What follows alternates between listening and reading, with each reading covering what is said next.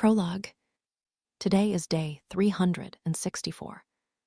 364 days since my last night of sleep. That's almost 9,000 hours, 524,000 minutes, 31 million seconds.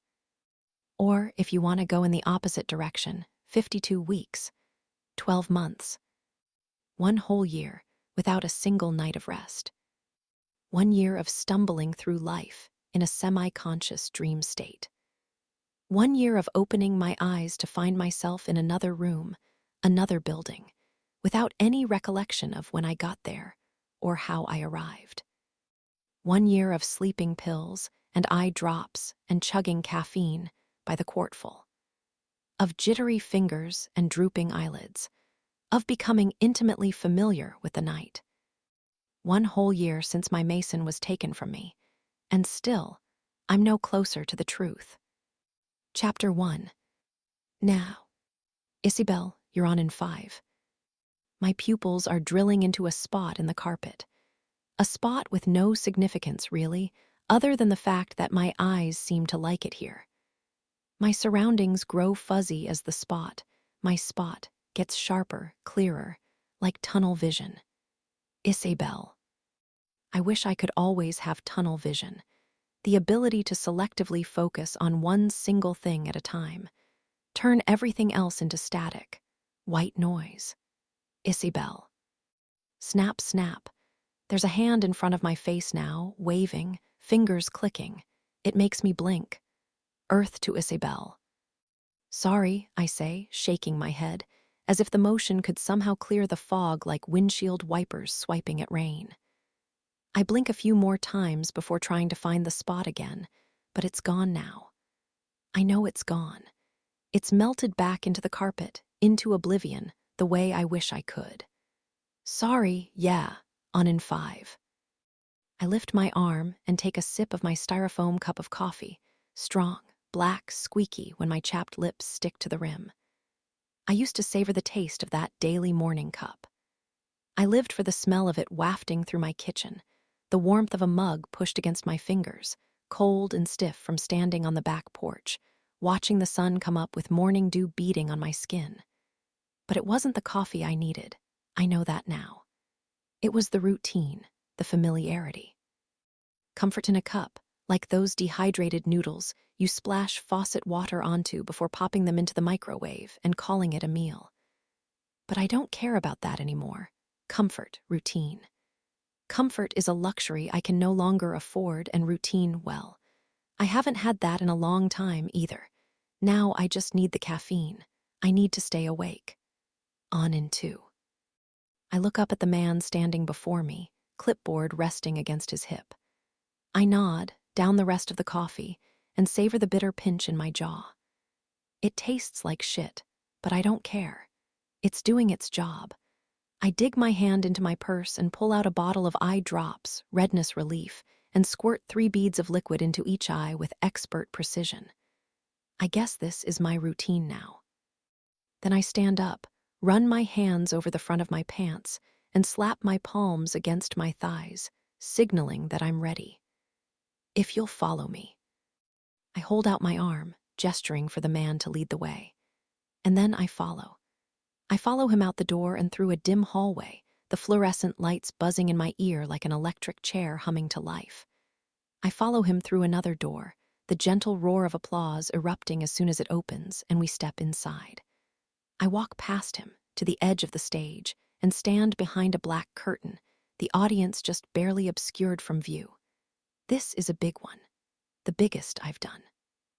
I look down at my hands, where I used to hold note cards with talking points scribbled in pencil. Little bulleted instructions reminding me what to say, what not to say. How to order the story like I'm following a recipe, meticulous and careful, sprinkling the details in just right. But I don't need those anymore. I've done this too many times. Besides, there's nothing new to say. And now we are ready to bring out the person I know you're all here to see. I watch the man speaking on stage, 10 feet away, his voice booming over the loudspeakers.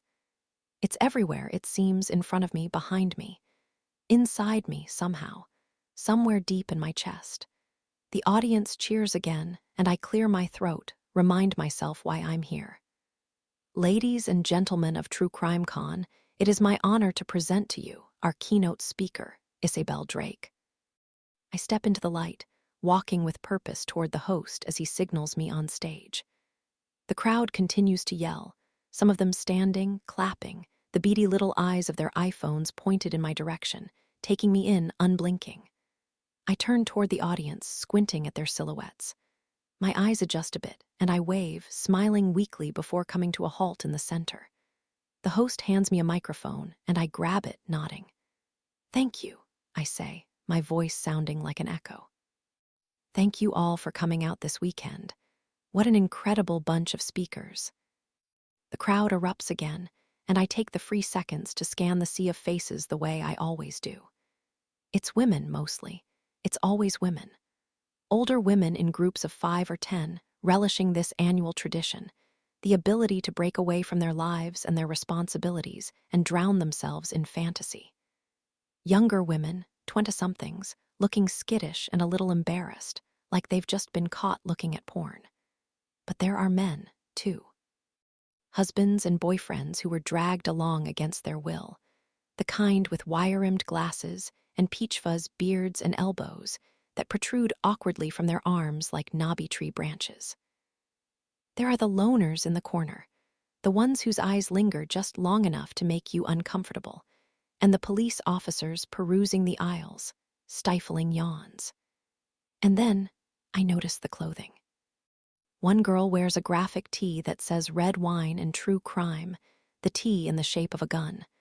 Another sports a white shirt sprayed with specks of red. It's supposed to mimic blood, I assume. Then I see a woman wearing a t-shirt that says Bundy, Dahmer, Gacy, Berkowitz. I remember walking past it earlier in the gift shop. It was clipped tight against a mannequin, being advertised in the same way they advertise overpriced band t-shirts in the merchandise tents at concerts, memorabilia for rabid fans. I feel the familiar swell of bile in my throat, warm and sharp, and force myself to look away. As I'm sure you all know, my name is Isabel Drake, and my son Mason was kidnapped 1 year ago, I say. His case is still unsolved. Chairs squeak, throats are cleared. A mousy woman in the front row is shaking her head gently, tears in her eyes. She is loving this right now, I know she is. It's like she's watching her favorite movie, mindlessly snacking on popcorn as her lips move gently, reciting every word. She's heard my speech already, she knows what happened. She knows, but she still can't get enough. None of them can. The murderers on the t-shirts are the villains, the uniformed men in back, the heroes. Mason is the victim, and I'm not really sure where that leaves me. The lone survivor, maybe. The one with a story to tell. Chapter 2. I settle into my seat, the aisle seat. Generally, I prefer the window, something to lean up against and close my eyes, not to sleep exactly, but to drift away for a while. Micro-sleeping is what my doctor calls it. We've all seen it before, especially on airplanes, the twitching eyelids, the bobbing head. 2 to 20 seconds of unconsciousness before your neck snaps back up with astonishing force like a cocking shotgun, ready to go. I look at the seat to my right, empty. I hope it stays open. Takeoff is in 20 minutes. The gate is about to close. And when it does, I can move over. I can close my eyes. I can try, as I've been trying for the last year, to finally get some rest. Excuse me. I jump, looking up at the flight attendant before me. She's tapping the back of my seat, disapproval in her eyes. We're going to need you to make sure your seat back is in the upright and locked position. I look back down, push the little silver button on my armrest, and feel my back begin to bend forward at an acute angle, my stomach folding in on itself. The attendant begins to walk away, pushing overhead compartments closed as she goes, when I reach out my arm and stop her. Can I bother you for a soda water? We'll begin beverage service as soon as we take off. Please, I add, grabbing her arm harder as she starts to step away. If you wouldn't mind, I've been talking all day.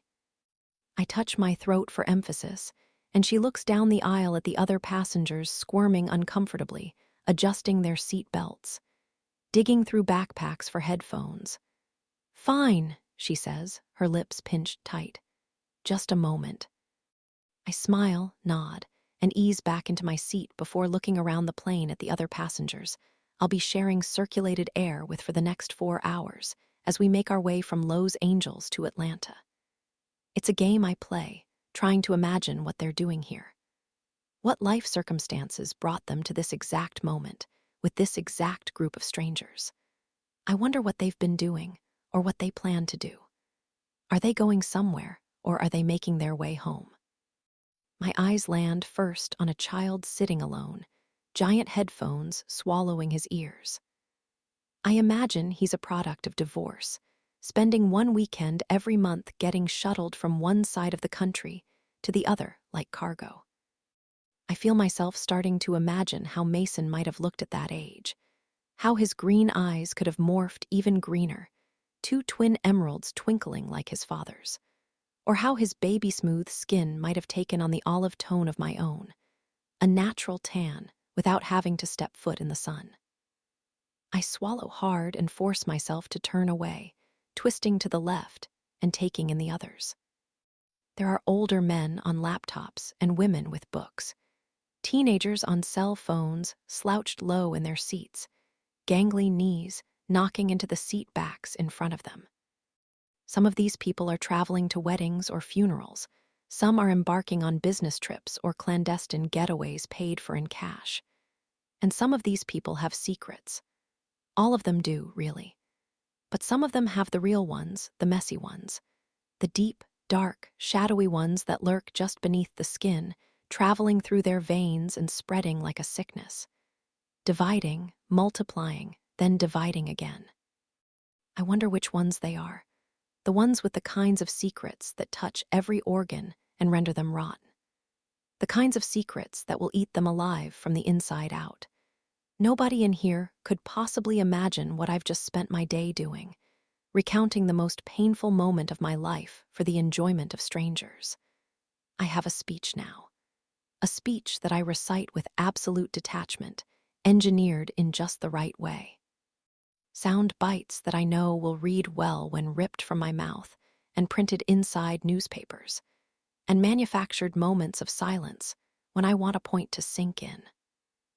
Warm memories of Mason to break up a particularly tense scene when I'm sensing the need for some comedic relief.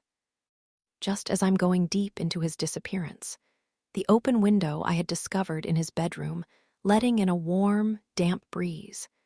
The tiny mobile situated above his bed, little stuffed dinosaurs dancing gently in the wind. I stop, swallow. Then I recite the story of how Mason had just started talking. How he pronounced T-Rex, Tyrantosaurus, and how, every time he pointed at the little creatures above his bed, my husband would break out into exaggerated snores, sending him into a fit of giggles before drifting off himself. And then the audience would allow themselves to smile, maybe even laugh. There would be a visible release in their shoulders. Their bodies would settle into their chairs again, a collectively held breath released. Because that's the thing with the audience, the thing I learned long ago. They don't want to get too uncomfortable. They don't want to actually live through what I've lived through, every ugly moment. They just want a taste. They want enough for their curiosity to be satiated.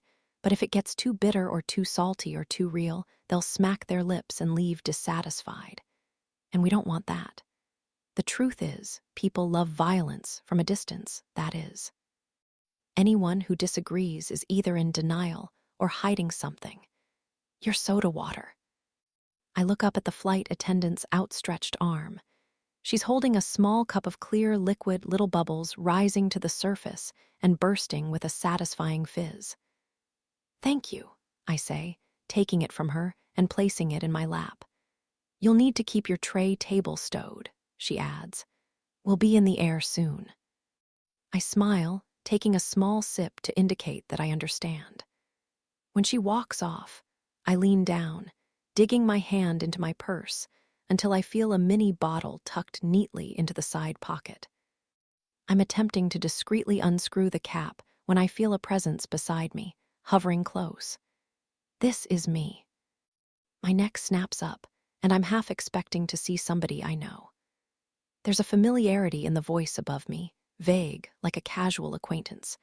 But when I look up at the man standing in the aisle, I see a stranger with a True Crime Con tote bag slung over one arm, the other pointing to the seat beside me. The window seat. He sees the mini bottle in my hand and grins. I won't tell. Thanks, I say, standing up to let him pass through. I try not to glower at the prospect of being stuck next to an attendee on the fight home. It's complicated, really, the way I feel about the fans. I hate them, but I need them. They're a necessary evil, their eyes, their ears, their undivided attention. Because when the rest of the world forgets, they remember. They still read every article, debating their theories on amateur sleuth forums as if my life is nothing more than a fun puzzle to be solved. They still curl up on their couches with a glass of Merlot in the evenings, getting lost in the comforting drone of Dateline, trying to experience it without actually experiencing it. And that's why events like True Crime Con exist. Why people spend hundreds of dollars on airfare and hotel rooms and conference tickets. For a safe space where they can bask in the bloody glow of violence for just a few days, using another person's murder as a means of entertainment. But what they don't understand, what they can't understand, is that one day, they could wake up to find the violence crawling through their television screens, latching on to their houses, their lives, like a parasite sinking in its fangs, wriggling in deep, making itself comfortable, sucking the blood from their bodies and calling them home. People never think it'll happen to them. The man glides past me and into his seat, pushing his bag beneath the chair in front of him. When I settle back in, I pick up where I left off, the gentle crack of the cap breaking, the glug of vodka as it pours into my drink. I stir it with my finger before taking a long sip. I saw your keynote. I can feel my seatmate looking at me. I try to ignore him, closing my eyes and leaning my head against the headrest, waiting for the vodka to make my eyelids just heavy enough to stay closed for a bit. I'm so sorry, he adds. Thank you, I say, eyes still shut. Even though I can't actually sleep, I can act like I'm sleeping. You're good, though, he continues. I can feel his breath on my cheek, smell the spearmint gum wedged between his molars. At telling the story, I mean. It's not a story, I say. It's my life. He's quiet for a while, and I think that did it. I usually try not to make people uncomfortable. I try to be gracious, play the role of the grieving mother. Shaking hands and nodding my head, a grateful smile plastered across my face that I immediately wipe away like lipstick the second I step away. But right now, I'm not at the conference. It's over, I'm done. I'm going home. I don't want to talk about it anymore. I hear the intercom come to life above us, a scratchy echo. Flight attendants, prepare doors for departure and cross-check. I'm Waylon, the man says, and I can feel his arm thrust in my direction. Waylon Spencer, I have a podcast. I open my eyes and look in his direction. I should have known, the familiar voice, the fitted V-neck and dark-wash skinny jeans. He doesn't look like the typical attendee, with his glossy hair shaved into a sloping gradient at the neck. He's not into murder for entertainment, he's in it for business. I'm not sure which is worse. Waylon, I repeat. I look down at his outstretched hand, his expectant face. Then I swivel my neck around and shut my eyes again. I don't want to come across as rude, Waylon, but I'm not interested. It's really gaining some traction, he says, pressing on. Number 5 in the App Store. Good for you. We even solved a cold case. I can't tell if it's the sudden movement of the plane, a gentle lurch that makes my stomach flip, my limbs pushing deep into the seat as we rattle down the runway. This giant metal box we're all locked inside, moving faster and faster, making my eardrums swell. Or if it's his words that make me feel suddenly uneasy. I take a deep breath, dig my nails into the armrest. Flying make you nervous. Can you stop? I spit, my head snapping back in his direction. I watch as his eyebrows raise, my sudden meanness taking him by surprise. I'm sorry, he says, looking embarrassed. It's just, I thought you might be interested in telling the story, your story, on the show. Thank you, I say, trying to soften my tone. We both tilt back as the plane begins to ascend, the floor rattling violently beneath our feet. But I'll pass. Okay, he says, digging into his pocket and pulling out his wallet. I watch as he flips open the faded leather, pulls a business card out, and places it gently on my leg. If you change your mind. I close my eyes again, leaving his card untouched on my knee. We're in the air now, ripping through clouds bloated with water, a beam of sunlight occasionally finding its way through the half-drawn shade and casting a ray of bright light across my eyes. I guess I just thought that's why you do it, he adds softly. I try to ignore him, but curiosity gets the best of me. I can't. Do what? You know, your talks. It can't be easy, reliving it over and over again. But you have to if you want to keep the case alive, if you ever want it to be solved. I squeeze my eyes harder, focusing on the little spider veins I can see in my eyelids, glowing red. But with a podcast, you wouldn't have to talk to all those people. Not directly, anyway. You just have to talk to me. I swallow, nod my head gently to indicate that I hear, but that the conversation is still over. Anyway, just think it over, he adds, reclining his chair. I can hear the rustling of his jeans as he tries to get comfortable, and I know, within minutes, he'll be able to do so easily what I haven't been able to do in a year. I peek one eye open and glance in his direction. He's pushed wireless headphones into his ears, the steady thumping of bass loud enough for me to hear. Then, I watch his body transform the same way it always does, predictable yet still so foreign to me. His breath begins to get deeper, steadier. His fingers begin to twitch in his lap, his mouth hanging open like a creaky cupboard door, a single bead of drool quivering in the corner of his lip. 5 minutes later, a gentle snore erupts from his throat, and I feel a pinch in my jaw as I clench my teeth. Then I close my eyes, imagining, for a fleeting moment, what it must be like. Chapter 3. I push my key into the front door, twisting. It's nearly 2 a.m, and my trip home from the airport is nothing more than a blur, like those long-exposure photographs that feature busy commuters with trails of color following them around the train station. After landing at Hartsfield-Jackson, I had grabbed Waylon's business card and tucked it into my purse, picking up my things and pushing toward the exit without so much as a goodbye. Then I ran to my gate, hopped onto my connection, and took another 45-minute flight into the Savannah/Hilton Head International Airport, my eyes boring into the seat in front of me the whole way home. I barely remember staggering through baggage claim, hailing a taxi outside the terminal, letting the car lull me into a kind of trance for another 40 minutes before being dropped in my driveway, stumbling up the steps toward home. I hear my dog whining as soon as the key begins to turn.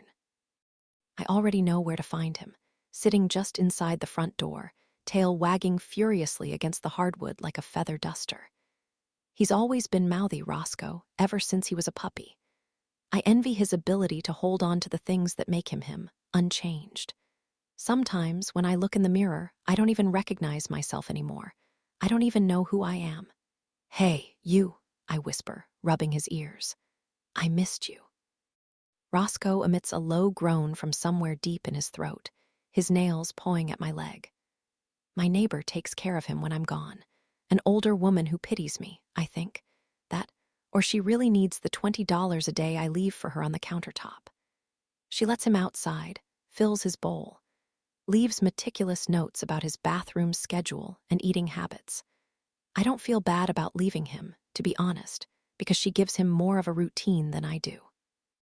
I drop my purse on the counter and thumb through the mail she left in a pile, mostly junk and bills, until I feel a catch in my throat. I pick up an envelope addressed in familiar script, my parents' address in the left-hand corner, and flip it over, sticking my thumb in the gap and ripping it open. I pull out a small card with flowers on the front. When I open it up, a check flutters out and falls to the floor.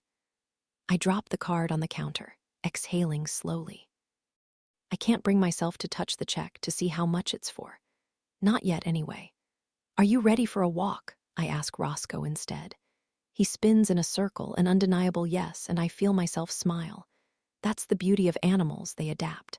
Ever since I've become nocturnal, Roscoe has, too. I remember looking up at Dr. Harris 9 months ago during our first appointment. The first of many. I couldn't see my eyes, but I could feel them. Tight, stinging. I knew they were bloodshot. The little veins that were supposed to be invisible branching out across my sclera like a windshield after a wreck, bloodied and cracking. Broken beyond repair. No matter how many times I blinked, they never got better. It was almost as if my eyelids were made of sandpaper, chipping away at my pupils with each flip of the lid. "When was the last time you got a full, uninterrupted night of rest?" he had asked. "Can you recall?" Of course I could. Of course I could recall. I would be recalling that date for the rest of my life, no matter how hard I tried to push it out of my memory. No matter how hard I tried to will it out of existence, how desperately I wanted to pretend that it was just a nightmare. A terrible, horrible nightmare I would be waking up from at any minute now.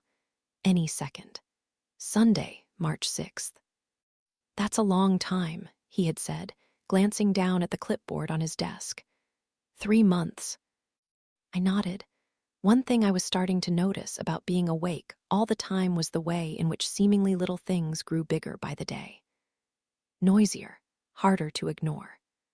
The ticking of the clock in the corner was deafening, like a long nail steadily tapping against glass.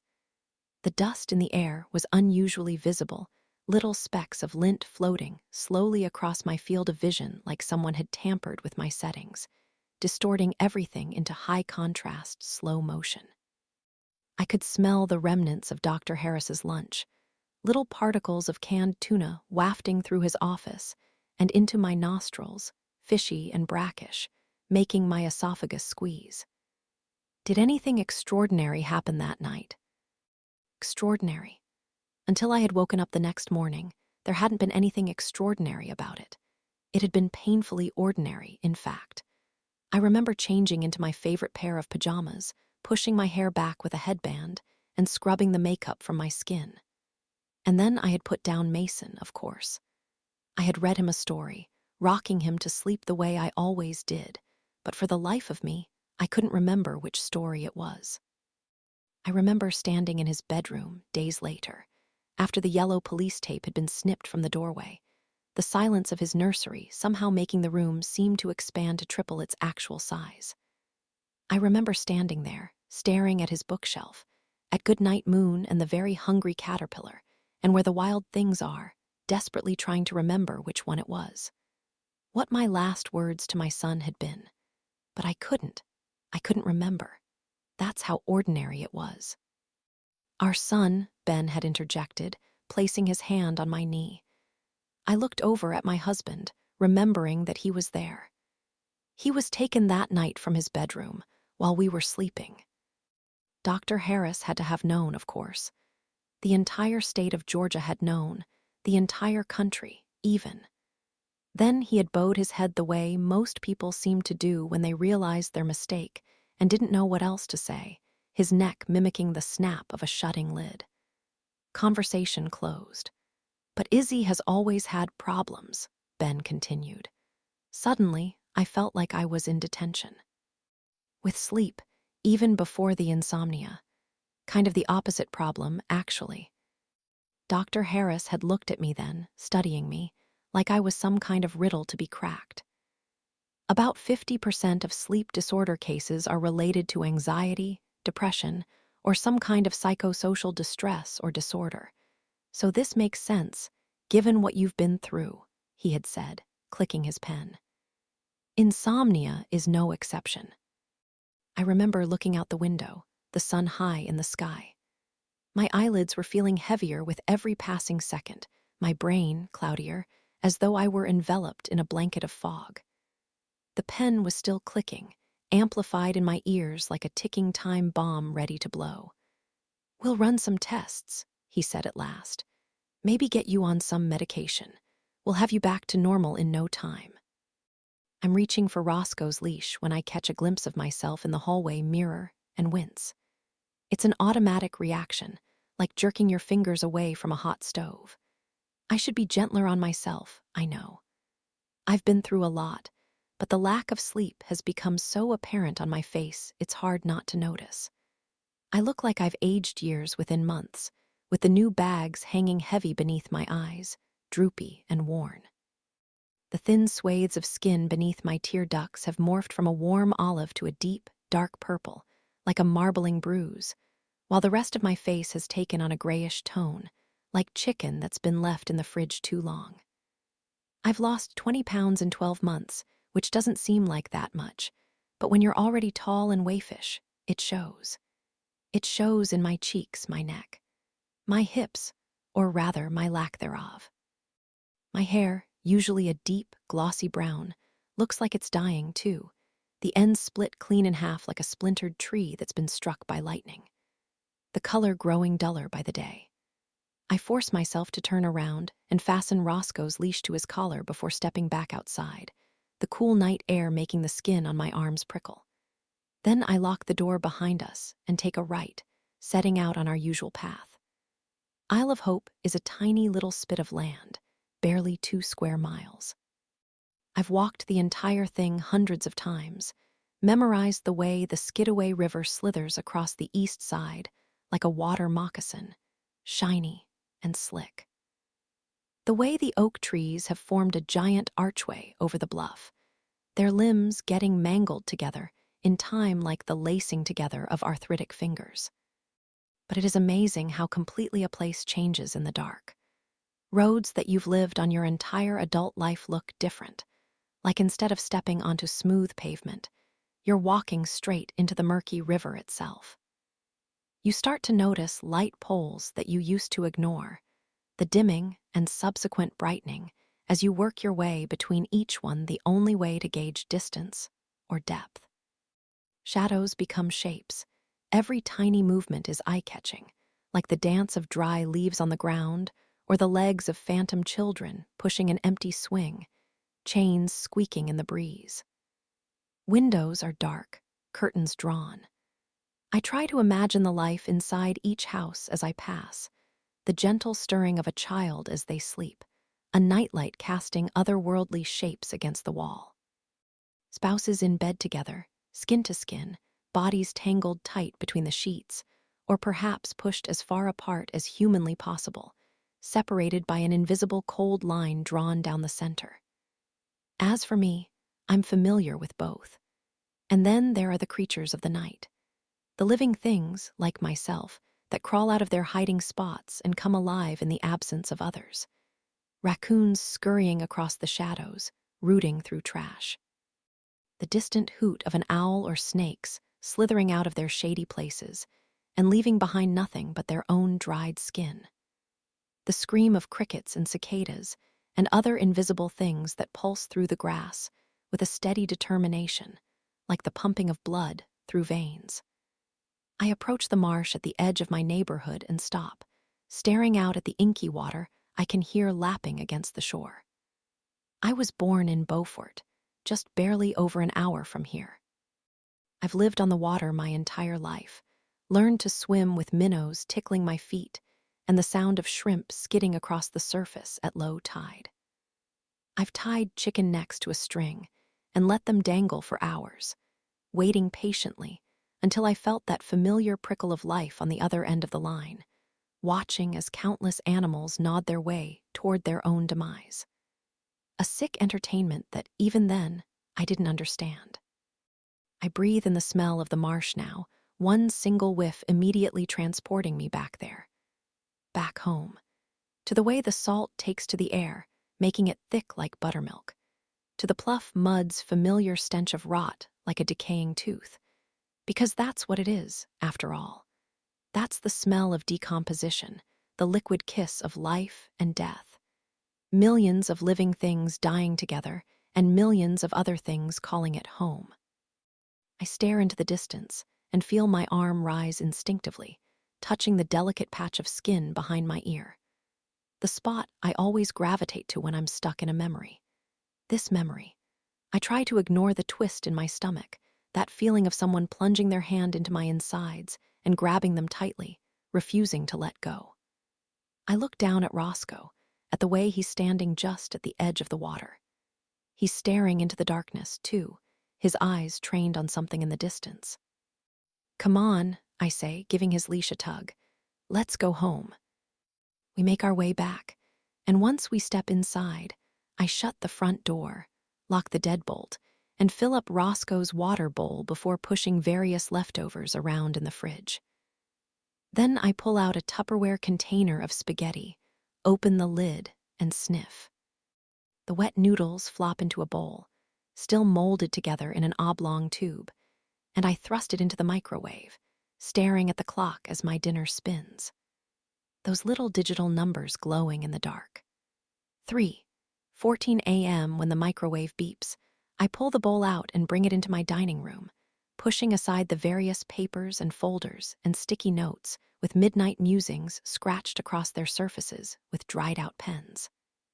The chair screeches as I pull it out, and Roscoe ambles over to me at the noise, resting at my feet as I jab my fork into the pasta and spin. Then I stare at the wall, my skin prickling as it stares back. I look into the smiling eyes of my neighbors, their pictures clipped from church directories and faculty yearbooks, their statements and alibis and hobbies and schedules pinned into place. I analyze the dead eyes of mugshots, the expressions of the strangers whose pictures I've plucked from police blotters, or torn from newspaper articles that now decorate my dining room wall like some kind of high school girl collage, an obsession I don't know how to tame. So instead, I stare. I wonder. I try to gaze past the paper and into their minds, reading their thoughts. Because, like those people on the plane, someone out there has a secret. Someone, somewhere, knows the truth. Chapter 4. Then, I come to in a start. It's the kind of panicked awakening that follows a slammed door or a breaking glass. Not a gentle emergence, but a jarring disruption. I immediately know I'm not alone.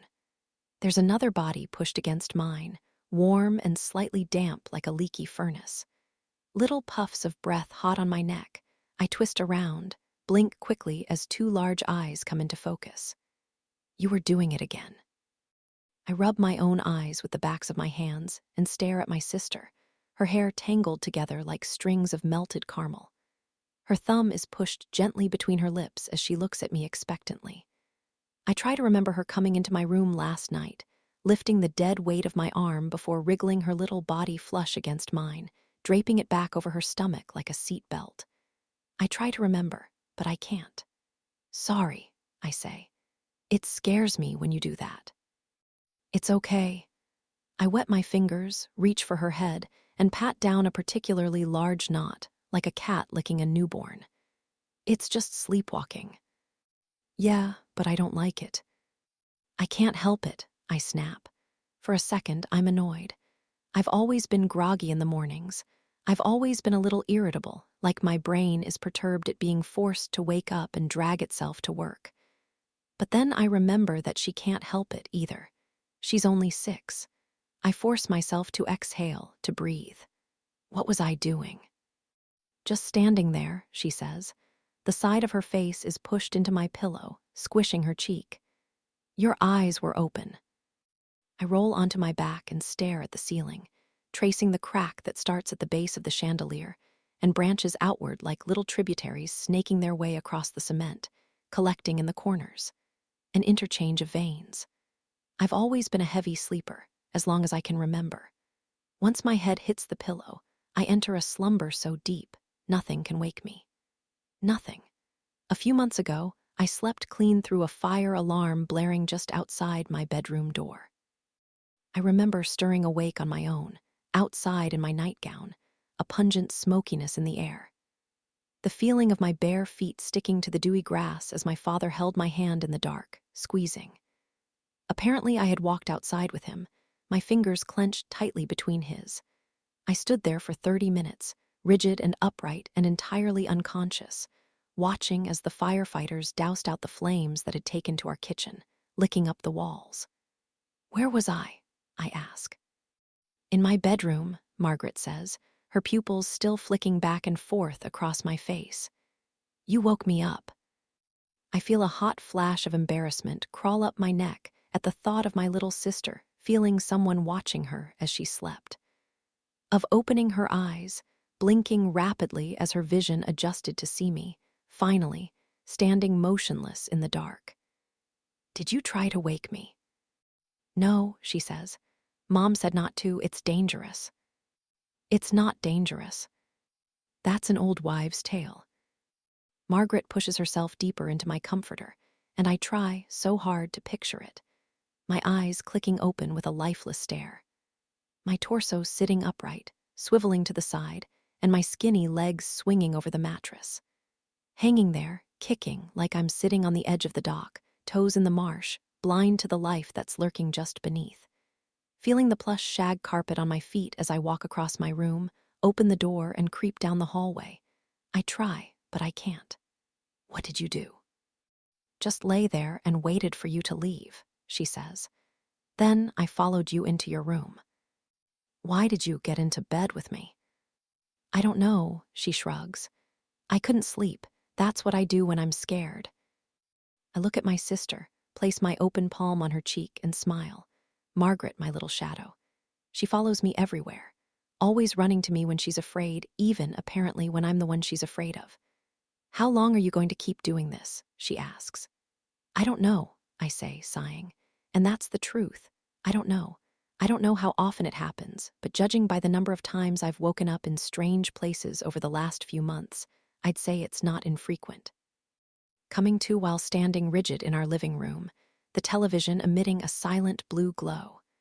Sitting at the kitchen table with a bowl of cereal in the dark.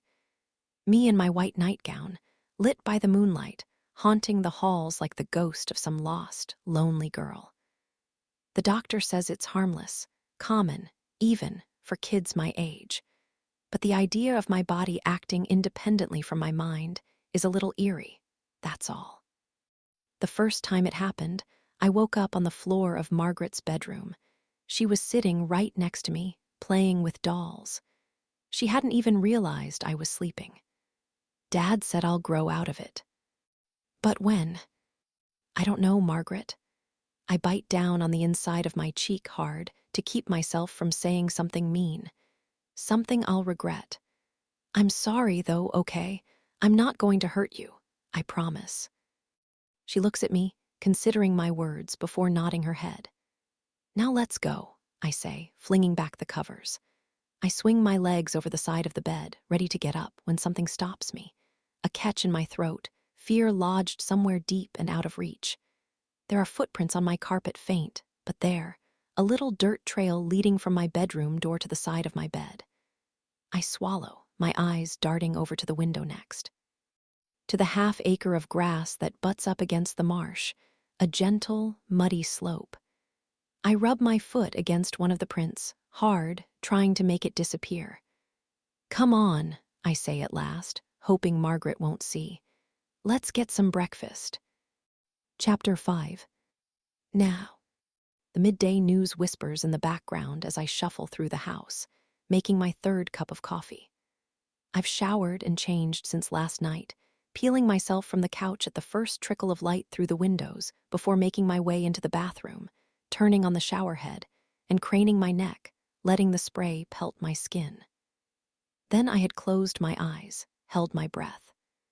Imagined, as I have so many times, what it might feel like to drown. Exhaustion does strange things to the brain, things that are hard to reason with, hard to explain.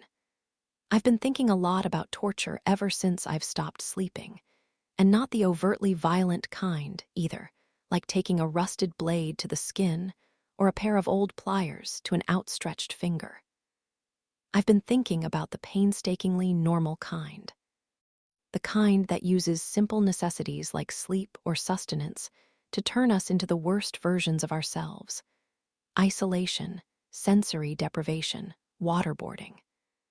I understand what it's like now, how maddening, lying awake in the middle of the night with nothing but your thoughts for company. Of course, I have gotten some sleep over the past year. I'd be dead if I hadn't. I found myself nodding off in waiting rooms or taxicabs, blinking my eyes and looking at the clock, realizing that I couldn't account for the last hour. All of those little micro-sleeps throughout the day, mere seconds of intense, deep, bewildering unconsciousness that seemed to come out of nowhere and evaporate just as fast. Restless catnaps on my couch, waking up every 15 minutes before dropping off again. Dr. Harris prescribed me sleeping pills in the early days, instructing me to take one every night as the sun went down. I tried them a few times, but the dosage was never strong enough, so I'd started hoarding them. Taking 3 or 4 until my eyelids finally started to feel heavy, but even then, I'd pop back awake after a couple of hours, feeling groggy and slow, unable to think, unable to do anything. Sometimes, the mind is just stronger than our attempts to override it. I sit at the kitchen table now, mug between my hands, and stare at the envelope sealed before me. I had snatched it last night from the man with the clipboard with the same embarrassment I imagine hookers might feel when they collect their cash. After all, I had exposed myself to those people for pay. Maybe not my body, but my soul, and somehow, that feels worse. I take a sip of coffee now and flip the envelope over, loosening the clasp and sliding its contents out on the table. This is my fee. The full attendee list, complete with names and email addresses of every single person who purchased a ticket. The lead detective on Mason's case once told me that criminals often show up at public events like press conferences and memorials as a way of reliving the rush, pushing their luck just a little bit further, or to try and stay informed of the latest breaks in the case. By that logic, I started demanding the attendee list at every conference I've spoken at, hoping that someone in the audience might stand out. The organizers always balk when I request it. They claim it's an invasion of privacy, until I point out the attendees already agreed to the dissemination of their information in the terms and agreements. It was in the fine print. It's always in the fine print. In the end, they always agree. After all, a speaker like me could get away with charging thousands of dollars per appearance. A high-profile case, cold but not yet discarded. But instead, all I ask for is this: information. Access to something, anything, that I could potentially use. My eyes scan the grid of names, listed alphabetically. Aaron Pierce, Abigail Fisher, Abraham Clark, Adam Schrader. It's always the same, searching for them on Facebook, sifting through profiles and trying to determine where they might live. I look for childless women, maybe. Lonely souls with too many cats and too much free time, or maybe men who set off the alarm bells that are somehow hardwired into our brains. The ones with eyes like ice cubes, cold and hard, that raise the little hairs on the backs of our necks, though we can't even put a finger on why. Alexander Woodward, Alicia Bryan, Alan Byers, Bailey Dean. I toggle over to the sex offender registry next to see if they're there. Then I highlight their name if anything unusual pops up and move on to the next one, repeating the process all over again. It's tedious, mind-numbing work, but with no suspects and no leads, this is where I am right now. This is all that's left. Some of these names seem vaguely familiar, and I know I've searched them before. After a while, you start running into the same people over and over again. There are regulars at these things, and they always find me somehow, introducing themselves again, or just assuming I should remember them. Expecting me to engage with their questions and their small talk, as if I am nothing more than an author at their book club. As if I should be asking them how they feel about my story, about the unresolved ending, about their opinions of it all.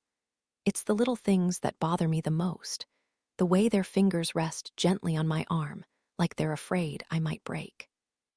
the way their heads cock to the side like curious puppies, and how their murmurs always dip a few octaves too low, so I have to lean in close, strain to hear. The floral perfume dabbed beneath their ears, and their warm, stale breath making my stomach churn. "I can't even imagine," they'd say at last, "the pain you've endured." And they're right, they can't imagine. There is no way to imagine it until you're right in the thick of it, living it, and by then, it's too late. The violence has come for you, too. I can hear Roscoe snoring at my feet, his breath rhythmic and peaceful, until the charms on his collar clank as he lifts his head and stares at the front door. My heart sinks, watching him get up, trot over, and sit patiently by the window as a shadow of a man appears outside. I squeeze my eyes shut, take a deep breath, and lift my hand to my chest, my fingers massaging the outlines of the necklace hidden beneath my shirt. Then I make my way to the door. I know who it is before I hear the knock. "Good morning," I say, opening the door and staring at my husband, realizing too late that it's already well past noon. What a surprise. "Hey," Ben says, his eyes looking anywhere but into mine. "Can I come in?" I open it wider and gesture for him to come inside. There's a rigid politeness in his posture, as if we were strangers. As if he didn't used to live in this very house. As if his lips haven't touched every inch of my skin, his fingers haven't explored every birthmark and blemish and scar. He leans down and pets Roscoe, whispering "good boy" over and over again. I watch their interaction, natural and calm, and wish Roscoe would curl back his lip, bare his teeth. Give my husband a menacing snarl for leaving him, leaving us. Instead, he licks Ben's fingers. "What can I do for you?" I ask, crossing my arms tight against my chest. "Just checking in. Today, you know." "Yeah, I know. Today, day 365. 1 full year since our final day with Mason. 1 year since I read him that story and tucked him in tight. Since I climbed into bed next to Ben and closed my eyes, drifted so easily into that long, still slumber, blissfully unaware of the hell that waited for us on the other side of dawn. Still not sleeping, huh? I try not to let the comment hurt. He doesn't mean it like that, I know he doesn't. But still, I hate it when he sees me like this. How can you tell? I try to crack a smile, show him that I'm kidding, but I'm not quite sure how it comes out. Maybe a bit deranged, because he doesn't smile back. It started as a desperate need to stay awake in case Mason came back. Someone had taken my baby, after all. Someone had taken him from me, and I had slept through it all. What kind of mother does that? What kind of mother doesn't wake up? I felt like I should have known. I should have had some kind of primal feeling that something was happening, something was wrong, but I didn't. I didn't feel anything. So for those first few nights, I told myself I'd stay awake, just in case. That maybe, in the middle of the night, I'd peek into his nursery, and there he'd be, sitting up straight in his crib like he never even left. That he would crack that gummy little smile when he saw me. That he would reach for me, fingers curled around his favorite stuffed animal, and finally feel safe. I wanted to be awake for that, no, I needed to be awake for that. Then nights turned into weeks, weeks to months, and Mason still wasn't home. But by then, I was wired differently. I was changed. Something had snapped in my brain, a taut rubber band that just couldn't take the pressure anymore. Ben had begged me in the beginning, tried to pull me away from the window where I stood, feet planted, staring into the darkness. "This isn't doing anybody any good," he would say. "Izzy, you need to rest." And I knew he was right. I knew it wasn't doing any good. But still, I couldn't help it. I couldn't sleep. "How's work?" Ben asks now, straining for conversation. "Slow," I say, tucking a rogue strand of hair behind my ear. I had let it air dry, resulting in a wiry halo of baby hairs I feel tickling my forehead. "I'm not getting a ton of offers at the moment." "I would think business would be better than usual," he responds, walking over to the couch and taking a seat. It annoys me he doesn't ask permission, but then again, he did buy it. Given the publicity. I don't want to do anything that feels exploitative. And that's different from what you're currently doing. How? I stare at Ben, and he stares back. This is why he's here, why he's really here. He must have heard about it somehow, my keynote. I knew he would eventually, just not this soon. Why don't you just come out and say it, I say. Come on, Ben, just say it. Fine, I'll say it. What the fuck are you doing?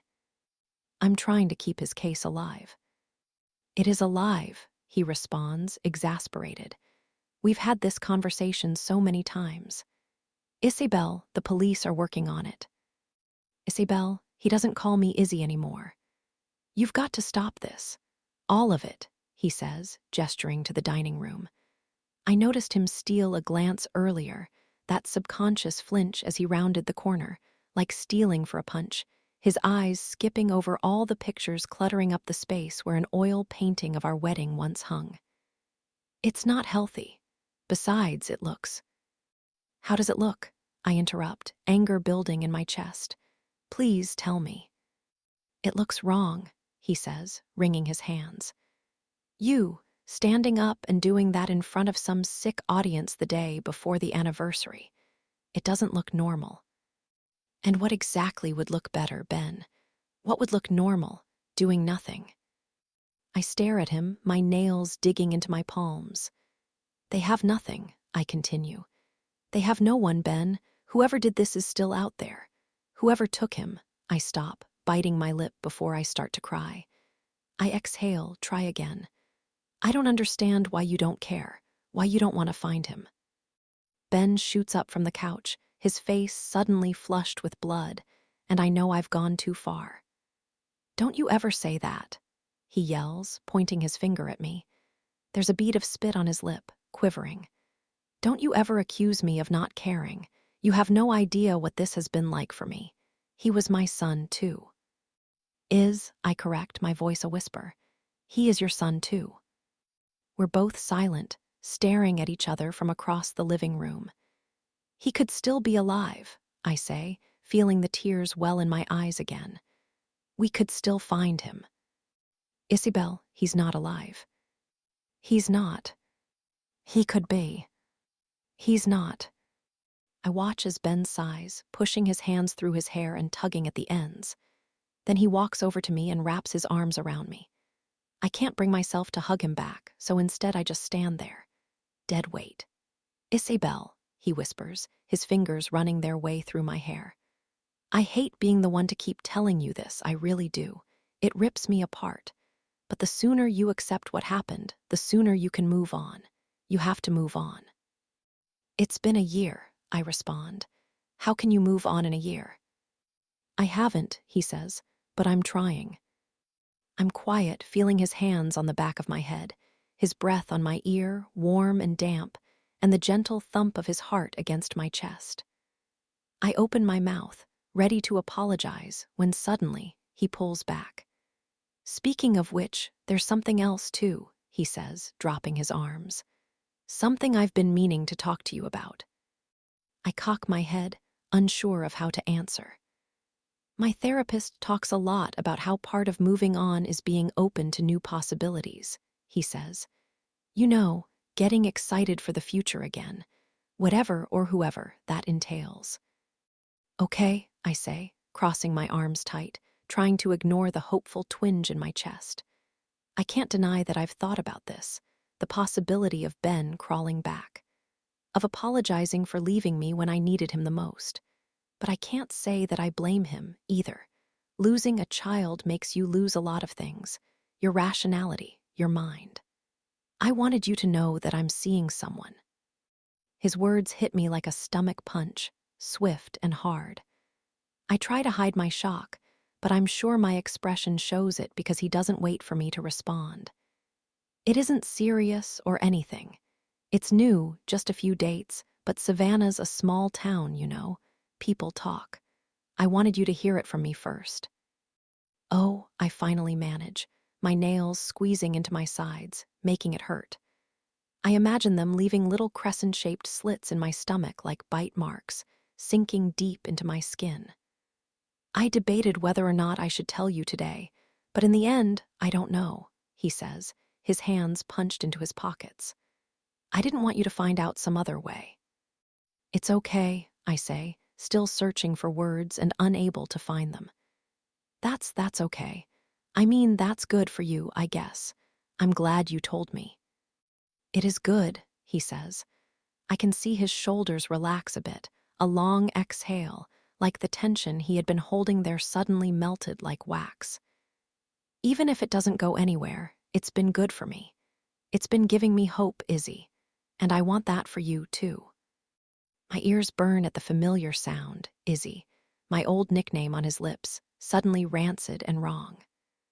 What used to be so tender, full of longing and love, now feels like a punishment.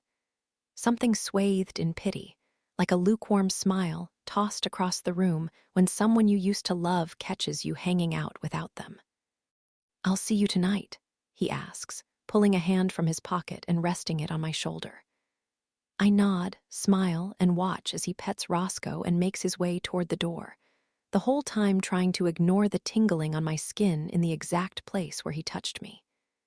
When he closes the door behind him, I feel a slow stretch in my insides, the hollowness growing like a gaping black hole. Then I dip my hand beneath my shirt, finding my necklace, and clutch the ring, Ben's ring, that dangles from a chain fastened tightly around my throat. Chapter 6. House reeks of Ben even after he's left. His spiced aftershave and soapy hair gel, the sriracha turkey sandwich I know he ate in his car on the way over. I saw a dab of it on his shirt collar, a little red smear. A few years ago, I would have rolled my eyes at his clumsiness, licked my thumb and rubbed it against the stain. Maybe popped my finger into my mouth afterward, savoring the heat. A little tease before he left for work, ensuring that he would spend the day thinking of me. Not anymore, though. Now, whenever I see him, I taste something metallic, like sucking on pennies or licking a fresh wound, tasting blood on my tongue. It's like my body is refusing to let me forget how deeply he hurt me. When he looks at me with those gentle eyes, soft and sweet like 2 dollops of whipped cream, I don't melt the way I used to. Instead, I harden. Losing a child is one of the most trying things a couple can go through, Dr. Harris had said the first time I showed up to our appointment alone. I didn't have to say anything. Somehow, he just knew. Maybe he saw it coming. Some make it out stronger, but most don't make it out at all. I had wanted to fall into the category of some. Really, I did. Not even to make it out stronger, just to make it out alive. But that's the thing about grief. There is no manual for it. There is no checklist outlining the optimal way to move through it and move on. Ben, always the realist, simply bowed his head and swam against the current. From day one, he leaned on statistics and facts, adjusting the probability of Mason's return every single day, until, finally, he decided it was time to stop swimming. We had lost the race, and it was time to admit defeat. It was time to rest. I knew it was painful for him. I knew it hurt. I knew it took everything in him to keep himself moving forward, and even more to force himself to stop, but I couldn't even keep my head above water. From the very beginning, I was dragging him down, drowning him with me, and when he realized he couldn't save us both, he decided to save himself. Turns out, we were wedged firmly in with most. I find myself wondering now if most at least make it a year, because we certainly didn't. We barely even made it 6 months. We didn't have the most traditional courtship, Ben and I, so maybe I shouldn't be surprised that a relationship that started out with the speed and electricity of lightning disappeared just as fast, but still. We shared 7 years together. 7. That's something. I can't help but think back on it now, the moment we first met. It felt like fate, honestly, the collision, quite literally, of 2 people who were just meant to be together. At the time, it reminded me of the stars. How 2 can collide and fuse into one, bigger, brighter, stronger than before. But what I didn't know then was that when they collide too fast, they don't fuse at all. Instead, they explode, evaporating into nothing. I had just moved to Savannah back then, 3 years out of college, and my barely furnished studio apartment just blocks from my new office at the Grit. I don't even remember the exact moment I decided I wanted to be a writer for the Grit. It was just something I had always known, the same way doctors and firefighters carry their childhood dreams over into adulthood, cupping them so tightly they forget to look up and notice what else could possibly be out there. What else exists? Some of my best memories involve lying on the floor of my parents' living room, Margaret and I, belly side down on a rust-red Oriental. Our skinny legs would kick in the air as Margaret flipped through the glossy pages, pointing at her favorite pictures. "Tell me a story," she'd croon, and I would read the accompanying article out loud for her, sounding out every word. It was the kind of magazine people noticed in airports and grocery stores, with a thick mat cover and expensive-looking paper. The kind of magazine people kept as a coffee table decoration, people like my parents, its mere existence so perfectly mirroring the type of image they aspired to uphold. Sophisticated, cultured, well-to-do. Their tagline, so impeccably succinct: "The Grit tells the stories of the South." I moved at the end of October, a week before my first day. I remember thinking that all these southern cities are always a bit of the same, with their giant live oaks and Spanish moss and wrought iron gates crawling with star jasmine. But at the same time, all a bit different, too. Unique in their own right. Savannah reminded me of home, but only the good parts, as if the squishy bruises had been extracted with a switchblade, leaving nothing but ripe possibility. And I was loving it, I really was, but 5 whole days of solitude, of not recognizing a single face, uttering a single word, can get a little lonely. So by that weekend, I had decided to get dressed up and venture out on my own. I remember ambling up to a little spot by the Savannah River, my hands punched into my pockets, and the smell of smoke and jalapenos making my nostrils flare. Then I walked up to the outdoor bar, my breath coming out in puffs. $15 for all you can eat, the bartender had said. He smelled like salt water and marsh mud and the sour traces of warm, spilt beer. Comes with a shucker and towel. I fished out my wallet and handed him a 20, exchanging the cash for a blue moon, a little knife, and a bucket full of oysters steamed over a grate of hot coals. But once I swung around, I immediately knocked into the man behind me, sending my beer flying. "I am so sorry," I said, trying to stop the rest of it from sloshing down my wrist. I looked at his jacket, at the frothy liquid dripping down his chest. "Oh God, I'm sorry. I didn't see you." The man looked down at his jacket, soaking, and wiped the excess off with his gloves. Then he looked back at me, took in my face, and smiled, the corner of his lip pulling up gently until I got a glimpse of his teeth.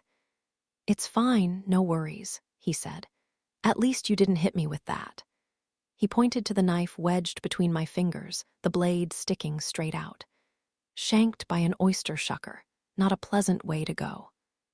I looked down at the shucker, then back at him, horrified, feeling like a kid getting scolded for running with scissors. "I'm kidding," he said at last, his smile morphing into a playful grin. He must have noticed me blushing, my face turning a deep, dark red. "You know how to use that thing." "No," I lied. "I don't really know why I said it. I knew how to shuck an oyster, of course. Dig the knife into the opening, twist, and pop." But this man was handsome, and I had just spent the last week entirely alone. I wasn't ready for the conversation to end. I wasn't ready for him to walk away, for me to be on my own again. "Care to show me?" He gestured to an open table, an overturned whiskey barrel with a hole in the center to toss in the empty shells. He grabbed the first oyster he could find, wriggled the meat free, and dropped it onto a saltine, thrusting it in my direction. "The key is plenty of cocktail sauce, a little lemon," he said, watching me. "It helps to offset the salt." "Thank you," I smiled, popping it into my mouth and licking my lips before thrusting out my free hand. "I'm Isabel." "Ben," he said, giving me a firm shake. It was then that I noticed his hands were empty. "You need a drink," I said. "Let me buy you one. It's the least I can do." I was actually just on my way to close my tab. Oh, I blushed at the thought of my flirty banter backfiring. "Well, thank you anyway for the lesson, and I'm sorry again about the beer." He hesitated in his spot for a moment, glancing back at the bar, then back at me, like he was considering something very carefully. "You know what?" he said at last. "A couple more won't hurt, and let me buy you one. It's the least I can do, since I'm now wearing yours." I let out a laugh as I watched him walk away and order our drinks, feeling a twinge of excitement in my chest. Once he came back, I immediately launched into small talk, not waiting for him to be the one to chart the course of the conversation. We talked about Savannah and how long he had lived here. We talked about Beaufort, even though I tried, several times, to divert the conversation away from home. He asked about my family, my siblings. "I have a little sister," I said, keeping it at that. He didn't need to know more about Margaret. Not yet, anyway. He took the hint and changed the subject, asking next about my job. "I'm a writer for the Grit," I smiled. I didn't have to fake it that time. The excitement in my voice was real. "My first day is on Monday, actually." I watched his eyebrows raise, a little smirk stretch across his mouth. He was impressed. "Wow," he said. "The Grit." "I can't wait," I blurted out. I was 3 beers deep at that point, feeling talkative and loose. "I'm so excited. I haven't even been to the office yet, but I've heard it's just gorgeous. Like something out of the magazine itself. I mean, of course it is. I suppose it has to be, given their image." I stopped, suddenly realizing that I was rambling. That Ben was looking at me, smiling, trying to stifle a laugh. "I'm sorry," I said. "I'm blabbering. What do you do, Ben?" "I guess you could say I'm a writer myself," he said, looking down at the table. "But that's enough about work. It's the weekend." He kept talking, but at that point, I couldn't listen. I could barely hear a word. Instead, I was looking at him, marveling at how perfect the night had turned out to be. This gorgeous man, nice, funny, and on top of it all, a writer. I don't know if it was all those plastic cups of draft beer sitting in my stomach, or the nearby bonfire making my cheeks warm and red, or the fact that that was the first time I had felt normal, wanted, in God knows how long. But something about that moment felt right. Something about that moment felt like if I didn't seize it, I might live to regret it for the rest of my life. So I pushed myself up on my toes, leaned in close, and gave him a kiss. I remember his lips feeling salty and soft, the slick skin on the inside cold and hoppy from the remnants of his beer. I lifted my hand and placed it on his cheek, my fingers gently touching his hair. After a couple seconds, I leaned back and wiped my lips on the back of my hand. "I'm sorry," I said, my cheeks flushing, suddenly embarrassed. "I'm sorry, I don't know why I did that." "It's fine," he said, but his smile was different, a little bit bashful. "Really, don't worry about it." "I have to go to the bathroom," I blurted out, desperate to get out of there. Away from him for just a second. I needed to recollect my thoughts, compose myself, figure out what to say next. So I took off, stepped into the restroom, and looked in the mirror, noticing the way my eyes were a little bit dark and disoriented, the way they always got when I had too much to drink. But I also noticed the way my cheeks looked so alive, sore from all the smiling. The way my chest was flushed with red, warm not just from my coat and the fire, but from all that talking. A warmness that came from the inside. A contentment I hadn't felt in years. I pushed myself out of the bathroom again, running my fingers through my hair as I walked back to our table. I had decided to play it off with a joke, maybe some self-deprecating jab about being a lightweight, but very quickly, I realized that something was wrong. He wasn't there. He wasn't anywhere. Ben had left. And that's when it hit me, the sudden awkwardness of that kiss, the way his smile had looked so different when I pulled myself away. The way he had been standing there, arms at his side, somewhat rigid, not moving. He hadn't kissed me back. Chapter 7. I push the memory from my mind and make my way back to the dining room. But before I get back to the list, I turn toward my computer and launch a new browser window, Googling myself. My name auto-populates immediately. I've done this so many times before, and once the results load, I click on News and sort chronologically. As predicted, there's an article, less than 2 hours old, about my keynote at True Crime Con. I wonder if Ben has Google Alerts set up to notify him anytime my name is mentioned. The thought is endearing for a second, until I realize that he isn't keeping tabs on me because he cares. He's keeping tabs because he's angry. I click on the link and skim. Belle Drake headlined at True Crime Con this weekend, the largest true crime conference in the world, which draws a global attendance of over 10,000. The keynote focused on her son, Mason Drake, who disappeared from his bedroom on March 6, 2022, and has yet to be found. While the case has captivated the curiosity of true crime fans across the country, it remains unsolved 1 year later, with no viable suspects or legitimate leads. Detective Arthur Dozier of the Savannah Police Department implores the public to exercise patience and trust as they continue to investigate, although Drake has taken matters into her own hands, speaking openly about the case at conferences and events across the country.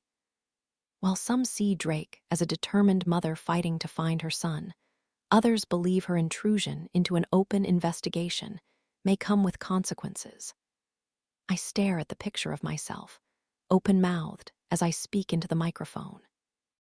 I've managed to do a pretty good job of hiding my insomnia from others. White eyeliner to make my eyes pop, extra blush for a pretty convincing kick of life.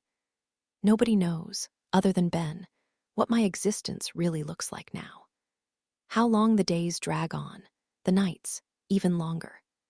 The bright auditorium lights are reflecting off the wedding ring I still wear in public, and I snake my hand down the neck of my shirt again, feeling the cool metal of Ben's ring around my throat.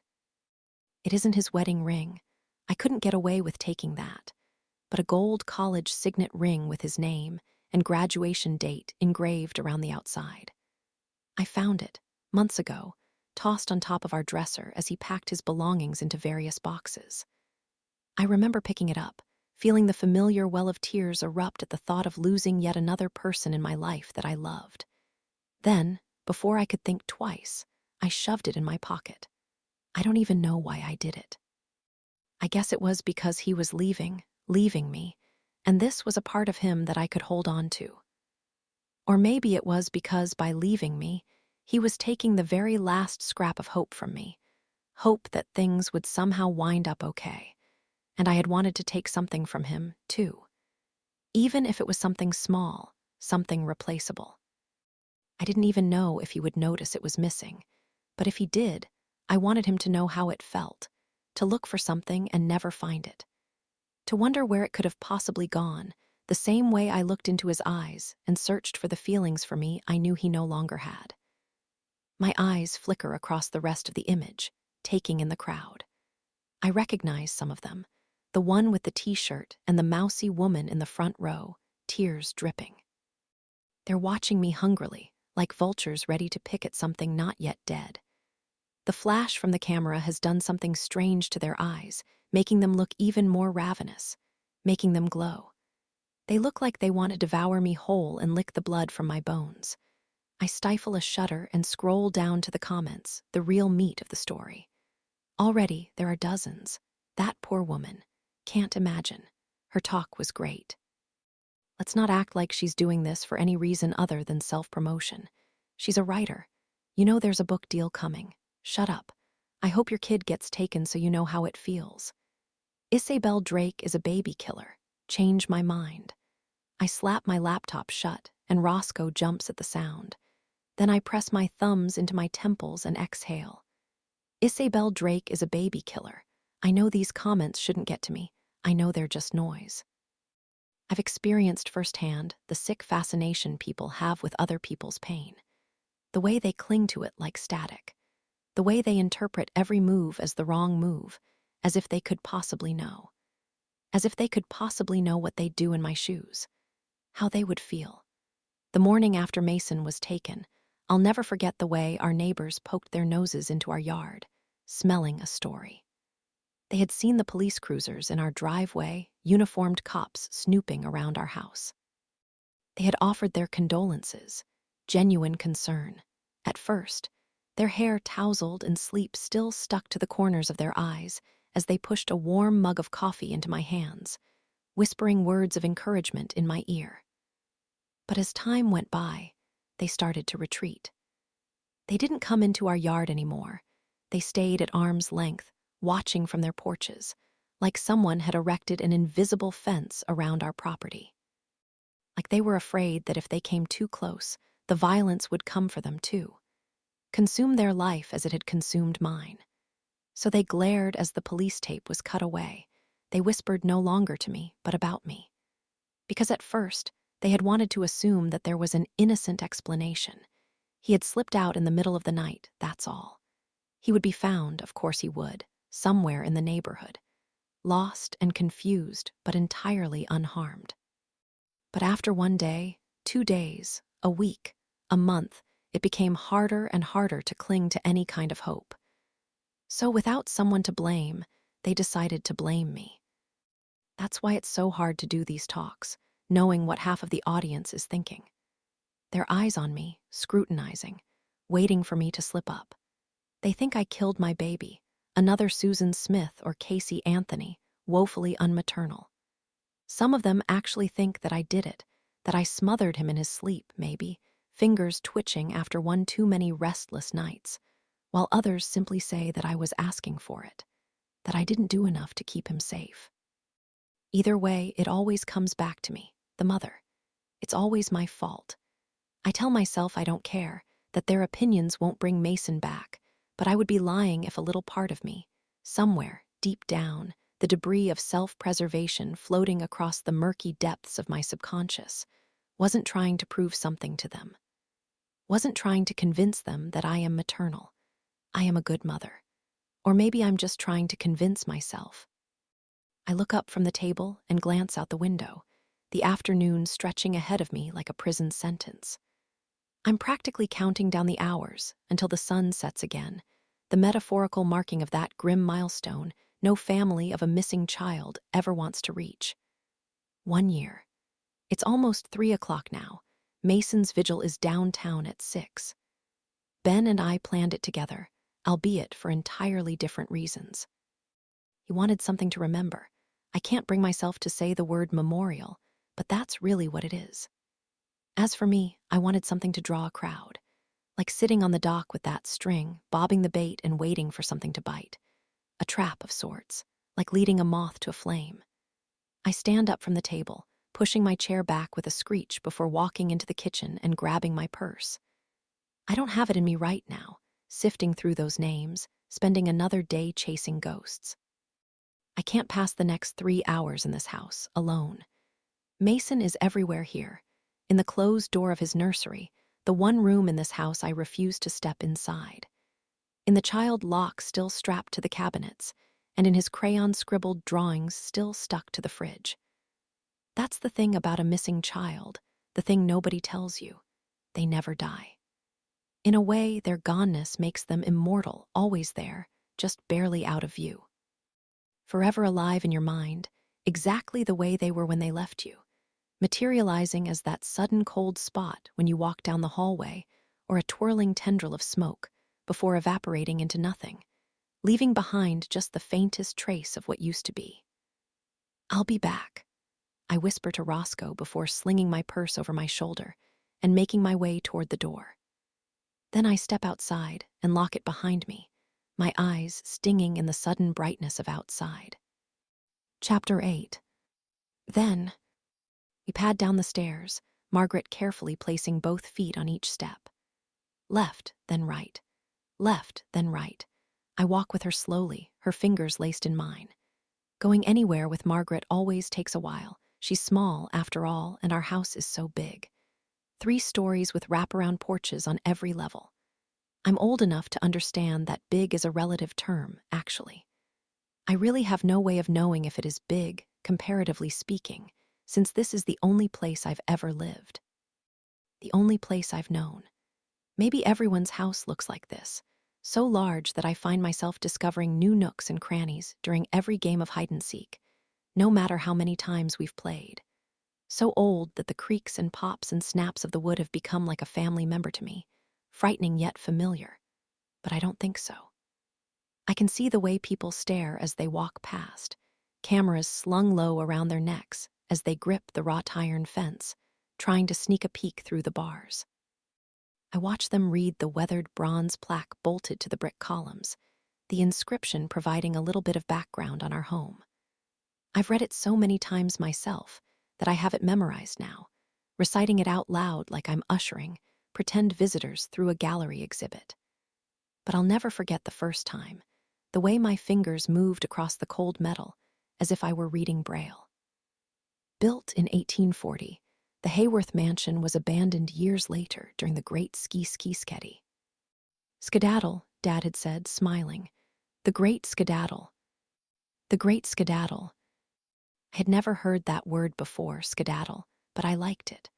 I liked the way it made my tongue feel like it was dancing. In learning to read, I was also learning to fall in love with words. I liked how each one was different, unique, like a fingerprint. How some hissed through my teeth while others rolled off my lips, slippery like oil, and others clacked against the roof of my mouth like a verbal gum smack. Each new word was a new experience, a new sound, a new feeling.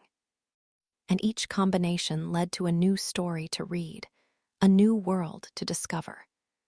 Converted into a hospital by Union soldiers, I continued, the mansion was later renovated during the...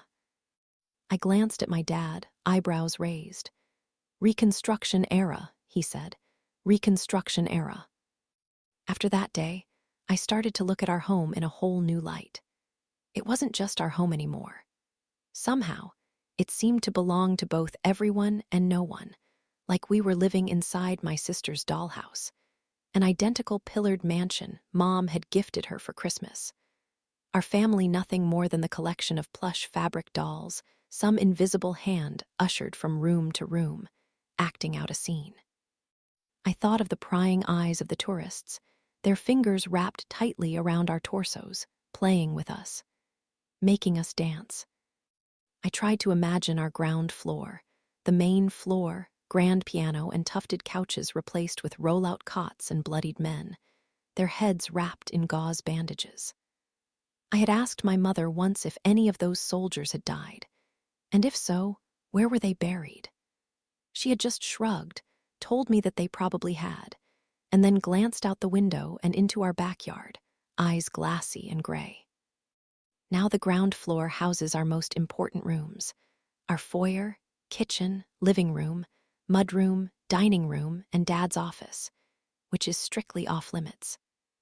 The middle floor is our floor, a long hallway of bedrooms, most of which are empty, and the third floor is Mom's studio, a giant open room with floor-to-ceiling windows and French doors that swing out onto the patio.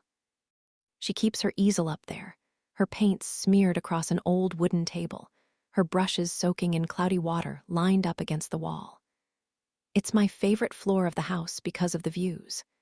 Sometimes, after dinner, we all go up there together and curl up in blankets on the balcony floor to watch the sunset, a salty breeze making the air stick to our skin.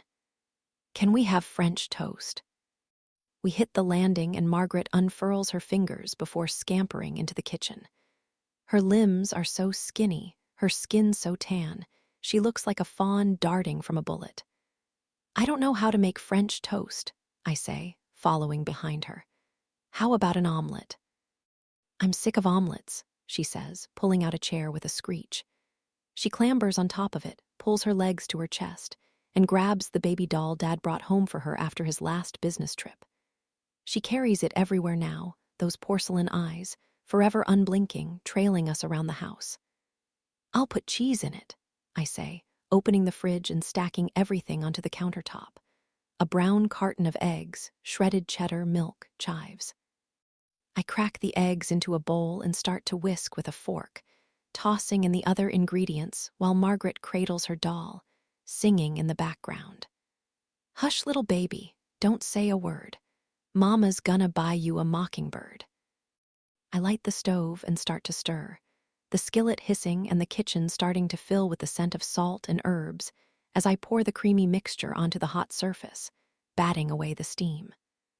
I almost don't hear the soft approach of footsteps padding across the landing, the creak of the floorboards as an invisible weight shifts away from the hall and into the kitchen. The arrival of a new voice, light and sweet like frothed milk. My darlings. I turn around and take in the sight of my mother leaning against the kitchen doorframe, watching us. She looks like an angel in her white robe, the gauzy material delicate and thin. I can see the outline of her legs and hips, the gentle slope of her stomach as she walks across the windows, light shining through. You two are getting so grown, she says, opening the windows to let in a breeze before striding over to the table and taking a seat next to Margaret.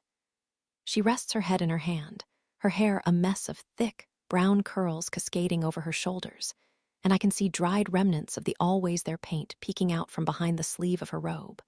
Royal blue and emerald green and blood red. A rainbow of birthmarks that never really leave. I wish you could stay my babies forever. She puts her hand on Margaret's cheek, rubbing her skin with the back of her thumb, and smiles, looking at us in a dreamy kind of bewilderment, like she almost can't believe we're real. Have you named her yet? She asks, gesturing to Margaret's doll, her fingers absent-mindedly twisting through her hair. Ellie, Margaret says, tilting her head, like Alois. Mom is still quiet, her fingers stuck in the strands. Alois, she repeats. Then Margaret smiles, nods, and the silence is broken again by her lullaby. And if that mockingbird don't sing, Mama's gonna buy you a diamond ring. Followed by a burst of my mother's laughter, high-pitched and fragile, like shattering glass. Chapter 9. Now. I hop into my car and drive downtown, gliding into a parking spot along Chippewa Square. The early March air is crisp and clean, and I decide to stroll without direction until the vigil starts, walking past the fragrant azalea gardens and a tarnished brass statue of General James Oglethorpe looking down on us all. Walking the squares always gives me a sense of peace, a sense of calm, which I know I'll need tonight. Eventually, I find myself on Abercorn, on the outskirts of Colonial Park Cemetery, staring through the giant stone archway topped with that big bronze bird. There are over 10,000 headstones in that cemetery, a useless piece of trivia I learned on my first day at the Grit. I look to the left. The office, my old office, is only a few blocks north, closer to the river. I used to be able to see it every day. The Savannah River, winding in the distance through those gorgeous floor-to-ceiling windows as I sat at my desk, tapping out articles. Do you believe in ghosts? I remember looking up at Casey, my tour guide and mentor. She was a lifestyle reporter, 2 years my senior, and tasked with greeting me at the front door on my first day of work. I remember thinking everything about her was perfect that day, the surrealism of my dream come true painting everything in a warm, white glow. Her blonde, ringlet curls, and the way her talon fingernails tapped against a glass coffee mug filled with a latte dispensed from the office coffee maker. I tried to keep up with her heels clicking against the floor, a restored hardwood, as she gave me the official tour. Sorry, what? Ghosts, she repeated. Savannah is supposed to be haunted. The most haunted city in America, in fact. Even this very building has a ghost story or two. I looked around, the modern office looking the exact opposite of a haunted house. Sometimes, people say they can feel a cold little shiver go down the back of their spine when they're the last one to leave at night. Oh, I laughed, unsure if she was kidding. Judging by her expression, she was. No, actually, I don't think I do. And that was the truth, sort of. I didn't believe in ghosts, not the traditional kind, anyway, the kind they show in the movies. But my mother used to tell us stories about something else, something harder to explain. She used to tell us that all those little experiences you could never put your finger on, a tickle on the back of your neck, a nagging feeling that you were forgetting something, that creeping sense of déjà vu that flared up when you visited someplace new, were other souls trying to send you a message. Living or dead, it didn't matter. Just other souls. I never thought of it as being haunted, exactly. Just gently reminded. A peaceful prodding that there was something that needed to be remembered. Something important. Margaret and I used to try it sometimes, squeezing our eyes shut and attempting to will each other to sneak into the other's bedroom at night or grab a cookie out of the kitchen pantry. I used to imagine my thoughts guiding her hand like the planchette of a Ouija board, her little body being pulled through the house by an invisible string with me on the other end, tugging it gently. It never worked. Well, you're about to, Casey grinned. Out that window is Colonial Park Cemetery, home to over 10,000 headstones, but that's not even the creepiest part. You know Abercorn Street, the sidewalk you walk down to get to Oglethorpe. I nodded, tucking a rogue strand of hair behind my ear and letting my fingertips rest on that familiar patch of skin. That's technically a part of the cemetery, too, even though it isn't gated. There are bodies buried beneath the sidewalk, the street, hundreds of bodies that people just walk over every single day. I glanced out the window again, remembering my commute to work, walking over those very sidewalks. I didn't like to think about it. Over here is the art department, she continued, a change in topic so abrupt I felt a bit of whiplash. I looked at a cluster of desks housing giant Mac computers and graphic designers. They waved at me meekly. I waved back. On this side of the office, we have our editorial team, which of course includes you. I remember looking at my desk, imagining all the people I would meet and worlds I would explore, dreaming up all the stories I would get to tell. Stories that so perfectly encapsulate an entire way of life that's so familiar to some, but so foreign to others, like where to find the best quality bird knives, or a long-form feature on a Louisiana shrimper family who supplies seafood up and down the East Coast. Directions on how to make a crawfish etouffee or set a table the proper way, the evolution of country music, and the well-kept secret of a perfectly tart tomato pie. The office was amazing, truly. Everything I had hoped it would be. Even the name, to me, was perfect, the Grit, because there was a double meaning to it that rang so true. There was the nod to shrimp and grits, of course, that creamy, decadent, indulgent Southern staple. But there was also the other noun, grit, the one that seemed to hiss through the teeth. A dirty type of determination that reminded me of cane farmers and fishermen, and toiling away in the hot summer sun, the sting of a sunburn on your neck and calloused hands, and digging out dirt from beneath your fingernails before going home and sitting in front of the air conditioner with a sweet tea in hand. A pebble in your shoe or a sticker chafing against your heel, the remnants of sand coating your tongue after prying open an oyster and swallowing it whole. It was the effortless blending of those two completely different things into one perfect word. A contradiction of sorts, but one that made sense. To be honest, it reminded me of me. I decide to walk toward Lafayette now, putting some distance between myself and that memory. I don't get within a block of my old office anymore. I didn't know it at the time, but my career at the Grit was over before it ever had the chance to start. It's hard to say that I regret them, my choices, because I don't. But when I'm down here, just steps away from where my old life was starting to begin, it's hard not to think about how different it all could have been. How much I was forced to give up. I approach the outskirts of the square and notice a faint twinkle in the dimming daylight. A small crowd holding tea candles has already begun to gather, and they remind me of fireflies in the summertime, the way they flicker through the tangles of Spanish moss in the trees. Others are holding flowers, placing them gently against a green fountain lit from the inside. Someone has placed a picture of Mason in the center of it all, his emerald eyes large and unblinking. Mrs. Drake. I twist around at the sound of my name, already knowing who I'll find. Detective Dozier is walking up behind me, two thick thumbs hooked through his belt loops. I remember thinking he was an intimidating figure in March of last year, tall and muscular. With one of those thick handlebar mustaches, I've always imagined men only grow to prove to other men they can. Detective. I nod in his direction as he approaches me. He doesn't bother to remove his hand for a handshake, so I don't initiate one either. Wanted to let you know we'll have a few undercovers here tonight, he says, glancing around the square. A few more people have trickled in, quietly making their way to the fountain.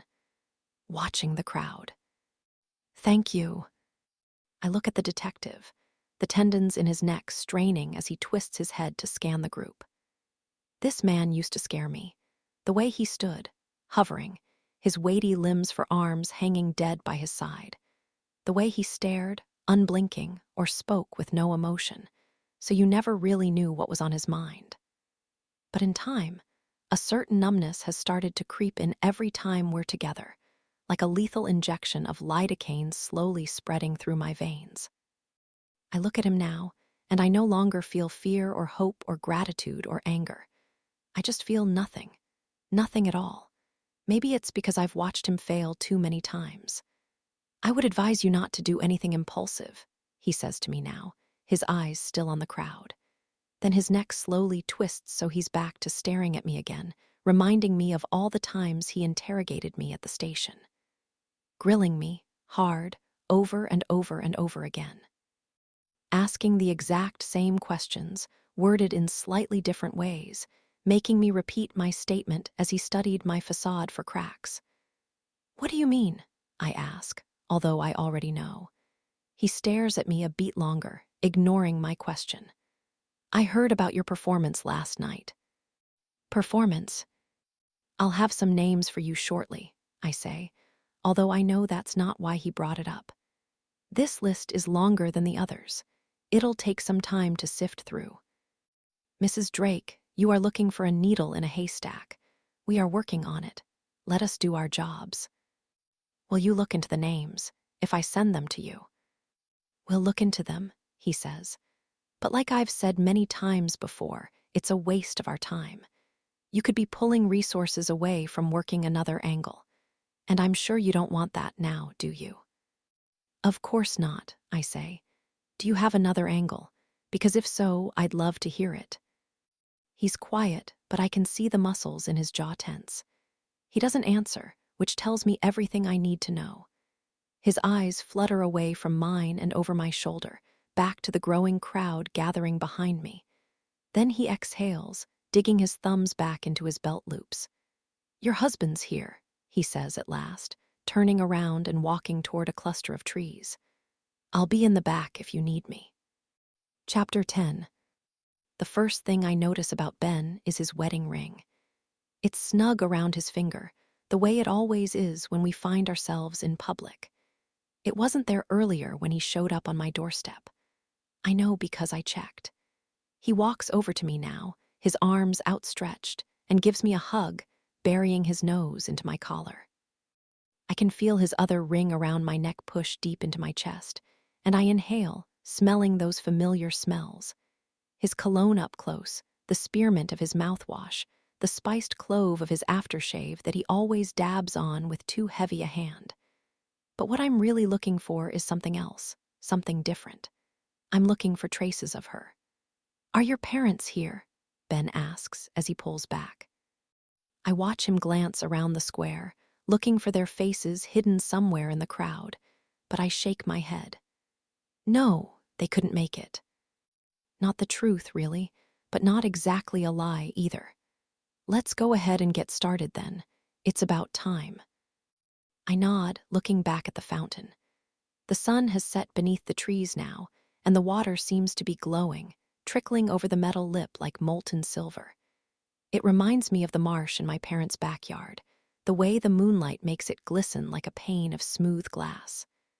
I shiver, Whether from the sudden chill in the air or the rush of memories, I can't be sure. Ben grabs my hand, and we slowly walk to the front.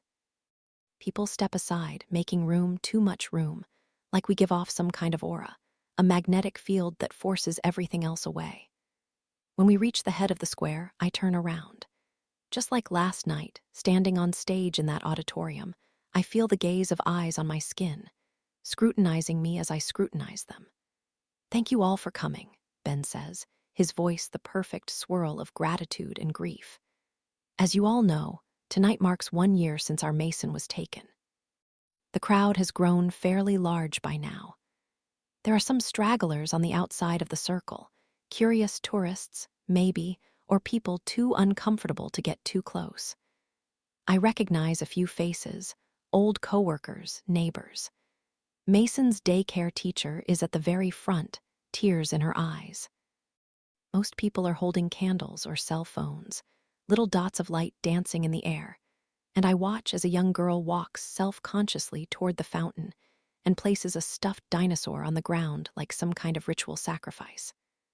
"We're now going to hold a moment of silence," Ben continues, bowing his head. "We ask that you use this time to lift Mason up in prayer.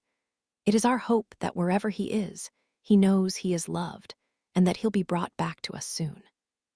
I hear a few sniffles erupt, the strangled chokes of the sentimental ones trying to stifle their sobs. Everyone's eyes are on the ground now, but mine stay straight ahead. I want to memorize this crowd. I want to see who stands out, an unlikely face, maybe, or a total stranger who seems out of place. I see a flash of movement in the back, something red, and as I strain to catch a glimpse, my eyes land squarely on Detective Dozier S., watching me from the back. His eyes burrowing into my skull like a warning. It's dark after the vigil is over, the center of the square overflowing with flowers and melting candles and tiny little toys that will be snatched up by the garbage collectors as soon as we leave. I'm still not ready to go home yet, not ready to face the silence of my house and another long, lonely stretch of night. So I stay in the square for a little bit longer, sitting on the wrought iron bench overlooking the fountain. Isabel. I twist to the side at the sound of my name, taking in the familiar face of my past. She looks mostly the same, though it's been years since I've seen her, her long, ringlet curls now clipped to her shoulders, their formerly blonde color now more of a natural, burnt brown.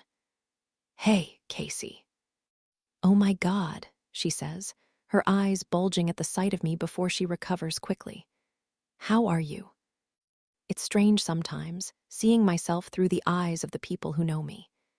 In the mirror, my transformation has been gradual, a daily withering away, like a slow starvation or a decaying body. But to them, I can see the shock of it at once, like a swift slap to the face. "Oh, you know." I smile, not bothering with a real answer. Her expression shifts again, like she's suddenly remembered who I am, what I've been through. She tries one more time, tilting her head and dropping her voice to a whisper as she takes a seat beside me, her hand on my knee. "How are you holding up?" The gesture is unexpected, catching me off guard. I look down at her hand, then back at her face. As well as can be expected, I think. "We all miss you," she says at last. "So much." I bite my cheek, trying to stifle a grimace, because I know that's not true. I know what they all think of me. "It's been 7 years," I say instead, turning to face her. "I'm sure you've moved on." "God, that long?" she asks. "Time flies, doesn't it?" "It sure does." "Do you want to grab a drink or something?" she asks, her voice perking up. "I was just on my way to Sky High to meet some of the crew." I bite my lip, remembering that restaurant everyone went to after late nights at the office. I haven't stepped foot in that place since the last time Casey and I were there together, at the Grit's annual Christmas party, only 2 months into my employment. "Not tonight," I say, smiling. "Thanks, though." "Okay," she says, standing up slowly. She looks down at me, her face a mixture of pity and concern. "Let me know if you change your mind. It's an open invitation." I watch as she walks away, her hands stuffed into the pockets of her coat. When she reaches the edge of the square, I watch as she stops, like she's trying to decide if she should turn back around. Finally, she does, her eyes finding mine in the dark. "You don't have to do this alone, you know. It's okay to ask for help."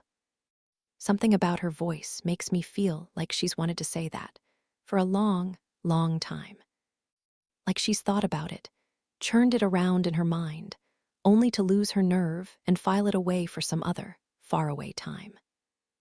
I don't exactly know how to respond to that, so instead I just nod and watch as she smiles at me again, something sad and resigned, before turning back around, her heels still clicking as she makes her way across the street. Chapter 11. There's a cold chill in the air now, a sharp bite that causes me to stand up and walk into the cathedral across the street. A towering basilica just past the square with twin-pointed arches that seem to jut straight into the stars. I've never been religious, even less so now, but it seems like a good place to go at the moment. A good place to sit and think, to formulate a plan. It's close to empty inside, a few people sitting, praying, or wandering around the aisles with their necks craned to the ceiling. I can hear the echo of footsteps around me as I take a seat in the back, the old wooden pew groaning against my weight. Then I exhale, close my eyes. I can still remember trailing Casey around the office that very first time, my eyes glassy and bright, taking in the belongings situated on top of my desk, and my name, Isabel Rhett, lifestyle reporter, etched onto the shiny gold nameplate. "And here," she had said, opening an office door with a gust of bravado as we reached the pinnacle of her tour, "is the man we have to thank for it all." I had poked my head into the editor-in-chief's office, ready to introduce myself, when the blood suddenly drained from my face. It was him. In front of me, the man from the bar was sitting behind a giant mahogany desk. He smiled at me, a playful kind of grin, like he was the big reveal on some kind of game show, only I couldn't tell if I had won or lost. "Welcome, Isabel." I could feel a burning in my cheeks, knowing my face was quickly morphing into a deep crimson red, just like it had after we collided into each other that night on the water. For a moment, I forgot how to speak. I had lost my voice. It was stuck, lodged somewhere deep in my throat like a chunk of stale bread, although his voice was smooth and familiar, flowing easily from his lips like decanted wine. "Hi," I finally managed to say. I remember looking down at the nameplate on his desk, his name, Benjamin Drake, embossed in gold. I had known that was the editor-in-chief's name, of course. It was written at the top of every masthead. But he had introduced himself as Ben, the most common name in the world. I had never seen a picture of him before, and of course I hadn't interviewed with the editor-in-chief for an entry-level position. I had no way to recognize his voice. "Thank you so much for this opportunity." "Of course," he smiled. I looked down at his hands folded on his desk, at the gold wedding band stretched tight across his finger. The wedding band I couldn't see when he was wearing gloves. "Casey, if you'll give us a second." Casey smiled beside me, slipping back through the door and closing it with a click. Once we were alone, that night came rushing back to me in a flash, our bodies pushed together close, talking for what felt like hours. His face when I had told him I was a writer for The Grit and Me, just assuming he was impressed. But that wasn't the right expression. I finally understood. It was shock, maybe. A realization that he had just found himself spending the better part of a Friday evening chatting up not only his new coworker, but his new employee. A 25-year-old subordinate. And then, of course, there was that kiss. The way I had pushed myself up on my toes and leaned in, the way I had cupped his cheek in my hand before taking off to the bathroom, coming back out and realizing that he was gone. Walking home alone, embarrassed and confused and a little too buzzed, replaying the night over and over and over in my mind, trying to unearth a missed signal or an overlooked sign. I loved it, by the way. I blinked, trying to find the words. He was staring right at me, talking to me, and still, all I could think about was that kiss. Certainly, he wasn't bringing that up right now, was he? I'm sorry. Your article, he clarified. The one you attached with your application. I read the whole thing. Oh, I exhaled. Oh, right, thank you. Applying for the Grit required a hefty portfolio of previously published bylines, but being only a few years out of college, I didn't have many to share. Instead, I attached a story I had written on my own about a dolphin that had been seen lingering around the Beaufort Harbor for longer than normal. You could tell it was the same one because of the little bite mark on her dorsal fin. I had wanted to know what it was doing there, day after day, swimming in circles, so I asked the dockhand at the marina. She's grieving, he had told me. Grieving what? Her calf. I must have looked confused, notebook in hand, because the old man flung a greasy towel over his shoulder and kept talking. Dolphins are complex creatures, darlin'. They have emotions, like you and me. That one, they're just lost a newborn a couple weeks ago. If you look close, you can see her pushing it around. Pushing what around? Her calf, he said again. Her baby. I remember squinting then, straining my eyes against the glare of the sun. And he was right. There wasn't just one dolphin in the distance. There were two. One was alive, and one, much smaller, was dead. How long is she going to do that? I felt a peculiar mix of emotions in that moment. Sympathy, yes, but also a sense of disgust at this animal pushing around the corpse of her dead baby, bloated and bobbing like some kind of gruesome pool float. It reminded me of a recent story I had seen in the news about a mother who kept her stillborn in the freezer, nestled among the vegetables.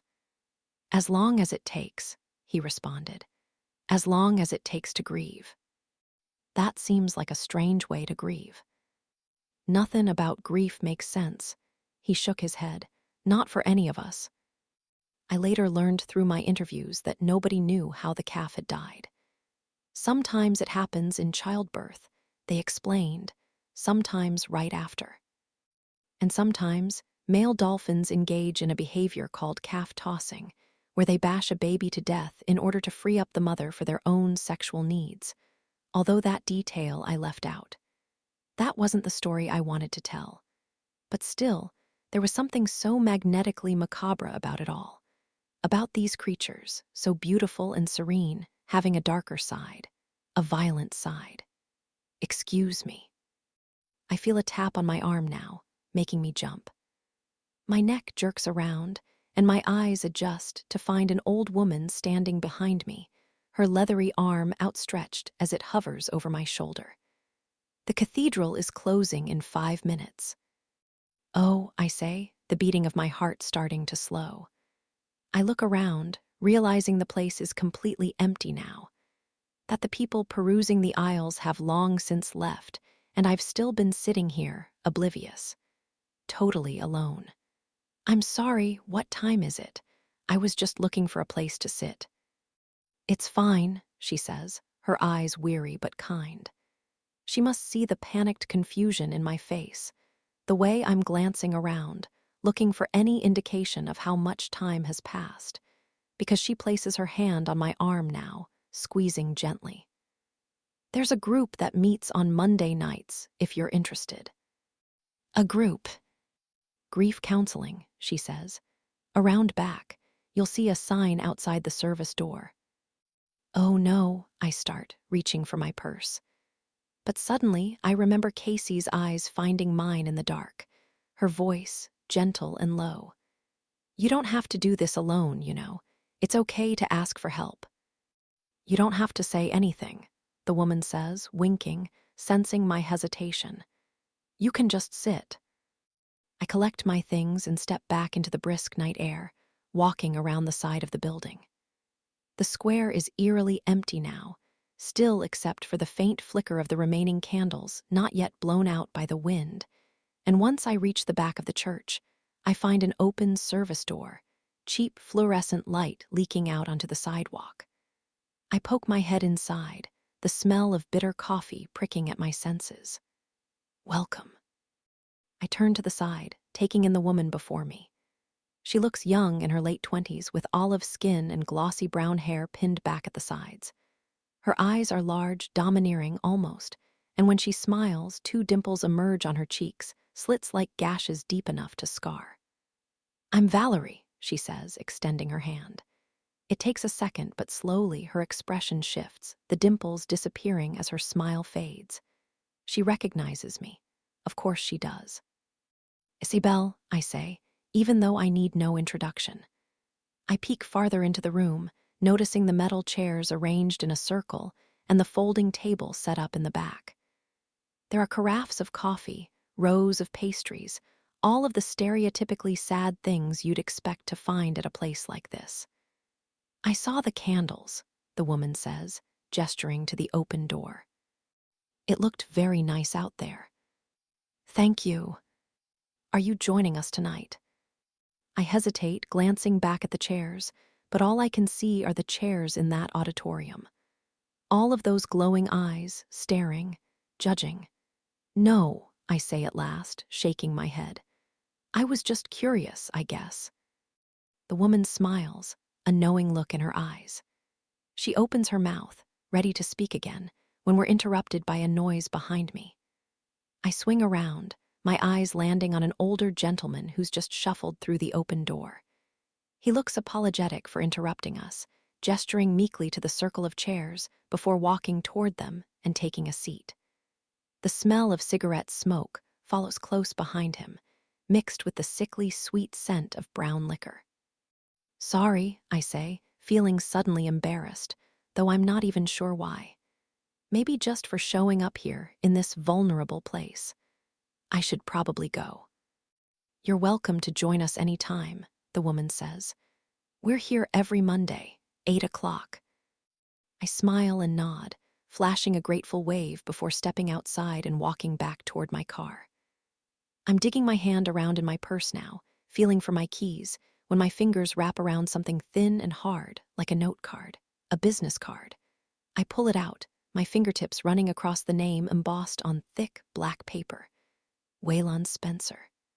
Suddenly, I remember that man on the plane. That was only yesterday, the way he had looked at me and offered his help. It felt a little slimy then, opportunistic, right on the heels of that conference. But his words are ringing loudly in my ear now, a tempting pull. With a podcast, you wouldn't have to talk to all those people. Not directly, anyway. You just have to talk to me. I keep walking toward my car, my mind on all the people in my life who take it upon themselves to dissect my every move. Ben, Detective Dozier. The judging eyes of the audience members whose names now sit on my dining room table, taunting me even more. It would be nice, I think, not having to convince all these people of my innocence, my pain, only having to convince one. I look at Waylon's business card, scanning his information.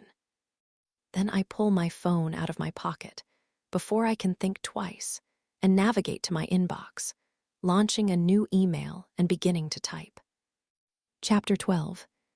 Then, the air has a gelatinous quality to it today, sluggish and wet. It reminds me of gravy dripping from a serving spoon, concentrated and thick, pooling into various creases and settling there, turning everything damp. Margaret and I are outside by the water, the thin fabric of our nightgowns sticking to our skin with sweat. We're sitting on the grass, pretzel style, trying to savor the little gusts of wind that occasionally find their way to us through the trees. It's usually breezy out here, but right now it's painfully still, like even the clouds are holding their breath. Tea. I look up at my sister, my eyes adjusting to the sudden brightness of the sky above us. She's arranged the garden statues in a semicircle, a plastic teacup placed before each one. We're a peculiar party, I have to say, Margaret and I, with our humidity-soaked hair, crimped and wild, and our matching white nightgowns. Necks itchy with ribbons and lace. We're 2 years apart, but Mom still dresses us in coordinating outfits, even when we're sleeping, like we come in a set, life-sized nesting dolls. I imagine opening myself up at the stomach, placing Margaret snugly inside. It feels like that sometimes, like she's mine to protect. Like without her, I'm hollow. I glance at the statues, a frog playing the ukulele, a baby with wings. There's a woman directly across from me, bigger than the others, her mouth hanging open and her stone eyes looking directly into mine. She used to be a fountain, I think, but she hasn't been hooked up in ages. Instead, there's some kind of black algae trickling out of her mouth. My gaze follows as it cascades down her chin, her neck. It almost looks like she's possessed. Ma'am. I look back at Margaret. She's holding out a pitcher, her eyes darting back and forth between me and the cup and saucer she's placed in front of me.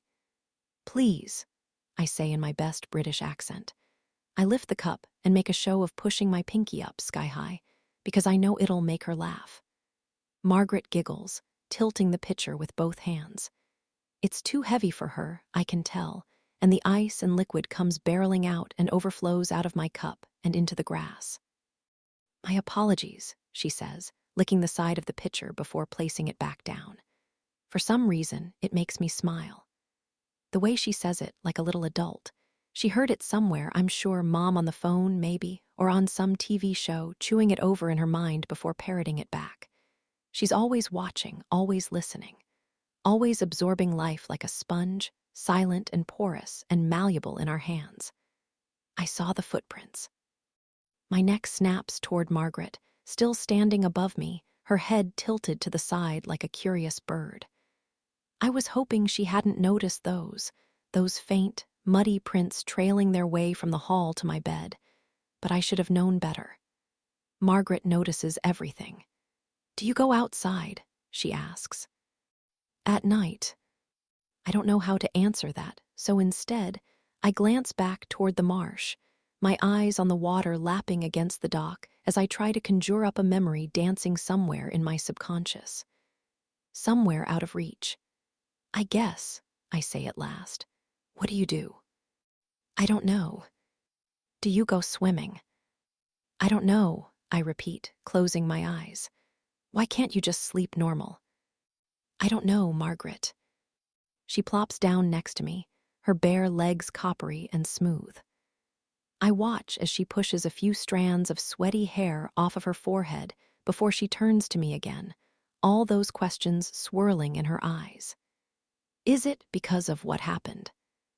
It comes to me in flashes, like something out of a nightmare, me creeping down the hallway, careful not to get caught.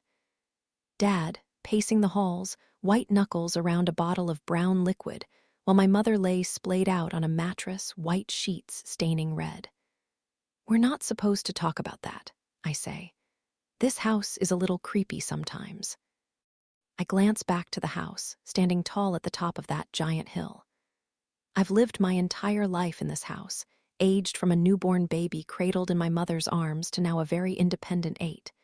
And as I've aged, things have changed. I've changed. We all have, really. We've all turned into something different, almost unrecognizable, mutating with time like the wood itself. Yeah, I agree. It's so big, so old. Lots of noises. You ever feel like we're not alone in it? I think about the plaque bolted out front and all the other people who have called this place home.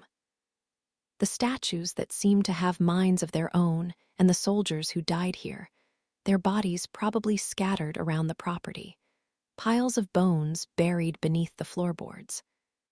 It's just me, walking around, I say, because I can't bring myself to tell her that I feel it too. The company of something otherworldly that I can't quite name. The ever-present aura of something, or someone, trying to warn us, scare us. I can't even bring myself to kill bugs here. Whenever I watch my dad slap at a beetle with a rolled-up newspaper or pop a tick between his fingers, I instinctively flinch and say a little prayer, knowing that each one is just adding to the body count. Tipping the scales of this place even further in the direction of death. I twist back toward Margaret, but she isn't facing me anymore.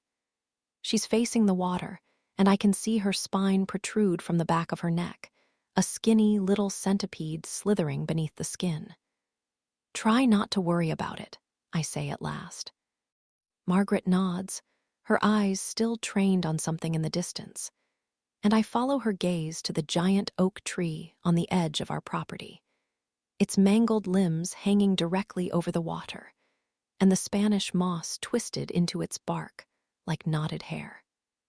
It's low tide now, the water slowly retreating, and I can hear the clicking of tiny fiddler crabs as they climb over one another, their movement making it seem as though the ground is alive, breathing. Chapter 13. Now, I tried to get some rest yesterday, to prepare. I took a couple of sleeping pills at noon and sunk into my couch, letting my lids grow heavy. Then I felt my eyeballs roll back, a redness dripping over my vision as I stared at the inside of my own skin, my veins. As I let my mind wander for a while, getting lost in a feverish kind of dream, an open window, that prehistoric stench of the marsh, but still on the brink of consciousness. Somewhere in between, like purgatory.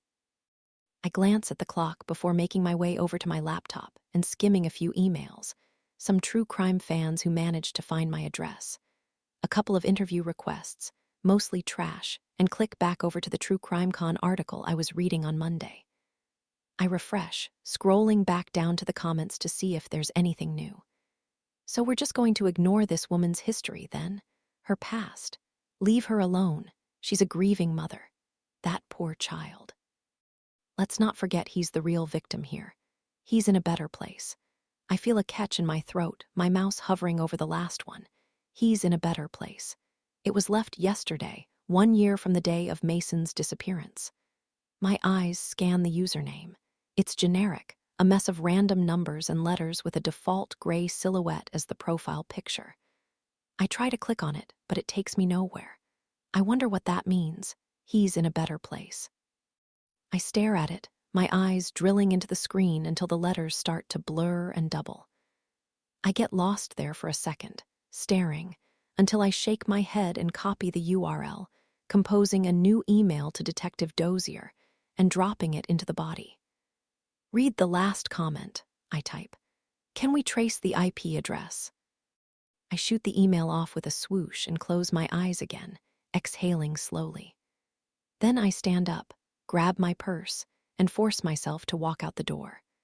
I make my way inside a little corner bistro called Framboise, a place near the office I used to frequent for lunch. I'm early, intentionally, so I take a seat at the bar and order a glass of Sancerre and a crock of French onion soup. But when the food arrives, I can't bring myself to eat.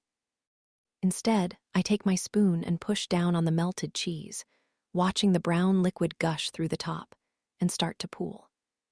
It reminds me of a footprint in pluff mud, swamp water leaking out. I stare into the bowl, setting myself adrift for a second. I can hear the street getting noisier as the square comes alive with art school students walking home from class and young professionals, sneaking away from their desks to catch a happy hour special. I vaguely register lights from outside twinkling in the distance, the clack of horse-drawn carriages pulling tourists to dinner across rough cobblestone roads. It's a rhythmic sound, peaceful, like the steady click of a metronome or a fingernail tapping against a glass pane window. I feel my head start to bob, heavy, like it's slowly filling with sand. Like soon my neck won't be able to hold it on its own, like it might topple over and break. Click, click, click, click. "Mrs. Drake." I jolt at the sudden closeness of a voice, my head popping up like someone yanked me back by my hair. I glance around for a clock and try to imagine how I must have looked, staring down at the bar top, a hazy mist coating my eyes for God knows how long. 5 seconds maybe, 5 minutes. My body here, but my mind somewhere else, somewhere far away. "Sorry," I say, looking up, blinking a few times to clear the fog from my eyes. I was lost in thought for a second there. I have to squint to make out his face in the dim restaurant light, my eyes still bleary, and it takes me a moment to recognize him. It's Waylon, of course it is, that deep, velvety voice, hovering just above the empty bar stool next to mine. I rub my eyes, trying to pull it together. The bar is busier than it was when I first sat down, my soup, still untouched beneath me, already congealed. "Do you mind if I sit?" he asks. I can tell he's uncomfortable, like he's intruding on a private dinner instead of simply showing up at the place and time we had agreed. "Of course not," I say, gesturing to the bar stool beside me. I watch as he glances around the restaurant before self-consciously ducking his head as he sits, as if to make himself seem smaller. "Thanks for coming on such short notice." "Are you kidding?" he asks, flagging down the bartender and ordering a whiskey on the rocks. "I dropped everything when I got your note." I take a sip of my wine. Back when I emailed him on Monday night, I wasn't really sure what I was proposing, just that I was open to trying something new, something different, something that might actually work. He had responded within seconds, almost as if he had been sitting right there on his own computer, waiting for me, willing me to hit send. "Savannah's a cool town," he says, his arms vaguely gesturing around us. It's a well-intentioned attempt at small talk, I know, before diving into the real reason we're here. "It is." "Have you always lived here?" "No," I say, hesitating.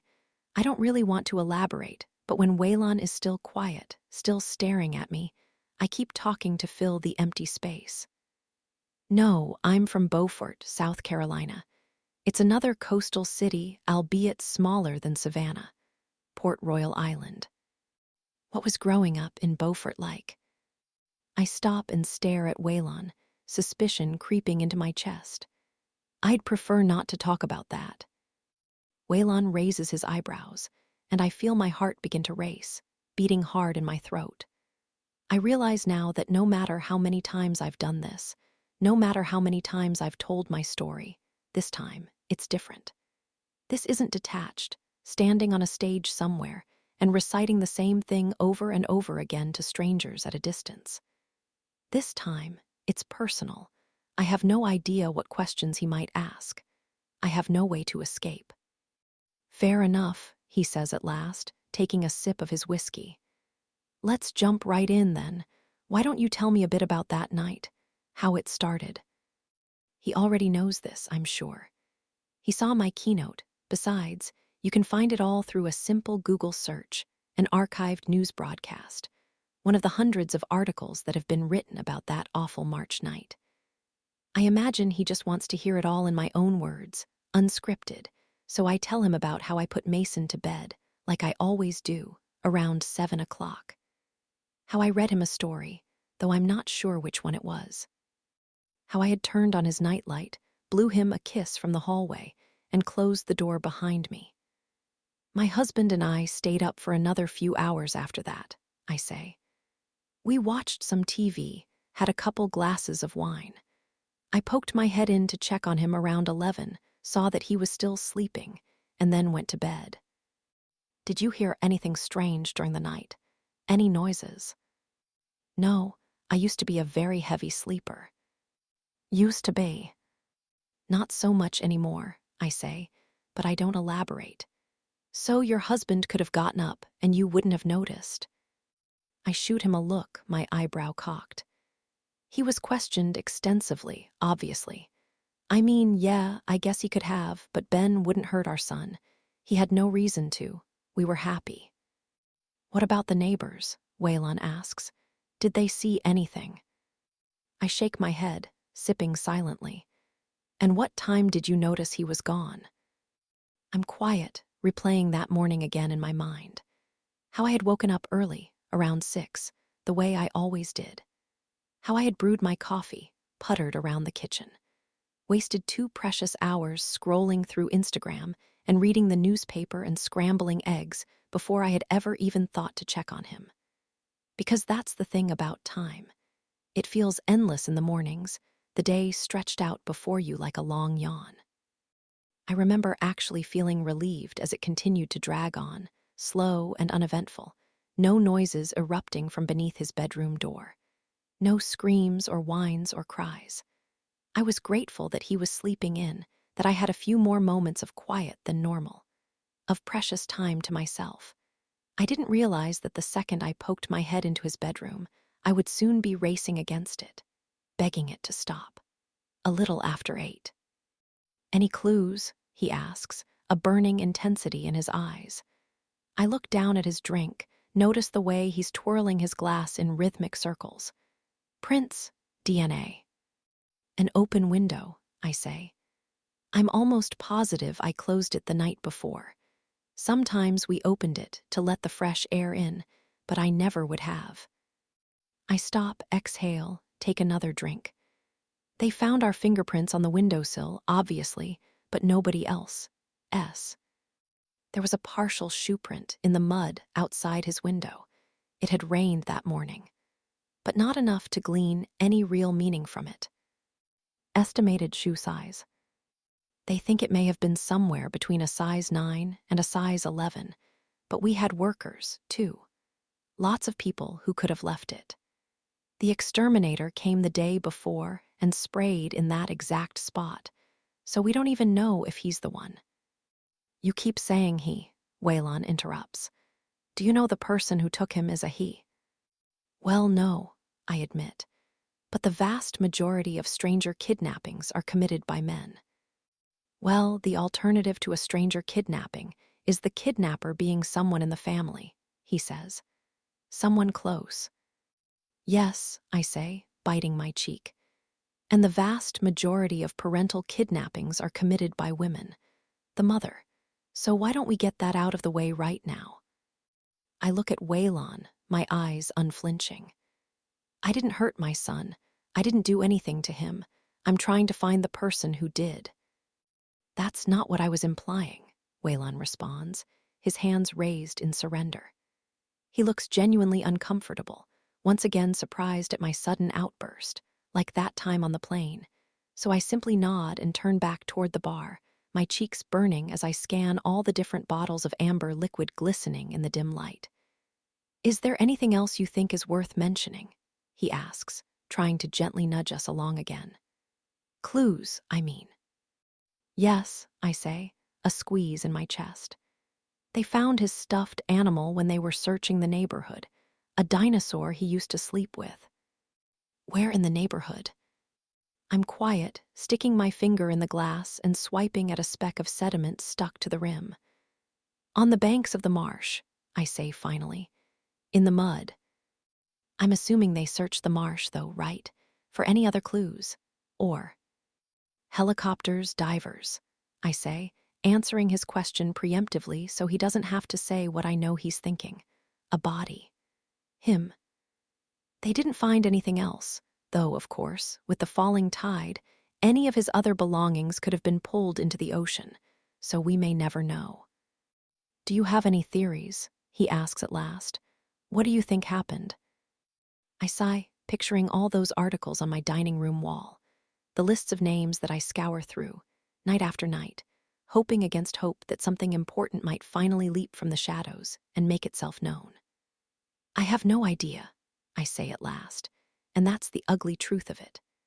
No matter how many nights I've spent awake, poring over his case file or pounding on doors or scrubbing the internet for some subtle clue, I still have no idea what happened to my son. I have no idea where he is. "None of it makes any sense," I continue. "You have no idea how many times I've retraced my footsteps of that night, tried to remember some detail that might be the key to it all. Some tiny little thing that was out of place." "Maybe you need to stop retracing your footsteps," Waylon interrupts, his eyes on the side of my face. "Maybe you need to try a new path." I turn and look at him, my eyes flickering over his features in the dark. "Maybe," I shrug, turning back toward the bar. "That's why I emailed you." We're both still as the bartender walks toward us, taking a little too long to clean the inside of a highball glass. I can see his eyes flitter over to us a few times, and I wonder if he recognizes me. I wonder how much he's heard. Finally, another patron flags him down, and he's forced to move on. "Didn't you have a baby monitor?" Waylon asks, as if it suddenly occurred to him that the entire thing might have been caught on camera. It feels accusatory, the way he says it, but I could be projecting. I close my eyes, bow my head. It takes a few seconds for me to work up the courage to answer this one, and when I do, I can hear my voice crack. Yes, I say. We do. We did. It was wireless, but the batteries were dead, so it wasn't recording. Waylon is quiet. He's thinking, I'm sure, about all the little ways this should have gone so differently. About how I should have double-checked that the window was closed, maybe even locked it. About how I should have been sleeping with one ear open, ready to run to him if he called out. About how I should have checked on him as soon as I had woken up, called the police at 6 instead of 8, or how I should have changed the batteries in the baby monitor the second I realized they were dead instead of waiting, until it was convenient for me to run to the store. It's not your fault, he says instead, downing the last of the tawny liquid at the bottom of his glass. You know that, right? I feel the sting of tears in my eyes, so I squeeze them shut, swallowing the rock I feel lodged in my throat. I'm not used to hearing that. Then I rub a rogue tear away from my cheek with the back of my hand and nod, smile, thank him for his words. Because I don't want to tell him that somewhere, deep down, it seems like it is. And I'm not just talking about mom guilt, that secret society reserved for mothers that batters one single notion into our brains over and over and over again. That no matter what we do, no matter how hard we try, we're doing it all wrong. That every little thing is our fault, that we're unfit, unworthy. That our shortcomings are the cause of every scream and tear and trembling lip. This is something more than that. It's that feeling again, the one my own mother warned me about. That feeling that someone, somewhere, is trying to tell me something. That I'm missing something, something big. That I know something. But I can't, for the life of me, remember what it is. Chapter 14. It's late when I get home, after midnight. Maybe I can blame it on the Sansera, or the dim lights that made it hard to discern how much time had passed, or the knowledge that there was nothing waiting for me back home other than an empty house and another long, dark stretch of quiet. Another perpetual waiting for those first little glimmers of normal life that only emerged with the sun. But whatever it was, Waylon and I stayed, seated on those bar stools for a very long time. I step into my house now and greet Roscoe at the door, scratching behind his ears before pulling off my coat and making my way toward the kitchen. Then I pour myself a glass of water before walking to my laptop. Give me 1 minute, I say to him, tapping the keys as the glow of the screen illuminates my face in the dark. I refresh my browser and check my email. No response from Dozier. Then I take a deep drink and click back to the article, scrolling down to the comments again, the liquid suddenly lodging in my windpipe, making me choke. I sputter out a gag, slamming the glass down on the table as I feel the water claw at the lining of my throat. I cough, blink a few times to clear the tears from my eyes and refresh it again, but it doesn't matter. It still looks the same. The comment is gone. Shit, I whisper, leaning back into my chair. I should have taken a screenshot. I refresh again, just to be sure, and am met with the same blank screen where that sentence stared back at me just a few hours ago. He's in a better place. I stand up and slip off my shoes before lacing up a pair of sneakers and fastening Roscoe's leash to his collar. Even though I just got home, I have an urgent need to get out of this house again. It feels like there's something heavy settling over it, like the sensation of a storm as it moves quickly and quietly across the sky, bloated and ominous. It doesn't feel safe. I exhale as soon as we get outside, the cool night air filling my lungs and making them burn. We walk down our porch steps, and Roscoe veers right, the way he always does, until suddenly I hear Waylon's voice in my head, enveloping me like a blanket of fog. Maybe you need to stop retracing your footsteps. Maybe you need to try a new path. I give Roscoe a tug, stopping him in his tracks. Let's go this way, I say, turning left, forcing him to follow. Do something a little different tonight. We walk silently for a while, venturing deeper into the darkness, the road like an ink blot bleeding into the distance. As usual, the houses are dead, all their lights off. There's a deafening quiet to the neighborhood, more so than usual, and it's making my thoughts ring a little louder, rattling around in my mind like loose change in a jar. I'm used to thinking about Mason, of course, talking about Mason. But lately, I've been thinking about other things, too. About Ben and our beginnings, about Margaret and my parents, about what happened back then, and how my entire life seems to be one giant question mark. A string of ellipses and unresolved endings, the answers dark and murky, like sitting on the dock, feet submerged in the water, trying to find your toes through the muck. And then there's that feeling again. That feeling that the answers are so close, within my reach. That someone somewhere is trying to tell me something, or that I already know something, and I just can't retain the thought. It's like waking up groggy and trying to remember a dream, the outlines of it fuzzy and fading. Racking your brain, attempting to recall words or shapes or sounds or smells, anything to get you just a little bit closer to the truth. But after too much time, it withers away, getting erased from your memory, like the ashes of a burnt building getting swept up in the breeze. Roscoe and I have been walking for about 20 minutes now, and although I'm not as familiar with this part of the neighborhood, I can tell that we're starting to make our way back home. We're nearing the marsh, and at this point, my pupils have fully dilated, my eyes adjusted to the night. I can see things more clearly. The outline of toys abandoned in front yards, soggy newspapers left in driveways. An overturned garbage can, the owners too lazy to secure the lid. There's trash scattered across the sidewalk, the work of raccoons, and that's the problem. Nobody ever stops to wonder what happens in the dead of night, all the things that take place when the world is unconscious. The strangers who lurk in the shadows, crouching low beneath a window or twisting the knob of an unlocked door. The animals who hunt, warm blood dripping from their teeth as they feast on the meat of another. We just assume that when we fall asleep, the world does too. We expect it to resume exactly as it was in the morning, untouched, unbothered, as if life just stops because we have. But that's not true. Even before Mason was taken, I knew it wasn't true. I was always keenly aware of the evils that mask themselves in the cloak of night, the horrors that haunt the world while we sleep. Roscoe and I are on the street parallel to my own now, just about to turn the corner, when the silence is broken by a low growl. "Hey," I say, yanking his leash.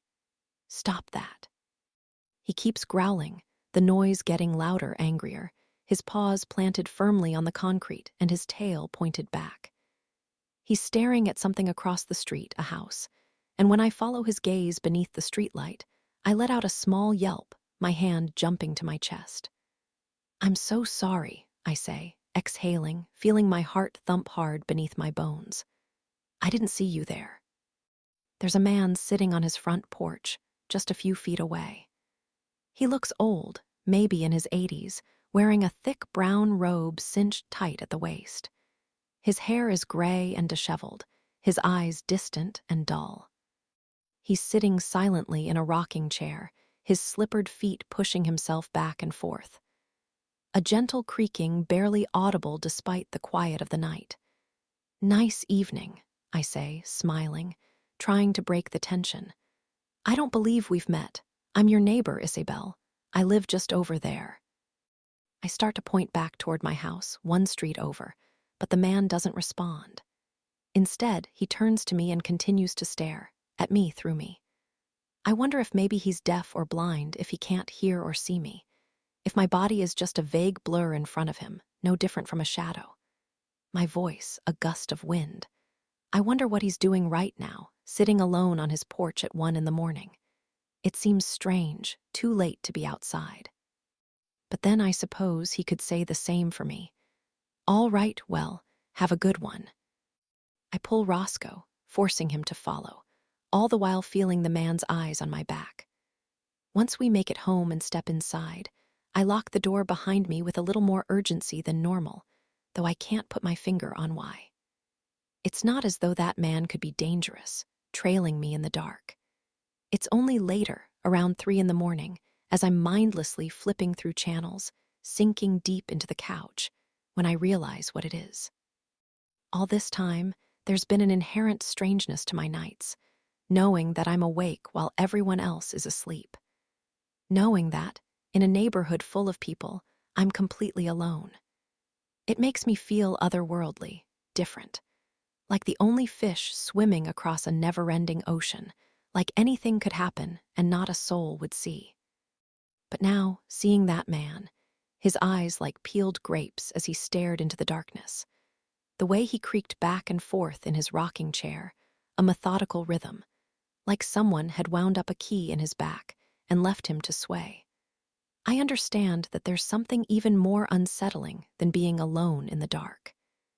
It's realizing that you're not really alone at all. Chapter 15. Then, I sneak down the hallway, toes pointed, my bare feet avoiding the boards that are prone to creaking. I know them all, the soft spots in the wood that shift under the weight of my heel, the rusty door hinges that whine in the night. Margaret and I have turned this house into our own enchanted labyrinth, roaming halls, twisting doorknobs, poking our heads inside barely used rooms, and holding our breath as we trail our hands across the furniture, leaving behind nothing but finger streaks in the dust. The corridor looms before me now like a tongue rolling out of the depths of a darkened throat, but still, I force myself forward. Into the underbelly of the house. It's quiet, but my parents are awake. I can hear them shut inside Dad's office. I can hear them whisper. "You don't know what it's like," my mother says, her voice like silk that's starting to tear. "Henry, you don't understand." I feel a rock lodge in my throat, and I swallow, trying to force it down. Dad works in Washington. The Retts have been in Congress since my grandfather's grandfather, or so the story goes. But he always comes home for the weekend, before turning around and leaving again every Monday morning.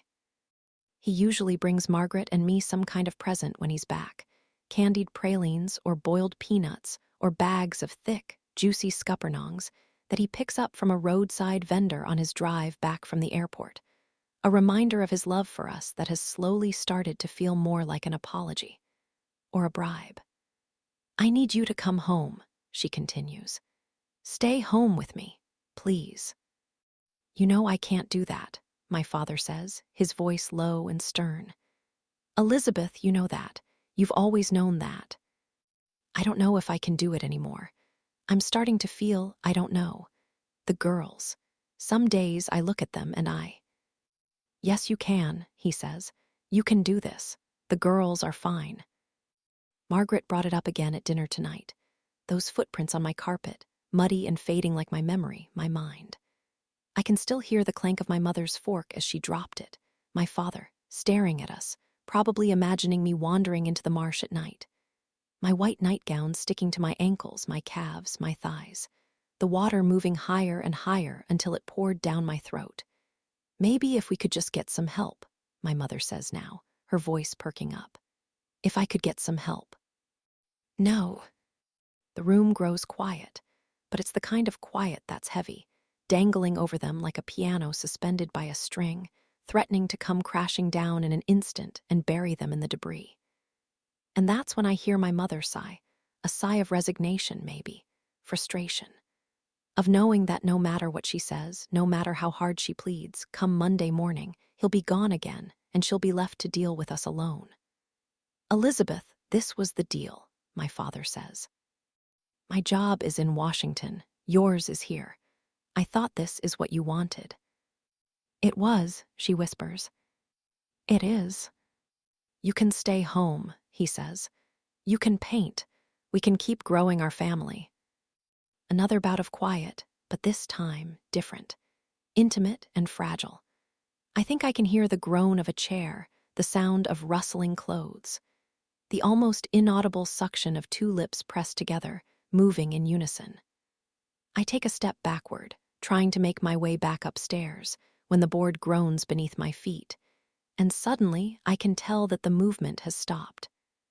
I can feel their eyes on the other side of the door, watching me freeze in fear, like a deer on the wrong side of two headlights barreling fast. I hold my breath, stand perfectly still, until I hear the screech of a chair being pushed back, my father's lumbering footsteps growing loud. My heart plummets as the door swings open. Isabel.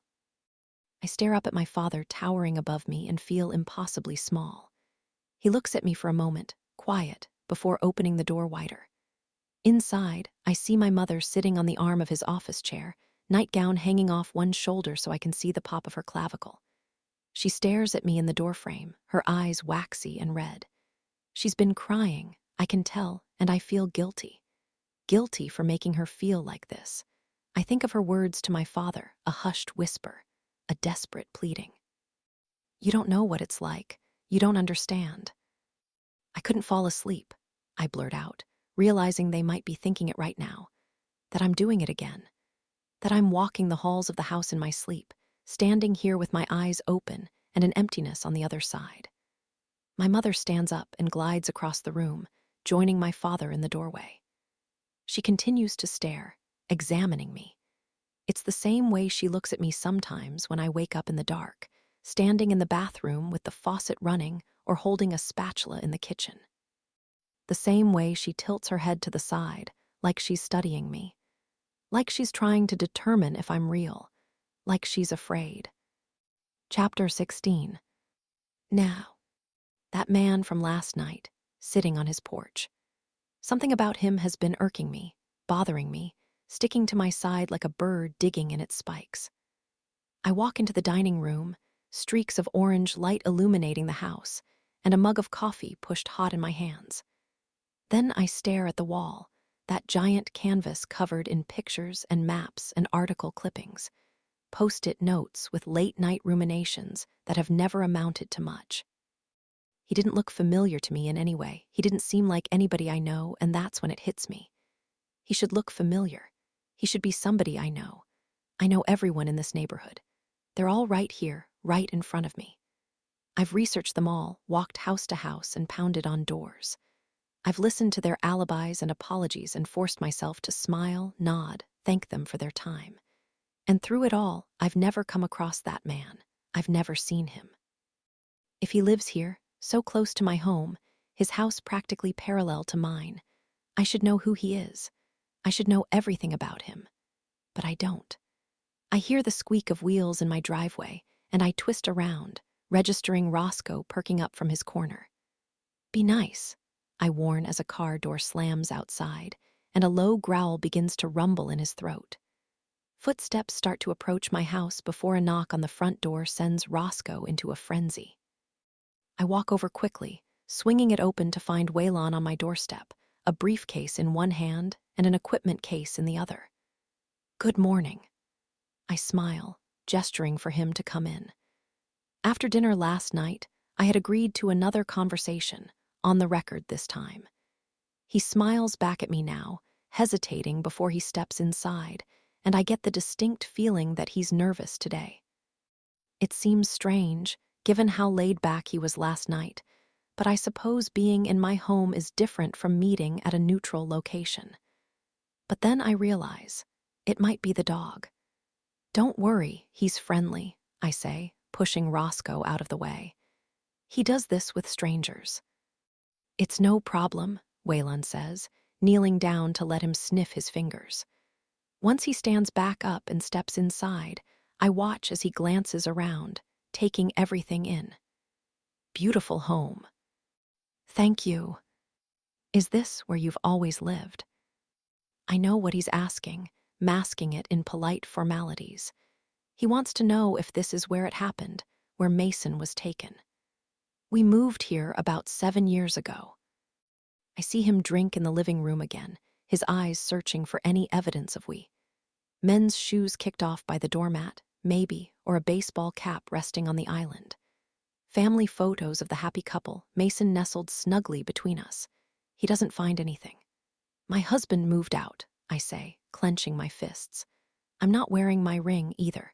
I was when we met that day on the plane, but I didn't think about it this time. After all, a podcast is only audio.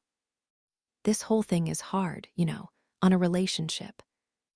Waylon gives me a sad smile, like he's trying to understand. I'm sorry. Would you like some coffee? I take off into the kitchen because I don't know what else to do. Without the mask of the dim restaurant lights or the 3 glasses of wine to further dull my senses, I feel suddenly exposed here in my home.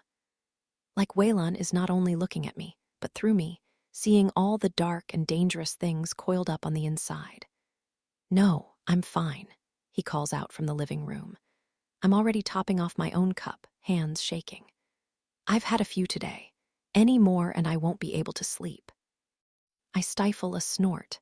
If only he knew. You can put your things down over there. I gesture to the dining room where I've cleared off the usual clutter from the table. There's an outlet if you need to plug in your equipment.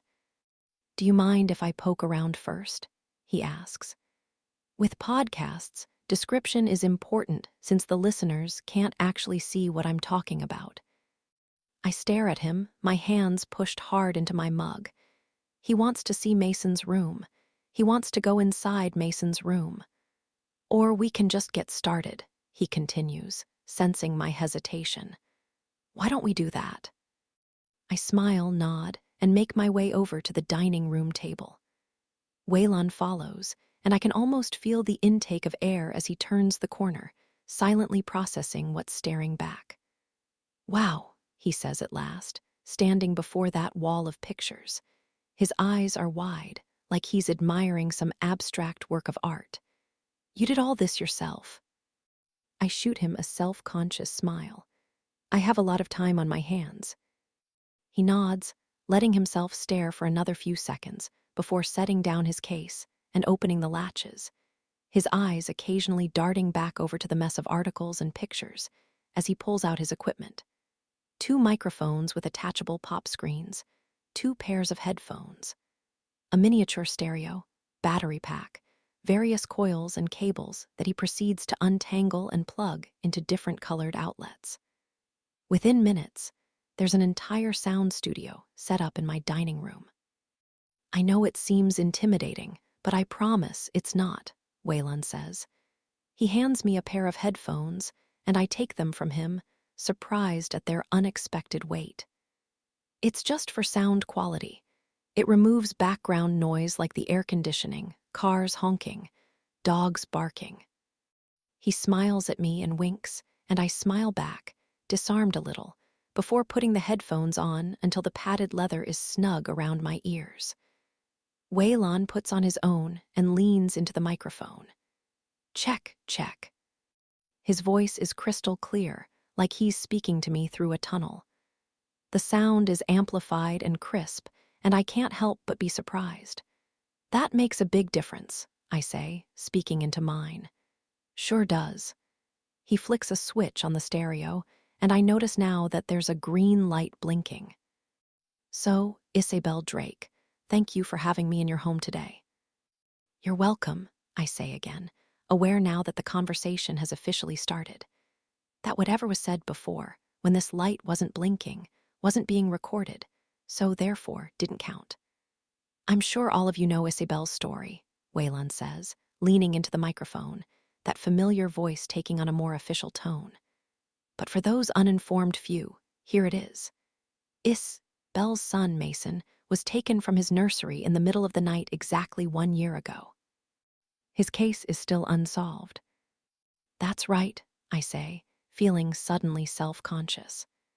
The police have no suspects, no leads, and practically no clues. So far, they've been completely unable to weave a story together of how the events of that night progressed.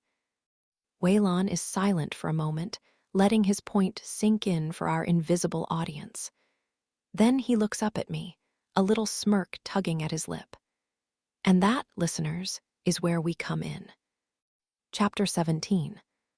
We spend the first few hours rehashing what I shared with Waylon last night, going about the conversation as if it were happening for the first time, unfolding naturally, only this time, with that green light blinking. Did you hear anything strange during the night? Any noises? What time did you notice he was gone? I answer in the same ways, telling him the truth, telling him everything. And he nods, eyebrows scrunched, like he is just as enthralled to be hearing it again. It's late afternoon by the time we're finished, the entire day somehow gone in a blink right here at my dining room table. After we've covered it all, Waylon reaches out and flips the switch, turning the green light off.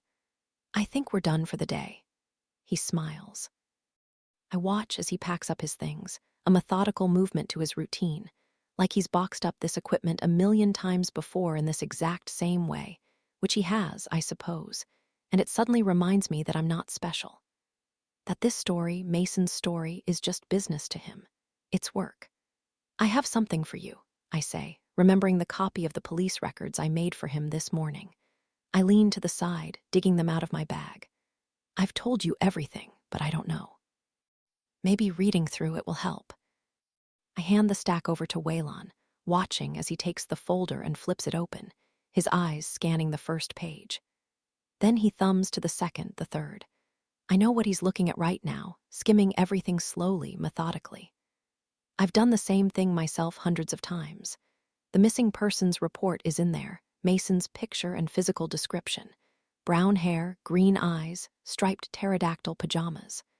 25 pounds, 33 inches, 18 months old. There's a copy of his missing poster, too. I remember making it on my laptop, feeling dazed at the pointlessness of it as I dragged his image to the center of the screen, cropping it tight. It had reminded me of applying for his baby passport the year before when I was trying to convince Ben to take a trip overseas, of laying him down on a thin white blanket, trying to calm his squirming as I snapped a picture of his face. It seemed like such a strange but necessary formality, because in truth, kids that age all look the same.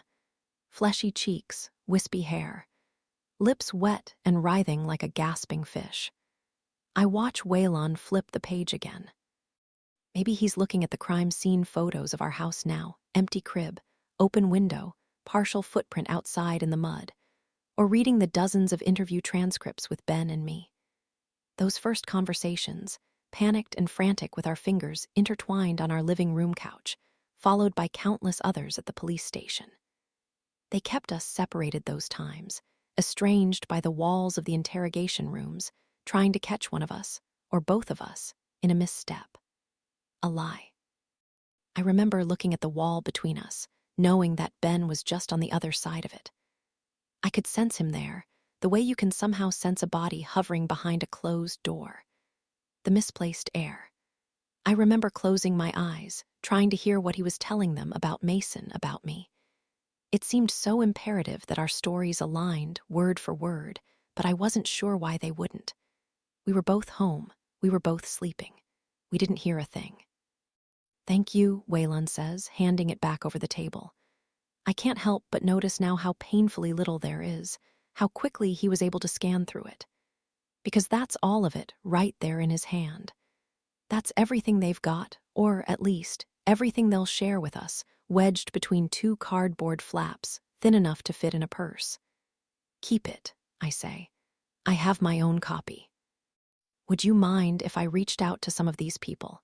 He asks, tapping the edge of the folder before slipping it into his briefcase. To interview? Friends, family, Ben. My family is off limits, I interrupt. Please don't bother them. Fine, he says. Fair enough. Friends are fine, I say, even though I don't have many of those anymore. Neighbors are fine. Ben. I stop, wondering how to word this delicately. I reach for the mug before me, even though it's empty, my fingers worrying their way around the edge. Ben isn't going to cooperate, I say at last. And honestly, he won't be happy I'm doing this, so I would appreciate it if you didn't reach out to him. Or at the very least, save him for last. Give him less time to try and talk me out of it. Okay, he says. But, you know, you're both his parents. It would seem a little one-sided if you were the only one who participated. I know how it looks. It looks bad. It looks like, like he doesn't want to help. And people say it looks like I'm exploiting my missing son for fame, I say. So, I've just learned not to care what people think it looks like. Everyone grieves in different ways. I'm reminded again of that dockhand back in Beaufort, his watery eyes as we watched that dolphin pushing her dead baby around the harbor with her nose. That must have been hard, Waylon says, shifting gears. You too, trying to deal with this together, but on your own. I look up at him, that simple explanation tearing a hole through my chest. Because that's exactly what it felt like. The two of us together, but also completely alone. Yeah, I say, my fingers hovering over Ben's ring, still tucked discreetly beneath my shirt. We just handled it differently, I had a hard time sleeping. I had a hard time doing anything, really. All I wanted to do was be involved in the case in every little detail. And Ben, well, I don't know. I force myself to swallow, take a deep breath. I can feel my eyes tightening, the blood vessels squeezing. He thinks I could be doing more harm than good, going out on my own like this. And he isn't alone, either. Other people think that, too. I think about Detective Dozier, the disapproval in his tone as he mentioned my keynote, no, my performance. The detectives told us after a couple months that Mason probably wouldn't be found alive. I continue. That, statistically speaking, they were more likely to find remains, probably. Waylon is silent, an apology in his eyes. They advised we try to find a way to make peace with it, but I just couldn't. I couldn't give up like that. I don't think anyone should expect you to. No, I say, shaking my head. I don't think so either. But Ben wanted to try, try to make peace with it. Not move on from Mason, obviously, but move forward. He tried to throw us into therapy, grief counseling groups, and I just wasn't ready for that. I made it pretty hard for him. Waylon nods, glancing at the collage of pictures on the wall. My entire home a persistent and painful reminder of everything that was taken from us. Everything we lost. When did you start doing that? He asks, gesturing to it. A few weeks after he was taken, I guess, when the official investigation started to slow down. I remember feeling surprised at how easy it was for everyone around me to move on. The first talk I gave was in a high school gymnasium, just days after the news had broken. Ben and I had set up the chairs ourselves, a couple dozen metal folding ones organized in rows, and it had been packed. The entire city showed up, bodies crammed tight as they leaned against the tumbling mats, leeching on to my every word. They were willing to do anything to help, anything. But when I held another one a week later, the crowd had visibly shrunk. We had volunteers who truly cared, for a while, manning tip lines and passing out flyers. But it only took a few months for the intrigue to fade for them, too. For them to tire, attach themselves to some other story, like ours had expired, and suddenly made them sick. That was the first time I ever considered responding to the true crime requests piling up in my inbox. Even though I didn't understand it, their fascination with violence, with pain, at least they cared. It started small, I say, standing up and walking closer. Just moving a few things from the table to the wall so I could see it all more clearly. And then it had spread, taking on a life of its own. Creeping toward the corners, mutating and expanding and growing like a tumor that had spiraled out of control. Has it gotten you anywhere? Into trouble, mostly. How so? I sigh as my eyes scan it all. The articles, the pictures, the giant map of the city, remembering the initial shock I felt when I finished sticking in those little ruby pins, stepped back and took it all in. These are sex offenders, I say, pointing to the pins. I'll never forget the rising dread as I saw them sprawled out across our street, our neighborhood, like a swarm of insects erupting from a beaten hive. The way they seemed to multiply outward and spread like cancer until the entire thing was bleeding red.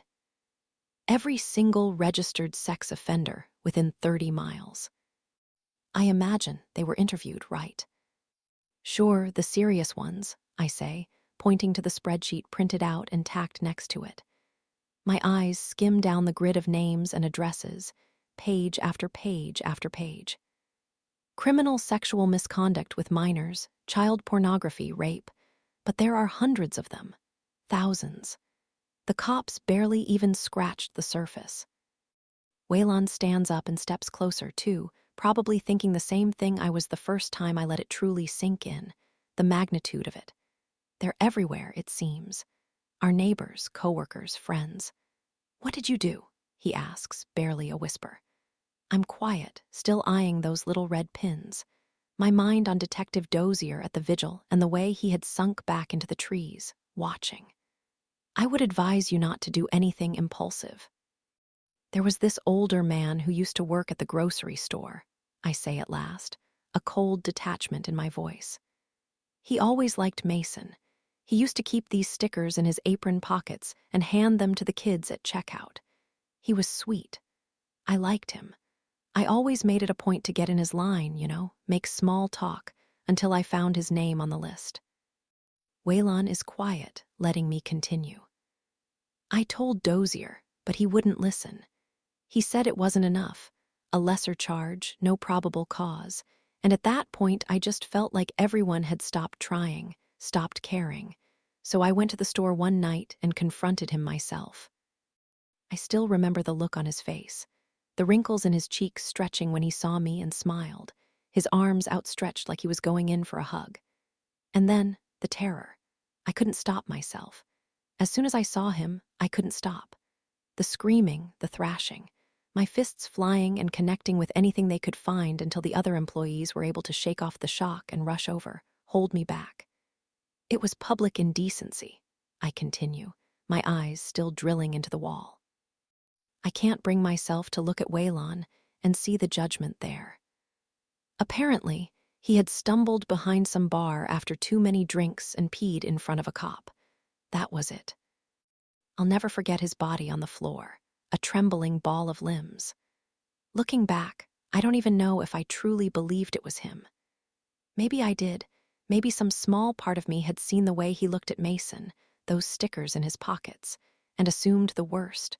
Or maybe I was just looking for someone to blame. An outlet for the anger that had been roiling inside me. It had been there so long, it was bound to boil over. "Any mother would have done the same thing," Waylon says at last, but it sounds like a courtesy. Like he can't think of anything else to say. "Yeah, well, he didn't press charges, so the cops went easy on me, but they've never really wanted me around after that," I continue. "Ben moved out shortly after. I guess it was his final straw."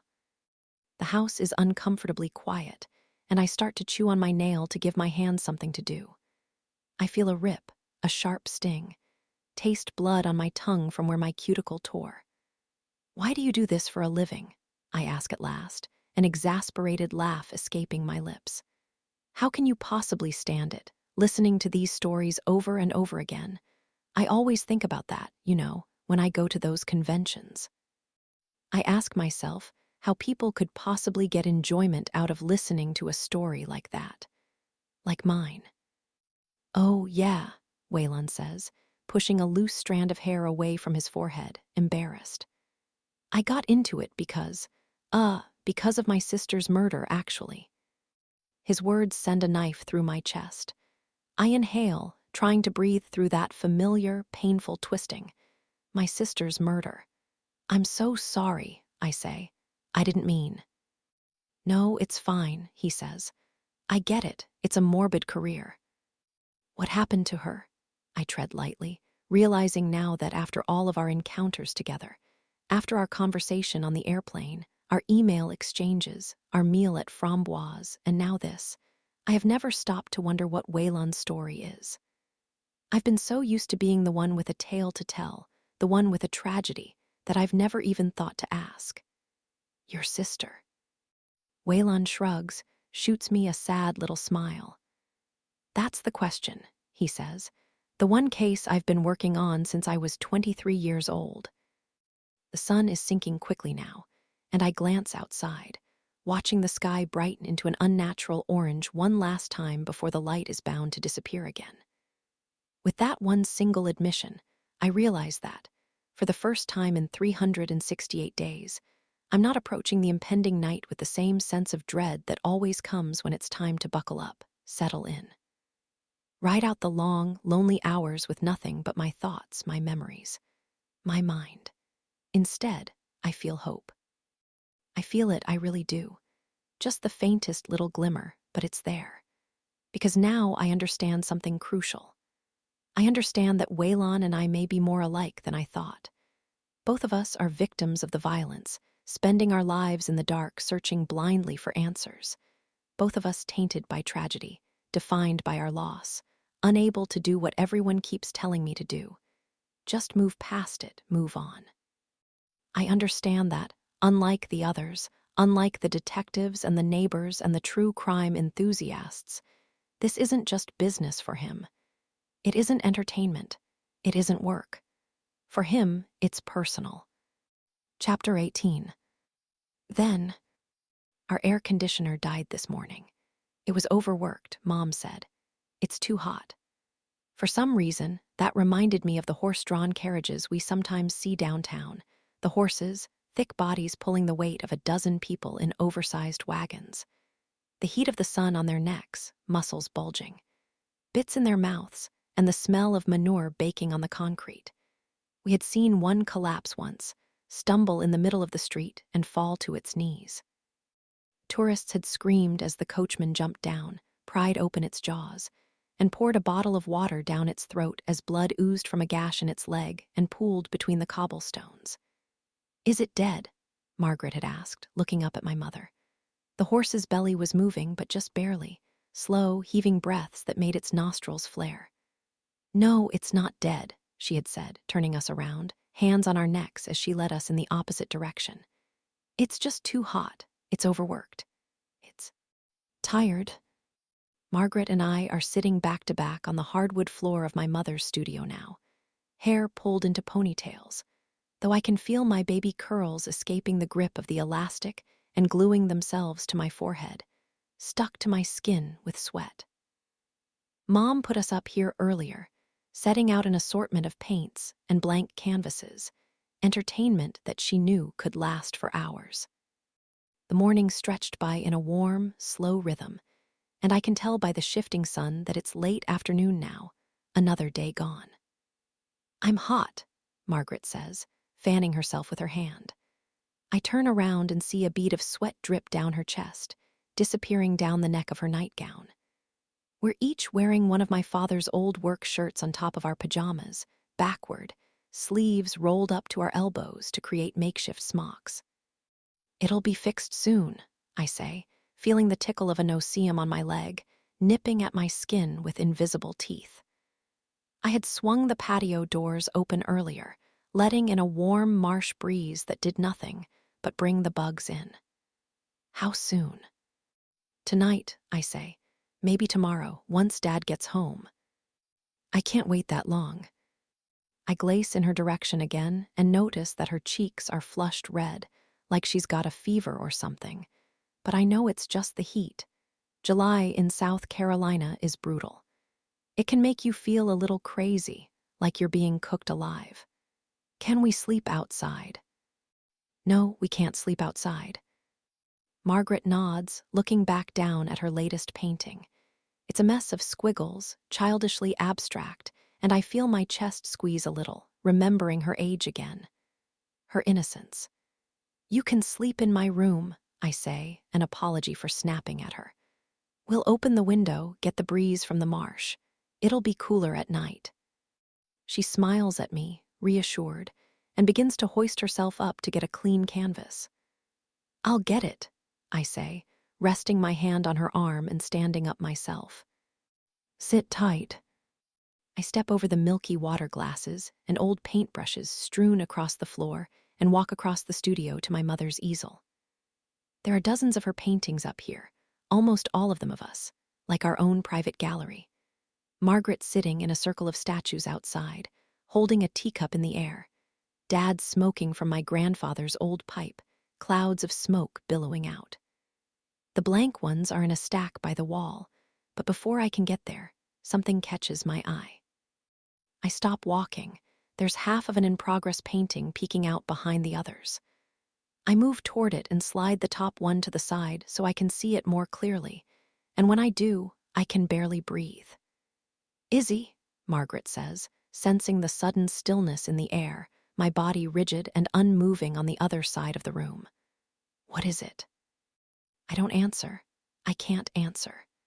I'm staring at the painting, fully in view now, a worm of worry writhing in my stomach. It's our backyard, that swath of green grass leading to the gentle hill that slopes into the creek. The long, wooden docks spooling out into the water and the oak trees on either side of it, their gnarled branches reaching out like wiggling fingers. It's nighttime, the moon high in the sky, and in the very middle of it all is a girl. Long brown hair, white nightgown, arms hanging heavy at her side as she stands ankle-deep in the marsh. "Look," Margaret says, and I jump at her sudden closeness. She's standing right next to me now, though I didn't even realize she had moved. She's pointing at the painting, the girl. "Look, Izzy, it's you." Chapter 19. Now. Early morning fog is still burning off the blacktop, hovering over the ground like a ghost. I leave my house at the first hint of dawn, deciding to walk over to the old man's house in the daylight. It only takes a few minutes now that I know where I'm going, and once I arrive, I size up it from the sidewalk, a little brick bungalow that would be easy to overlook. It's smaller than the other ones on the street, partially covered in overgrown shrubs and wild magnolia trees in desperate need of a trim. The paint is chipping off the siding, mold growing on the concrete sidewalk that leads to the front door. On the porch, the rocking chair is empty, swaying gently in the wind. I watch it, rocking on its own, and almost make myself believe that I had invented the entire encounter. Invented him. There's just something about the way he was sitting there, staring into the darkness. The way he was looking at me as if he didn't even seen me at all. I start to wonder if he was just a figment of my imagination, some kind of glimmer from my subconscious, so used to being alone so late at night that it just snapped its fingers and materialized some company out of the shadows. Because if I'm being honest, I have done that before. Seen things, heard things that weren't actually there. It is amazing, the kinds of tricks that the mind can play on you after 2, 3, 4 nights without sleep. The kinds of things it can make you believe. The jarring ding of my doorbell, but when I step out onto the patio, seeing it empty, Roscoe's incessant barking, but when I shoot him a look, finding him fast asleep. A fuzzy outline moving in my peripheral vision, getting closer, but when I snap upright and twist my head, open my mouth and begin to scream, realizing that it's nothing more than the dim afternoon light making shapes out of an empty corner. That still, I'm alone. But no, I know he was there. Roscoe was growling, staring straight at him. I had seen him with my own 2 eyes, heard the creak of his rocking chair. I had spoken to him. He just didn't speak back. I walk quietly up the porch steps and look at the chair. The wood beneath the rocker rails is heavily worn, the paint buffed away from years of use, indicating that it's been in that spot for a long, long time. I inch closer, close enough to touch it now, and trail my fingers down the armrest, feeling the splintery wood on the pads of my fingers. I have a sudden memory of Margaret in this moment, the way we would sneak into forbidden rooms, our fingers dragging across various surfaces, touching things that weren't meant to be touched. But then, like a dream, it leaves me again. I look down at the chair, glancing around, making sure nobody is watching. Then I turn around slowly, lowering myself down. Once I'm sitting, I rock back and forth wordlessly, the way he was. I look out at the street, at the very spot where I was standing before, and notice that, from this vantage point, I have a relatively clear view into part of my backyard. You have to look in just the right spot, a little clearing between some trees, beneath the streetlight, past a fence. But there, right there, is the back side of my house, that little tuft of neglected grass looking even more yellow from a distance. Only a few feet to the right, obscured behind some branches, is Mason's bedroom window. I can feel my heartbeat increase a little, a hopeful beating in my throat. Maybe that man saw something. Maybe he was outside that night, late, and saw someone in the backyard, creeping toward the window. Maybe he could identify someone. My thoughts are moving so fast, so frantic, I almost don't hear the groan of the front door opening beside me, the presence of someone new stepping outside. Who the fuck are you? I look up, startled, and see a man standing on the porch beside me. Only this man I recognize. I can't recall his name, but his features are hard to forget. Red hair, late 50s, with freckled skin and the kind of skinny stature that makes his hip bones protrude. I spoke to him once, a year ago now, and I remember thinking he was polite, friendly, but entirely unhelpful. Forgettable, even until this very moment. "Hi," I say, standing up and realizing with a stitch of embarrassment what I must look like. How strange it would be to walk outside and find a woman rocking in your rocking chair. "I'm so sorry. Let me explain." "Jesus, it's you." He seems relieved to recognize me, but at the same time he doesn't.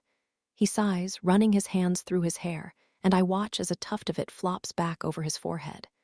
The motion triggers something in me again, a memory that I can't quite place. "Hi, yeah, sorry," I say. "We met last year when I was going door to door about my son, but I can't recall your name. I'm Isabel." I hold my hand out, smiling, and watch as the man stares at me, his thin lips set in a straight line. It's silent for a few seconds, my arm hovering in the air, and once it becomes clear that he's not answering, I retract it, clear my throat, and continue. "Listen, I was just wondering, does an older gentleman live here? The other night." "Get the fuck off my porch." I stare at him, taken aback, and fully register the way he's looking at me now, scrutinizing the dark bags beneath my bloodshot eyes. My tangled hair and the smudges of last night's makeup still cake to my ashen cheeks. He looks angry, maybe even afraid, and I suppose he has every right to be. I would be too, finding someone lurking this close to my home. I'm sorry," I say again, stumbling over myself to try and find the words. "I'm sorry for just showing up like this. I'm sure I gave you a scare. It's just that the other night I saw someone, and I was wondering if he might have seen someone." I stop, realization dawning on me slowly.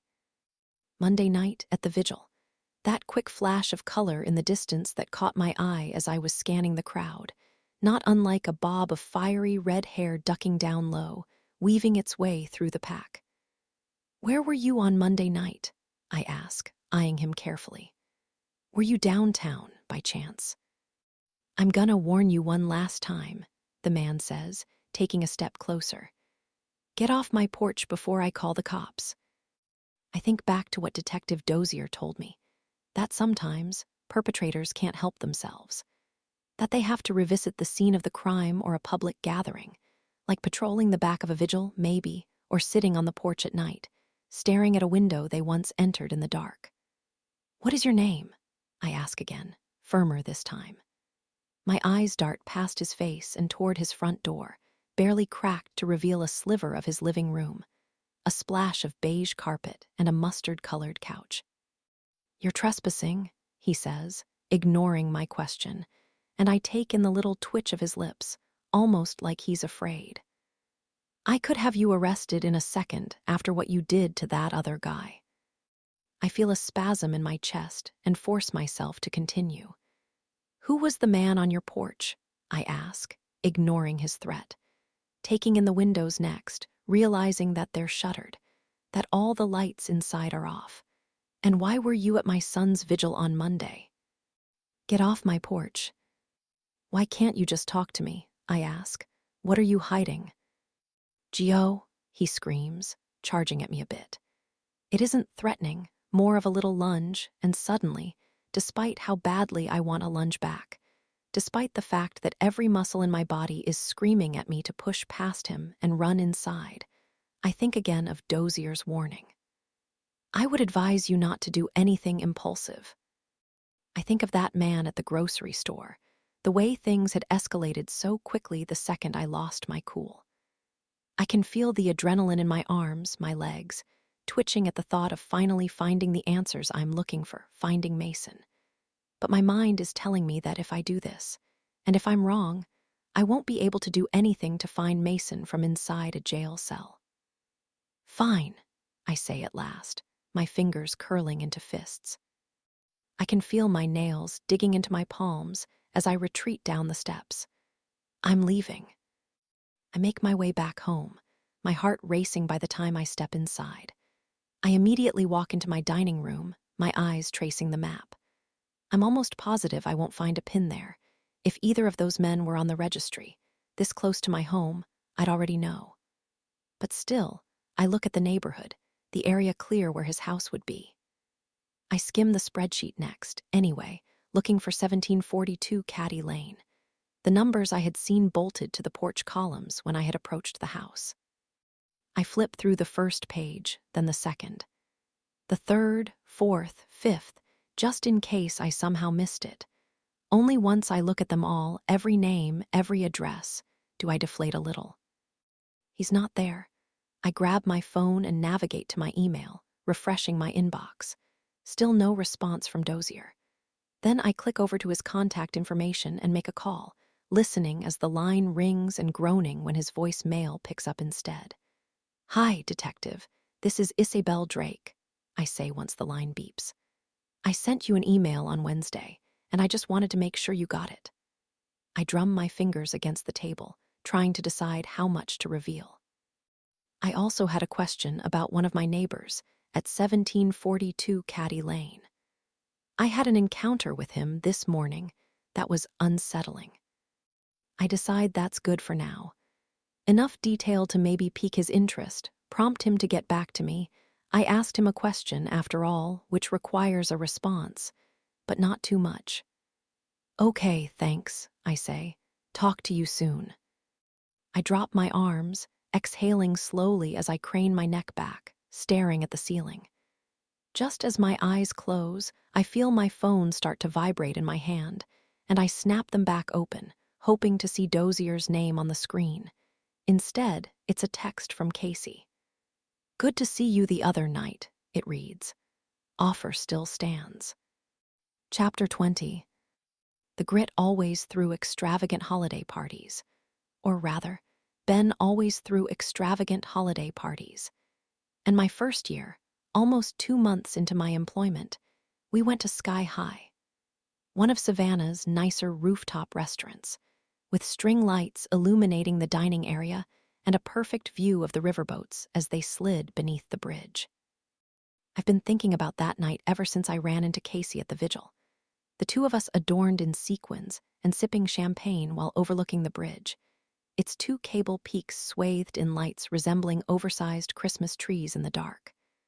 We were standing beneath a heater together, a faux fur shawl wrapped around my shoulders, when Ben walked in with a woman on his arm. "That's Allison," Casey had said, swirling the champagne in her flute and watching the little bubbles rise to the surface. Ben's wife. That was the first time I had heard her name. Allison. Allison Drake. I had seen pictures of her in Ben's office, of course, on that very first day when I had stepped inside. Pictures of the two of them together, intertwined on the hull of a sailboat or sprawled out lazily in a field of lush, green grass. But in those pictures, despite the fact that I knew she was real, logically, of course, I knew she was real, she was still only 2-dimensional to me.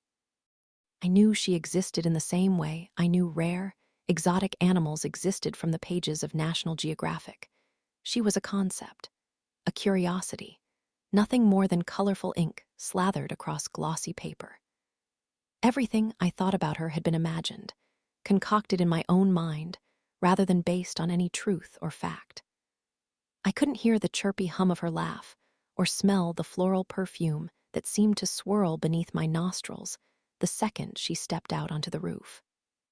She didn't have a name, Allison, or hair that bounced or hips that swayed or any of the other human things about her that suddenly seemed to hit me so hard. "She's pretty," I said, and she was.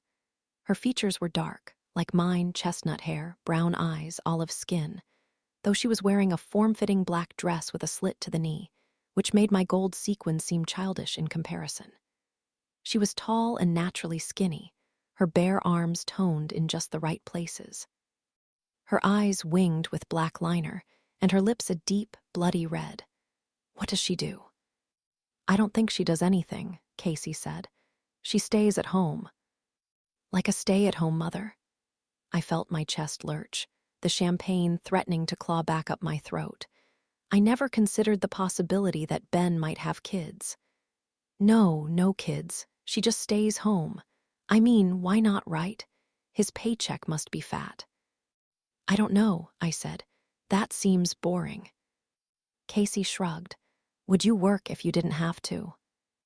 I watched as they floated from person to person, giving out handshakes and hugs. Ben was wearing a fitted navy suit, looking more handsome than ever, and I could barely peel my eyes from him. The way he effortlessly mingled with my coworkers and their plus ones, the way he seemed to say just the right thing to every single person, making them smile or laugh or nod along in agreement. And especially the way he held Allison, his hand on the small of her back, guiding her along everywhere he went. I'm getting a refill, Casey had said, knocking her champagne back and taking off toward the bar. I had nodded, barely even registering her voice, until I found myself standing completely alone as they made their way toward me.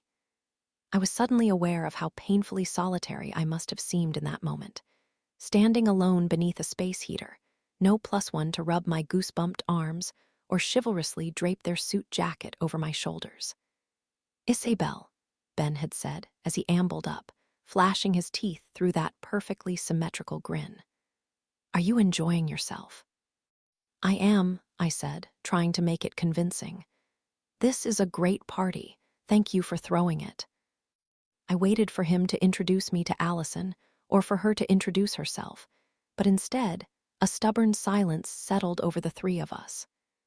My eyes darted around, looking for Casey to save me, but she was nowhere to be found. You must be Allison, I said at last, caving first.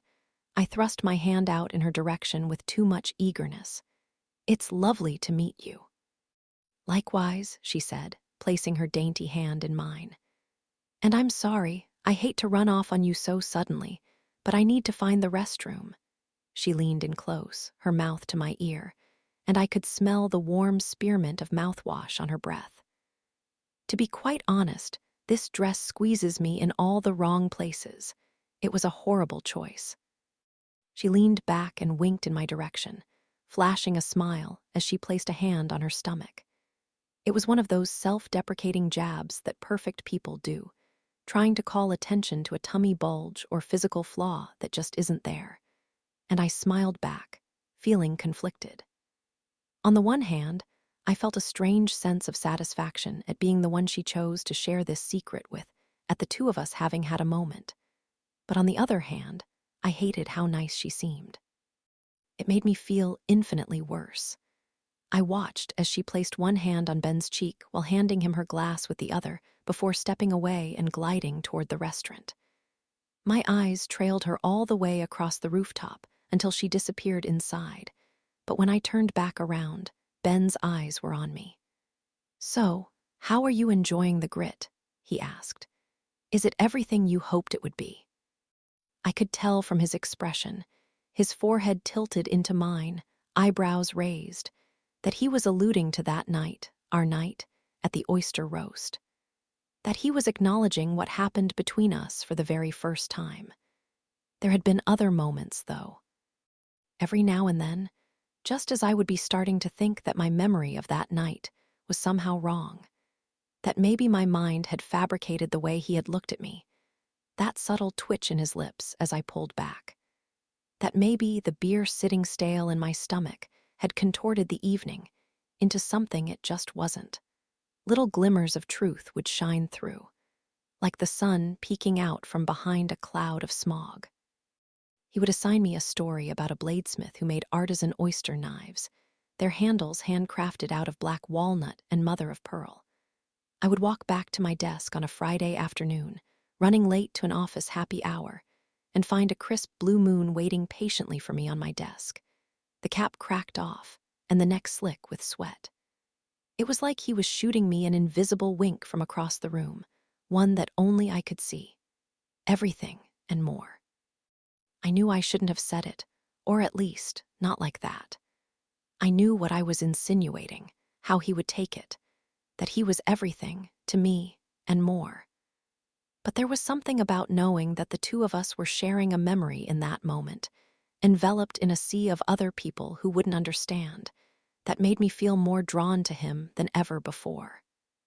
It was the knowledge that he had Allison, beautiful, charming, nice, funny Allison, and he still seemed to have an interest in me that made me feel both light and airy and simultaneously sick with dread at the exact same time. In truth, I didn't want to feel that way about him. Honestly, I didn't. That job, it was my dream. It was mine, finally, and I didn't want to do anything to give that up. So in the weeks that followed, every time I passed his office, my eyes would skip over his door, like a stone tossed over a glassy river. I tried to focus. I tried to pretend it wasn't him sitting on the other side of it. I tried to forget. But deep down, I knew it was too late. I knew there was nothing I could do to stop it. It was inevitable. Ben and I, we had chemistry. A reaction had started, a spark ignited, and both of us would soon be pursing our lips and blowing on it gently, giving it life. Strengthening a kindling into a full-blown fire. Chapter 21. I ignore Casey's text and decide to shoot a message off to Waylon instead. After all, if Dozier won't help me look into my neighbor and that man on his porch, I know Waylon will. Busy? I text, and within seconds my phone is ringing, his name on the screen. Hey, I answer, my voice unusually bright.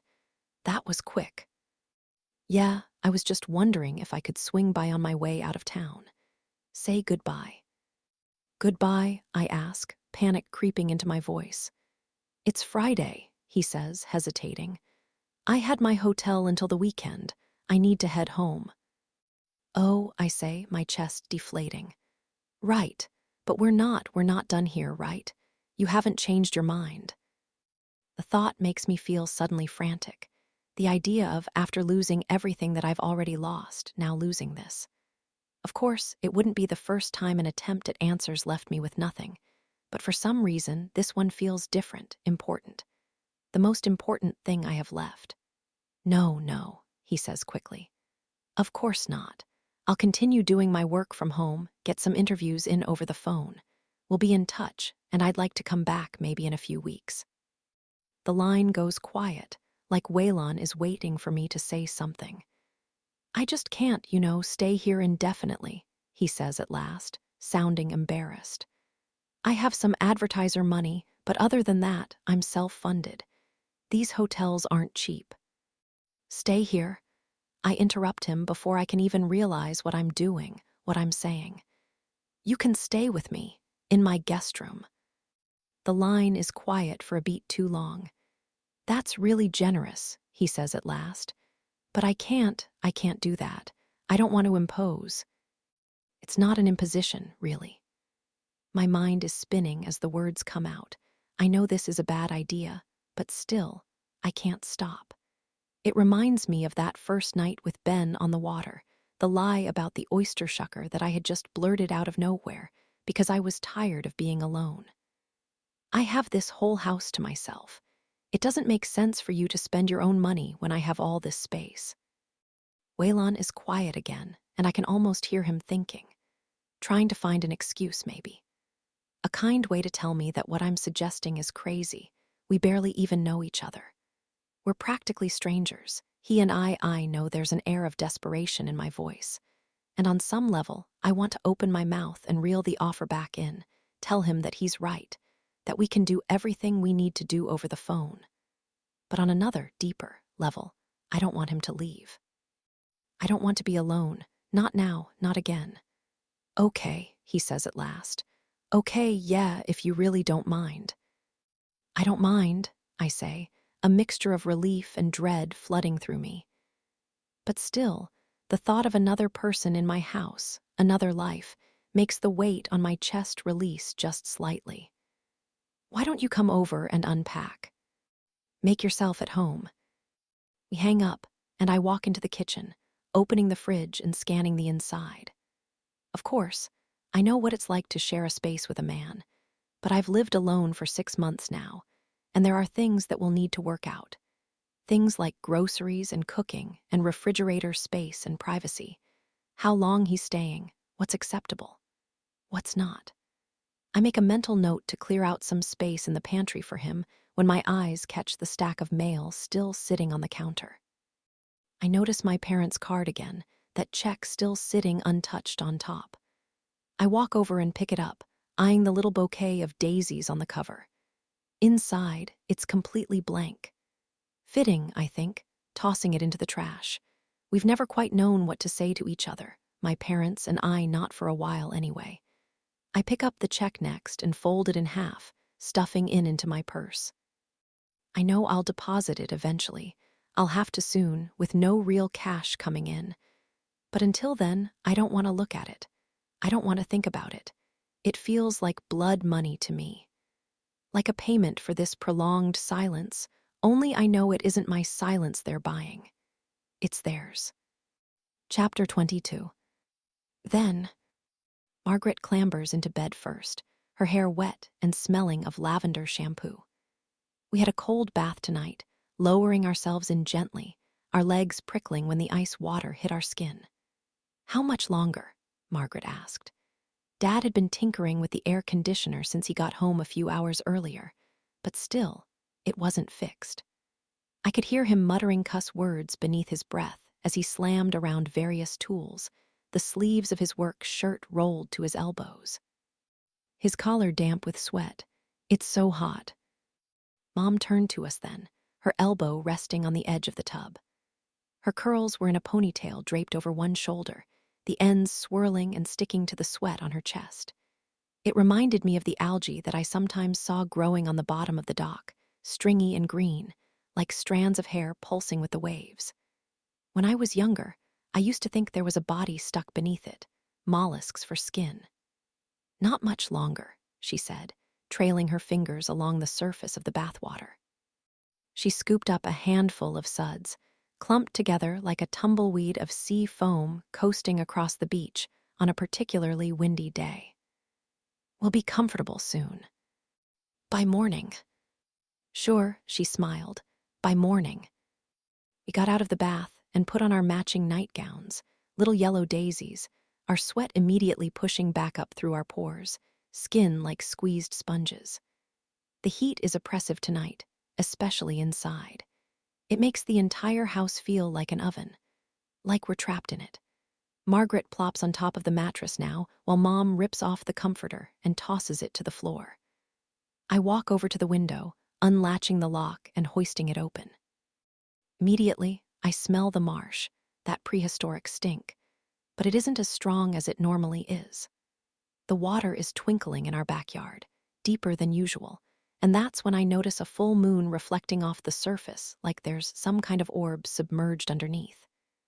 The intensity of it is masking our yard in an eerie kind of glow, somehow both dark and bright at the exact same time, and I remember that Dad had told me about this once. It's called a spring tide. When the earth, moon, and sun all find themselves in perfect alignment, something extreme happens. I turn around and find Margaret nestled in bed, her body like a pill bug, curling in on itself. She looks so small like that, so compact. I know that sleeping together will only make us hotter, body heat radiating, but I also know that Margaret's mind is her own worst enemy. She feels safest in the company of others. Don't forget to say your prayers, Mom says now, sitting on the edge of the mattress. I slide into bed beside her, already feeling the heat from Margaret's limbs searing into the sheets.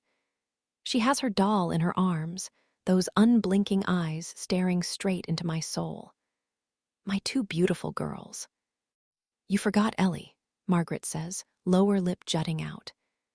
I look up at my mom and register her expression, her tired eyes and drooping smile, those thin, delicate fingers that rise to her sweat-dotted lip like she's trying to tamp something down, keep it from escaping. Yes, well, she says, clearing her throat. Of course we can't forget about Ellie. Margaret smiles then, pinching her eyes shut and placing her palms together, fingers stiff like they're stuck together with glue. Now I lay me down to sleep. I pray the Lord my soul to keep. I glance over at the thermostat glowing in the corner, watching as the degrees tick upward, 84, 85, 86, wondering how high it could go, how much more we could possibly take. Then I look back over at Margaret, her eyes still shut. If I should die before I wake, I pray the Lord my soul to take.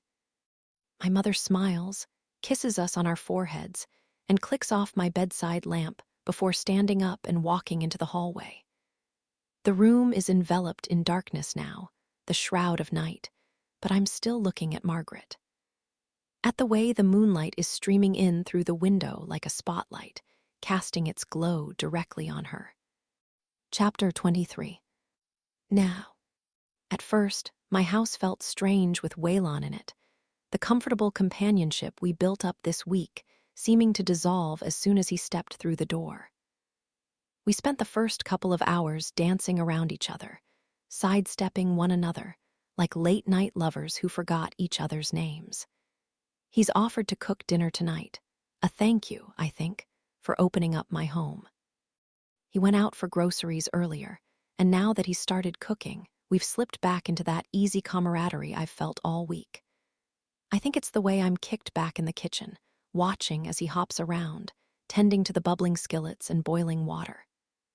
Cooking feels like a chore when it's done out of necessity, not for the taste or presentation, but for survival alone. But when you throw another person into the mix, it turns into an activity, a pastime. Enjoyable, even. An intimacy in the mundane, red or white. Waylon pulls 2 bottles of wine out of a large paper bag, hoisting both into the air. I point to the red, and he nods, uncorks the bottle, and glugs a healthy amount into an empty wineglass, pushing it in my direction. Thank you, I say, taking it by the stem.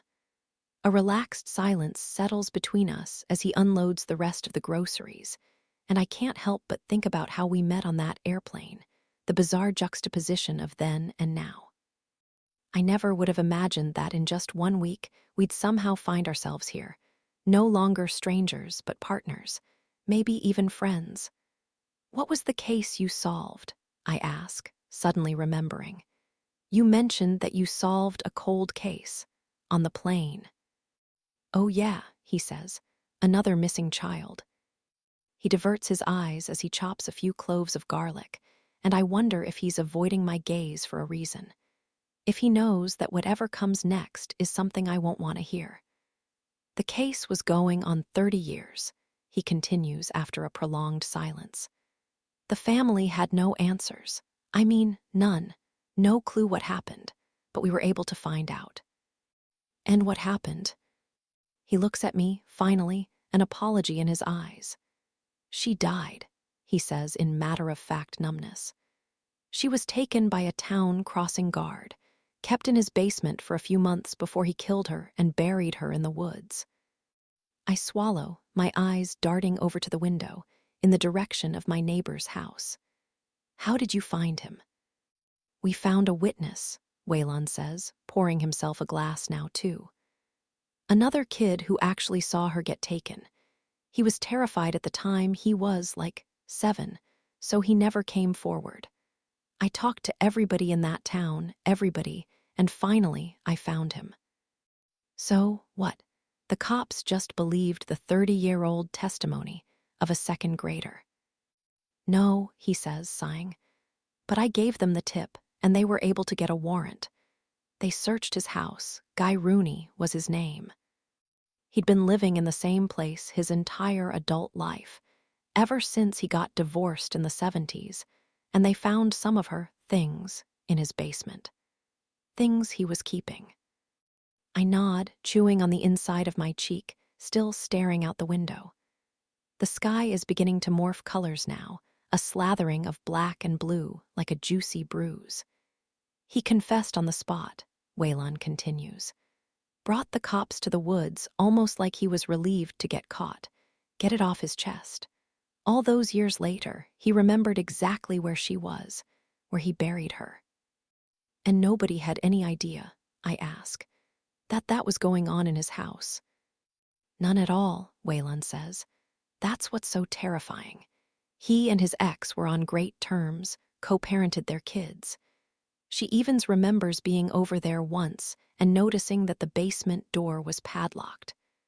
The girl was probably still down there, but, she never thought anything of it.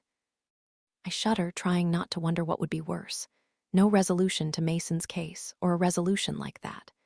The story makes me even more curious about my neighbor and that man on his porch. There has to be a reason why he seemed so guarded this morning. Why he didn't want me going near his house. Why they both refused to speak to me, and why he was at the vigil on Monday, watching from a distance. But that's enough about that, Waylon continues, changing the subject. Let's eat first. I hope you like chicken marsala. It's my specialty. You have a specialty, I ask, finally tipping my glass back and taking a drink. I'm still trying to figure out how to introduce the topic of my neighbor. I know that without any concrete evidence, a spot on the registry, or even a name, it's really nothing more than a feeling at this point. An instinct. Don't ask me to cook for you then. My specialty is spaghetti. Chicken nuggets when I'm feeling fancy. Waylon looks at me and smiles, but it's a sad kind of smile. He's thinking of Mason, I'm sure. The types of dinners I used to make for him, cut-up hot dogs and Kraft macaroni and cheese, tiny little finger foods served on plastic trays with cubby holes meant to keep them from touching. Family recipe, I should say, he continues. I can't take too much credit. I'm Italian. Italian, I repeat, fidgeting with the glass. I'm not quite sure what I am, to be honest. Southern, does that count? I think it does. He grabs a skillet and shakes it around a bit, filling the kitchen with the aroma of garlic and olive oil, oregano and shallots and salt. Your family has always been from around here, then. I look up at him. Every time he mentions my past, my family, it's in such a casual manner, like he doesn't care about getting to know the story, but instead, he just cares about getting to know me. I can't tell if it's genuine yet, if he really doesn't know, or if he's just good at faking. I'd like to find out. Yeah, I say. Though I'm sure you already knew that. He looks thrown off, like he's about to apologize, but before he can, I let out a laugh and take another sip. I'm teasing. Yes, born and raised in Beaufort. My dad, too, and his dad and his dad. As far back as it can go, I think. The Retts were like royalty in that town. I'm sure he catches the intentional use of past tense, but he doesn't ask. What brought you to Savannah? I came because of a job, I say, sinking deeper into my chair. I'm getting comfortable now, the easy back and forth of conversation in my own home, something that has felt so far gone lately, so foreign. I've missed it. But I stayed because of a boy, as stupid as that sounds. Ben. Yes, Ben. How did you two get together? The job, I laugh, glancing out the window again. I can't help but think about the fact that if someone happens to walk past my home, glimpses inside the illuminated window, it won't be one body they'll see sitting at the table, eating alone. It'll be two. He was my boss. I'm a walking cliché, I know. I wasn't gonna say it, Waylon smiles. But we didn't meet at work, I add. We met before then. So you quit the job, so you could be together. Pretty much. Sounds awful when you say it like that. Did you like the job? I loved it, I say, but I loved him too. Waylon tosses some mushrooms into the skillet, and it hisses back to life. We're quiet for a while, and I watch as he cooks, mixing in the marsala wine, the chicken broth, the heavy cream. People always judge me when they find out about that, and to be honest, if it had happened to anyone but myself, I'd judge them too. I never thought of myself as that kind of girl, the kind who would intentionally shrink in order to fit neatly into the life of another. But it wasn't like that with Ben. It was. I never even thought of what we had as an affair. That seemed too strong a word, too dirty, too wrong. And I think that's because the relationship that had started to unfold between us was situated somewhere in the murky in-between. Not wrong, exactly, but definitely not right, either. It was something that defied definition, something only we could understand. We didn't cross any concrete lines. We didn't break any rules. We never had sex. We never even kissed, apart from that night on the river, which, in my mind, didn't even count. I never thought of myself as the other woman with Ben, because I wasn't. But at the same time, I was. I know I was. To Allison, I was. Or at least I would have been, had she known. It seems naive now, maybe willfully so. But at 25 years old, I had painted a picture in my mind of what cheating was. And it practically mirrored cable television. Cheap motel rooms paid for in cash, burner phones, sleazy encounters that ended with shame and tears and lies. But it wasn't like that with Ben. It never was. It was coffee together every morning, our faces pushed close in our favorite corner cafe. Memorizing each other's orders and writing nicknames on the cup. It was inside jokes and multi-hour conversations, seamlessly switching between laid-back small talk and sharing our innermost thoughts, our deepest desires, as if we had known each other for years instead of months. Sharing a cocktail after work when everyone else had gone home, followed by late-night text messages. I can't sleep. The unspoken suggestion that he was lying awake, next to her, but still thinking of me. In a way, the PG nature of our relationship made it even more intimate, more real. It was like a high school love that wasn't yet cheapened by sex, something innocent and pure. It didn't make me wonder if the physical aspect was all that he was really after, all that mattered. It didn't make me wonder if he was just that kind of guy, a cheater. And it didn't force me to look at myself in the mirror and decide if I was proud of who stared back. At the time, it almost seemed valiant, to be honest. Ben's refusal to get physically close. Like that very first time on the water, he had walked away and continued to do so every single time.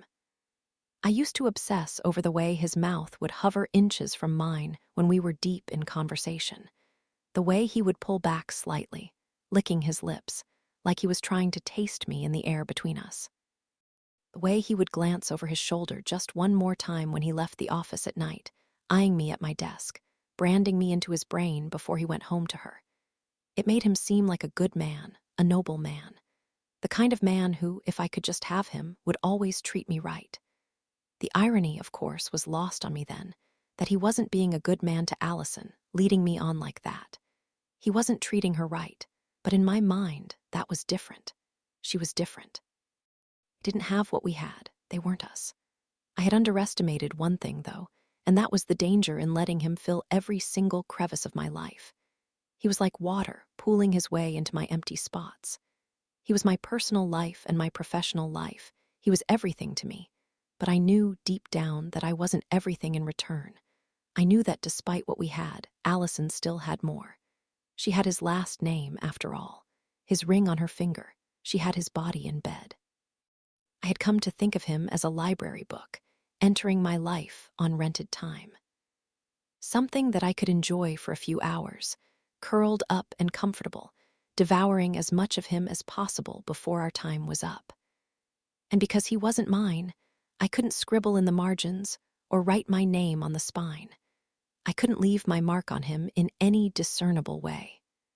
Sometimes, when he stood up from his bar stool, the room around us dark and quiet, his glass bone dry, I could feel him draining from me slowly, like blood seeping from an open wound. When he opened the door and stepped out into the night, I was left with an overpowering emptiness, like I ceased to exist. I went freelance, I say now, trying to make it sound exciting. Trying to convince Waylon that I do, in fact, work. I got to write for all kinds of publications. I even traveled around a little, got to see different parts of the country. Waylon nods, dumps of a box of pasta into the boiling water. Freelance is nice. His tone is polite, poised like he's commenting on the weather. Working for yourself. There's a freedom to it. Ben was married when we met, I blurt out, turning to the side. I don't want to see the look on his face, the appraisal in his eyes. I don't really want to be telling him this. It's not something I'm proud of. But I know he'll find out eventually, if he hasn't already. He's going to be talking to my friends and my neighbors. Detective Dozier. I'd rather him find out from me. But we didn't, you know. We weren't together when they were together. They get divorced? He asks, his voice clipped. We're getting personal now, the mood veering quickly from easy small talk to something deeper. Neither of us is looking at the other.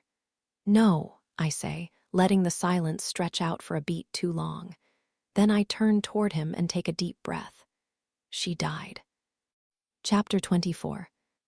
Ben hadn't come into the office for 3 straight days. I was starting to worry, wonder if maybe it had something to do with me.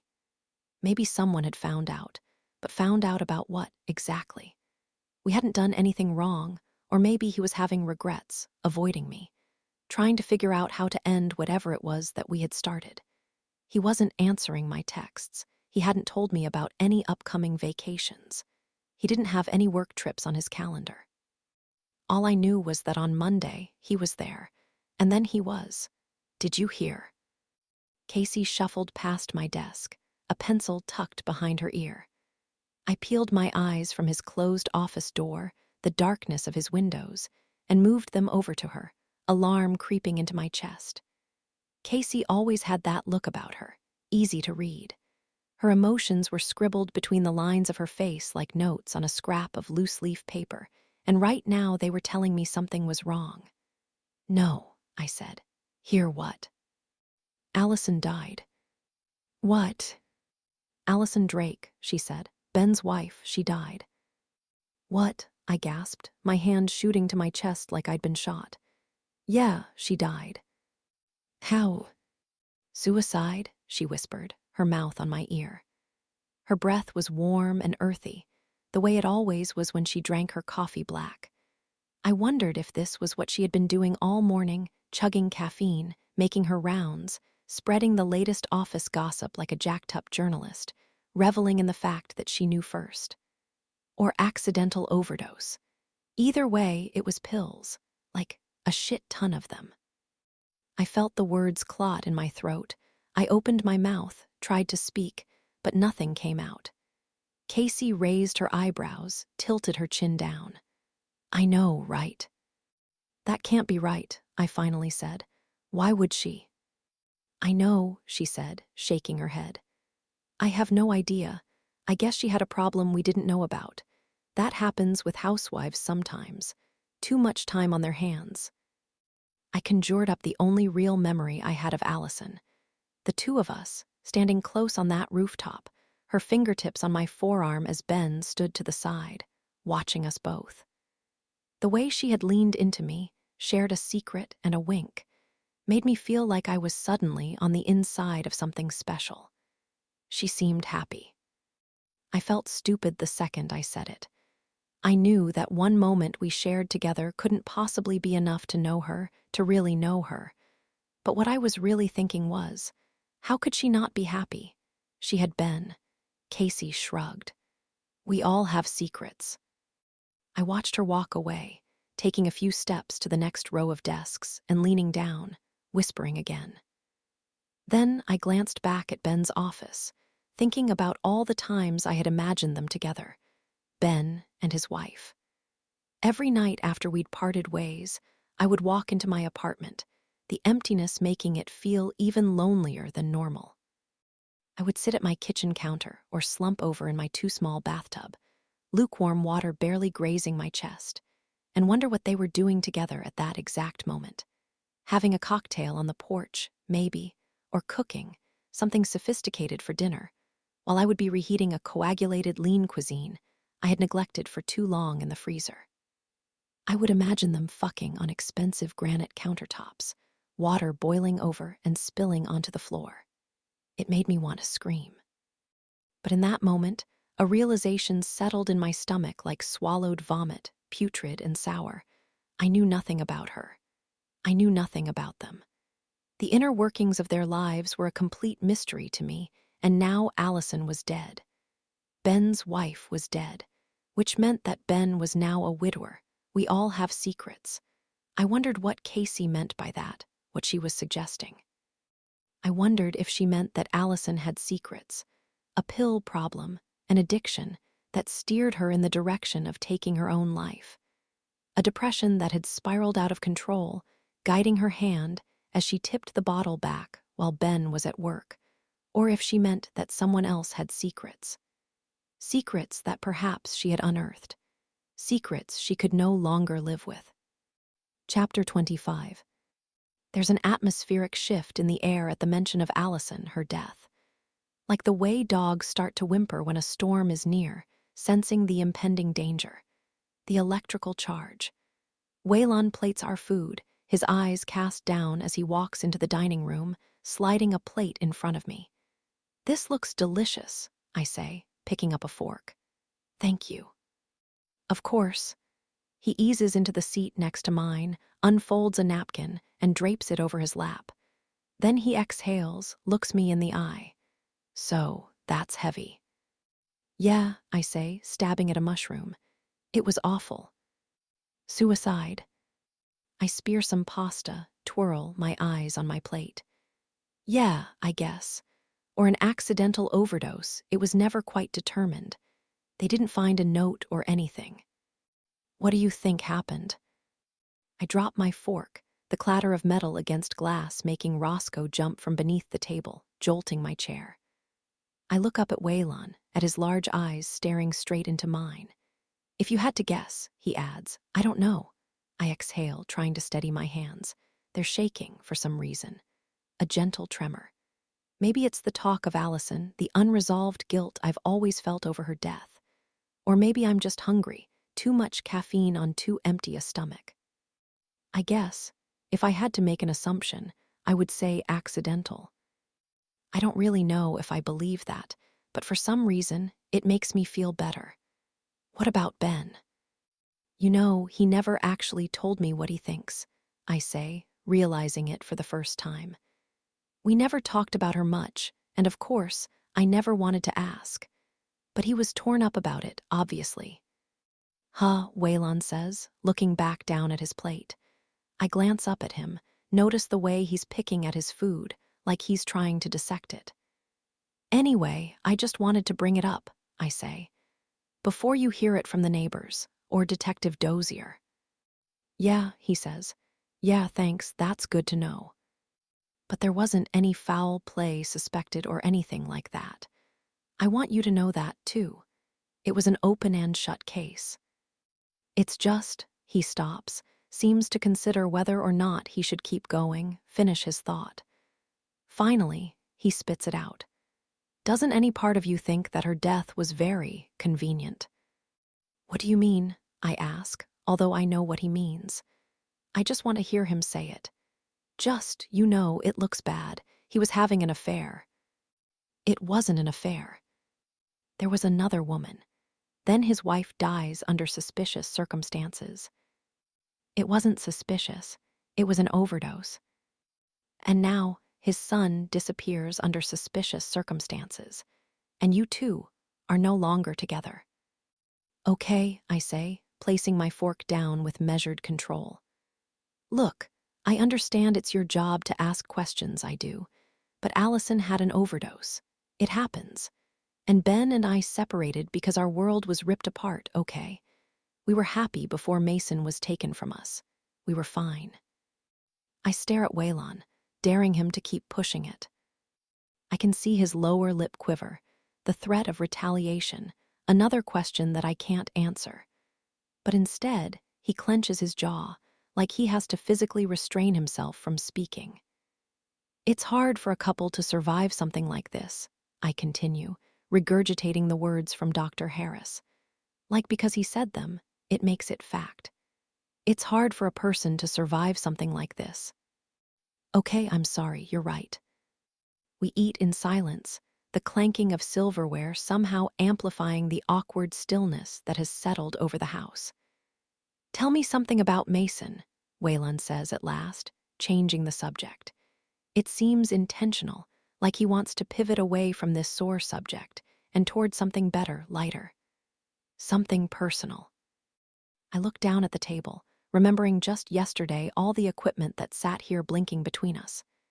It had reminded me of those first recorded interviews at the police station, the antiquated cassette player with spinning wheels like eyes, of Detective Dozier on the other side of it, and the way he'd pace, trying to unnerve me. "Let's see," I say, picking up my glass, twisting the stem between my fingers.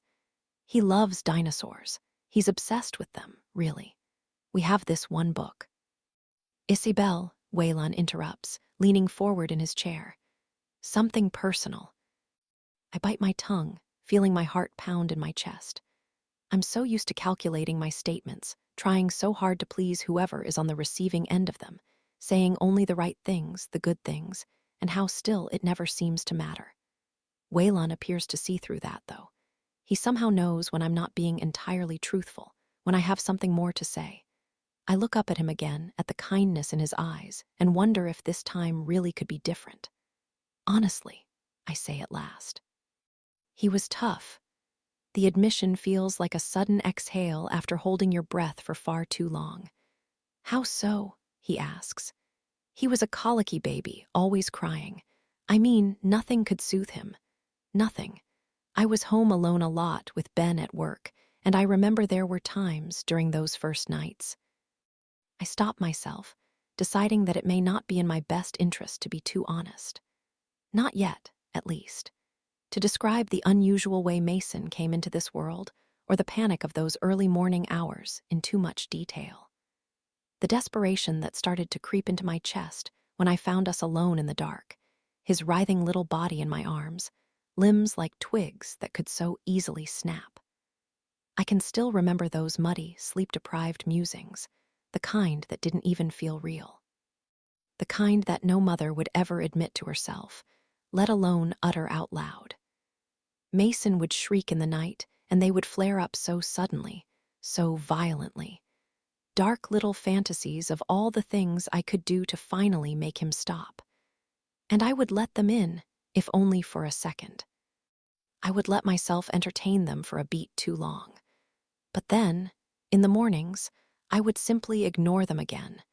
Pretend they were never even there to begin with. I would feel my cheeks burn hot with shame as I lifted him out of his crib and smothered him in kisses, casting them back into the recesses of my mind where the other banished feelings lived. Naughty and nocturnal, curled up in that dank cave of my subconscious, skulking around until the sun dipped below the horizon again, and it was safe for them to crawl back out. "It's just hard," I continue. "Being a mother, it's not what you expect it to be. Nobody ever warns you about the spite that comes in the night when you're operating on 2 hours of sleep. Nobody ever tells you about how resentful you begin to feel toward a person you created, a person who relies on you for everything, a person who never asked for any of this." Waylon shifts in his chair, uncomfortable, before taking a deep sip of wine and returning his attention to his plate. I'm sure he was imagining something different. One of those rosy memories mothers relay with stars in their eyes, making everyone else feel botched. I don't really know what drove me to say it. The intimacy of this dinner, maybe, of sharing a meal with someone in my own home for the first time in months. Or maybe it's because Waylon has been the first person in so long to really listen to me, to believe me, and we've been tiptoeing toward this type of raw honesty ever since that day on the plane when he placed his card on my knee. Whatever it is, it feels good, the admission, even though I know it's not what people want to hear. It feels honest. Finally, something honest. The fact is, I've never been able to be honest. Not to Ben, my parents, the other mothers at daycare, especially the other mothers.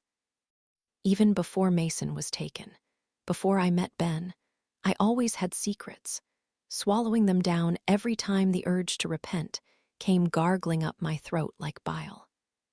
I learned fairly quickly that when people asked how I was doing, how I was holding up, they didn't actually want an answer, not a real one anyway. So I simply ignored that little needle prick that stuck in my jaw, the threat of impending tears. and plastered on a smile, giving them the answer I knew they expected. That everything was good, everything was fine. In fact, no, everything was perfect. Chapter 26. Waylon and I are still in the dining room hours later, the table pushed to one side so we can sit on the floor and stare at the wall. Mason's case file is between us, along with the 2 bottles of wine, both of them empty. We've since moved on to liquor, a whiskey on the rocks for him, and for me, a vodka soda, a single slice of lime bobbing on top. "Did you ever leave a spare key outside?" he asks. It's late, almost 1 in the morning, and there's a little slur in his speech, barely there, like his tongue is numb. His eyelids are heavy, and although I'm sure the alcohol isn't helping mostly, I think he's tired. He's ready for sleep. One that someone else might have known about. "No," I say, shaking my head. Ben was always opposed to that, ever since I found ours missing from under the welcome mat. Waylon raises his eyebrows, but I shake my head. "That was years ago," I say. "Mason was like 6 months old." Waylon looks back down, nodding, and I can still remember its grimy outline making my stomach squeeze. Ben had assured me that we had probably just misplaced it. Maybe it fell out of my pocket on one of my walks with Roscoe, or slipped through the wooden slats of our porch. But still, it spooked us. The thought of somebody else being able to lift up that flimsy piece of fabric and let themselves into our lives so easily, almost as if we had invited them in ourselves. It made me realize that we were too trusting, that, too often, we just assume nobody is out to hurt us. That nobody is watching when we walk around our houses at night, blinds open, the lights from inside illuminating our every move. That when we step outside and lock our doors, stash the key beneath a flower pot or wedged behind a rock, they're not going to walk up behind us and dig it back out. That the violence isn't always looking for a way in, always poking and prodding at our lives, searching for a soft spot to sink in its teeth. "What about the baby monitor?" he asks next, and I shoot him a look. "The batteries were dead. Remember, I told you." "Sorry, yeah," he says, rubbing his eyes. "What I mean is, did the monitor keep any earlier recordings? Like, did they save? Like a security system?" "Yeah, they did," I say. "It was connected to Wi-Fi, so the video synced to our cell phones and laptop. You control it all from an app." "Do you still have that old footage?" "I should," I say, speaking slowly. The police had asked for footage of that night, the night he was taken, but since the batteries were dead, I couldn't help them. They never asked for earlier footage, though, and I never really thought to look. It didn't seem important, looking inside the house. I had spent all my time looking outside of it. Why? "Just in case there's something on there to see," he says. "In the days leading up to his kidnapping, you never know." I nod, push myself up from the floor, and walk over to the table, grabbing my laptop. I bring it back over to Waylon, who's taking another sip of his whiskey, his eyes inspecting something at the bottom of his glass. I open the laptop, type in my password, and find the folder housing the old recordings, buried deep in my hard drive. There are hundreds of files in there, organized by date, each one storing a night of Mason's life. "I guess I'll start about a week earlier," I ask, looking at him. He shrugs, nods, so I double-click on the file labeled Thurs Feb 24, 2022, and hold my breath as a video loads. It starts in the morning, 6 a.m., with Mason sleeping. My breath catches in my throat as I watch from the corner of his nursery, where the camera is mounted, his little body lying still on the mattress. "He's cute," Waylon says, and I look over my shoulder at him watching the screen. He smiles at me. Big head of hair. "Yeah," I say, that familiar sting in my eyes. After a couple of minutes, he starts to stir, and a few seconds later, I see his door crack open, and I watch as I walk into his bedroom, leaning into his crib and picking him up. I plant a kiss on his cheek, bouncing him around and making him laugh, before we walk back out the door and leave the room empty behind us. I was hoping we might be able to see his window, Waylon says, pointing at the screen. But it doesn't look like it. Not from this vantage point. No, I say. The camera is mounted behind his crib, facing the door. The window is next to his crib, so it wouldn't show up here. I click on the timer at the bottom of the video, fast-forwarding through a couple hours of empty room. Around midday, I watch as I drop Mason back off for a nap. Then later that night, as I carry him over to his bookshelf, choose a story, and read it to him in a rocking chair in the corner, lulling him to sleep. We're both quiet for a while until I clear my throat, trying to push down the tears I can feel crawling their way up. "Thanks for doing that," Waylon says, his voice soft. "It was worth a shot. But hey, I'm going to bed. And you should, too. We'll pick this up in the morning." I nod, give him a close-lipped smile, and watch as he stands up and puts his glass in the sink, slinking off down the hall and closing the door behind him. I hear the faint shuffles of movement in the guest room, pulling back his comforter, removing his clothes, and wait until the light clicks off, the crack underneath the door going dark. I look again at my laptop, at Mason, now back in his crib. I could sit here for hours, watching him sleep. I stand up with my laptop and make my way to the table, taking a seat. Then I click on the timer and drag it again, speeding through the night, watching Mason as he twitches in fast motion. The room grows darker, a gentle glow emitting from his nightlight in the corner, until suddenly it starts to brighten up again. Daylight coming. Then, at 6 o'clock the following morning, the recording stops. I lean back in my chair, thinking about what I just saw. It's so simple, just a day, just a regular, normal day, but at the same time, so hard to process. It's mind-numbing sometimes, thinking about how different my life is now. How lonely, with Mason's nursery just an empty room collecting dust, a skeleton stripped of life. I glance at the clock on my wall, 1:30 a.m., and back at my laptop, deciding to watch another. I click on a random day, going back a couple of months, and watch again as my life unfolds before me like a dusty old carpet, getting unspooled after years of neglect. I do the same thing as before, watch the parts with Mason in them, fast forward through the rest, and when that one is done, I choose another. I watch Mason as a newborn, so impossibly small, then decide to jump forward and watch as he teaches himself how to rock on his knees in his crib, getting stronger. These are the little moments that I had missed, the moments tucked behind a closed door, unfolding while I slept. But now, I don't want to miss any of them. I don't want to miss a second. I'm on another video now from early December, 3 months before he was taken, and watch as Ben rocks him to sleep this time. He's whispering something into his ear, over and over, before walking him to his crib and resting him inside. I watch as he walks away, turns off the light, and I start to fast forward again, getting ready for the timer to end and the video to stop, until suddenly, I catch a movement. I pause the video and look down at the timer. 3:22 a.m. I look back at the frozen image, squinting, trying to figure out where the motion was coming from, and then I realize, it's coming from the crack underneath his door. It's coming from the hallway. I start the video again and notice a subtle shadow moving across the door, like someone is out there, walking. Ben going to the bathroom, maybe, or grabbing a glass of water. But then I watch as the door slowly starts to open, and I see myself step inside. Mason must have been crying, I think, even though he looks fast asleep.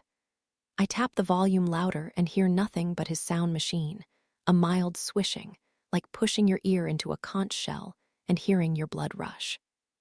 I lean closer to the screen, hypnotized, as I see myself walk into his nursery, toward his crib. And then, suddenly, I stop moving. What am I doing? I say it out loud without even realizing because it's so strange, watching myself like this. Seeing me standing in the middle of Mason's bedroom, unmoving, and that's when the memory hits me hard. My hand shoots to my mouth, stifling a gasp. What was I doing? Margaret and I, lying in bed, her cheek pushed into the pillow as she stared at me, eyes wide and afraid. Just standing there. Your eyes were open. I watch for another minute, waiting for my body to do something on screen, but still, I don't move. My feet are cemented in place, my eyes open, staring straight ahead. It scares me when you do that. I want myself to move so badly. I want myself to do something, anything, other than just stand there, comatose. The whites of my eyes glowing in the camera like an animal caught in headlights. Finally, I can't take it anymore. I click on the timer and start to fast forward, watching as my rigid body sways in a jerky rhythm as the clock ticks forward. 3:45, 4:15, 4:45, 5:05. Finally, at 5:43 a.m., I watch my body turn around and walk back into the hallway after 2 hours of standing in place, shutting the door behind me. Then I stare at Mason, asleep in his crib, oblivious to it all, for another 17 minutes until the video cuts off and the screen goes black. Chapter 27. Then, it's a groggy morning. I wake up slow, like my brain is trudging through mud. I can taste the sleep on my breath, thick and heavy, and feel a phlegmy film on my tongue, like the kind you peel off a boiled egg. It takes a few blinks until my eyes are fully adjusted, the world coming to in a blurry kind of haze. But when it does, I instinctively know that something is wrong. The first thing I notice is the quiet. There are no cicadas shrieking outside my window, no birds signaling the start of a new day. It's almost as if the world has stopped turning and I'm caught up in the stillness of it, floating. There's the smell of the marsh, too. It's stronger than last night, almost overpowering, like the water somehow seeped in through my window and spilled onto the carpet. I imagine it for a second, the tide getting higher until it reaches the house. Climbing up 2 stories, brown water pouring through every crack and crevice and window and door. Trapping us inside, taking us down, drowning us all. I clear my throat. We slept in. My voice has a croakiness to it, like an unused instrument, and I roll over to face Margaret. I expect to see her face pushed into my pillow, those big, blue eyes staring back into mine, but she's not there. Margaret. I sit up. That's why it's so quiet, I realize. Margaret isn't here. Usually, when I wake up before her, I can hear the steadiness of her breath, a gentle snore vibrating in her throat, the graze of her limbs rubbing against my old, scratchy sheets. I glance over to my attached bathroom, but the door is wide open. She isn't there, either. I fling my legs over my bed, push my feet into the carpet, and feel a wetness gush through my toes. I yank my feet away and look down, the little puddles that had collected from the pressure sinking back into the carpet like footprints on damp sand. Margaret. I get out of bed and start walking toward my bathroom. The carpet is moist, and for a second I think again about that strange vision, the water from the marsh pouring into my bedroom. But I know that's not possible. It could never get that high. I turn on the bathroom light and squint at the brightness, noticing more water on the floor, one giant puddle creeping toward the walls, and a few dank towels heaped in the corner. Already, they're starting to sour. Was this from our bath? I wonder, taking a step closer. Maybe we made a bigger mess than I thought. I imagine Margaret clambering out, water spilling from the side of the tub before Mom grabbed a towel and dried her off, tossing it in the corner, pulling on our pajamas and turning off the light, leaving it for tomorrow. But then I see myself in the mirror's reflection, and I know that's wrong, too. I look down, grabbing the fabric of my nightgown in my hands. I'm wearing a different nightgown from what I had on last night. I know it's different. I remember because I remember the little daisies on Margaret's, her body like a flower field as she lay on my mattress. Mine had daisies too, only bigger, like Mom meant for our clothing to signify our age. But now, the one I have on is just a clean, crisp white. Margaret. Something is wrong. I know something is wrong. I can sense it, a throbbing in my bones like waking up after a growth spurt. Like my body is threatening to rip straight through the skin. And then there's that feeling again, that niggling in my brain, daring me to remember. I lift my arms and place them on my neck, feeling my jugular pulse. I'm trying to relax, slow my breathing, and that's when I feel it. Something behind my ear, beneath my jaw, that little patch of delicate skin. I lower my hand and look down at my fingers, at the faint smear of brown, and lift them to my nose, inhaling slowly. I'd recognize that smell anywhere, like death and decay. It's pluff mud. I throw my hair over my shoulder and lean into the mirror, trying to catch a glimpse at my neck. And there, just beneath my ear, are 3 little streaks, like fingers. I run back into the bedroom, feeling my heartbeat climb in my throat. Then I dash into the hallway and run down the stairs, taking them 2 at a time. My thoughts are swirling around me now, thick and heavy like a cloud of gnats. The spring tide and the water on the floor and the footprints on the carpet. Me, eyes open, walking into the darkness. My mother's painting, my toes in the marsh. Margaret, always following me, even when she's afraid. I hit the landing and turn into the kitchen, expecting to see her there.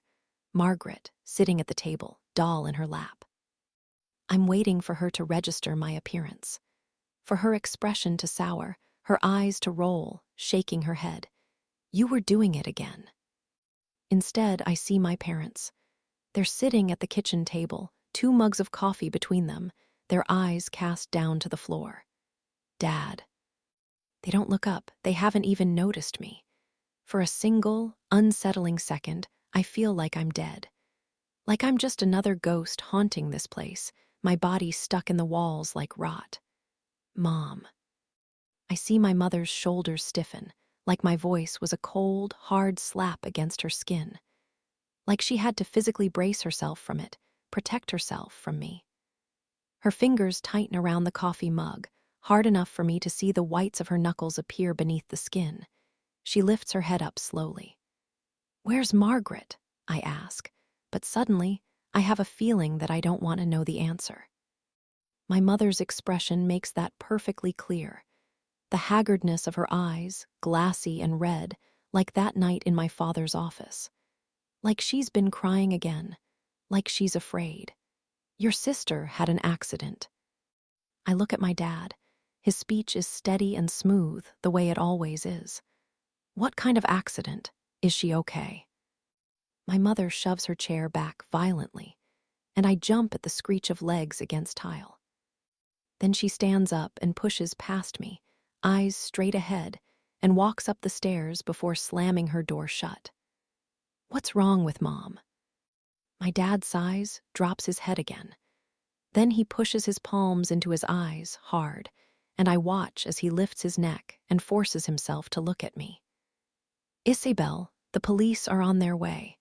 I think it would be best if you went to your room. Chapter 28. Now, Izzy has always had problems with sleep. Dr. Harris, leaning forward in his chair, studying me like a lab rat. Ben, to my side, his hand on my knee. Even before the insomnia. Kind of the opposite problem, actually. The memories fill me up slowly, like I'm drowning in them. Blinking my eyes 3, 4 times, my father's face materializing up close in the dark. His hands on my shoulders, eyebrows bunched. Standing in the grass, my palm clasped in his, the orange glow of flames as they traveled up our house as we slept. The warmth on my cheeks like an infection, eyes ablaze. Waking up in the kitchen, all the lights off. A puddle of milk spilt on the floor. My mother, that hazy confusion. The kink in her neck as she stared at me, trying to determine if I'm awake, if I'm real. But most of all, Margaret, how long are you going to keep doing this? I remember the footprints in my bedroom, the way I had tried to hide them, rubbing my feet against the dirt, smearing them into the carpet, begging them to disappear. That stone statue, eyes wide, retching up something dark. My parents had taken me to a doctor, of course, but according to him, it was nothing to be concerned with. He said it was common, harmless. Most kids grow out of it by the time they're teens. Isabel. I hear the voice, but my mind is still elsewhere. Somewhere far away. It's on Margaret, the way her little body felt as it was pushed up against mine. A mess of slippery limbs and the smell of sweat in the sheets. Now I lay me down to sleep. I pray the Lord my soul to keep. Waking up the next morning, that mud smeared on my neck like little fingers reaching up, pushing me back. If I should die before I wake, I pray the Lord my soul to take. Hey, Isabel. I blink a few times, turn my head. Waylon is standing above me, looking concerned. I forgot he was here. Did you stay up all night? I blink again, look around. I'm in my dining room, sitting at the table, my laptop dead in front of me and case file papers strewn across the floor. I glance at the wall, at all those eyes staring me down, and suddenly it no longer feels like I'm studying them. It feels like they're studying me. Like that audience at True Crime Con, they're looking at me expectantly, just waiting for me to slip, to reveal something dark and dangerous, like I'm the one with the secret. Like I'm the one with something to hide, which I suppose I am. I glance out the window, it's light outside, then back to Waylon. He looks like he's freshly showered, ready for a new day, and I clear my throat. No, I say, trying to reorient myself. I have no idea how long I've been sitting here. No, I fell asleep on the couch, in my clothes. Okay, he says, still eyeing me. Do you need anything? No, I say again. I'm going to shower, get dressed. Sorry. Can I make you something to eat? Yeah, I say, standing up, suddenly embarrassed. Yeah, that would be great. Thank you. Sorry, I didn't mean to. He stops, and I can tell he feels uncomfortable. Like he was just caught snooping through my bathroom cabinet, reading my prescriptions, witnessing something that was meant to be private. You were just sitting there, staring. I wanted to make sure you were okay. Yeah, I'm fine, I say, pushing my hair out of my face, trying to smile. Didn't mean to scare you. I just zoned out for a second. I excuse myself and make my way into the bathroom, locking the door behind me. Then I walk over to the sink and turn on the faucet, letting the water run, and stare at my reflection in the mirror. I look awful, worse than usual.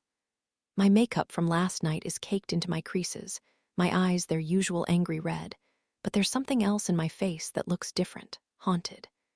A paleness to my skin that seems unnatural, like someone siphoned my blood in the night.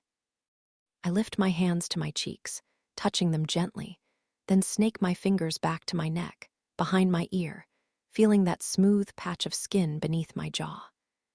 It's starting to come together now, like the slow orientation after waking up somewhere new, although suddenly, I'm not sure I want it to anymore.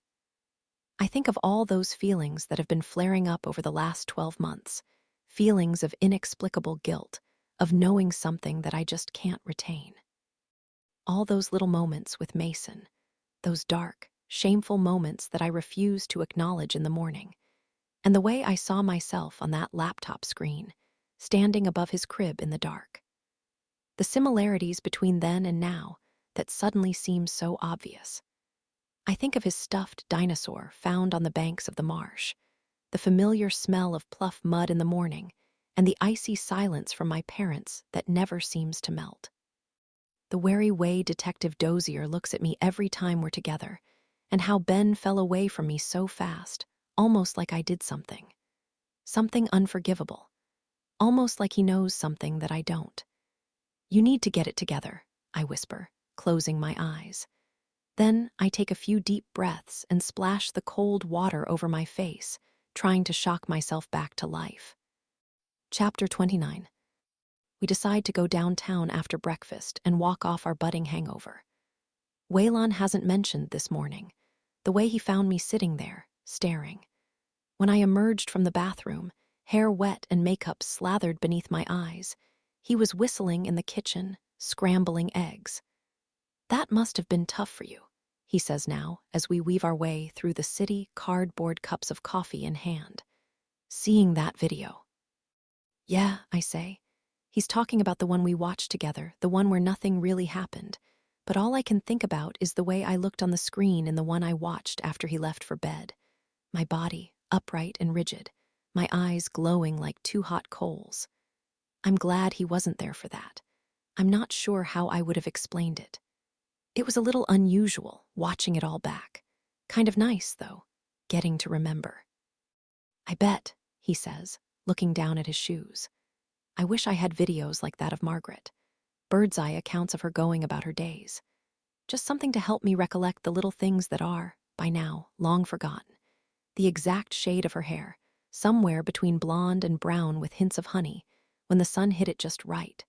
The smell of her skin, and the way even her sweat had a subtle sweetness to it. That infectious giggle that always erupted from somewhere deep in her chest. Mason is fading from me now, too, and I know there's nothing I can do about it. I just have to let it happen, let my memory betray me, turning them both into shades of their former selves. It's getting harder and harder to remember it all. His scent, his laugh, his details. Every day, my memory of him grows fainter, like a stain disappearing slowly under the pressure of running water, my thumb massaging the fabric. Soon, he'll be gone completely, like he never even existed at all. Hey, Waylon says suddenly, tapping my arm. Isn't that Ben? I look up in the direction of Waylon's gaze and see that he's right. Ben is a few feet in front of us, holding the door open for an elderly couple as they shuffle out of a breakfast diner. Sometimes I forget that he lives downtown now. He bought a fancy new condo near the Grit's office right after we separated. I try not to think about it, really. I don't want to know what he does in there, who he entertains. Yeah, I say, my eyes on the side of his face. He's turning left, in the direction we're going, so I think we're safe. He shouldn't see us. Who's that?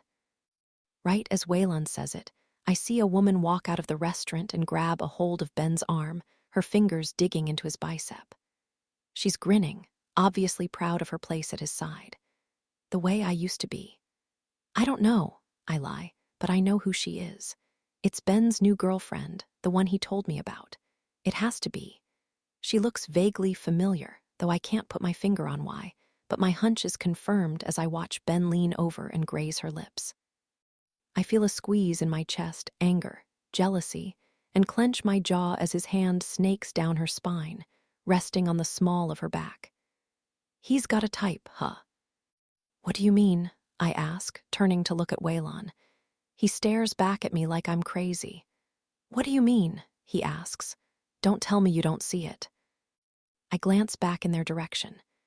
They're walking away from us now, hand in hand, but I can still see glimpses of her profile, the slightly upturned nose, the wide smile and youthful glow, and I suddenly realize that Waylon is right. She looks like Allison, I say, the realization hitting me hard. That's why she looks so familiar. I knew there was something. Allison, but younger. The primary features are there, the ones that would catch your eye at a distance. She's tall, slim, bronzed skin and dark brown hair. But then my stomach drops with a vicious jolt, like an elevator with a snapped cable barreling down. I suddenly realize that Waylon isn't talking about Allison because he doesn't know Allison. He's never seen Allison. I don't know how I've never noticed it before. Allison, he asks, as if reading my mind. Isabel, she looks like you. Chapter 30. I didn't want to go to Allison's memorial. It felt wrong, like dancing on her grave. Like I was gloating, disrespecting the dead, reveling in the victory of some game she didn't even know she was playing. Ever since I had learned of her existence, that day at the office, those pictures of their perfect life displayed proudly on Ben's desk like trophies, I had looked at her with a strange mixture of jealousy and resentment, of wonder and awe. I had wanted to be her, and in order to be her, I had wanted her gone. But now that she was gone, I wasn't sure how I was supposed to feel about it. The entire magazine was going, though, paying their respects, and I couldn't think of a way to get out of it that wouldn't either seem cold-hearted or crude. It'll just be an hour, Casey had said as we walked up the sidewalk, yanking down the hem of her dress. It was too tight for the occasion, the kind of thing I would have worn to a bar, but I couldn't blame her. Nobody ever seems to have the right outfit to commemorate death. It's not open casket, so it's not like you have to look at her or anything. Thank God. She was mistaking my nerves for some kind of inherent fear of funerals, but it wasn't that. It was never that. It was this idea that I couldn't seem to shake, that now that Allison was dead, she knew. Allison knew about Ben and me, our secret. As soon as we walked inside, I got that feeling again. The one my mother used to warn me about. Eyes on my back, Allison's eyes, trailing me around the house as if she were in the ceiling itself, watching. We stood in the foyer, looking around, before spotting the bar table and making a beeline, grabbing 2 flutes of champagne. It felt like an odd thing to serve at a memorial, too celebratory and light, especially considering the circumstances. But I needed something to take the edge off, something to help me breathe. "Ben's in there," Casey said, gesturing to the living room, accepting condolences. "Should we go in?" "I guess," she said, taking a sip of champagne, wincing. It looked cheap, an unnaturally fluorescent yellow. "Her family's in there, too. I guess we should say something." Allison's family. I had expected it, obviously. Of course her family would be at her memorial. This was their house, after all, but I wasn't prepared for it. For the reality of facing them, her mother and her father, her siblings, her grandparents. Of looking them in the eye, trying to fake a lip quiver, maybe even squeeze out a tear. Of reciting the words I knew I was supposed to say, "I'm so sorry for your loss," but knowing, deep down, that their loss was my gain. Yes, Allison's family. Who else? I exhaled, took a long sip from my own flute, and licked my lips. "I think I'm just going to go outside for a second, get some air." I remember pushing my way through the crowded dining room, throwing shy smiles at my coworkers. It was strange, seeing them there, dressed in black. Their demure expressions and ill-fitting clothes, the way they stood huddled together, shoulders tense, in packs of 3. It was almost like I hadn't even realized they existed outside of the walls of the office, even though we had socialized together so many times before. It reminded me of one time in Beaufort when I had run into the liquor store and bumped into my childhood pastor. He was clutching a handle of vodka at 9 in the morning, skin sagging, and didn't even bother to hide it. It made me realize that we like to organize the people in our lives into tidy little compartments, keeping them there to make ourselves feel safe. So seeing my coworkers there, like that, ripped from our emotionless cubicles and conference rooms, wiping snot on their shirt sleeves, and their eyes red and raw, felt unnatural and wrong, driving home the realness of it all. I opened the back door and stepped onto the porch, the cool breeze feeling good on my face. It was warm in there, stuffy. Too small a house for too many people. Then I walked over to the porch steps and sat down, placing the champagne on the ground, and put my head in my hands. "Isabel." I swung around, hand to my chest, realizing I wasn't alone. Ben was standing just to the side of the house, hidden behind some bushes, although I recognized his voice as soon as I heard it. "Ben," I said, standing up, "what are you doing?" He lifted his arm, a cigarette lit between his fingers, and shrugged. "I didn't know you smoked." "I don't." I took a few steps forward, glancing through the windows at the back of the house. Nobody was looking outside. They were all too busy mingling, gathering near an appetizer table arranged with plastic trays of sweaty cheese and baby carrots the texture of ashy elbows. They were eyeing the family pictures that cluttered up the walls. Allison on a soccer field, in a graduation cap, a wedding gown, shaking their heads and muttering the same recycled lines. "Ben," I said again, stepping off the porch and onto the grass, closer to him. We were hidden then, behind the house and beneath the trees. Nobody knew we were out there. Nobody could see. "I'm so sorry. I don't even know what to say." "Thank you," he said, sighing. He leaned his head back, his eyes on the sky. "I just had to get out of there, away from everybody." "I get that. You have no idea how many people I've had to talk to over these last few days," he said, looking back at me. His eyes looked so tired, like he hadn't slept in a week. "I can imagine," I said, taking another step closer. And I could imagine. I had been through it before, or at least something similar. "And the entire time," he said, taking another drag of his cigarette, the tendons in his neck bulging. "I was just thinking about how badly I wanted to talk to you." I stopped mid-stride, unsure if I'd heard him correctly. "I know I probably shouldn't say that, especially here, but fuck, Isabel. I don't care anymore. I don't. Life's too short." There was a crash from somewhere inside, loud, like someone dropping a glass. I heard a sob erupt and peeked around the corner of the house, seeing a flutter of bodies through the window running to something, or rather, someone on the ground. It was Allison's mom, I realized, crumpled into a heap on the floor. She was kneeling in a pile of shards, a broken wineglass, with bloody knees, crying. I motioned to the back door, mouth half open, like he should get back inside, but Ben didn't flinch. He didn't move. He just kept looking at me, kept talking. "These last couple years with Allison have been tough," he said. "She had a problem, Isabel, a problem I didn't know how to handle. I tried to help her, but—" He stopped, pinched the bridge of his nose.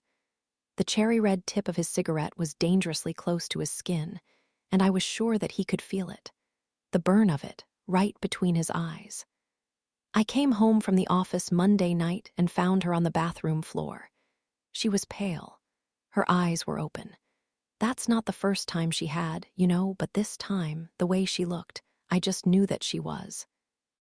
I didn't wait for him to finish his sentence. Instead, I closed the rest of the distance between us, wrapping my arms around him. "It's okay," I said. "It's not your fault." I could imagine that too, how he was feeling, being the one to blame. "I wanted to tell you so many times." I could feel the warmth of his breath on my neck, the stale smokiness, and I realized that this was the closest we had dared to get since that night at the oyster roast. The first time since then that we had ever really touched. All those times we were talking, and I was avoiding going home, avoiding having to deal with it. I wanted to just tell you all of it. Get it off my chest. We weren't happy, Isabel. We weren't good together anymore. "It's okay," I said again, because I didn't know what else to say. "I tried," he said, pulling back from me. The way he was looking at me, so desperate, I could tell that he wanted me to believe him. He needed me to believe him. "I tried so hard to make it work. I mean, all those times that we were together, I wanted to, but obviously I didn't." "I know you tried, Ben. You don't have to convince me." I pulled my hands from his back and placed them on his cheeks, holding him tight. I looked into his eyes, our faces, inches apart, and before I knew what was happening, the space between us closed. Ben's lips were on mine, moving frantically, his hands pulling at my hair. I felt his cigarette drop to the ground, skimming my arm on the way down, and our kiss was long and hard and desperate, the culmination of 6 months of wanting, wondering, remembering what it had been like that first time on the water. I had forgotten where I was in that moment, what I was doing.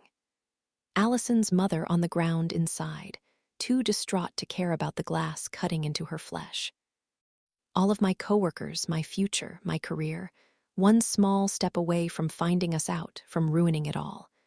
But I didn't care about any of it. All that mattered was that I was with him, finally. He was mine, finally. Ben.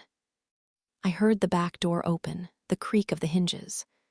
A pair of footsteps stepping out onto the porch, feet from where we were standing. "Ben, are you out there?" In an instant, Ben separated himself from my arms, peeling his hands from my hair and wiping his lips, removing any traces of me from his skin. 1 second, we were intertwined, knotted together, whole, and the next, he was gone. "Yeah, out here," he said, jumping up onto the porch without looking back. "Just getting some air." I heard the slap of a hand against his back. That same voice, swathed in worry. "You okay?" "Yeah," he said, clearing his throat. "Yeah, all good." I heard Ben walk back inside, his shoes on the hardwood, but knew, somehow, that the person who disrupted us was still there. I could feel him, lingering just on the other side the wall. I pushed myself farther back into the bushes, feeling the branches scratch at my skin, getting tangled in my hair, and held my breath, waiting to be found. He took a few steps forward, and I watched the back of his head emerge as he walked toward the steps, hands punched into his pockets, before looking down at the ground, at my champagne glass, sweating in the heat, little bubbles exploding to the surface. Then he leaned down, picked it up, and inspected the smudge of lipstick on the rim. I turned around and ran. Chapter 31. Now, Waylon and I spent the rest of the weekend recording. It's starting to come more naturally now, those conversations that once felt scripted and forced flowing effortlessly, like we're two old friends, hunched over coffee, making up for lost time. It's Monday morning now, and I watch as he shuffles around the kitchen with a mug in one hand and a piece of toast in the other. It reminds me of Ben and me, just barely over a year ago. The easy chaos of a weekday morning. The natural rhythm of two lives intertwined, growing together like vines. Me, planting a kiss on his cheek as he brushed his teeth. Ben's fingers grazing my back as I perched on the edge of the bed, lotioning my legs. Helping him shave those hard-to-reach nooks on his neck, my razor pushing into his soft spots. "I'm going to swing by the station first," Waylon says, wiping a smear of peanut butter from his lip. "See if I can catch Dozier first thing." "Sure," I say, blinking away the daydream. "Sounds good." I told him about my neighbor this weekend, too. About the confrontation on his porch and my sighting of him at the vigil. The old man in the rocking chair with a direct view into my yard. I still don't have any evidence, any proof, but I desperately need some other angle to focus on after seeing myself on that laptop screen. I need to believe there's another explanation, another answer, outside of the one that's starting to swirl in my mind like an apparition taking shape in the dark. "Call you after," he asks. "Maybe we can meet for lunch." I smile and nod, waving him out of the house and exhaling slowly as soon as the door shuts behind him. I walk over to the table now and open up my laptop, launching another baby monitor video and forcing myself to watch. I appreciate his help, really, I do, but there are still some things I'd rather do without him. Like these videos. I need to watch more of them, and I'd rather do it without Waylon watching, too. My chest tightens now as I watch myself place Mason in his crib. I start to fast forward and the clock ticks dutifully ahead. 9 o'clock, 10 o'clock, midnight, 2 a.m. I stare at the little crack of moonlight beneath the closed door, waiting for another movement. Another shadow. Finally, I let myself exhale as soon as the sun starts to come up, illuminating his bedroom, and the clock strikes 6. The video stops. I've made it to morning. Nothing happened. I lean back into my chair, thinking. I just can't shake that image from my mind. Me, standing in Mason's nursery, staring ahead at nothing. I was under the impression that my sleepwalking had stopped once I left for college. I remember being terrified when I moved into the dorms, imagining myself waking up naked in the hallway or hovering over some random boy in bed. Running a bath in the communal showers, silently slipping beneath the water, bubbles rising to the surface until suddenly they stopped, or, God forbid, forgetting that I was sleeping 9 floors above ground and getting the urge to open up a window and climb outside. But none of that ever happened. It slowed down considerably once I hit my teens, like the doctor had said it would, and by the time I was out on my own, it seemed to go away completely. Only apparently, it didn't. And then there's the other thing that's been bothering me, the other little detail that seems like nothing, but at the same time seems like something too. When Ben and I met, I looked like Allison, half a decade younger, sure, but the resemblance was there. I didn't see it at the time. I was so entranced by her, by everything about her, that I couldn't possibly recognize myself in her in any conceivable way. Her age intimidated me. Her body intimidated me. She was a woman and I, a girl. Fresh on the job, fighting a naive crush on my boss, inferior to her in every way that mattered. But now, after 8 years of time, I look in the mirror and I can see it. Brown hair, olive skin, the almond shape of our eyes and the lank hang of our arms by our sides, long and skinny, like we don't quite know where to put them. And now, whoever this new girl is looks like me. Ben clearly has a type, and I can't decide if that makes me feel better or worse. Maybe this new girl is nothing more than a rebound, a quick fling to help him get over a failed marriage and a lost son. But then does that mean that I was just a rebound, too? A rebound from Allison? I guess it isn't unusual to have a type. Lots of guys have a type. But for some reason, it reminds me of those people who buy the exact same dog when their other one dies. Instead of trying to grieve and move on, try something new, they instead decide to just replace it entirely and recreate their former life. Pretend that nothing even happened. I know that's not fair, but at the same time, I can't help but wonder now what he was thinking when we met each other that night at the oyster roast. He was unhappy. Allison was unhappy, their home life a wreck. He had been out on his own and found himself quite literally colliding with the younger, bouncier, perkier version of her. How it must have felt for him that night, looking at me and imagining that he was out with his wife, his happy wife, a wife who was interested in him again, flirting with him again, hanging on his every word. A wife who didn't have to drown her dissatisfaction with their life in pills. A wife who met him for coffee and cocktails and threw secret winks in his direction. So that's what he had seen in me. I had always wondered. It wasn't me that he was attracted to. It wasn't that at all. I had just reminded him of her. Only I was still shiny and new, a model upgrade, not yet broken by the torments of time.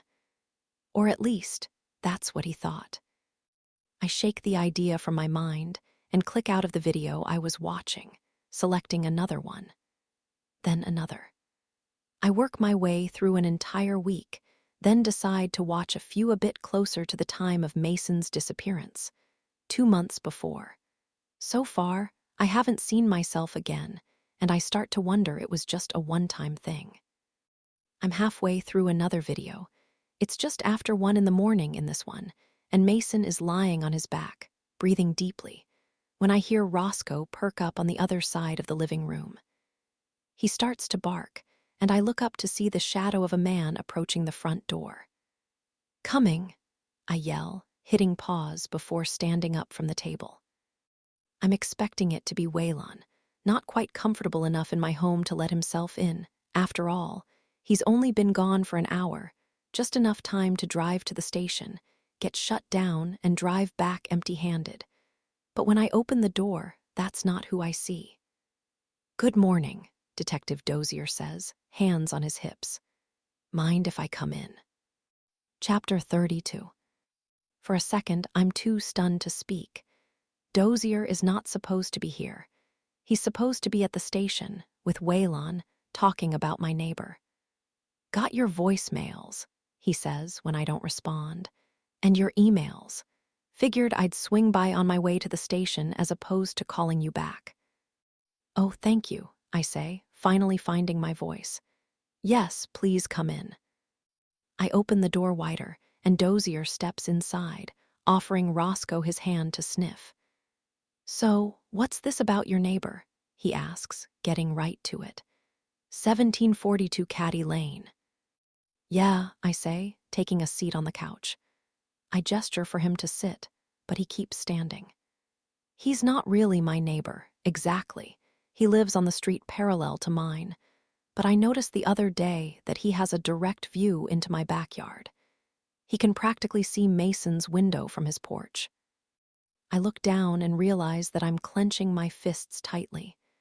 I uncurl my fingers, flex them a few times. When I tried to ask him about it, he got very defensive, I continue. Basically chased me off his property, like he didn't like the fact that I was snooping around. He wouldn't even tell me his name. Dozier shifts on his feet, moving the weight from one foot to the other.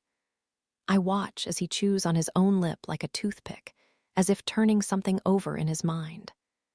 "I talked to him once before, last year, and he didn't raise any red flags," I continue, pushing on. "But there's just something about the way he spoke to me." "I'm going to stop you right here," Dozier interrupts, holding up his hand. I thought we made it clear that you're not to be interrogating anyone on your own anymore. I wasn't interrogating him, I say.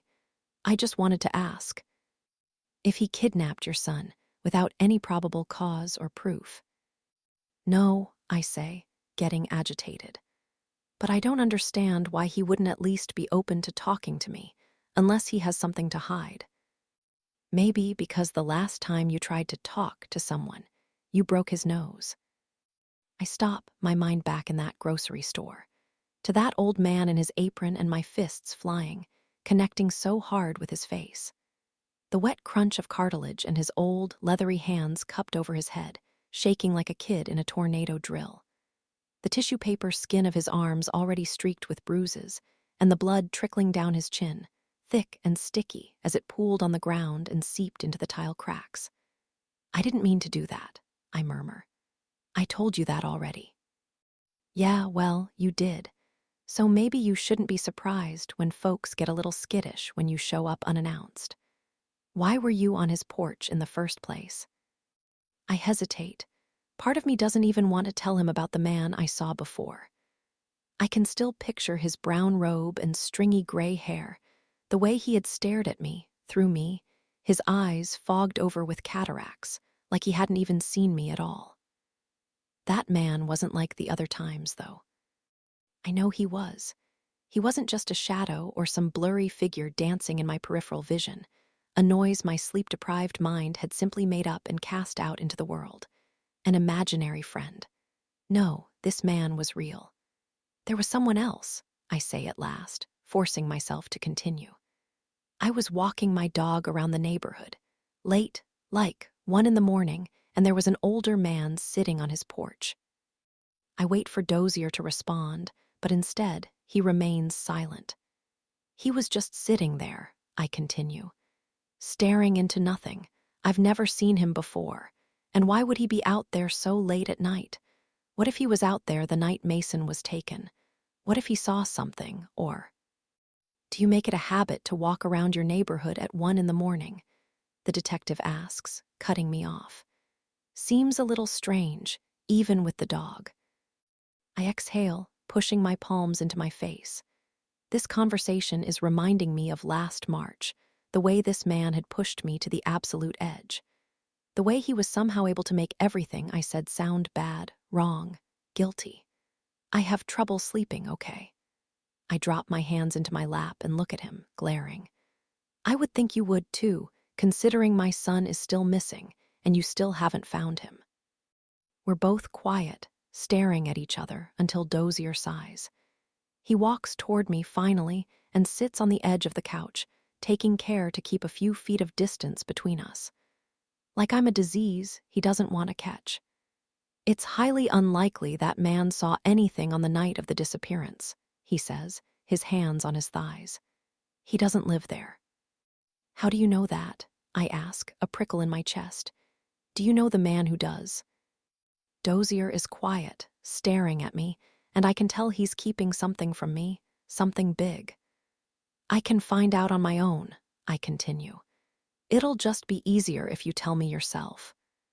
The detective sighs, pinching the skin between his eyes. Finally, he speaks. The man who owns the house is Paul Hayes, he says at last.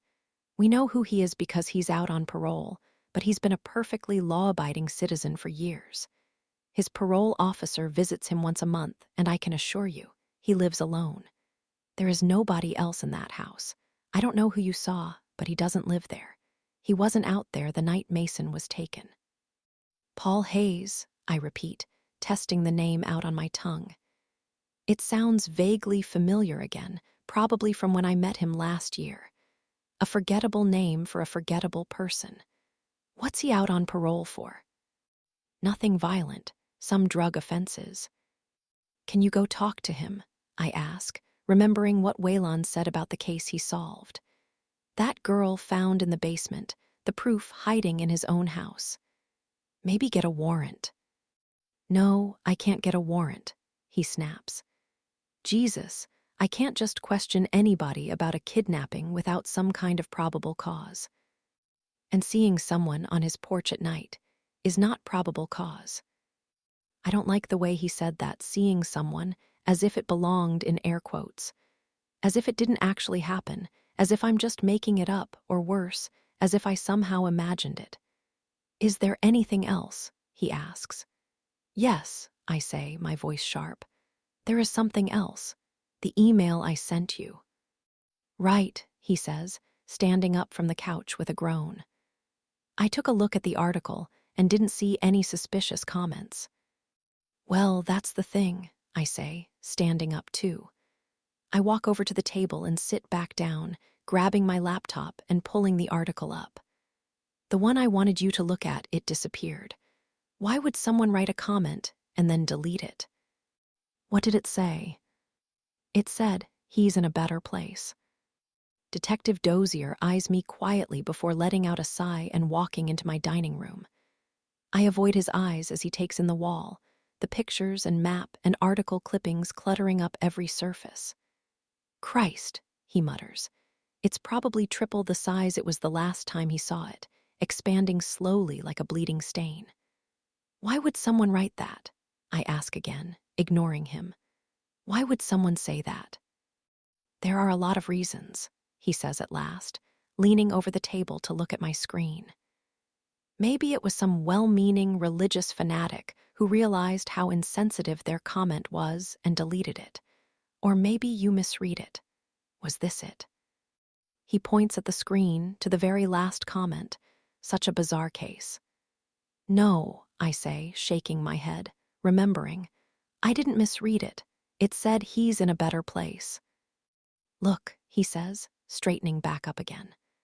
I watch as he walks over to the entryway, scratching Roscoe's ears with one hand as he opens the door with the other. There's nothing I can do about any of this.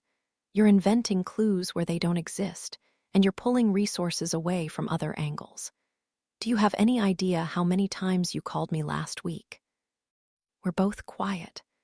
I can feel my cheeks starting to burn, the mental image of Detective Dozier seeing my name on his cell phone screen and willfully ignoring it searing in my mind. Leave Paul Hayes alone, he says at last. And as always, I'll call you with any developments. He's decided that this visit is over then. That, once again, I've wasted his time. He's made it halfway out, pulling the door shut behind him when something comes over me that I can't control, rising up from the pit of my belly like stomach acid. I didn't kill my son, I yell after him. I didn't hurt him. I don't know why I say it, but in this moment, it feels like I have to. It's the same way I feel every time I'm standing on stage, taking in all those looks from the audience. Doubtful, distrusting. Like they're just waiting for me to fail, cameras out, ready to document it for their own sick pleasure and plaster it across the internet for the world to see. Or maybe it's the way this man has been dismissing me for over a year. The way he looks at me with smug eyes and a smirk, like he knows something I don't, or meets all my questions with groans and sighs instead of actual answers. Like he doesn't believe he'll ever catch the person responsible, because, in his mind, the person responsible is me. Or maybe, after seeing myself on that laptop screen and all those memories of Margaret that are suddenly so raw and real, maybe I need to believe it too. I didn't do anything wrong, I say, quieter now, embarrassed at the sound of my own voice. Detective Dozier stops mid-step and turns around slowly. His hand is still hanging off the knob as he looks at me, eyebrows raised, a tug of satisfaction on his lips, like he's just won some kind of dare between us. I never said you did. Chapter 33. Then, I'm sitting on the edge of my bed, still in my nightgown. I shut the window earlier, even though it's still hot in the house, even though without the breeze, the air is sticky and still. I can't stand the smell anymore, the smell of the marsh. The smell of death, the way it comes creeping through the cracked window pane, snaking its way beneath my nostrils like a finger beckoning me close. You're going to have to listen to me very carefully, Dad says now, his voice urgent and low. I can't bring myself to face him, sitting next to me on the bed, so instead, I stare at the carpet. Izzy, the police will be here any minute. They're going to want to talk to you about what happened last night. But I don't know what happened last night. That's right, he says. You don't know, you were sleeping. I look up at him, eyebrows bunched. His unspoken words hang heavy between us, an implication that it would be wise to do exactly as he says. But sometimes, I stop, look back down at my lap as I try to work out how to phrase it. Sometimes, I get up and do things. Not last night, he says, shaking his head. Last night, you were asleep the whole time. You don't even need to bring that up. But when you woke up, you came downstairs and found your mother and me seated at the kitchen table, he interrupts. And that's when we told you what happened. But what did happen? I ask, my voice painfully shrill. I'm tired of dancing around it, tired of speaking in code. I have a feeling deep down that I know what the answer is, but I just need to hear him say it. Dad, what happened to Margaret? She's gone, Isabel. She died. I knew it from the way my parents had looked at me in the kitchen, my mother, those waxy eyes, and the way she pushed past me so angrily. I knew it from the moment I rolled over and noticed Margaret missing from bed, really. It was like an instinct, barely there. Like the world was somehow different, smaller without her in it. After all, death haunts this place. It always has. In a way, it almost feels like it's been picking us off, one by one. Like it's some kind of toll, and our debt is not yet paid. I hear the sudden slam of car doors outside, signaling the police have arrived. Dad gets up quickly and pats my leg, looking down at me one last time. Only speak when spoken to, he says. Don't say anything unless it's in response to a question. I nod. Exactly as I said, he repeats. Then he slips into the hallway and shuts the door behind him. I've been listening to the noises downstairs for a while now. The murmuring, the whispers, the sound of people walking around the house, inspecting things. Finally, I hear a knock on my door, a gentle, polite pounding that says, I don't need your permission, I'm coming in anyway. It's nothing more than a courtesy, I know. An opportunity for me to steel myself, steady my breathing. I glance at the door. Isabel, sweetheart, this is Chief Montgomery. My dad pokes his head inside before pushing the door open. I see another man beside him, tall and lanky with a head the shape and shine of a cue ball. He's here to ask you a few questions. I nod, look down at my hands clasped in my lap, and repeat Dad's lines in my mind over and over again. It doesn't feel like a lie, really, because I don't know what happened. I wouldn't even know if I was lying. But somehow, it doesn't feel like the truth either. Hi, Isabel. Chief Montgomery walks across my bedroom, taking a seat next to me on the mattress. I hear the springs creak, feel my weight tilt toward him. Do you mind if I sit here? I shake my head, even though he's already sitting. Can you tell me what you remember about last night? Anything unusual happen?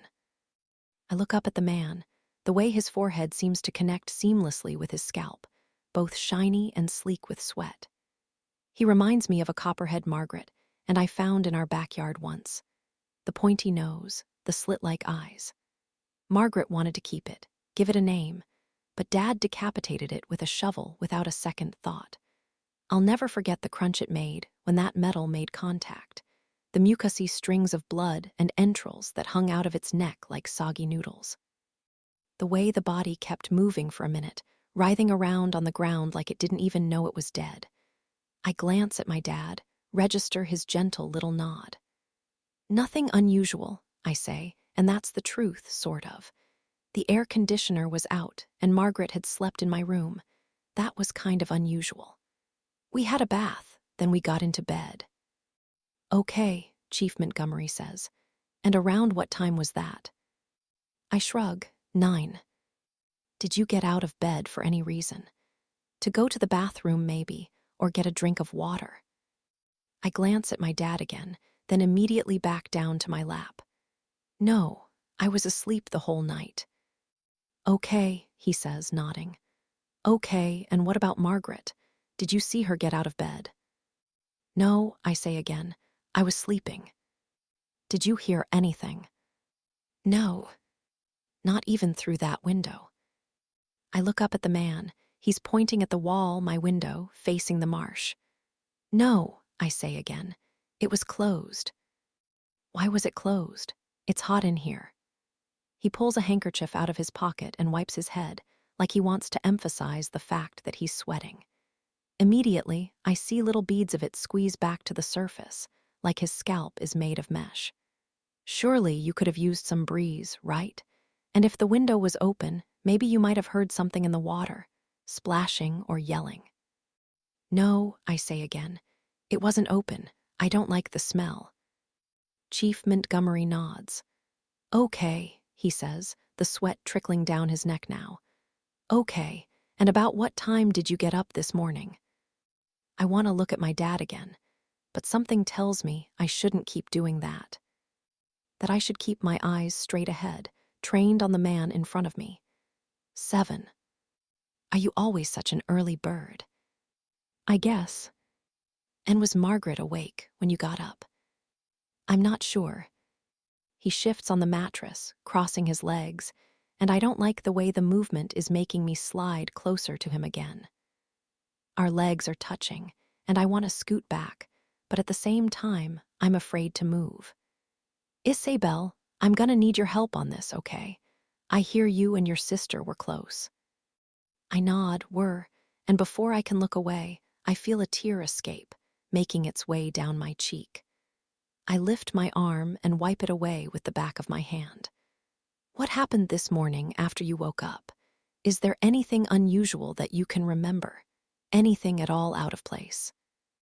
I think about getting up, unsteady and slow, the overwhelming smell of the marsh in my bedroom that has since aired out, the water on the carpet that squished between my toes, now close to dry. Running into the bathroom, finding towels on my floor, towels that my dad picked up and dropped into the washing machine, tidying up behind him. The fact that I was wearing a different nightgown from the one I fell asleep in, or the dried mud I felt smeared behind my ear. I lift my hand now and touch that same little patch of skin. It's clean. Before the police got here, I had scrubbed it raw, erased the finger marks like I had tried to erase the footsteps on my carpet. Like if I could just make them disappear, it would mean that they were never even there to begin with. No, I say at last. Nothing out of place. I went downstairs into the kitchen and found my parents. And that's when they told me about Margaret, that she had an accident. Okay, he nods. Okay, sweetheart, that's all I need. You did great. He pats my knee with his hand before standing up and walking back toward my father. Then they both smile in my direction before stepping into the hallway and shutting the door behind them. I stay seated for a while, staring at the wall in front of me, my heart pounding in my chest. I've never liked to lie. It always makes me feel so wrong, so ashamed. But earlier this morning, when Dad was walking me through it, he had said that sometimes a lie can be a good thing if it's done for the right reasons. It reminded me of a lie I told for Margaret once, sometime last year, after she had broken my mother's crystal vase. She knew not to touch it. It was an antique, like so many other things in this house, off limits. But she did it anyway, standing on a bar stool on her tiptoes, reaching for it with outstretched hands. She had just picked Mom some flowers from outside, but before she could display them, her right foot slipped, sending the thing crashing down onto the tile, shattering everywhere. Mom was angry, of course, furious, but I knew Margaret didn't mean it. She didn't mean to break anything. So right then, in the middle of her scolding, I stepped forward and took the blame. Maybe this was like that, I reason, a good lie. Maybe Dad wants me to lie to protect Margaret, but somehow, deep down, I know that's not right. I know it's not Margaret he's protecting. Somehow, I know that it's me. Chapter 34. Now, I can't keep watching these videos, not after that visit from Dozier. I feel rattled, restless, like my veins have morphed into live wires buzzing with electrical charge. I'm having a hard time processing everything he just told me. That comment could have been a figment of my own imagination, that Paul Hayes lives alone. I suppose it's possible he had company, that maybe that old man on his porch was visiting for the week, someone completely harmless. But still, why was he sitting out there in the middle of the night? Why had he ignored me? Had he even seen that I was there? And even more terrifying, was he even there? I shake my head, pace around the floor for a bit, trying to relax. I'll go back to the house tonight, see if he's still there. Maybe I should bring Waylon with me just to be sure that he sees him too. And if he does, I'll know. I'll know I'm not crazy.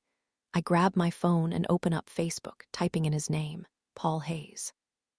I quickly realize that there are a lot of Paul Hayeses out there, an attorney in Texas with a wide-brimmed hat, an Oklahoma teenager with a giant truck. There are even a few right here in Savannah, holding up deer and fish and other dead things, but none of them are him.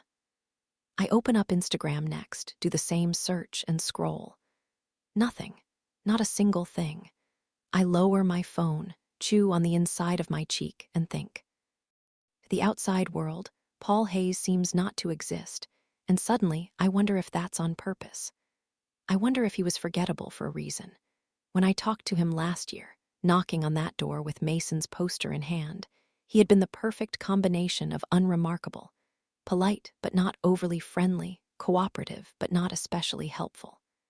Like someone who didn't want to raise any flags, someone who wanted to disappear into the shadows, someone with something to hide. I suppose it isn't a crime to like your privacy, but still. He has a record. He's out on parole. He was at the vigil. His porch has a direct view into my backyard. It's something, a lead, definitely. And one that I need to know more about. I also need to know more about my sleepwalking. I need to find out if it means anything, and I swallow, close my eyes, if I could have done something again. Something I don't remember. I look down and dial Dr. Harris's number next, listening to the ringing before it flips to voicemail. Then I leave a quick message, asking to be penciled in as soon as possible. I hang up, but before I can put my phone down, I feel it start to vibrate in my hand. Waylon, I say, answering immediately after seeing his name on the screen. You'll never guess. Hey, Isabel, he interrupts, sounding breathless and excited. Just got a few words in with Detective Dozier. I stop, my mouth hanging open as I glance at the clock. Dozier just left here a few minutes ago. There's no way he could have gotten to the station that fast. Oh, I say, feeling my cheeks flush with red, my heartbeat rising. And how did that go? Great, he's being cooperative, but he did say he doesn't know anything about your neighbor. I'm sorry. I open my mouth to respond again, but the words don't come out. I'm heading to lunch a little early, he says, oblivious to the thoughts racing around in my mind. Still want to meet. I'm stunned, standing in place, trying to work through the implications of this conversation, what it all means. Isabel. Yeah, I finally managed to croak out a word, although right now, lunch with Waylon is the last thing I want to do. Yeah, sounds good. Great, he says. Meet you at Framboise in 30. I'll tell you all about it. The line goes dead, and I stand in silence, the phone still pushed to my ear. Then I swallow, lower my arms slowly, a blanket of dread descending over me as I look around my house, at all of Waylon's things cluttered around the room. His jacket flung over the dining room chair, his suitcase stacked in the hallway corner. His mug on the counter, drips of coffee that touched his lips still staining the rim. There are pieces of him everywhere, these microscopic clues of another life in my home like dust on furniture, visible only when you catch a glimpse in just the right light. And that's when the gravity of it all fully hits me. Waylon sought me out on that airplane. With a rush of certainty, I know it in my bones. He was looking for me, specifically. Maybe he even went to True Crime Con to meet me. He had found me sitting there, that empty seat next to me, and introduced himself. Handed me his card. Then he came here and gave me a taste of what he knew I wanted.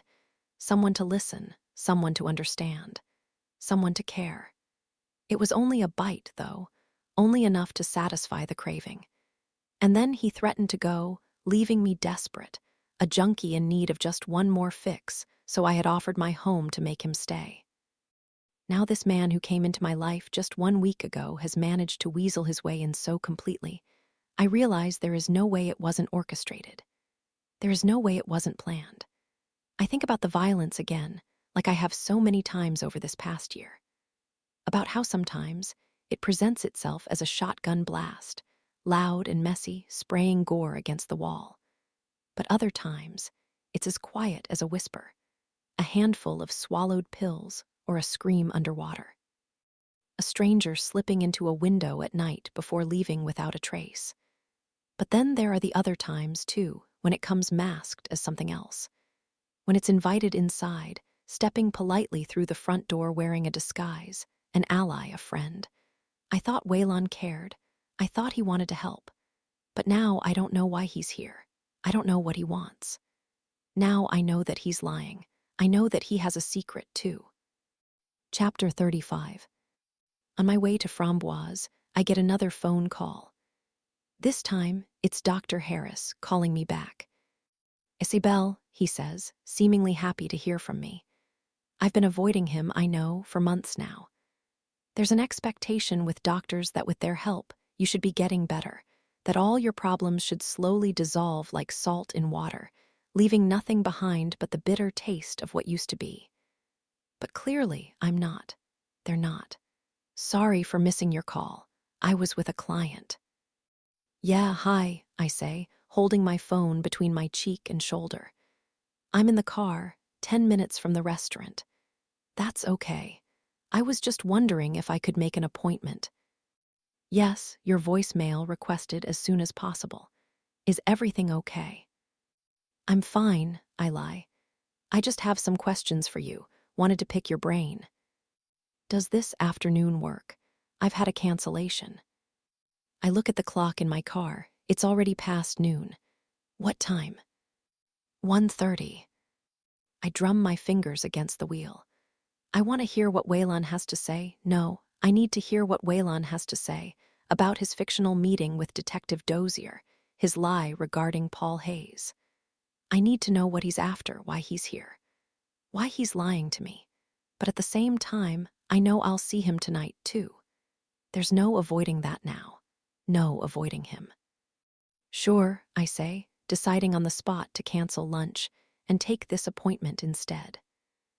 After all, as much as I'm afraid of all the reasons why Waylon may be lying to me, of what he's doing in my house, my life, I'm more afraid of what I saw on that laptop screen. I'll see you at 1:30. Once I arrive, the office feels familiar yet foreign, like walking into your own home in a dream. I used to come here so often, twice a week every week, starting last July, that I knew it inch by inch. But now so many little things have changed, it doesn't feel quite right.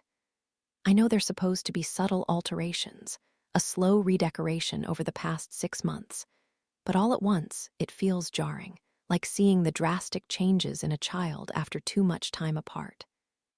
All of it is making me feel uneasy, like I'm in the wrong place. How are you sleeping?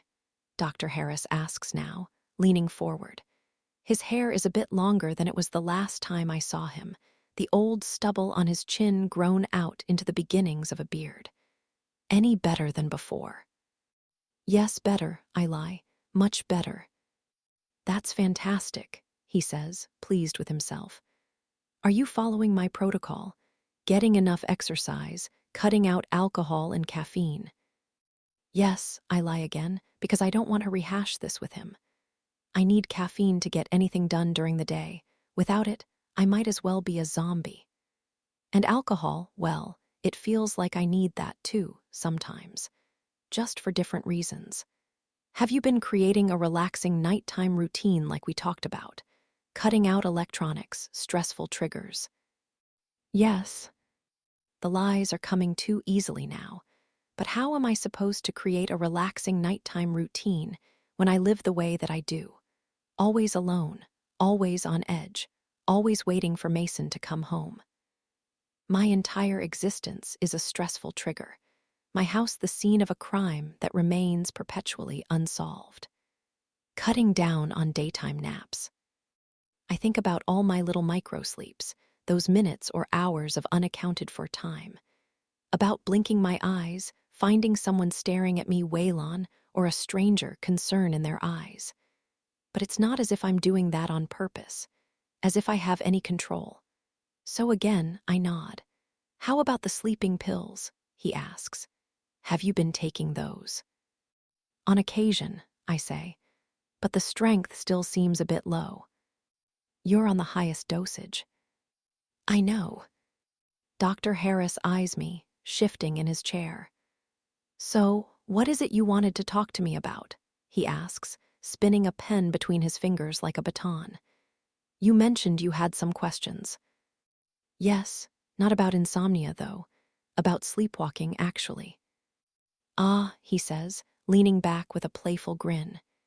You used to be a sleepwalker, correct? I remember discussing that. When I was a kid, it used to happen pretty frequently. That's not uncommon in adolescence. What triggers it exactly? Oh, lots of things, he says. Fatigue, irregular sleep schedules, high fever, some medications, trauma, genetics, stress. Most of the time, though, it just happens. For no real reason. Yes, he says. During stages 3 and 4 of deep sleep, it's called dissociated arousal. Some parts of the brain are asleep, while others are still awake. I was just wondering, I say, looking down at my lap. More and more, this is feeling like that morning with Chief Montgomery. Him, sitting too close in my bedroom, and me, hiding the truth, diverting my eyes. Too afraid of what he might find there, my secret, my lie, curled up somewhere deep in my pupils like a hibernating animal. Is it possible for someone to do something bad while they're sleepwalking, and not know it, not remember? Define bad, he says, resting his chin in his hand. Sometimes people urinate in their closets, for example, or venture outside. Have entire conversations, even. That can be embarrassing. No, I mean, can they do something dangerous? I ask, looking up at him. Violent. It's rare, he says, speaking slowly. But sometimes people will try to drive cars or climb out of windows, and that can of course be very dangerous. What about to other people? Dr. Harris stops talking, his eyes narrow. Why are you asking? I think maybe I've started again. The story I developed in the car on the way overflows from my lips so naturally now, just the way I practiced. I woke up the other morning, and there were some things rearranged in my living room, things I don't remember moving. It was a little unsettling. I remember all those mornings when I was younger, finding my belongings out of place. My shoes in 2 different spots, my hairbrush in the laundry room. The way I would pick them up, eye them curiously, as if they had sprouted legs in the night and roamed around the house on their own. I'm sure it was, he says. But rest assured, you have nothing to worry about. Just keep your doors locked so you don't wander outside, maybe set an alarm. About 2% of children go on to become adult sleepwalkers, so considering your history, I'm not exactly surprised. Okay, I say, nodding. That's good to know. So no one has ever, I don't know, killed someone in their sleep then. I smile, let out a little laugh, trying to signal that I'm kidding, that I don't actually believe it to be possible, that I haven't been thinking it, wondering it, ever since I was a child, but instead just erased it from my mind, like those footprints, that mud, pretending the thought was never even there to begin with. Homicidal sleepwalking, Dr. Harris says, smiling back.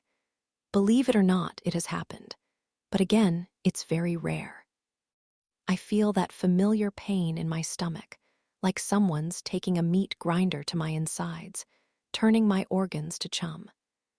The most famous is the case of Kenneth Parks, he continues, for the murder of his mother-in-law and attempted murder of his father-in-law in 1987.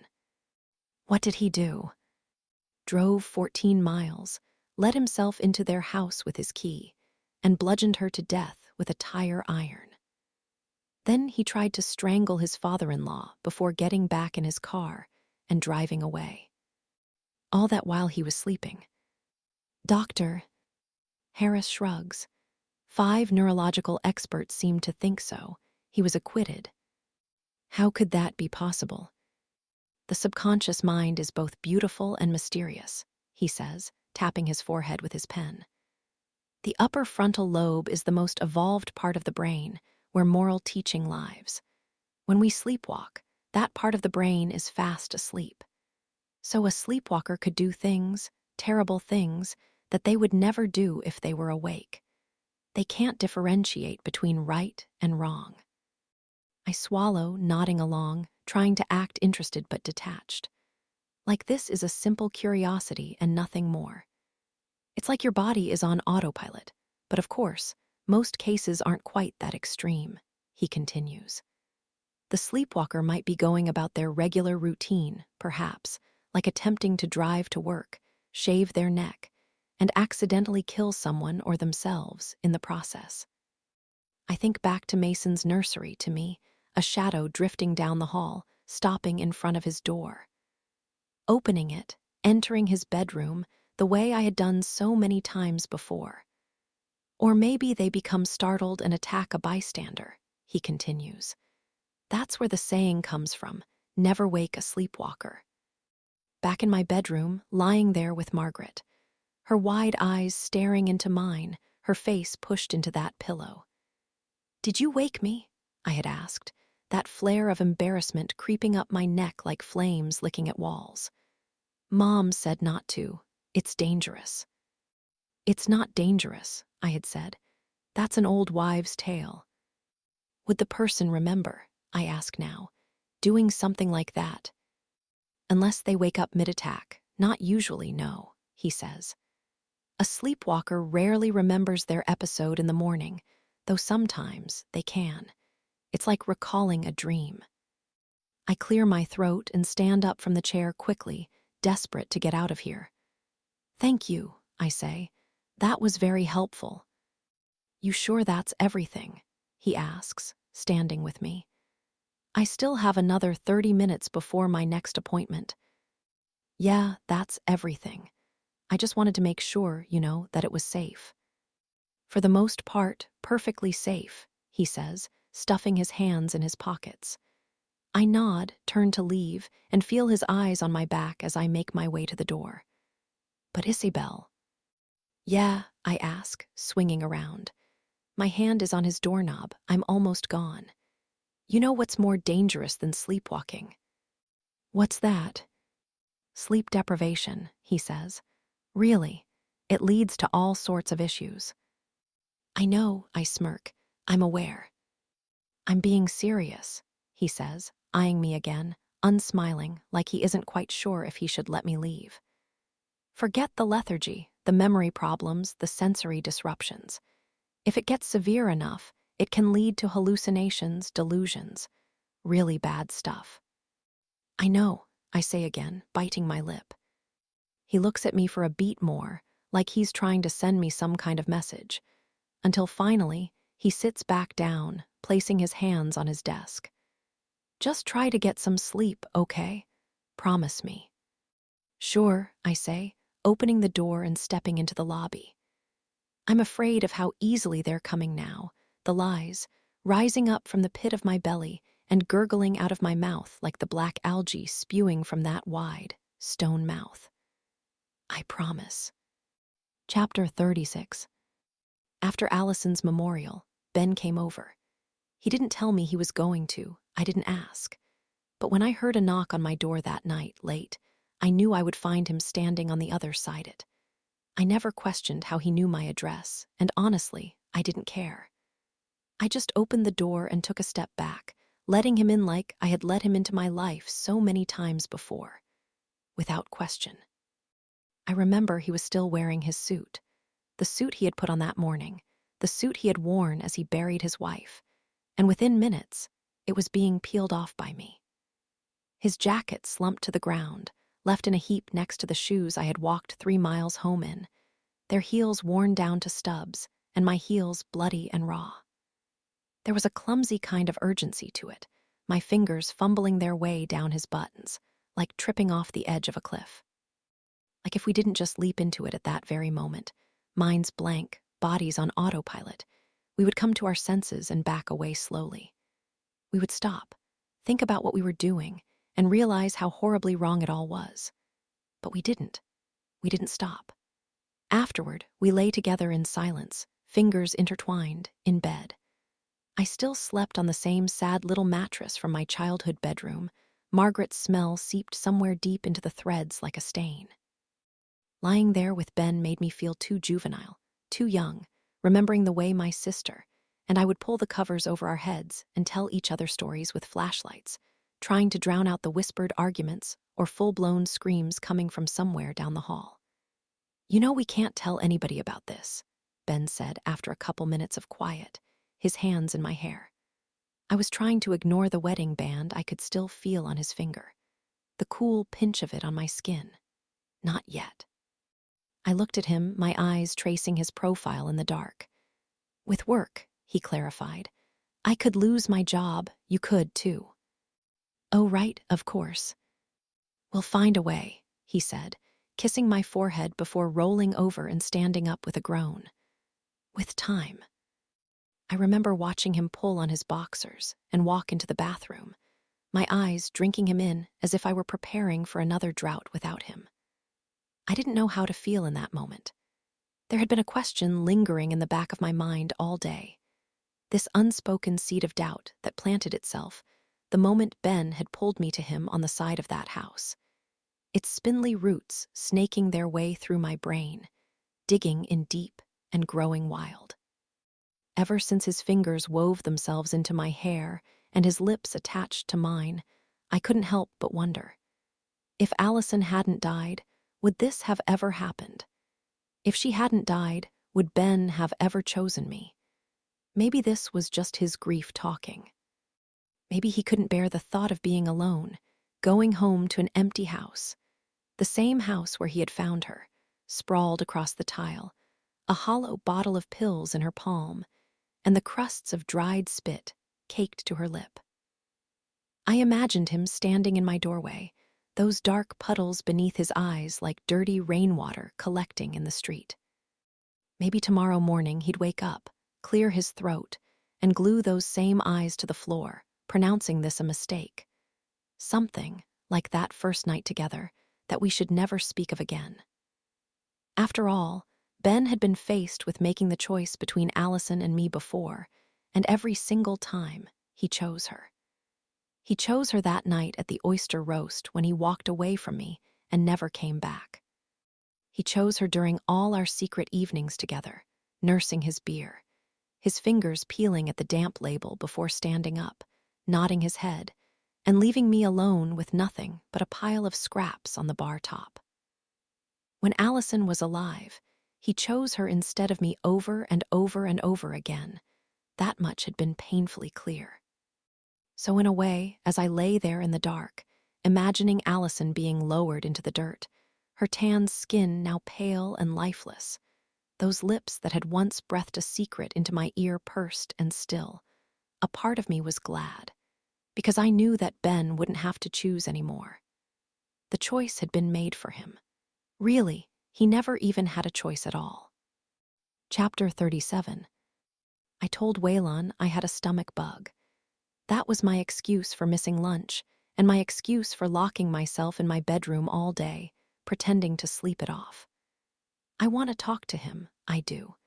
I need to hear his lie about visiting Dozier at the police station, try to work out what it is that he's doing here, what he wants. But I need to figure out my strategy first. I need to figure out how I'm going to respond, if I'm going to confront him, demand answers, or simply play dumb, keep up the charade, and see where it takes me. I grabbed my laptop as soon as I got home, slipping quietly into my room and crawling into bed, biding my time. Listening to the sound of him tiptoeing around the house on his own, the flush of the toilet, a cleared throat. I could sense him outside my bedroom door on occasion, hovering. I pictured his hand floating above my doorknob, considering whether or not he should knock before deciding, finally, to pull it back and walk away. I can't help but wonder what he's been doing with free reign of my home. sifting through my mail, maybe, or poking around in the trash. Trying to steal an intimate look into my life by analyzing which brand of condiments I buy or what appointments I have scrawled in my calendar. People tend to stash their dirtiest secrets in the most common of places. All the while, I've been watching more recordings from Mason's baby monitor, methodically working my way through each day. I've seen myself a few more times, moseying into his nursery in the middle of the night, stopping, staring. But that's it. I don't move any closer than midroom. I don't do anything other than just stand there, swaying a little, until at some point, I turn around and walk back out. It's around 2 in the morning in the video I'm watching now, and there I am again, standing in a pair of waffle-knit pajamas, arms rigid at my sides, long hair flowing over my shoulders like snarled seaweed. It's unsettling seeing me there, my sleepwalking caught on camera, but so far, I haven't done anything alarming. Every time I see myself walk inside, I feel my stomach clench. But then, every time I turn around and walk back out, it relaxes again, like a muscle being pricked with a needle. Eventually, I start to wonder if maybe they're right. All of them. Detective Dozier accusing me of inventing clues where they don't exist. Dr. Harris saying it's normal. I'm normal. I start to wonder if maybe this is perfectly harmless. Maybe I have nothing to worry about after all. I hear a sound from the living room and hit pause, my body on screen frozen in time. It's the creak of the couch as Waylon stands up, turns off the TV, and tosses the remote onto the cushions. It's late now, well after midnight, and I hear him walk down the hall, past my bedroom and into the guest room, shutting the door behind him. I hold my breath, listening, hearing the shuffle of his feet next door, the flick of the light switch, the squeak of the springs as he climbs into bed. I imagine him pulling the covers over his chest, his body growing heavy, relaxing into the mattress. And then I wait. After 20 minutes, I slide out of bed and pad across the room toward the door. Roscoe perks up, and I hold out my hand, silencing him before he can make a noise. Then I push my ear to the wood, listening some more. I hear no signs of life, no noises coming from his room. Only then do I decide that it's safe. I open my door and creep into the hallway, the house completely dark. Roscoe jumps from the bed, and we walk into the kitchen together. Everything looks normal. There's a single bowl hanging upside down in the drying rack, traces of Waylon's solitary dinner, the vague scent of citrus from my dish soap lingering in the air, until I glance into the dining room, my eyes landing on the table. Waylon's laptop and recording equipment are set up the way they were before. Just beneath it, his briefcase leans up against the wooden table leg. My eyes dart over to my closed guest room door, then back to the table. I creep over to it, easing myself into a chair in the dark. Then I lean over and grab his briefcase, hoisting it onto my lap. Thankfully, it isn't the kind that locks, so I open the flap and peer inside. There's a notebook, a few folders full of papers. I grab his wallet and flip it open, eyeing his driver's license. At least he wasn't lying about his name. I had Googled him, of course, but the proof is right here, Waylon Spencer, along with his picture and an Atlanta address. I flip the wallet closed, toss it back into the briefcase, and grab a handful of folders next. I open the first one and realize it's the case file I gave him just last week. Everything seems to be there, undisturbed, untouched, so I move on to the next one, flip it open, and freeze. It's another copy of Mason's case file, but this one looks much, much older. I pull the file out and place it on the table, my fingers tracing their way down the fraying edges. There are pen marks and coffee stains, notes scribbled in the margins and sections highlighted with dried-out markers. There's the missing poster and the interview transcripts, the sex offender registry and crime scene photos. It's obvious that he's pored over it, read every word, not only once, but multiple times. I continue to flick through the pages, my eyes scanning all the same things Waylon had seen that first day in my dining room, acting as if he were taking it all in for the very first time. Suddenly, I remember the way he had tried to hand it back to me, like he didn't even need it. "Keep it," I had said. I have my own copy. Apparently, so did he. Why does he have this? I whisper, feeling the worn paper between my fingers. Why would he have his own copy? I suppose it's not impossible. Journalists can always get their hands on these things. But why wouldn't he tell me? Why would he pretend?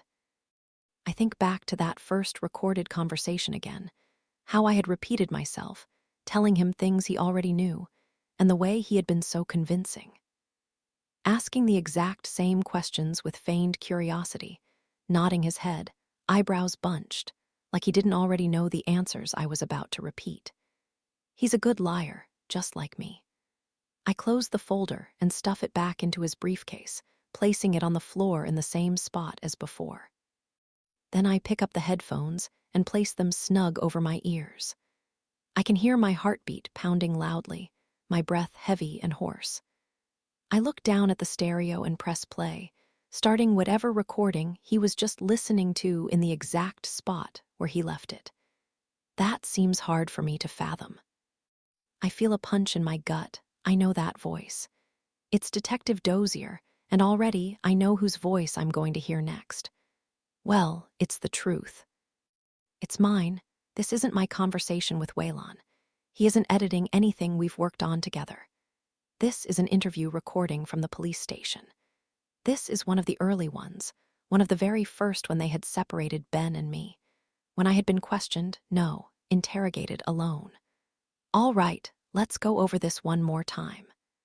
Dozier's voice leaks through the speakers and into my ears, sending a familiar chill down my spine. I can still picture his eyes, those eyes that were so calloused and hard, so disbelieving. I can still see the way he was leaning against the table between us, drumming his fingers across the wood in a calm, steady rhythm, like he had all the time in the world. You woke up at 6 o'clock. Yes, that's correct. And you didn't think to check on your son until after 8. I thought he was still sleeping. I didn't want to disturb him. Does he always sleep until 8? No. Usually he wakes up earlier. I flinch at the sound of my own voice.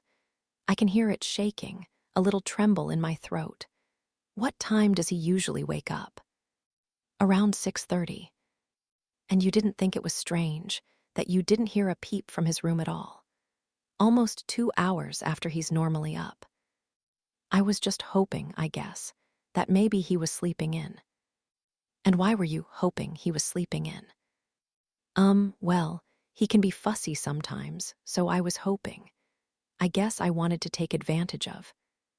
I'm sorry, did you just say you wanted to take advantage of the fact that your son seemed to not be waking up? No, sorry, I didn't mean it like that. I just meant.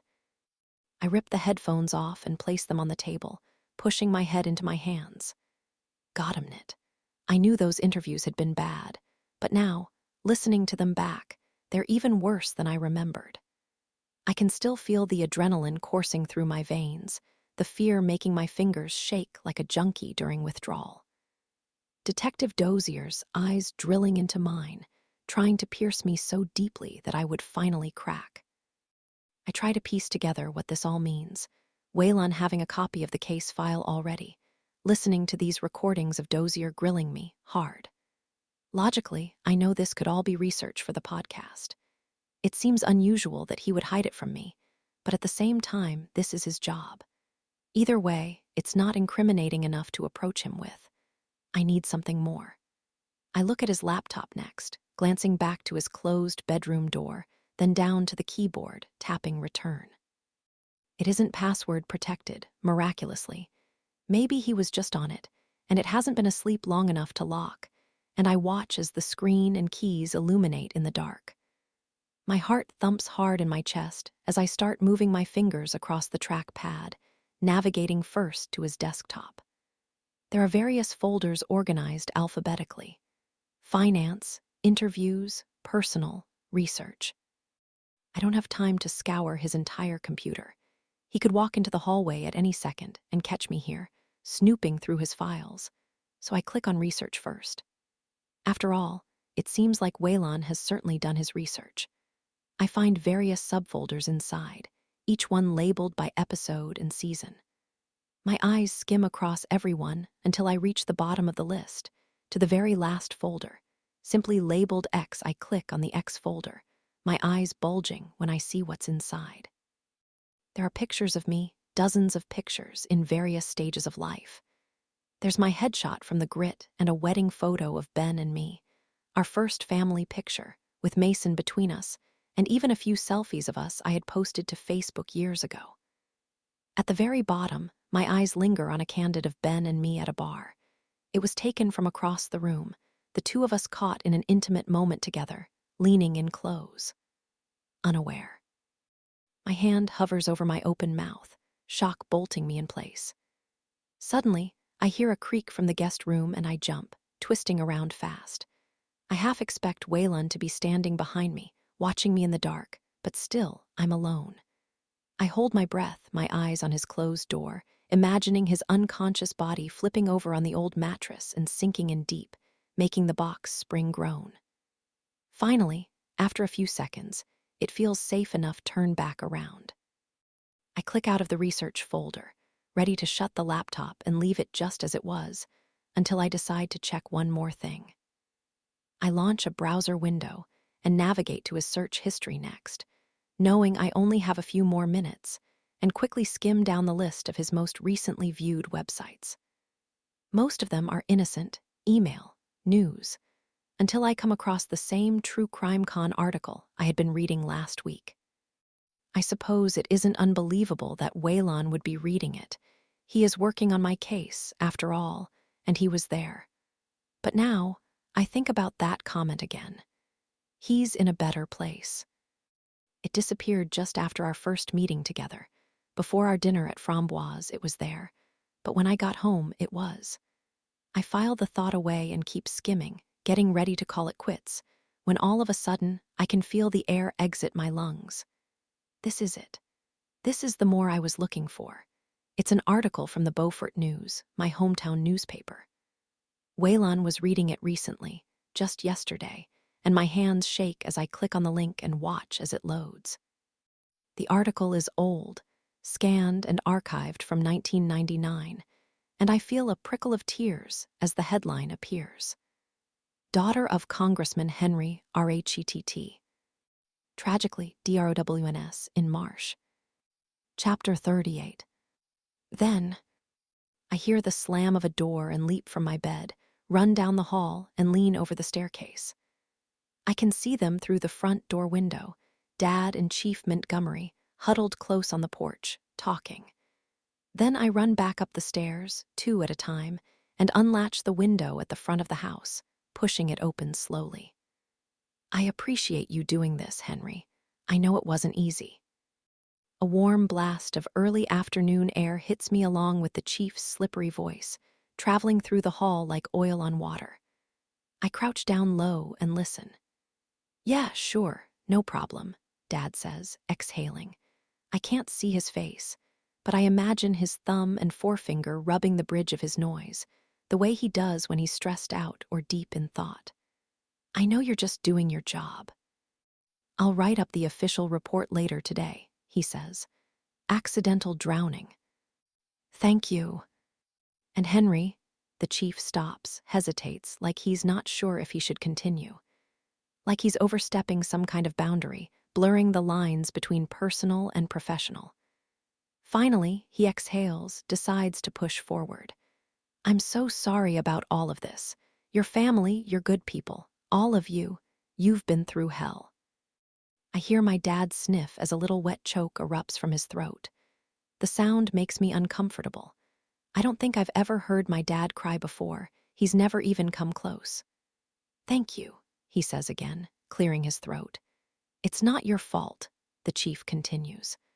Over 400 kids under the age of 6 drown in pools every year, mostly in June, July, and August. It's hot, Henry, hotter'n hell. My dad is quiet, but I can picture him nodding along, dabbing at his eyes with the handkerchief he keeps stuffed in his back pocket. Your air conditioning is out. She probably just thought she'd take a dip, cool off. Outgoing tide could have swept her up quick. Yeah, my dad says. Yeah, I know. I slide the window shut and walk slowly back to my bedroom, feeling a daze settle over me as I process what I just heard. It makes sense, their story. It is hot. Margaret was hot, complaining about it constantly. I remember her in the studio, the sweat dripping from her neck and her cheeks a fiery red. I remember her in that bath, ice water prickling her skin. She had asked to sleep outside, looked longingly out that window, ached for the wind whipping off the water to bring her some sense of comfort, of relief. But still, I know it's a lie. I know Dad is lying, because Margaret never would have wandered out there alone, deciding to take to the marsh, submerge herself in the water until she was too deep to turn back. She would have never done that on her own, but she would have done it with me. I remember her coming into my bedroom that night, climbing into my arms, pushing herself close, even when she was afraid. Margaret followed me constantly. It didn't matter when or where. She was a quiet little body trailing me around like a shadow, and shadows don't move on their own.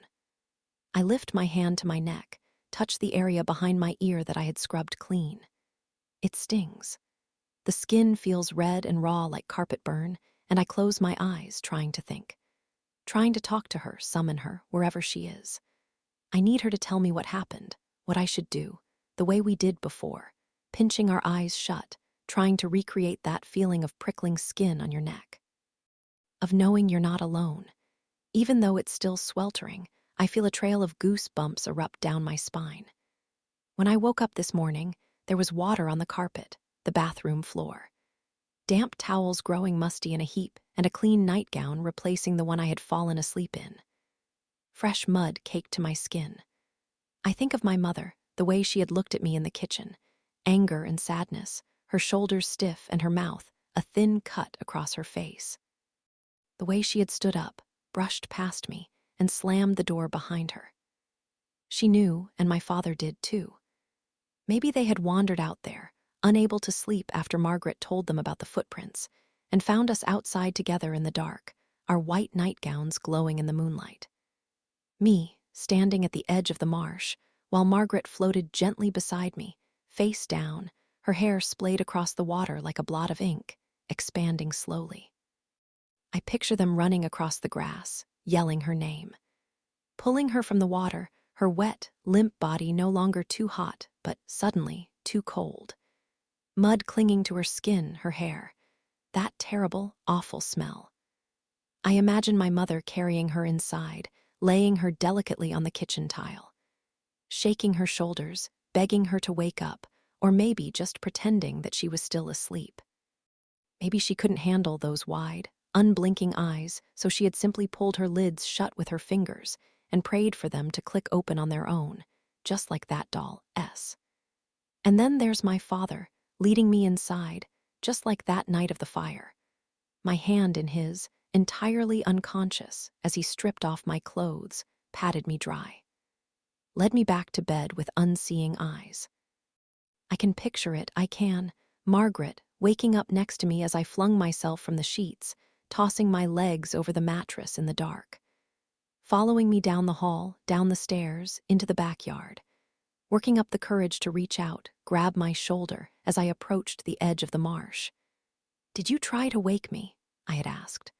"Mom said not to. It's dangerous." "It's not dangerous. That's an old wives' tale." She listened. Margaret always listened to me, to everything I said. "I won't hurt you," I had told her, and she nodded her head, believing, trusting. It was a promise I couldn't keep. Chapter 39. Now. I can barely breathe as I sit in the silence, Waylon's laptop glowing in the dark like that springtide moon. I continue to stare at the headline, the memories pummeling over me like water from a broken dam, until I hear a low growl from somewhere across the house. I slap the laptop shut and twist around, relief flowing through me when I realize it's just Roscoe pawing at the back door. "Oh God," I whisper, my head feeling airy and light. "I'm sorry, buddy." I stand up and walk back into the kitchen, guilt washing over me as I realize he hasn't been outside all day.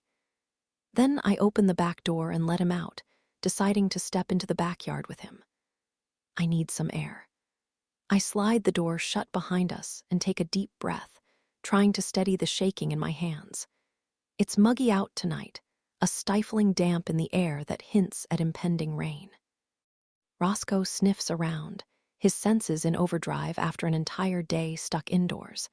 And I guess mine are, too, because everything seems to be somehow intensified tonight, like I'm looking at the world through a microscope.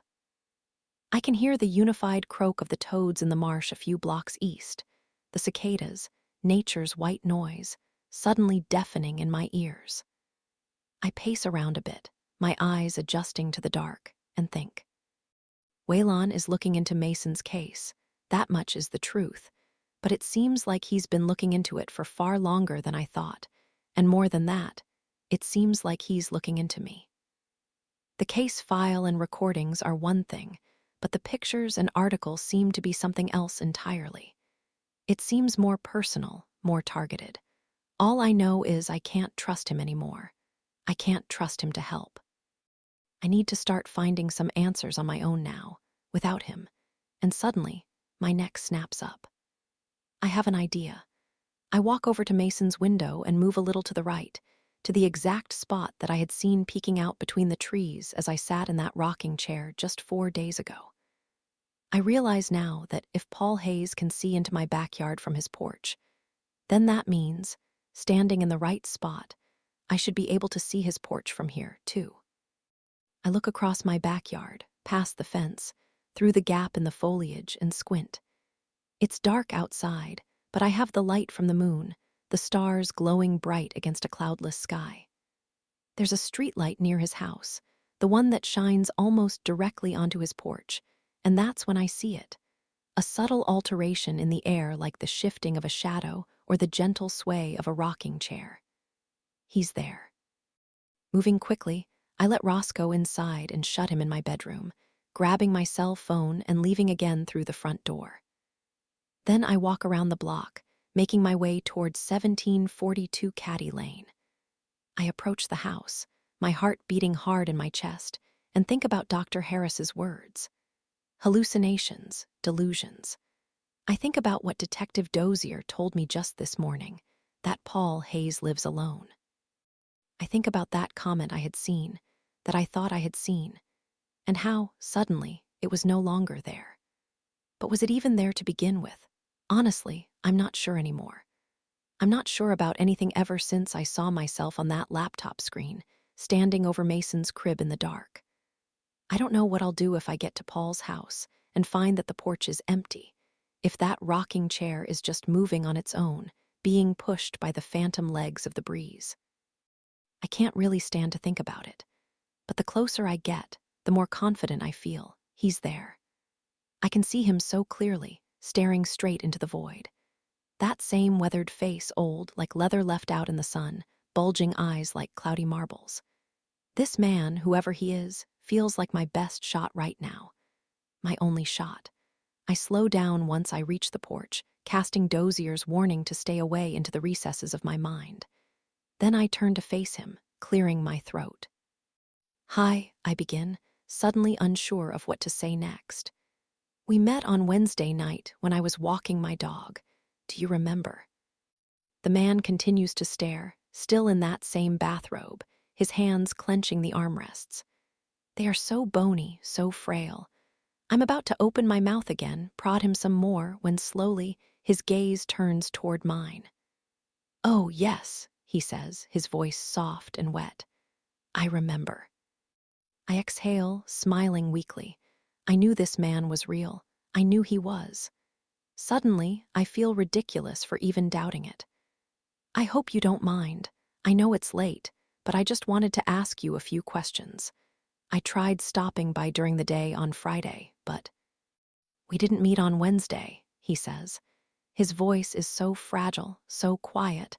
I have to take a few steps forward, straining to hear. "You seem to be the one who doesn't remember, or maybe you'd just like me to forget." I take another step forward, confusion settling over me. "I'm sorry, have we met?" I ask. "I can't seem to place you." The man continues to rock, his eyes back on the street again.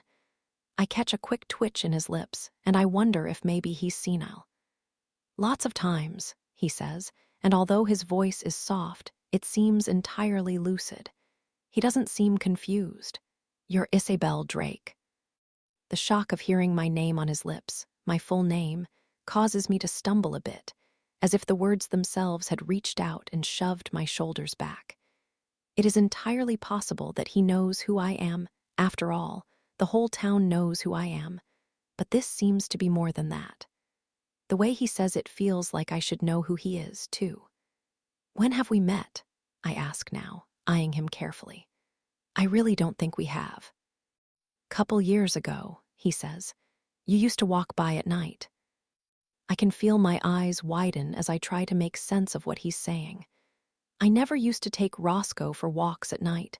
That just started recently, after Mason was taken. After Ben moved out. After I stopped sleeping. I'm sorry, I think you're mistaken. No, I'm not. He shakes his head before letting out a low, wet cough. You live right there. He nods his head in the direction of my house, then looks back at me.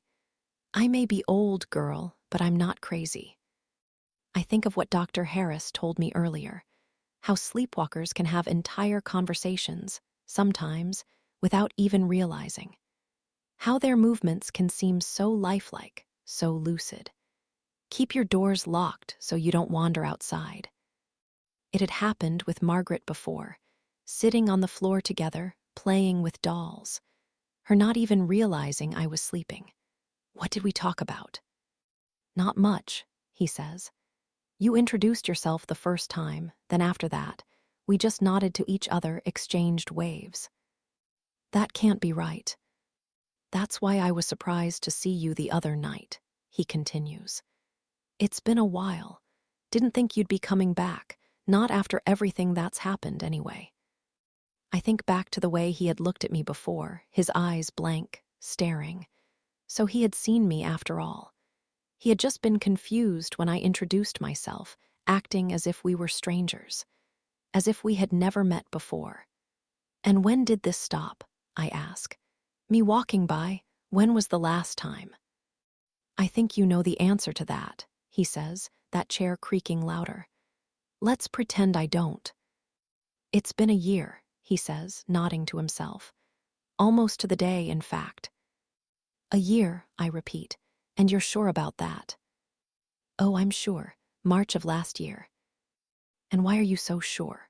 I ask, the ground beneath me starting to sway. The man turns to look at me finally, his cataracted eyes like two crystal balls and an amused look on his face, like we're rehashing some kind of inside joke that I don't understand. I suddenly have the distinct feeling that whatever this dance is between us is something we've done before, something he very much enjoys. Because, he says at last, a twitch of a smile appearing on his lips, you had your kid with you that time. Chapter 40. I push myself back into my bedroom and slam the door with too much force. Roscoe perks up, confused, and I know I'm being loud enough to wake up Waylon, but right now, I don't care. Nothing matters anymore. Nothing matters but this. The images are swirling around me like bathwater slowly circling its way down the drain. Those dirty footprints on the carpet and the finger marks beneath my ear. The open window and the smell of the marsh and that stuffed dinosaur covered in mud. It's getting harder and harder to separate fact from the fiction, dream from reality. Then from now, Margaret from Mason. I hear a knock at my door, cautious and slow, and turn to the side. Waylon is in the hallway. Isabel, he calls. Is everything okay? I thought I heard the door. I curse beneath my breath and consider staying quiet, letting him just wait for a while before being forced to walk away. I can feel him on the other side of the wall, hesitant. 5 seconds go by, then 10, but I can still see his shadow beneath the door, unmoving. He knocks again. Isabel, he says, firmer now. I know you're awake. Roscoe jumps off the bed, walks over to the door and starts to scratch. I sigh, lean my head back, and take a few steps forward, steeling myself before I thrust it open. Hi, I say. Sorry, didn't mean to disturb you. Why were you outside? He looks disheveled, his hair a nest of tangles and his eyes coated with sleep. There's a strange intimacy to seeing people teetering on the edge of consciousness like this, knowing that they're vulnerable. Like the first time a new partner unwittingly falls asleep in your bed and you lie next to them in the dark, watching the gentle rise and fall of their chest, the bare skin of their neck. Knowing that, in those precious moments, they are completely defenseless, completely exposed. He glances around, looking for a clock, but unable to find one. I don't know, 2 in the morning. I just had to get some air, I say. I've been shut in here all day. I can tell he doesn't believe me, but it's the best I've got. Is everything okay? He asks. I feel like there's something you're not telling me. You're sweating. I lift my hand to my forehead, feeling the cold slick of my skin. I had practically run home from Paul's house, too afraid to turn back around. To see the gaze of that man on my back, to face the accusations I could see twirling in his eyes. I'm fine, I say. It's just this bug. Do you need me to take you to the doctor? You really aren't looking good, no offense. I glance to the side, to the mirror hanging above my dresser, and almost recoil at my reflection. He's right. My skin is sallow and pale, like I just ingested something rotten. My eyes are sunken in, exposing the gentle slope of my skull. His expression is making me remember the way Dr. Harris had looked at me earlier today, or I suppose that was yesterday. It's all starting to blur together now, that same sense of concern. You know what's more dangerous than sleepwalking? Sleep deprivation. I'm fine, I repeat. Really. Okay. He looks at me, unconvinced, and I think I see a flicker of sadness appear on his features before it disappears just as fast. Or maybe it's pity. The thought of how easy it was for him to snake his way into my life like this, how he only needed to say the right things at the right times in order for my guard to drop completely. He takes a step closer to me, and I flinch. Isabel, you know you can trust me, right? You can tell me if there's something else going on. I don't know how to respond to that. I don't know if I can trust him after what I discovered, but I don't know if I can trust myself either. So instead, I look at my feet, my eyes drilling into the carpet. I can hear the tick of the clock in the living room and Roscoe's tongue working its way over his fur as he lays on my bed, a methodical licking. The gentle buzz of the overhead light, like a swarm of flies circling something dead. What did Dozier tell you? I ask at last, my voice a whisper. What? At the station. I look up, trying to read his expression, trying to stay firm and focused when really, the fear coursing through me makes me feel like I might faint. Today, you said you talked to him. Oh, he says, rubbing the back of his neck. Yeah, let's not get into that right now, okay? But you said. Not now, he repeats. It can wait. You need to get some sleep. I exhale, nod, knowing that there's no point in trying to convince him. It is 2 in the morning. After all, most people would be asleep at this hour. Most people. Okay, I say, my eyes stinging at the thought of waiting until morning, later in the morning. I mean to finally find some answers. Okay, sounds good. I'll sleep. Waylon smiles, oblivious to the fact that once he leaves, once the door shuts behind him, nothing will change. I'll still be here awake, only without him, I'll be alone. Well, good night, he says, turning around and flipping off the light. I shut the door quickly and listen as Waylon retreats into his own room. Then I hear the gentle click of the lock and realize, I don't think I've ever heard him lock the door before. I wonder if it's because of me. If it's because he's afraid of me, afraid of being alone with me in the dark, the way my own mother was. I make my way back to bed and crawl beneath the covers, glancing at my laptop and pulling it toward me. I tap at the keyboard until it comes back to life, and there I am, just as I had left it. There's me, standing in Mason's nursery, the video on pause. I stare at the frozen image on the screen, my body moving through some kind of mindless rhythm, like a wind-up doll walking on its own. And I wonder, if I was going into Mason's nursery like this, night after night, I suppose it's possible I was going outside, too. I try to imagine myself walking down the hall, passing his nursery, and opening the front door instead, roaming the streets of my neighborhood, like some kind of restless spirit walking a familiar, comforting path. I think of those footprints on my carpet again, the fact that I had done that exact thing before. But even if that's the case, there's no way I would have brought Mason with me. I've seen myself enough times on these videos to know I've never touched him. I've never even gotten closer than mid-room. That man must be confused. He must be lying to me, playing with me, trying to make me believe something that just isn't true. I hit play again, resuming the video, watching as my body continues to sway like laundry on a clothing line being pushed by the wind. I observe the way Mason kicks his little feet in his sleep, the entire screen glowing in a strange, night vision gray, making me look like I'm an animal in the dark, wandering into some kind of trap. Finally, I see my legs move, a step, and then another. I wait for myself to turn around to walk back toward the door, but instead of walking out the way I came, I start to walk closer. Closer to Mason. I lean forward, the light from the laptop making my eyes burn. I watch as my body approaches his crib and stands silently above him, peering down. Then as I lean forward, my arms outstretched. No, I think, unable to look away, unable to move, as my unconscious body picks up my son, his little feet kicking in the air as I hoist him up, bring him close. Hold him tight against my chest. I slap my laptop shut, too afraid to see what comes next. Chapter 41. A month after Allison's memorial, I left my job at the Grit. Ben found a way, just like he promised, and it involved me going freelance. I would continue writing for them on a project-by-project basis. Then when we went public with our relationship, it wouldn't look as bad. It wouldn't look like a boss and his employee. It wouldn't have started when Allison was still alive. We had connected afterward, of course. After Allison was dead. After I was already gone.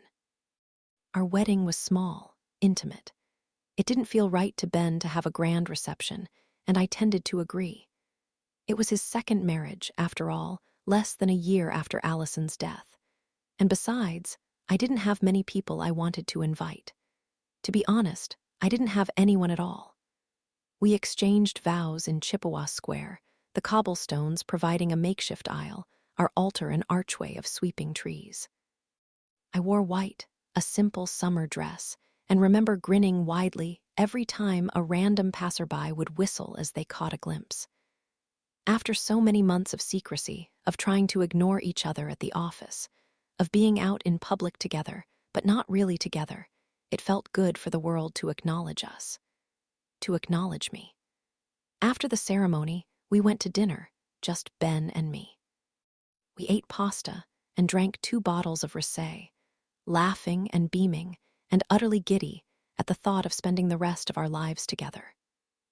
We had moved into our house just a few days earlier, but the furniture hadn't been delivered yet, so we spent our wedding night in an improvised bed made of blankets and throw pillows laid out across the living room floor. I remember the mismatched candle collection flickering from the mantel, the flower petals he had ripped from my bouquet and sprinkled across the carpet. It was passionate and romantic and emotional and real. It was the happiest night of my life. We had talked about children, of course. Neither of us wanted them. Ben was too busy. His priority was work, it always would be, and he knew that would make him absent, one of those fathers who was never really there. I understood that, appreciated it even, having grown up with one myself, so I told him I never saw myself as a mother, either. And that was the truth. It reminded me too much of Margaret, of what had happened when another life had been left in my care, of how badly I had failed the first time. But then something inside me started to change. It was a slow revelation, barely there, that took years to take root, like a helicopter seed drifting away before planting itself in open soil. I was enjoying freelancing, for the most part, but it was different from the Grit. I didn't have an office or coworkers. I spent almost all of my time alone.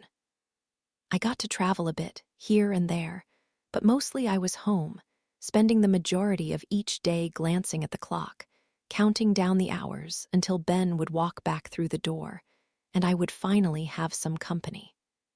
And then, of course, there was Ben. The subtle changes that took place in him, too.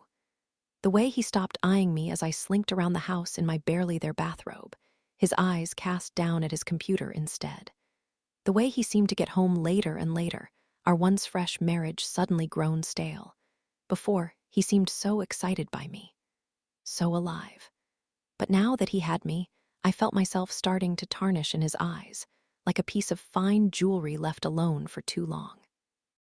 I tried to tell myself that that was just marriage, an inevitable, slow decay that took place as the years stripped us of our spontaneity and spark.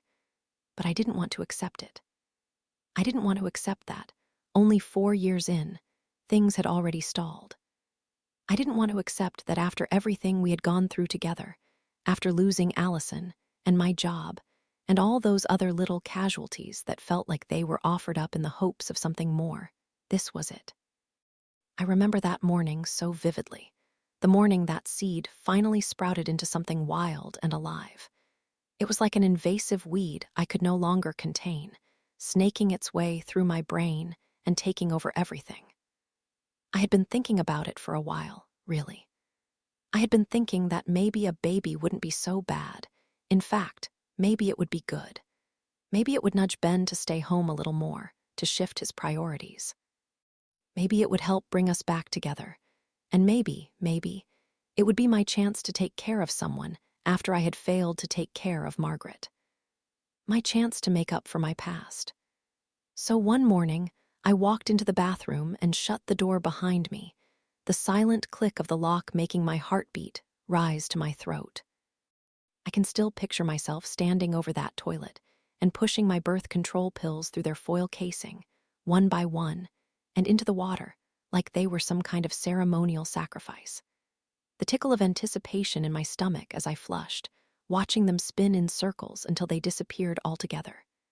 Ripping Ben's clothes off as soon as he got home and lying in silence together afterward, wondering, waiting, trying to somehow feel it happening beneath my skin. And I felt guilt, yes.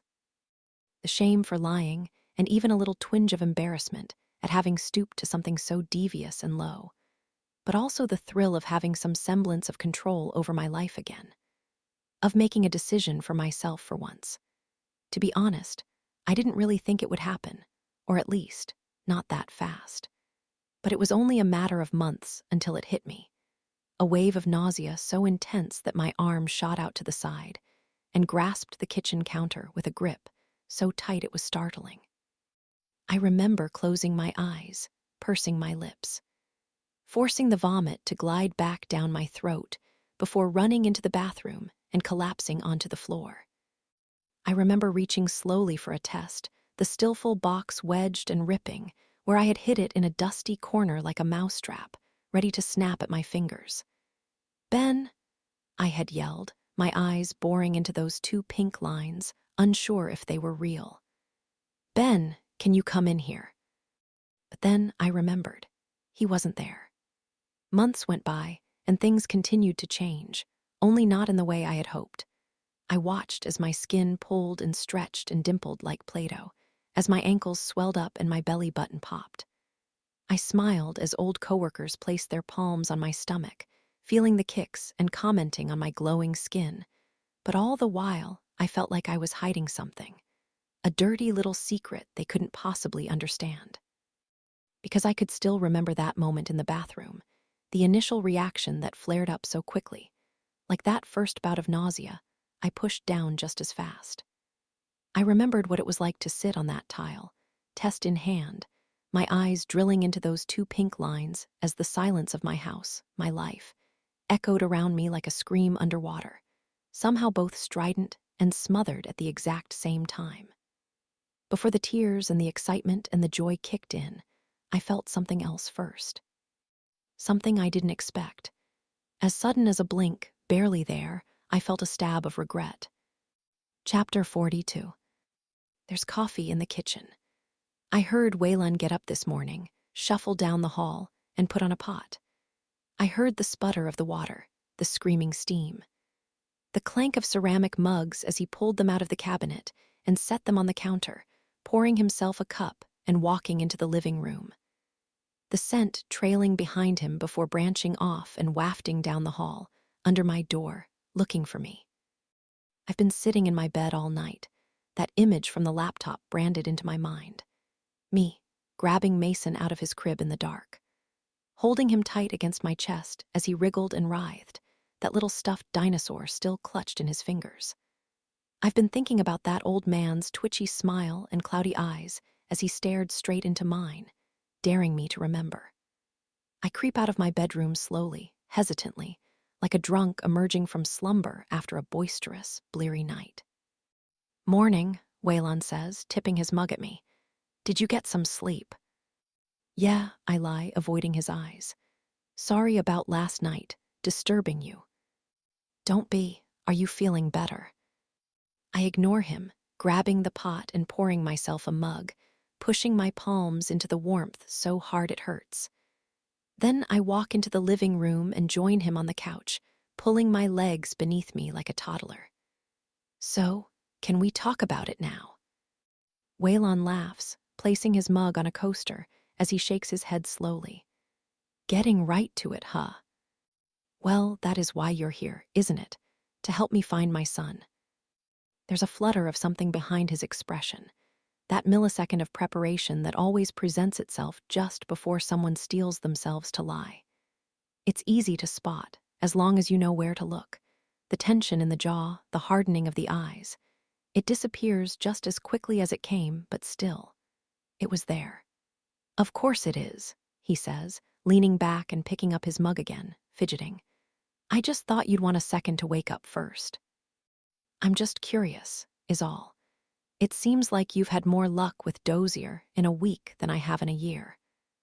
Sometimes fresh blood helps." "I see that." Waylon looks at me, his fingers pulling at a fraying thread on the couch.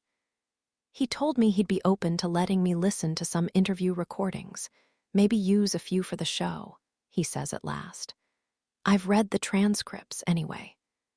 He takes a sip of his coffee and smacks his lips, clearly satisfied with his answer. And that much is true, I suppose, only he's omitting the fact that he already has them. "Which interviews?" I ask. My cup is still untouched, steaming in my hands. "I'm not sure yet. There are days of footage to sift through. I'm going to swing by later, pick them up." I nod, remembering those entire afternoons spent in the police station. The empty water bottles at my feet and my tired reflection in the mirror on the wall, feeling the eyes of all the people behind it, watching. Remembering my voice from last night, leaking through the headphones like marsh water rushing through a cracked window, an open mouth. "Can I come with you?" I ask. I'm not sure that would be a good idea. "Why not?" Waylon exhales, pushing coffee-scented breath out through his lips. "Look," he says at last, crossing one leg over the other. "I really appreciate everything you've done here, letting me stay at your place, how cooperative you've been. It's been above and beyond." But, he repeats, steeling himself, "I don't want the integrity of the podcast to be at risk." "The integrity." Waylon holds up his hands, stopping me mid-sentence. "If anyone were to find out that we've been working on this together, my credibility would be shot. There's no way anyone would see it as objective. I mean, I'm sorry to say this, but I'm a suspect," I interject, "and you need to treat me as such." "Yes," he says. "Well, no. I'm just saying that it can't appear like I'm taking sides. If you were really concerned about your integrity, you never would have agreed to stay here in the first place," I say, standing up from the couch. "So why don't you tell me what it is you're really after?" Waylon is quiet, his fingers tapping away at the side of his mug. "I'm not sure what you're trying to say. I know you lied to me about seeing Dozier yesterday. I know because he was here." Waylon perks up, his eyes growing wide. He must have come by after I left. And I know you lied about Dozier saying he doesn't know my neighbor, too, because he does know him. He told me his name, I say, the anger and the betrayal pushing me forward. So stop with your bullshit about credibility, because you and I both know that you have none. Why are you here?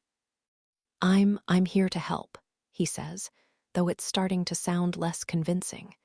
Like even he knows that there's no use lying anymore. I'm here to figure out what happened to your son. Bullshit. I went through your stuff last night. I saw everything you've been hiding. Why are you here?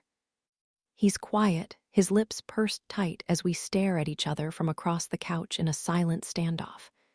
Just as I'm starting to think he'll never talk, he bows his head and blows a tunnel of air out through his lips. Isabel, you've seen the evidence, he says at last. You've seen it all. So you know what the evidence says. Whoever took Mason, they came from inside the house. I look at him, blink a few times. The implication, of course, is clear. I know what he's trying to say. The evidence doesn't line up with the idea of a forced entry. But there was an open window, I start. But no footprints on the carpet, he interrupts, finally looking up at me. If someone came into your house through that window, there would have been dirt on the carpet. Mud, grass, something. That's just one thing that could easily be explained, I say. He could have taken his shoes off. Why didn't Roscoe bark? He continues, pressing on. He barks when he sees strangers. Someone would have heard him. You would have woken up. Why was he quiet? He wasn't in the nursery, I say, even though I know it's a bad answer. He would have heard it anyway. Maybe he was asleep. He was quiet because nobody broke into your house, Isabel. I know it, you know it, the cops know it. There was no intruder. I think of Detective Dozier and the way he's always brushing me off, the way he looks at me like he knows something I don't, the way he never seems to give me the time of day. So I was right then. That's what he thinks. That's what they all think. You really believe that? I ask, trying to keep my voice level, trying to keep myself from crying. This whole time you've been here, every conversation we've had. We're both dancing around it, avoiding having to say it outright, but from the look in his eyes, he knows what I'm asking. Do you think I killed my son? Yeah, he says at last, his eyes on mine. Yeah, I do. I should have seen this coming. I'm a storyteller myself, after all, and a storyteller never goes into a story without actually knowing the story, without having an idea of what it is you want to tell. You don't go in blind, searching for answers. You have the answers, your answers, at least, the answers you want, and you go in searching for proof. From that very first conversation on the airplane, this has been Waylon's angle. I have been his angle. I thought he was different. I thought he cared, so I let him in, told him things. Things I've never told anyone. But that was his game all along, wasn't it? That was his goal, to get me to relax, open up by cooking me dinner and pouring me wine, by listening to me so intently and never pushing too hard. But all along, he believed it, just like everybody else. Isabel Drake is a baby killer. Get out, I say, pointing at the door. I want you out of my house. Waylon is quiet, his lips still parted, like he wants to fight back. I want you out now. Finally, he nods before standing up silently and walking into the guest room. I hover by the couch, arms crossed tight against my chest, and the sting of tears in my eyes as I watch him pack his things. It hurts. The betrayal, the lies. The fact that I had finally allowed myself to feel listened to feel heard. To feel like I'm not in this alone. But that's not what hurts the most. It's the fact that, even after getting to know me, Waylon still believes there's a meanness in me, buried deep. That there's something nocturnal that slithers out in the dark, something with a bloodlust that needs to be quenched. He really believes that I walked into Mason's nursery that night and did something to him, something terrible. Something so bad my own conscious mind has blocked it out, refusing to remember, the same way I did something to Margaret. But still, that's not the worst of it. The worst of it is that now, with a startling certainty, I believe it too. Chapter 43. I'm downtown near the Grit's office, the oak trees lining a long street of historic brick condos. They're expensive, I can tell. The types of houses people buy not for the house itself, but for the connotation of it. The types of houses that exude money and status, sort of like the Grit itself, I guess. So in a way, it makes sense that Ben has chosen to live here. It fits the image. I reach his stoop and climb the steps, glancing at my watch. I was hoping to catch him before work on his way out, but I might have missed him. If he's not here, I'll just have to wait. Then I take a deep breath and ring the bell, hearing the buzz from inside, my hands punched into my pockets. After a few minutes of silence, I get ready to turn around, walk down the steps, and try again later when suddenly the door flies open. Ben is laughing like he's mid-conversation, and I watch as his smile fades as he takes me in. "Isabel," he says. "What are you doing here?" "Do you have a second? I was hoping we could talk." No," he says, glancing over his shoulder. "No, not really. I'm running late for work." "It's important." "Ben," I hear a voice from somewhere inside. It's a woman's voice, young and flirty, and I bow my head, trying to hide my reddening cheeks. It's her. "Ben, are you out there? Who is it?" "Nobody," he calls over his shoulder. "Just a second." We stand in silence, both of us too embarrassed to look the other in the eye. Nobody. I've walked in on something, I can tell.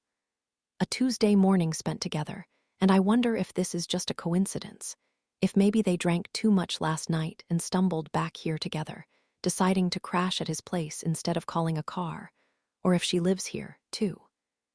If he just bounced that quickly from me to her, the same way he did from Allison to me. I poke my head to the side, trying to catch a glimpse into his home. "So, what is it, Isabel?" he says, leaning on the doorframe, trying to obscure my view. "What brings you here this early on a Tuesday morning?" "I just had some questions," I say. "About, that night." "Jesus," he says, lowering his head. He's pinching the skin between his eyes, hard, like I'm a migraine he's trying to fight off. "Are you kidding me?" "It's important." "Isabel, you need to let this go." "Are you saying that because that's what's best for me?" I ask. "Or because you think I don't want to know the truth?" Ben stares at me, his head cocked to the side. What does that mean? I think about all the other times he's looked at me like this, on Dr. Harris's couch, his hand on my knee, in our living room at dusk as I stood planted by the window, my eyes glassed over, searching my expression for something long since lost. A flicker of recognition, maybe. A glimpse of knowledge. A memory lodged somewhere deep in my subconscious, trying to claw its way out. "I think you know what it means," I say. "Look, Ben, if you're trying to protect me or something." I stop, my mind back in Beaufort again. On my father and the way he had looked at me, too. The way he had covered for me, lied for me, because the truth he knew would kill me. Maybe that's why Ben has been so adamant about trying to get me to move on. Maybe that's why he's been trying to convince me to stop searching, stop hoping. Because he knows it's pointless. He knows the truth. "If you know something about what happened and you're just afraid to say it, please," I say, pleading now. "I have to know. I can't wonder like this forever. I can't." Before he can respond, the door opens wide, and a woman appears behind him.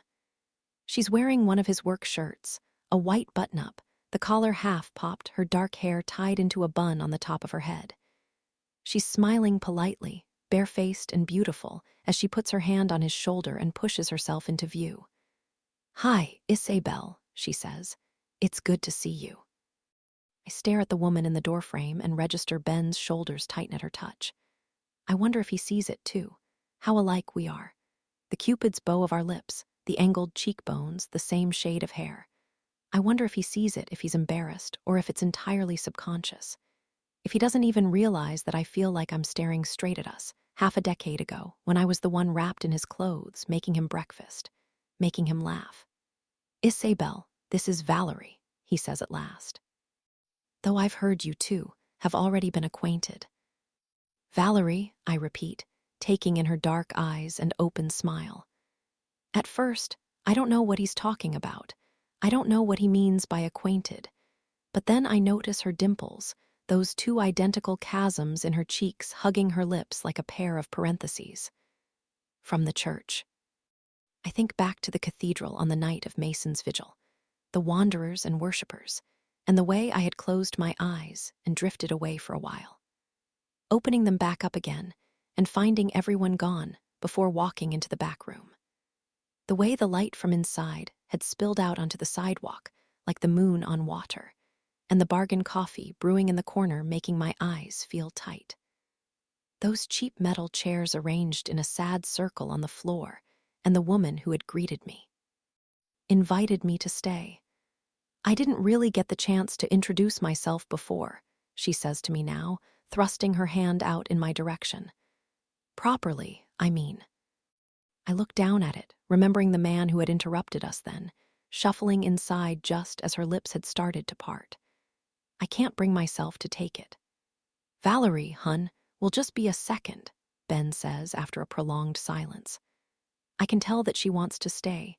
She wants to make this right between us, whatever this is.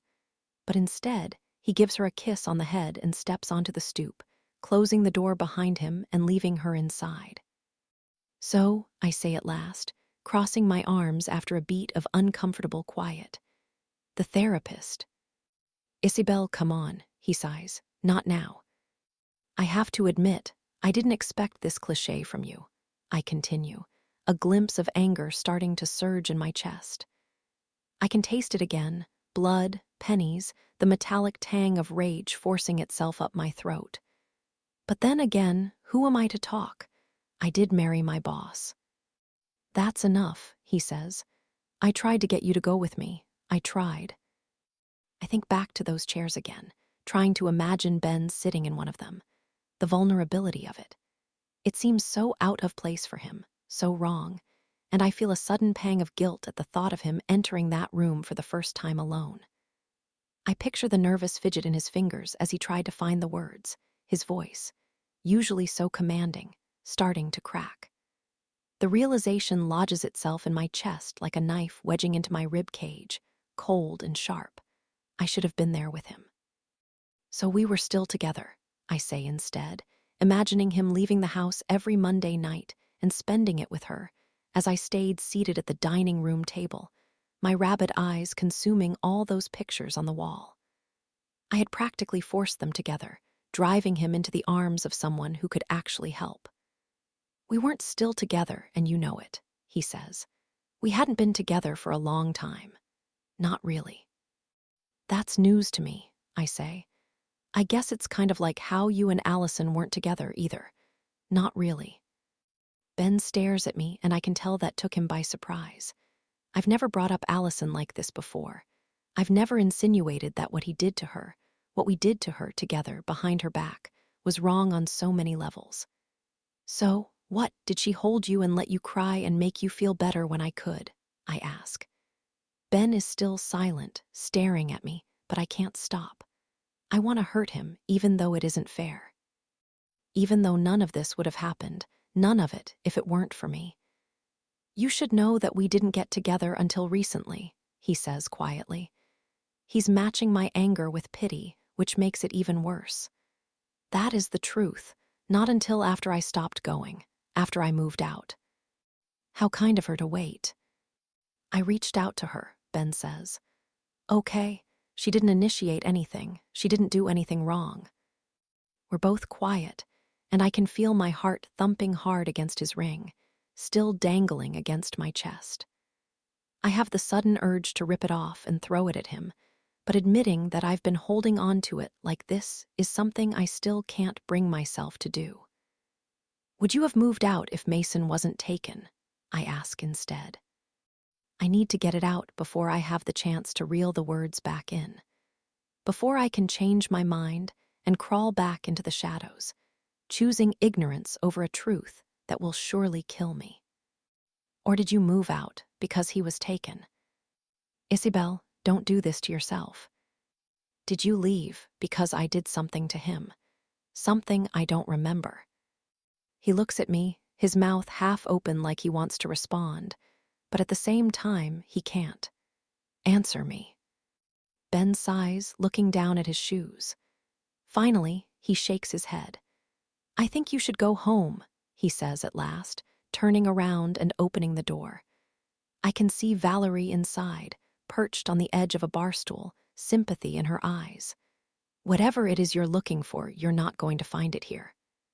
Chapter 44. As much as I hate to admit it, Ben is right. I'm not going to find what I'm looking for here. I have to start from the beginning, and the beginning isn't the night Mason went missing. It isn't the night Ben and I met. The beginning is back in Beaufort.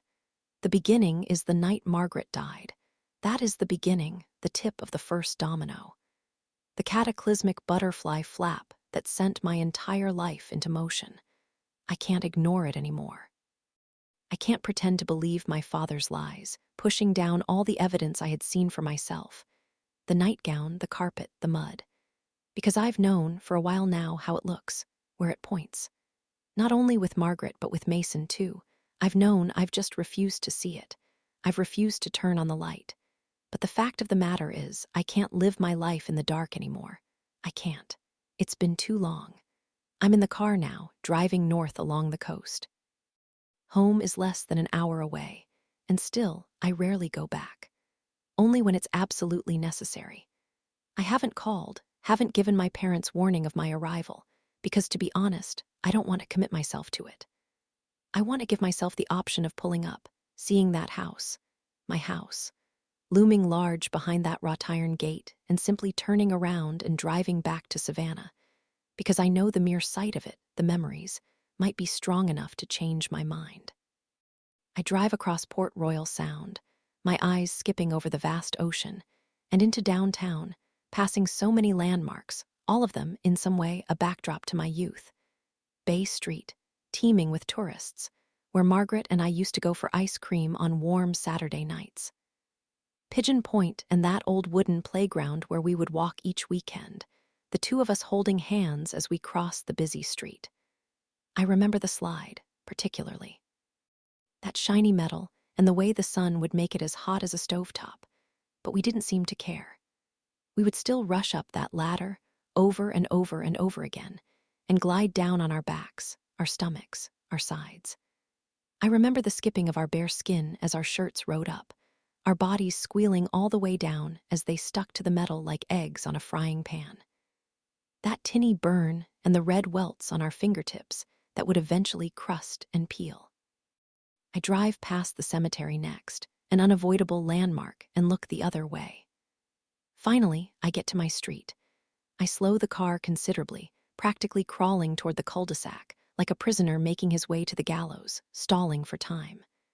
My house sits at the very back of it, the end point of the road. Go any farther and you drop into the sea. I pull off to the side, park on the grass, and climb out of the car, the whiff of salt and mud hitting me as soon as I open the door. The gate is still there. The plaque still there, although by now, the ivy has grown so thick that you can no longer read the inscription. The jasmine is supposed to be in bloom this time of year, its nutmeggy smell infiltrating the air.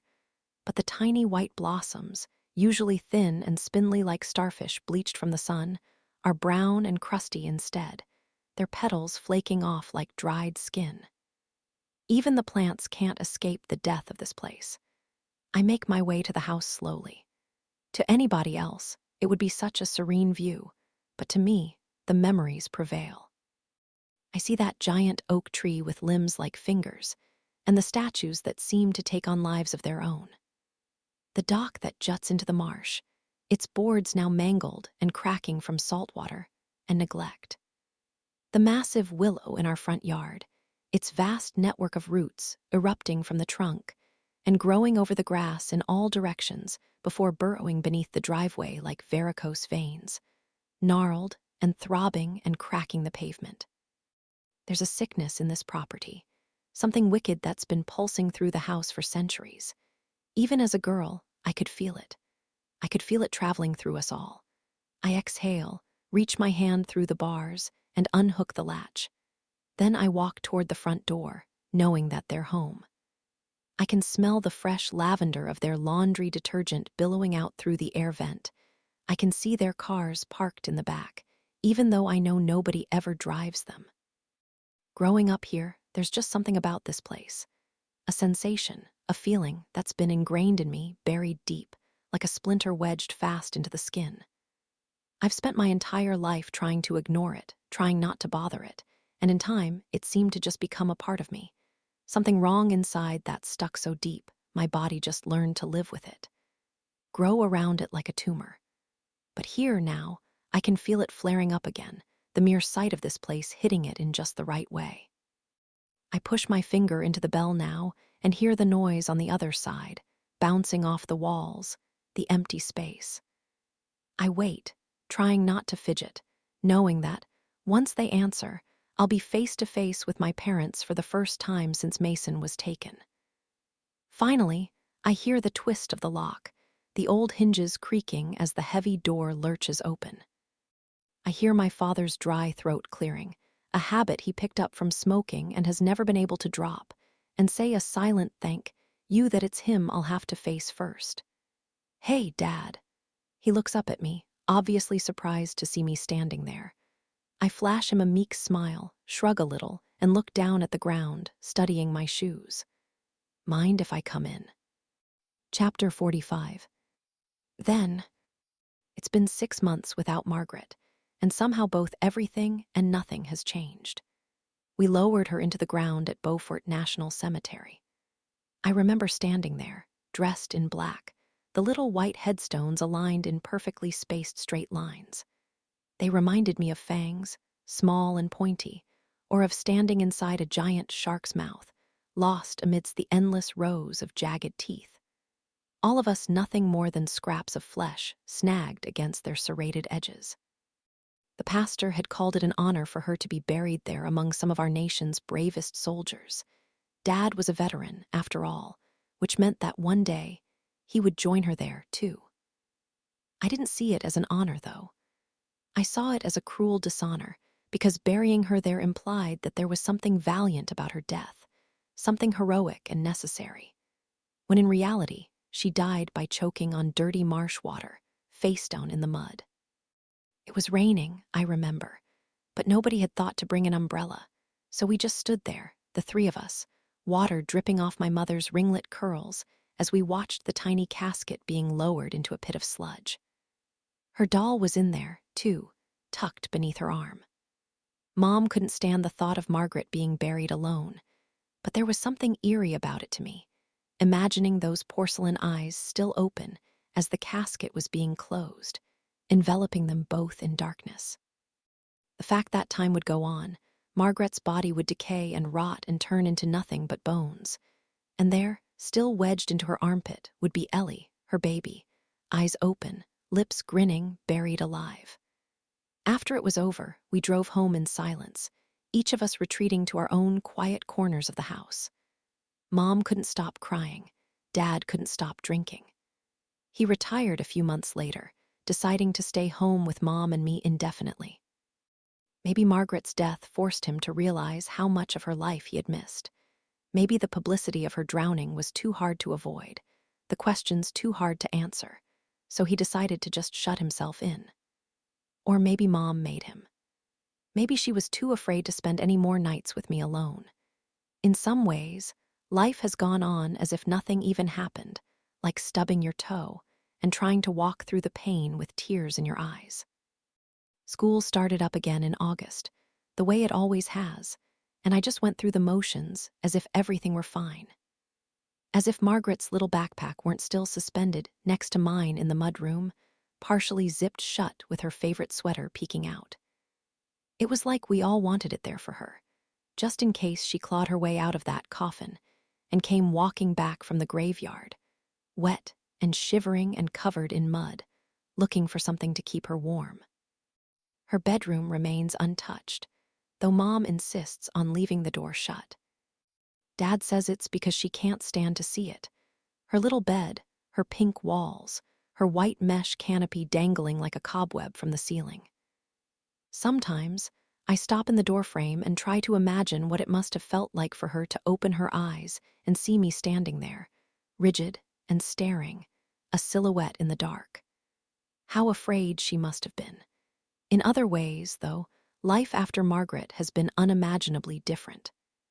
Holidays have come and gone, and we've just ignored them all, pretended they didn't exist, as if disregarding the passage of time would make the fact that the world was moving on without her a little less real. Everything reminds me of her now.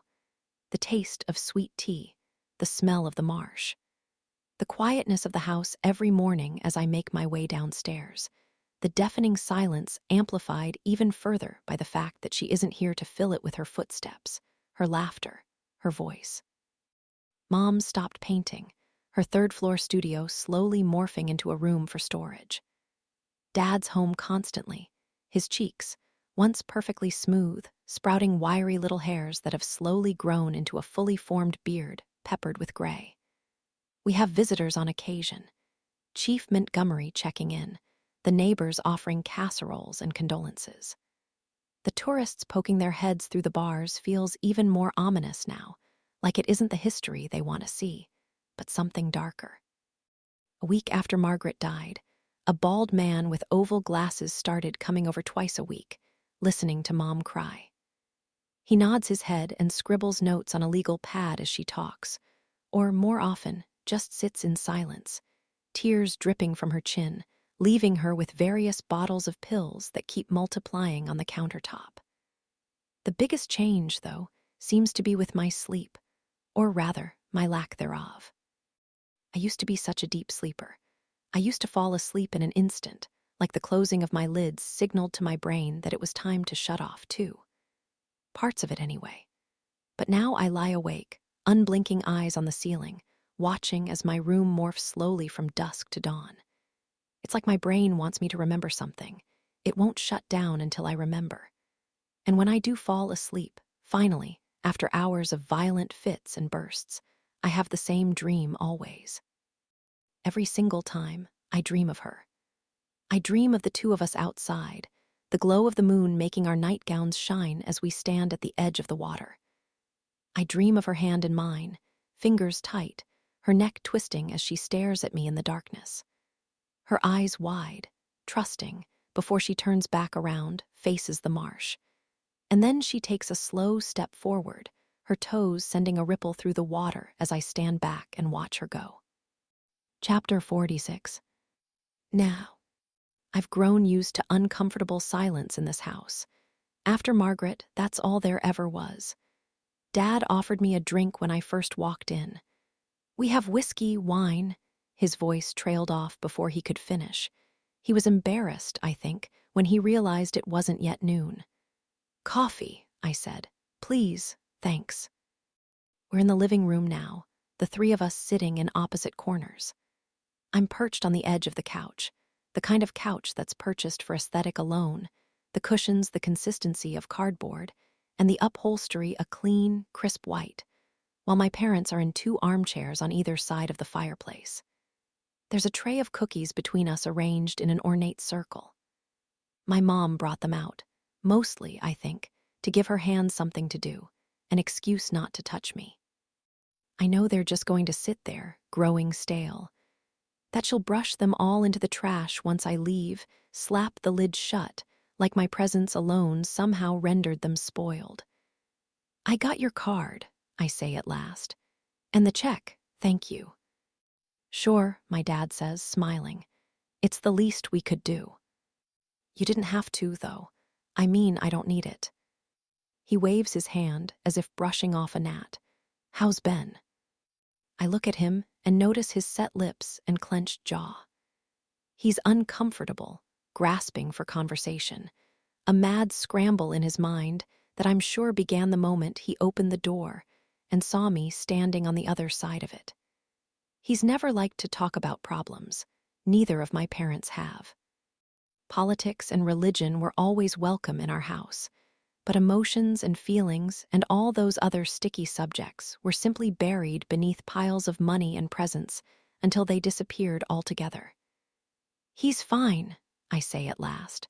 "Of course, They don't know we're separated. I never told them. Busy with work. Good, he says, nodding. That's good. I set my coffee on the side table. I haven't taken a sip since I sat down. I'm too afraid of sloshing the liquid over the side, staining the couch. Old habits die hard. Then I glance at my mother, at the way she's sitting rigid in her chair like she's strapped into a straitjacket. Her hands are clenched tight in her lap, one ankle hooked around the other the way we learned in cotillion. They've changed so much since Margaret died. My mother used to see the world in such vibrant colors. I remember the way she would look at me with such wonder in her eyes, her head lolled to the side, fingers tickling at her chin, like I had come into this world as a piece of artwork, commissioned by her steady hand, and somehow sprung myself from the canvas. Took on a life of my own. But now it's like her world has faded into black and white. Whenever she looks in my direction, those same eyes skip over me completely, like I'm nothing but empty space. So what can we do for you, Izzy? My dad squirms in his chair, crossing and uncrossing his legs. He's changed, too. His booming voice has withered into a whisper, jittery and unsure. He used to command attention every time he walked into a room, but now it's like he looks for the nearest corner and hides there, tries to blend into the wallpaper. I was actually in the neighborhood, I lie. For work. I'm writing a story. Oh, that's great, sweetie. He doesn't ask what it's about. I knew he wouldn't. Sometimes I wonder if it bothers them, the fact that my life moves forward when Margaret's came to such an abrupt and violent ending, like a car careening into a wall. My job, my husband, my son, all reminders of what she wouldn't have, what I took from her. But then again, maybe it brings them some semblance of comfort that I've managed to destroy those things on my own. How are you, honey? My mother finally asks, the addition of her voice both sudden and startling. How are you holding up? I look over at her. There's that question again. The question nobody really wants you to answer. I say, giving her a pinched smile. Not great, honestly. Any updates with the case? My dad cuts in, and I can feel the shift of power in the room again, almost like the way a storm cloud alters the pressure in the air, making it harder to breathe. They had met Mason, of course. I would never keep my parents from meeting their grandson. But by the time he came into this world, the distance between us had grown so vast, there was nothing we could do to cross it. I remember them stepping into my home for the first and last time, glancing around as if they were in a museum, too afraid to touch anything. Tiptoeing around rogue toys and dirty laundry, the same way I had always navigated their antique vases and breakable things, with a sense of acute awareness, though that sharp tang of irony seemed to have gone over their heads completely. Ben had ushered them toward me as I nursed Mason on the couch, my old button-up stained and sour, and I'll never forget the way my mother blushed when she saw me like that, her eyes darting to the ground like she was embarrassed for us both. The entire visit, my father had been the one to hold him, smelling his head and pinching his cheeks, while she sat silently by his side. At one point, he had thrust Mason toward her, gesturing for her to take him, and I felt a spasm in my chest as she looked at him, then up at me, muttering a quiet excuse me before standing up and walking back outside. Like her own grandson would make her break out in hives. She had been thinking about Margaret, I'm sure. About how she should have been there, or more likely, about how it should have been her baby we were all in town to see. I'm sure she had been imagining her singing to that doll, hushing to her sleep, bouncing her on her knee in the kitchen. Margaret would have been such a good mother, a better mother than me. No, not really, I say at last. It dawns on me now, I wonder if they've suspected it all along, Mason's disappearance. I wonder if they heard the news, saw my face on the television screen, and thought to themselves, it happened again. I wonder if they pictured me at night, holding him in the dark the same way I must have held Margaret's hand. If they've been protecting me now the same way they protected me then, through silence, secrets, lies. Well, keep us posted, my father says, like we're talking about a job interview. We've never really gotten the hang of how to interact with one another since Margaret left us. Without her around to pad our interactions, they felt jagged and awkward, like old friends bumping into each other at the grocery store. Exchanging pleasantries while biting our tongues, tasting blood, racking our brains for excuses to leave. I passed the cemetery on my way here, I say, looking for an opening. Have you been to visit recently? I catch a glimpse of a shudder roll through my mother's body, like she was hit with a sudden blast of cold. My father cocks his head, like he doesn't know what I'm talking about. I might stop by later, I continue. I haven't been, since. We go every Sunday, my dad interrupts. After church. That's good. Silence again. My mother is scratching at the fabric of her armchair, her nails digging into the expensive threads. I catch my dad stealing a glance at the grandfather clock, probably wondering how a minute could possibly move so slowly. We don't talk about it much, I say, unable to peel my eyes from the carpet. This is where we used to lie, Margaret and I, stomachs on the Oriental, flipping through issues of the Grit and sounding out the words together. Revealing stories of another world, another life, imagining ourselves ripped from our own and implanted into the pages. That night, what happened? We've never actually talked about it. What's there to talk about? It was a terrible accident. I look at my mother, still silent, still scratching, and back to my dad. That air of authority has crept back into his voice just a little bit, just enough for him to signal that this conversation is off limits. It was. I continue pushing forward, but I think it might help me if we could just talk about it. Mom asked how I was doing. Okay, he says, leaning forward, resting his chin on his palm like he's a psychiatrist, studying me. What would you like to talk about, Isabel? I have memories, I guess, of that night. Some things that have been bothering me, things that don't make sense. My parents shoot each other a look. Like, when I woke up that morning, there was water on the carpet. I force myself to continue, hawking up the words like vomit stuck in my throat. I was wearing a different nightgown from what I fell asleep in. There was mud. Isabel, what is this about? My dad asks, his voice suddenly softer. Why are you dragging all this back up? Because I need to know what happened. I shout, louder than I intend to. My voice seems to echo off the walls, the grand piano, a pitchy whining vibrating off the strings. I need to know. Your sister had an accident, sweetie. It was nobody's fault. I remember the way he had coached me that morning, reciting those same words over and over again. The way my mother had looked at me, head tilted to the side, her eyes cloudy with a waxy shine like she thought I was a ghost. But I feel like I was there. I remember. Don't do this, he says, the exact same words Ben had said to me this morning, now echoing up my father's throat. Isabel, don't do this to yourself. Chapter 47. I forgot how the sun sets here. Slowly, at first, the turquoise gradually morphing into a slathering of peaches and yellows and tangerines bleeding together like watercolors.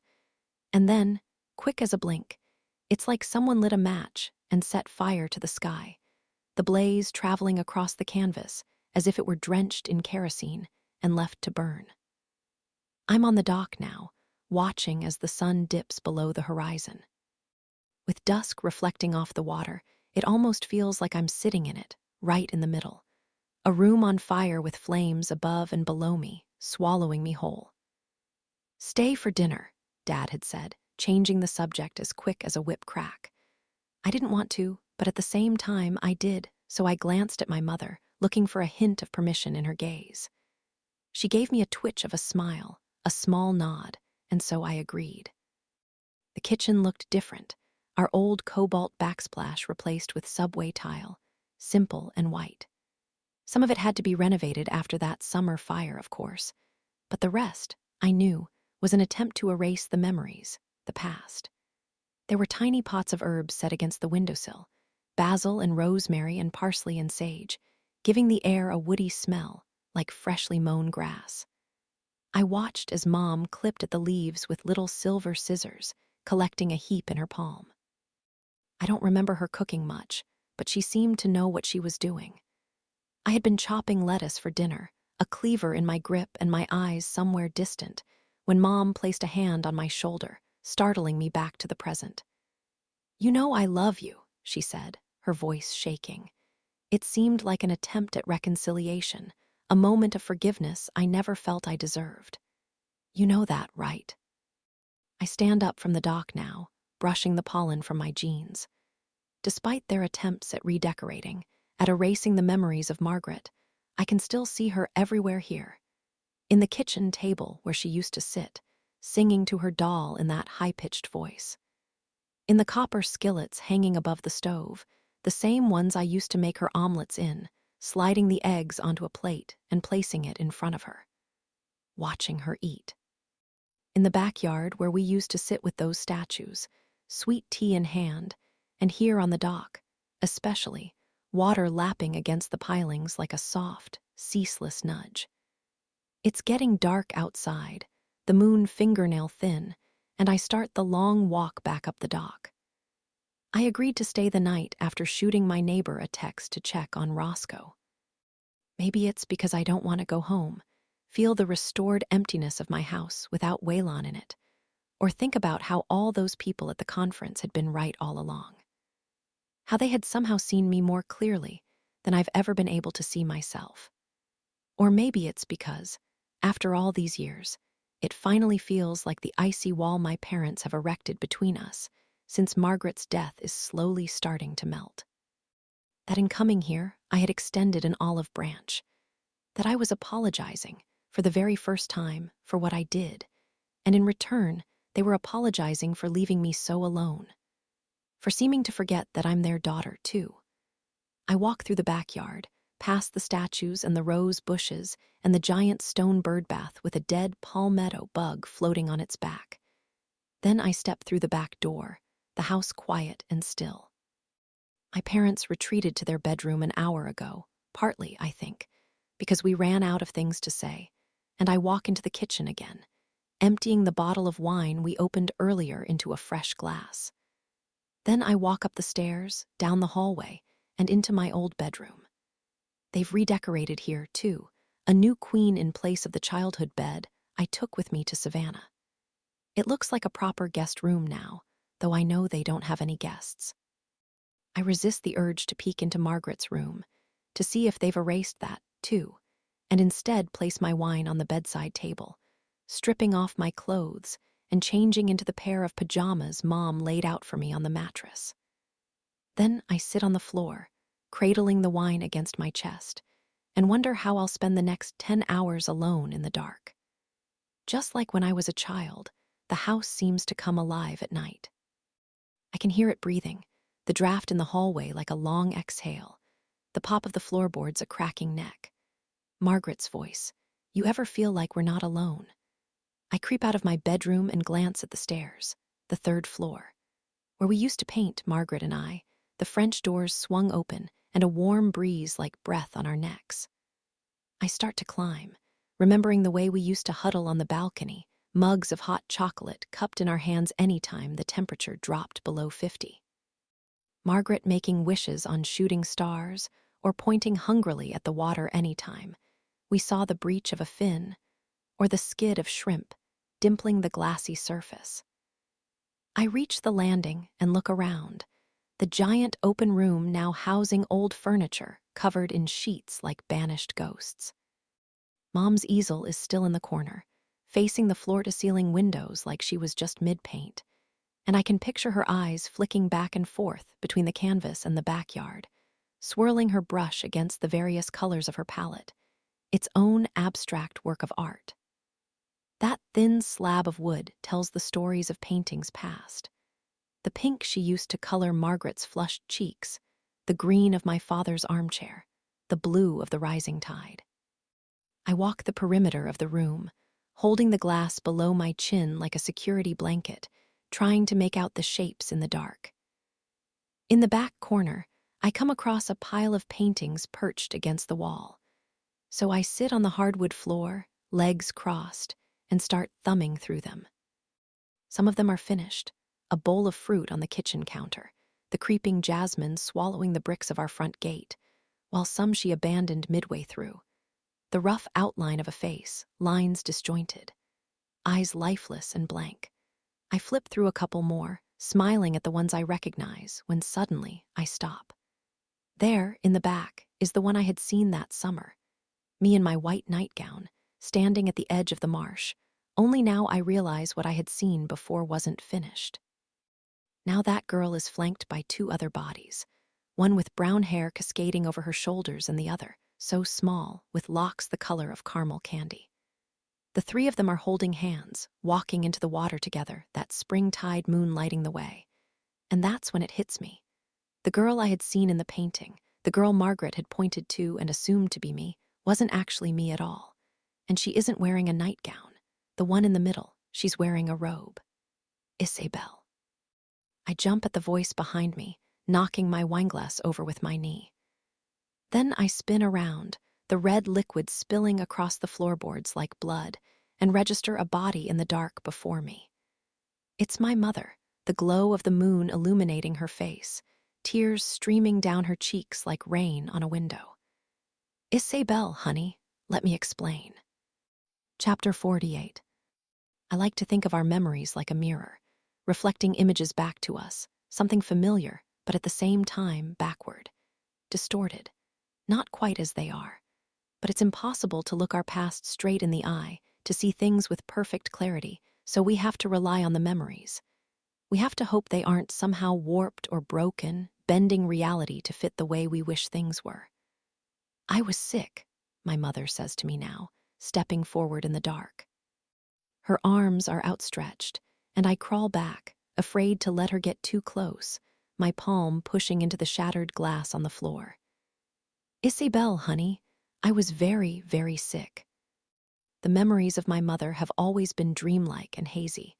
Her in those gossamer white robes, with curls like a lion's mane and that trance-like gaze. It's like I wanted to see her in the most flattering light, her sharp edges buffed out and airbrushed to perfection. An angel or a goddess or something not entirely human, not entirely real. What do you mean, sick? I'm trying to ignore the stinging cut in my hand, the trickle of blood I feel dripping down my wrist. It started when we lost Ellie. Ellie, I ask, unable to mask my confusion. Margaret's doll. I think of all the times she was there with us, porcelain eyes watching over everything. Virtually every memory from those final months has her in it. Margaret singing to her in the kitchen or nestling her between us in bed that last night, my mother's hands on our cheeks.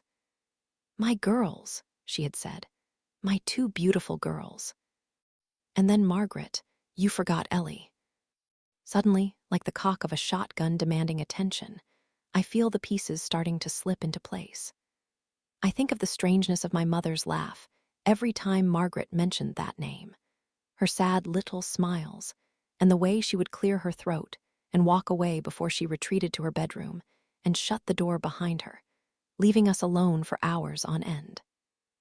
The distant look in her eyes when she gazed out the window, like she was staring at something the rest of us couldn't see. Oh my God, I say, finally remembering, really remembering. Like that splinter, buried in deep, the pain comes shooting back again, almost bringing me to my knees. I think of the gentle slope of her stomach beneath that flimsy white robe, still slightly swollen, like a balloon deflating slowly, losing its shape. Yes, well, of course we can't forget about Ellie. But we did. We forgot about her, or at least, I forgot about her. Eloise, Ellie, my second sister, the one who died before she could even take her first breath.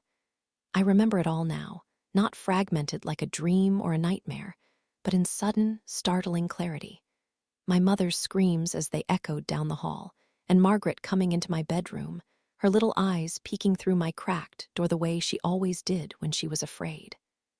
Scampering into my bed, and the two of us huddled beneath the covers together, flashlights shining, telling each other stories to try to drown out the noise.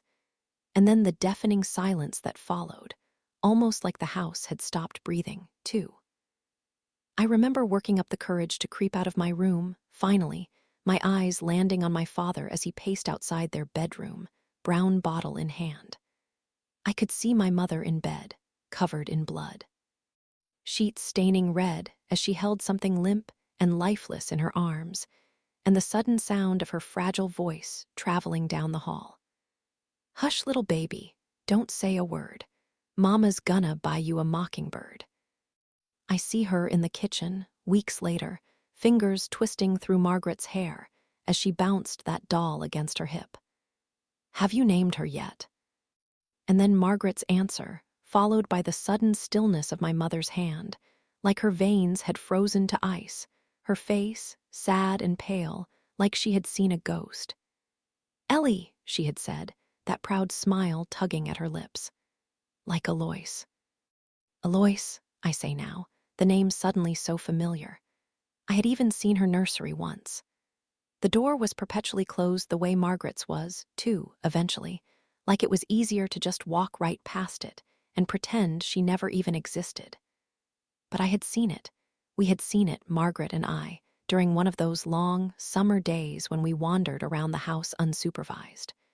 We had peeked inside, looked at her crib, trailed our fingers along that little white rocking chair sitting motionless in the corner, and read her name, Alois, embroidered onto everything. That's where she got it, Margaret.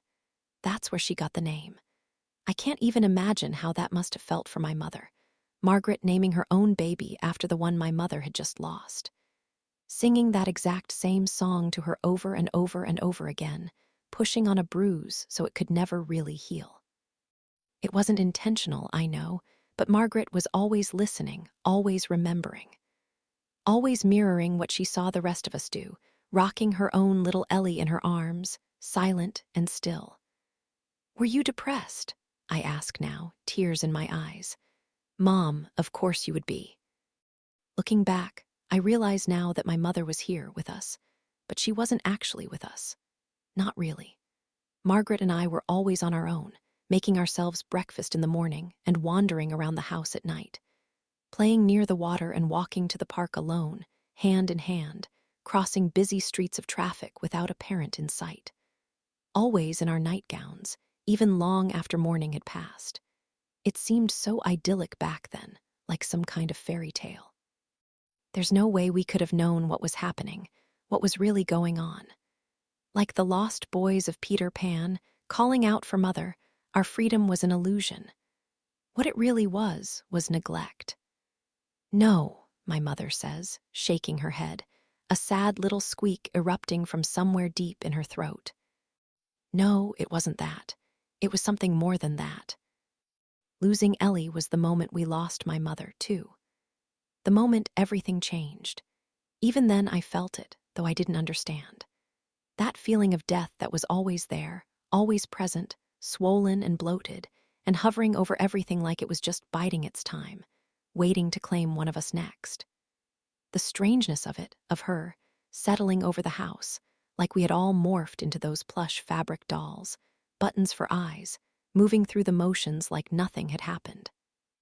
Like none of us were really us anymore. "I tried to tell your father that something wasn't right," she continues. "That I was feeling things, thinking things that were starting to scare me." I suddenly remember the sound of my mother's voice that night, seeping through my father's office door as I stood on the other side of it, listening. The little beg that erupted from the back of her throat. "You don't know what it's like. Henry, you don't understand." I always thought she was talking about me walking through the house at night, eyes open, body rigid. It's dangerous to wake a sleepwalker. I always thought she was saying that he didn't understand what it was like living with me, dealing with me, that she was afraid of me. But that wasn't the case. That wasn't the case at all. She was afraid of herself. Chapter 49. "What did you do?" I whisper, the reality of what my mother is trying to tell me making the blood turn solid in my veins. "Mom, what did you do?" I can hear the thumping of my own heart in my ears, like holding your nose and plunging underwater. I watch as she hugs herself, those long, thin fingers digging into the skin of her arms, and think back to that final night with Margaret again. It had been so hot, too hot, our bodies sticking together with sweat in my bed. I think about the way she had whined in the bathtub, how much longer, and my mother's fingers trailing across the cool water, leaving behind little ripples in her wake, like the fin of a shark barely breaching the surface. "Not much longer," she said. "We'll be comfortable soon. By morning." And then that smile again, sad and resigned, like someone so far past her breaking point. Someone who knew, deep down, she was about to do something wrong, something terrible. Sure, by morning. I stare at my mother from across the room now, finally letting the pieces fall into place. She lets out a little wet choke, lower lip trembling, and something about the way the moonlight is hitting her face through the windows wiggles, another memory free. It's that dream again, that dream that kept repeating itself in the months immediately after Margaret died. But it wasn't a dream at all, was it? Instead, it was a memory that emerged disjoined and unclear, like a reflection in a shattered mirror. Fragments reflecting back to me as I lay in bed, restless and thrashing. Dr. Harris had told me, after all, that sleepwalkers can sometimes remember. It's like recalling a dream. It's of the two of us outside, Margaret and me, the glow of the moon making our nightgowns shine. Standing at the edge of the water, hand in hand, Margaret twisting her neck to stare at me as if asking permission before turning back around and facing the marsh. It always stopped there, the dream, but now I can see the rest of it. Margaret taking a slow step forward and sending a wave of ripples toward my mother, standing before us, water lapping at her calves. That white robe dripping, translucent against her skin as she stretched out her arms and beckoned us forward. That little smile on her lips and her eyes glassy and gray, filling with tears. "Why?" I ask, remembering how Margaret had stepped forward while I hung back, watching, seeing, but not really seeing. How she had trusted me, how I had let her go. "Why would you do that? Why Margaret?" "It wasn't about Margaret," she shakes her head. "It was about us, all of us. I don't understand." But then I see my mother's hand resting on Margaret's cheek in the kitchen, staring at us like we weren't even real. "I wish you could stay my babies forever." "I tried one other time," she continues, taking a step forward. "I left the gas on the stove overnight. I remember hoping it would be quick, thinking it was the right thing to do, even. That we would just go to sleep and wake up together, all of us, somewhere else, and everything would be okay." She's quiet, her eyes somewhere far away, remembering. Something caught fire before the carbon monoxide could spread. I remember rousing awake in the front yard, the sight of those flames licking up the walls as I blinked my bleary eyes. The heat on my skin as my father squeezed my hand and led me back to bed. He knew, I say now, not a question but a statement, because suddenly it all makes perfect sense. Dad knew. "I can't blame him," my mother says. "Things were different back then. People didn't like to talk about it." My mother had come to him, and he hadn't listened. She had lost a child, held her dead baby in her arms, singing to it softly as if it could somehow hear. And still, week after week, he left her alone, vulnerable and afraid. "Maybe if we could get some help," she had asked, that desperate voice traveling beneath the office door. "If I could get some help." And then my father, his voice tough, like a callus on your palm. "No." "Yes, you can," I say now, my eyes on hers in the dark. The fear I had just felt seconds earlier is quickly being replaced with something new, something different. "You can blame him, Mom. You asked him for help. You set our house on fire, and he didn't do anything. He didn't listen." She shakes her head, her gaze cast down to the floor like she's still so ashamed. It's always so easy to blame the mother, a bad mother, a neglectful mother. He kept saying it was an accident, she says, that I didn't do it on purpose. An accident, I repeat, remembering the way he kept reiterating it after Margaret too, almost like he needed to believe it himself. He didn't want to believe that things had gotten that bad, she continues. It was hard for him too, honey. And he was a congressman, Isabel. The whole family line, they have a reputation. He was afraid of how it might look. I don't know how to process this. I don't know what to think. My father, valuing his job, his reputation, above the safety of his family. But at the same time, it doesn't surprise me either. Not really. Everything in our lives had always been for show. The way Margaret and I were dressed in matching outfits and the expensive furniture arranged just so. The giant house and the manicured lawn and the way strangers would ogle at us through the gate as if we, too, were on display. As if we existed for their consumption alone, satiating their curiosity as we played the part. Children in the yard, mother tending to the garden. Our life like a picture, too perfect to be real. It was hard, she continues. He was gone all the time working, and I was always alone with you girls. Alone in my head. I think about my mother and those stories she told. The feelings on the back of her neck, prickling at her skin, like being watched. The meaning she had assigned in an attempt to make sense of what was happening in her own head. Someone trying to send her a message, maybe. Someone telling her to do things, terrible things, she never would have done on her own. Suddenly, I remember all those moments with Mason, too. Letting my mind wander to that dusty corner of the brain where mothers are never supposed to go. The late nights, the shrieking, the overwhelming urge to make it stop by any means necessary. Those dirty little thoughts that would worm their way into my awareness in the dark, and the way I would let myself indulge in them, like sneaking into the pantry and gorging myself sick, a vile, frenzied feeding. And then the fear that crept in like a slow injection. The way I would force myself to put him down, back away slowly. Convince myself that it was normal. Because it is normal, isn't it? Feeling that way. But how could you possibly know? How do you know if it's something more, something dangerous? And if it is, how do you stop it? Chapter 50. I left as soon as the sun came up, my car winding down the driveway with those stone statues in my rear view.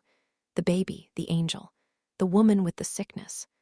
I wasn't sure if I could face them in the daylight, my mother for what she told me, my father for what he did, or rather, what he didn't do. I always thought it was me, I had said, a numbness settling over me as the comprehension set in. I watched as my mother cocked her head, like she didn't understand. I always thought I was the one who led her out there.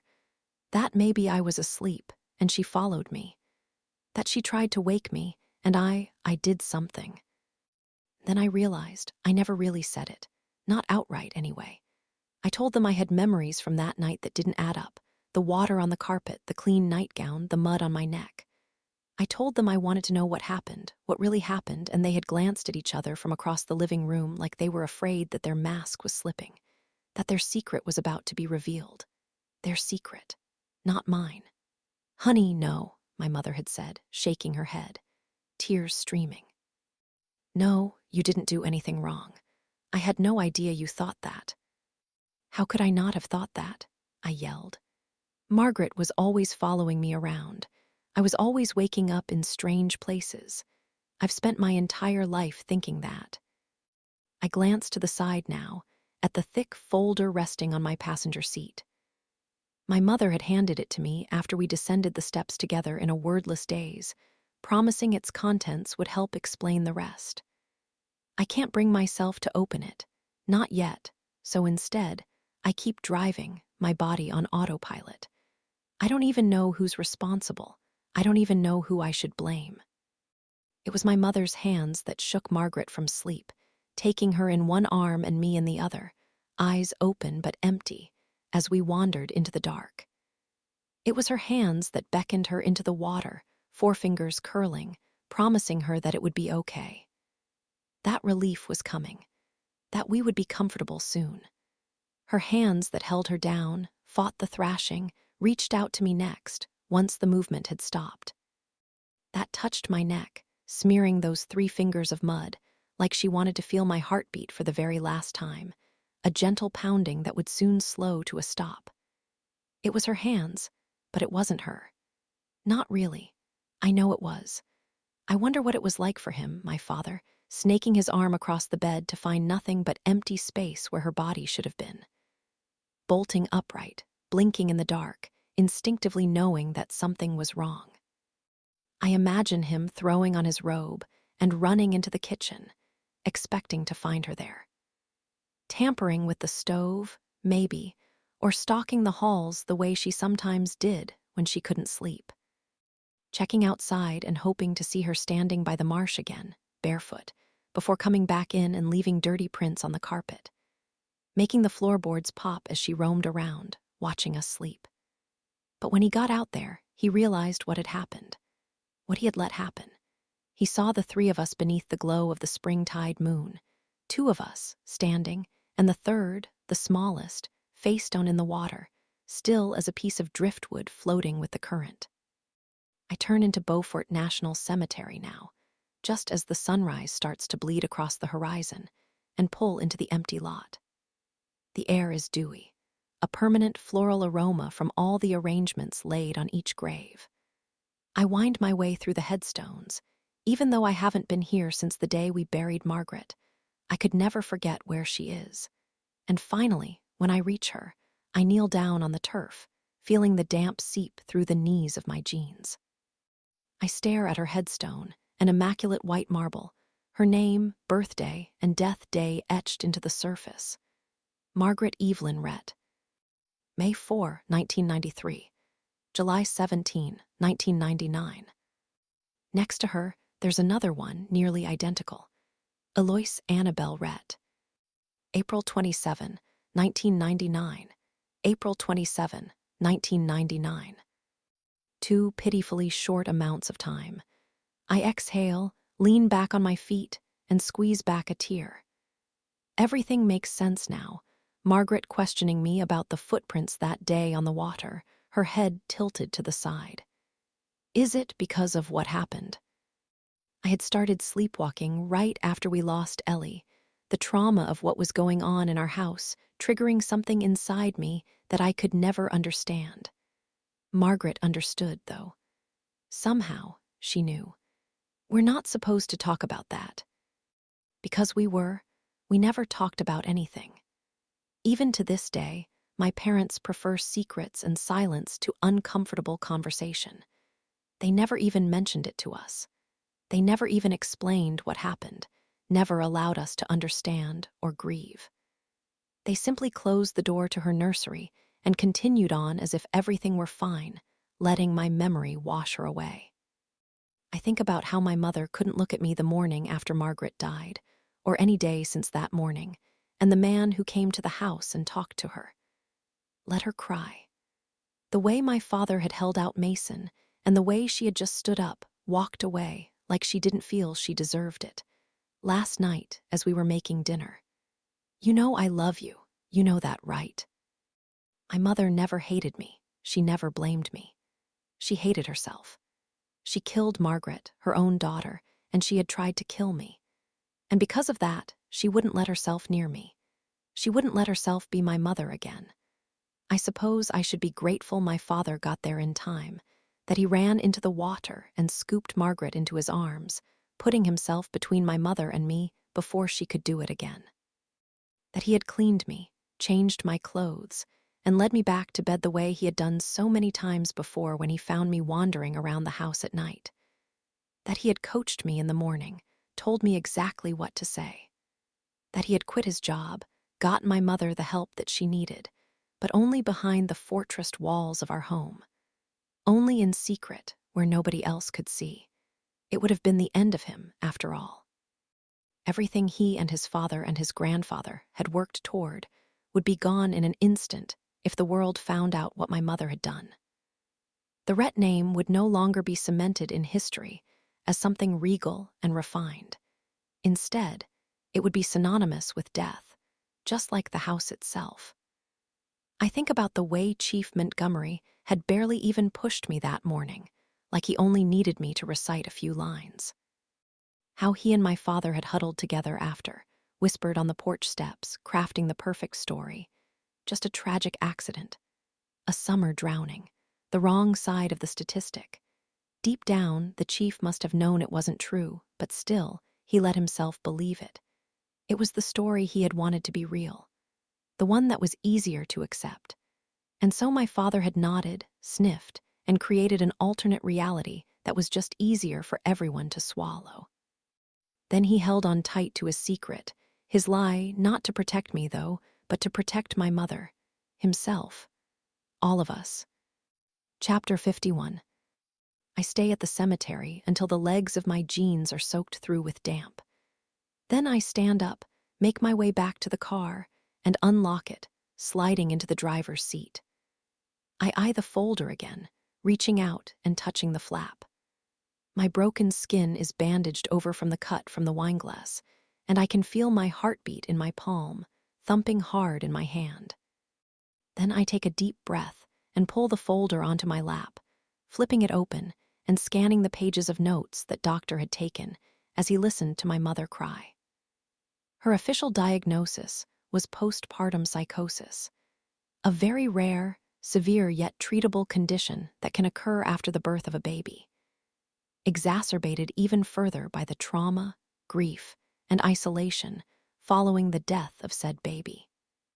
Words like delusions or strange beliefs, inability to sleep, and paranoia and suspiciousness leap out at me from the page, branding themselves into my brain.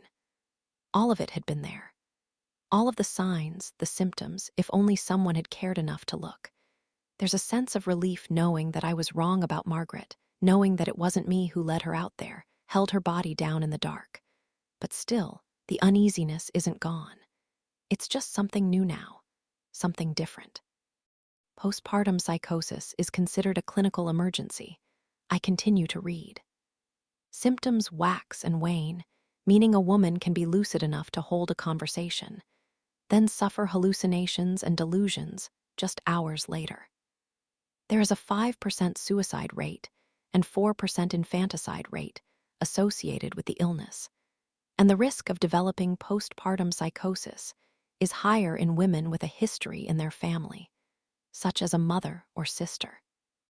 I slap the folder shut and toss it back onto the passenger seat before turning out of the cemetery and finding my way back to the highway, letting my mind wander as I drive. The thought makes me sick, that maybe I did something to Mason in the same way my mother did something to Margaret. That maybe I really had acted on those thoughts, peeled myself from bed that night, and wandered into his bedroom the same way my mother had wandered into mine. Or maybe, just maybe, I could be wrong about this too. It feels good to let myself believe it, if only for a second, that if I didn't hurt Margaret, then maybe I didn't hurt Mason either. That maybe there's another explanation, another reason, that absolves me of any guilt. I could talk to Dr. Harris, perhaps, ask him more veiled questions in another desperate attempt at answers. Or I could go back to Paul Hayes's house and try to figure out again who that old man is, what he knows. Maybe he's lying about seeing me walking around at night, Mason wrapped in my arms. Maybe he's just trying to confuse me, scare me, get me to stop asking questions. I decide it's better than nothing, because right now, I'm back at square one. Waylon isn't on my side anymore. He made that perfectly clear yesterday, sitting in my living room, accusing me of murder, which means, once again, I'm back to being alone. Back to trying to find my son without the help of the police, the public. There is something about Ben, though, that's been tickling at my subconscious. Something about our meeting yesterday that felt familiar, though I can't put my finger on why.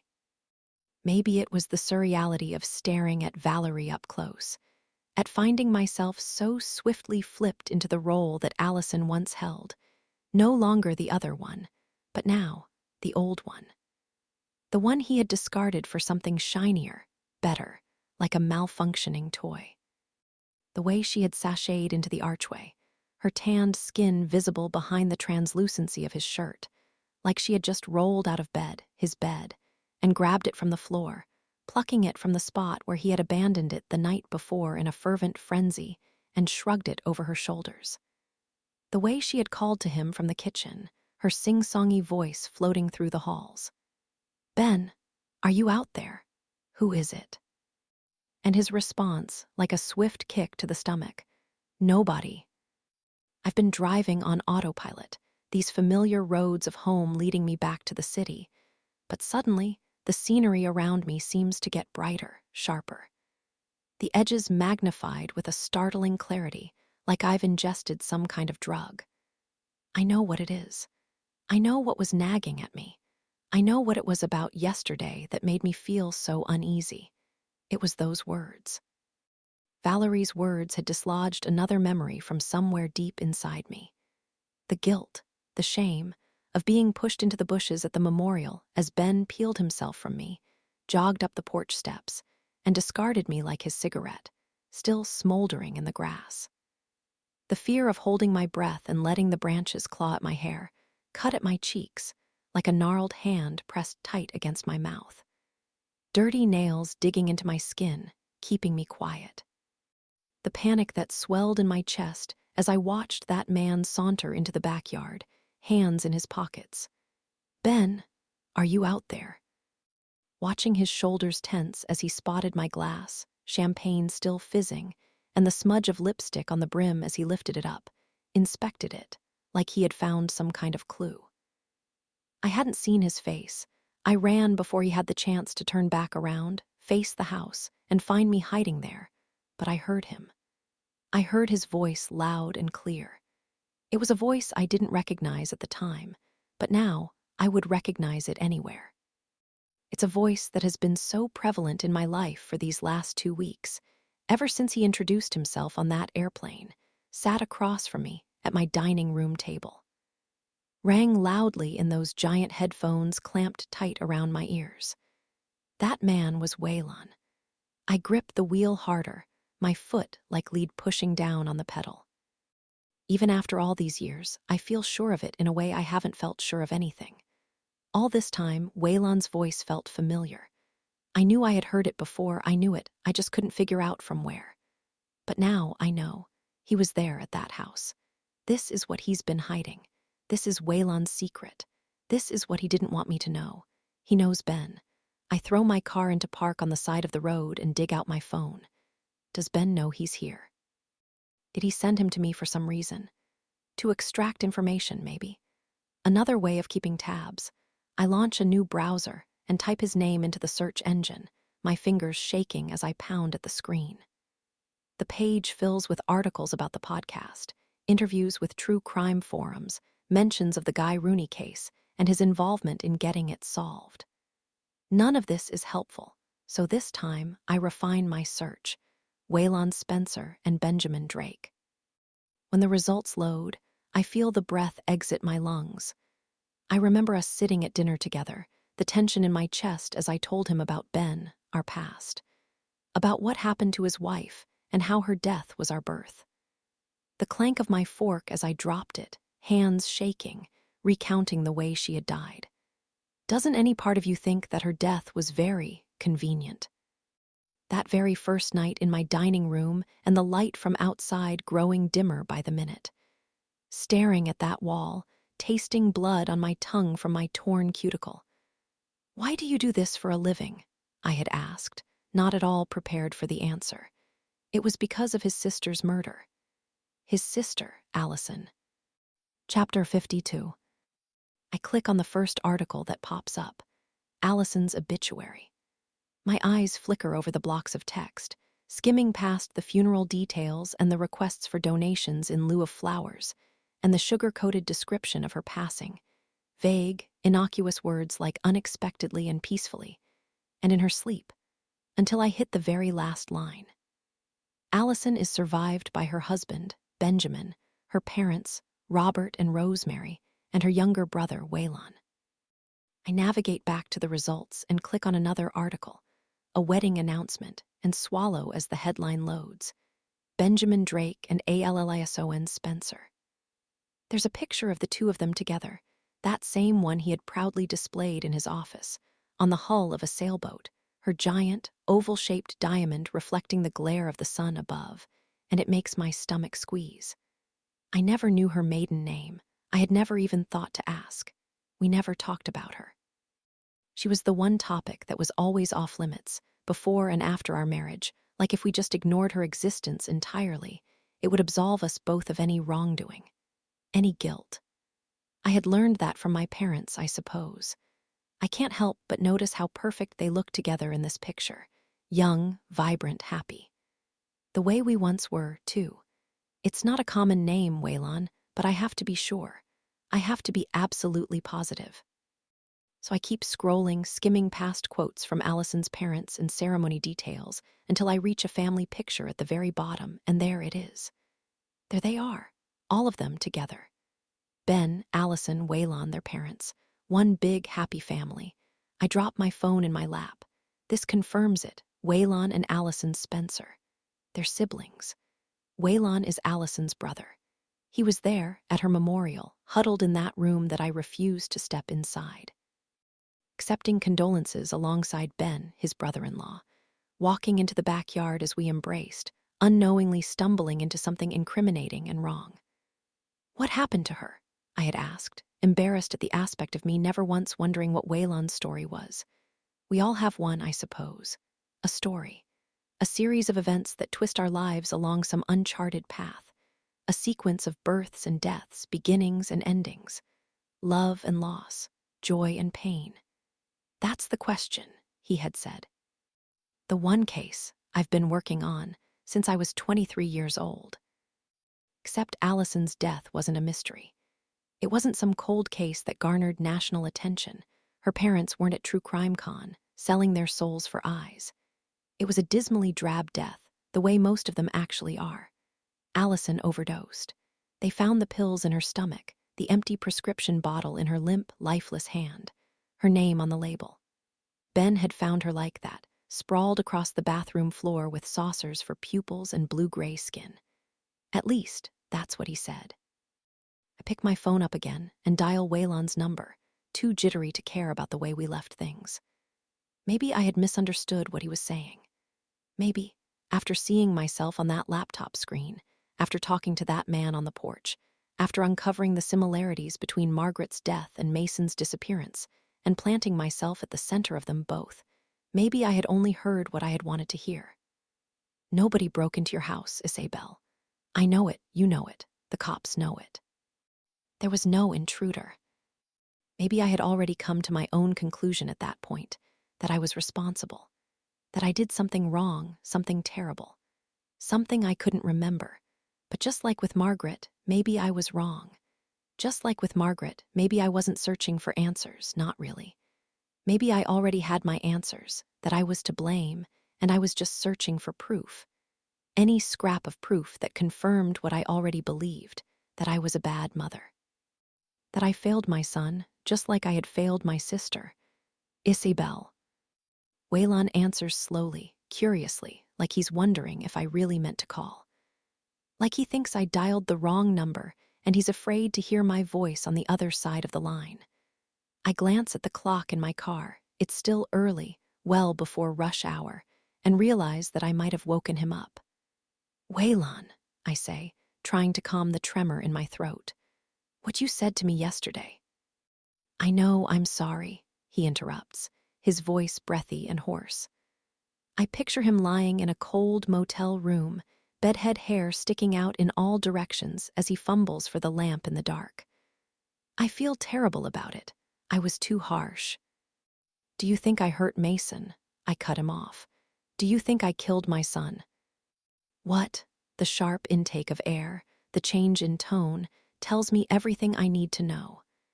It's like my words were a bucket of ice water thrown across his face, startling him awake. Isabel, no. Why would you think that? I exhale, relief flowing through me. I know who you are, I say. You're Allison's brother, Allison Spencer, Allison Drake. The line is silent. I can hear him breathing, thinking, wondering what to say next. I'm not mad, I continue. I need to know what you're doing here, and what you think you know about Ben. There has always been chatter about Ben, I suppose, the same way there has always been chatter about me. The parents are the two most logical suspects, after all, but I had always dismissed it, always sided so strongly with Ben. We had been together. We had been asleep the entire night, limbs like tentacles intertwined in the sheets. But then again, Waylon had asked about that too. So your husband could have gotten up and you wouldn't have noticed. I remember Margaret sliding her little body beneath the dead weight of my arm. Me, waking up in the morning without any memory of her arrival, without a clue as to what had happened in the night. Before the insomnia, I was always such a heavy sleeper. So how do I really know that he was there all along? How do I really know that he didn't get up, slip out from beneath the covers, and do something in the night? Something he's keeping from me. Maybe some part of me had always wondered, the way I so desperately hoped that our stories aligned. The way I had strained to hear what he was saying on the other side of that wall being interrogated on his own. Like there was some flicker of distrust between us that I never wanted to acknowledge. The way I never asked about Allison, about what happened to her, what he thought about it all, like I didn't even want to know. Maybe somewhere deep in the recesses of my mind, the same place where I had exiled those thoughts about Mason and those memories of my childhood, my mother, Alois. The ones that hurt to think about and were easier to just ignore. Or even better, recreate into something altogether different, molding them like putty in my hands, until they looked the way I wanted them to, maybe. I had thought it then. The convenience of her death, the unanswered questions. The easy lies he constructed, jumping so quickly from her to me. It's not what I think I know, Waylon says at last, his voice measured and calm. It's what I do know. He was my brother-in-law for 10 years, Isabel. I know him better than anybody. He was my husband for 7, I respond. I think I know him pretty well, too. That's what Allison thought. I hesitate, drumming my fingers against the steering wheel. For the first time, I try to put myself in Allison's shoes. I try to make myself imagine it, how it would feel if Ben did to me what he did to her. What we did to her. If he lied about his whereabouts, spent hours on end with another woman at some dimly lit bar, looking at her the way he had once looked at me. Chin tucked low, an intensity in his eyes. A playful grin tugging at his lip, like he was imagining the two of us together in some other private place. If he texted her late at night, after I was asleep, our naked bodies pressed together but in 2 entirely different places. If I woke up in the morning and climbed on top of him, oblivious to the fact that he was picturing her instead of me. In this light, it actually seems worse than cheating. It's more calculated, more cunning, more manipulative. So, what? I ask. You actually think he killed her. You actually think he's capable of murder. Isabel, he responds, his voice clinical and cold, as if he's delivering a diagnosis that he knows will be the end of me.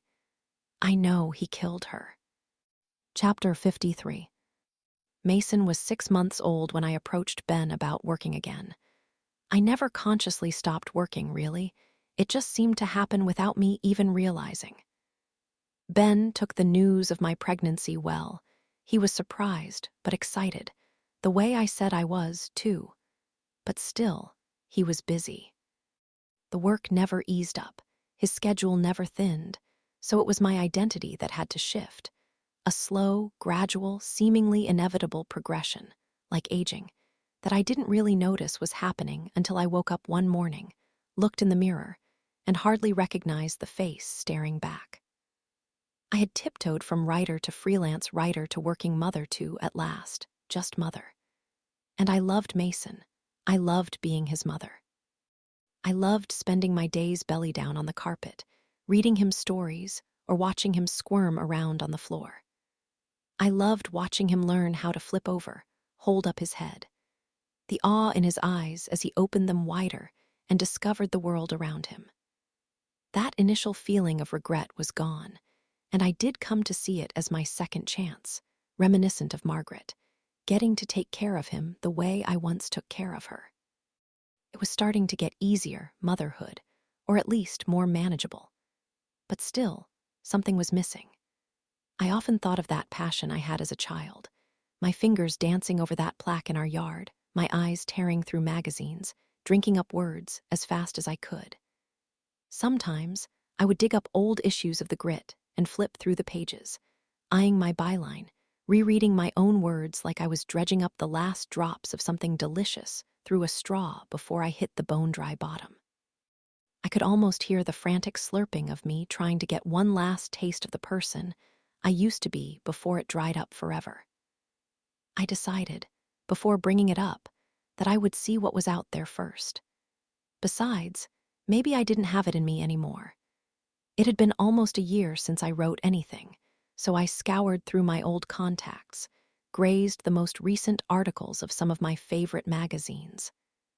I spent Mason's midnight feedings, flipping through social media, my phone alight in the dark, and finally came across an article about a boiled peanut salesman in North Carolina who had recently lost his entire operation after a propane tank exploded in his backyard. It was covered on some small local news station.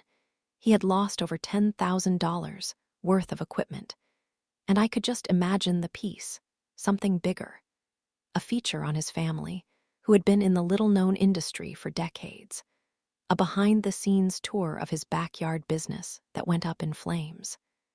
The history of the food, its overlooked origins, maybe even a fundraiser set up to help him get back on his feet.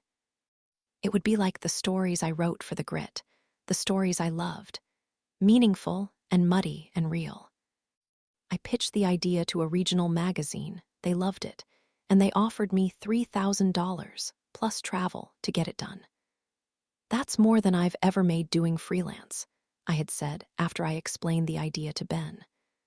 I had been sitting on the bed with Mason, bouncing him on my leg, as Ben stripped off his tie after work. "With that kind of money per story, I could make a real career out of this." "We don't need money," he had said. "You know that." "Well, it's not just the money." "How long would you be away?" His expression was blank, unreadable. Mason was getting squirmy, and as if it proved his point, Ben gestured to him. "He's still so young." "A week, tops," I had said, moving him from one knee to the other. "Maybe only a couple days. I think you can handle it." I had smirked, teasing him, but he didn't smile back. "Or I could just go every morning and come back at night, but that would be a lot of driving." "No," he said, unbuttoning his collar and flexing his neck. "No, you should do it, if that's what will make you happy." "I am happy," I said. I guess I just need something for myself, too. You have the magazine." I stopped, felt my cheeks start to burn. We had danced around the Grit just like we had danced around Allison. Best to pretend it didn't exist.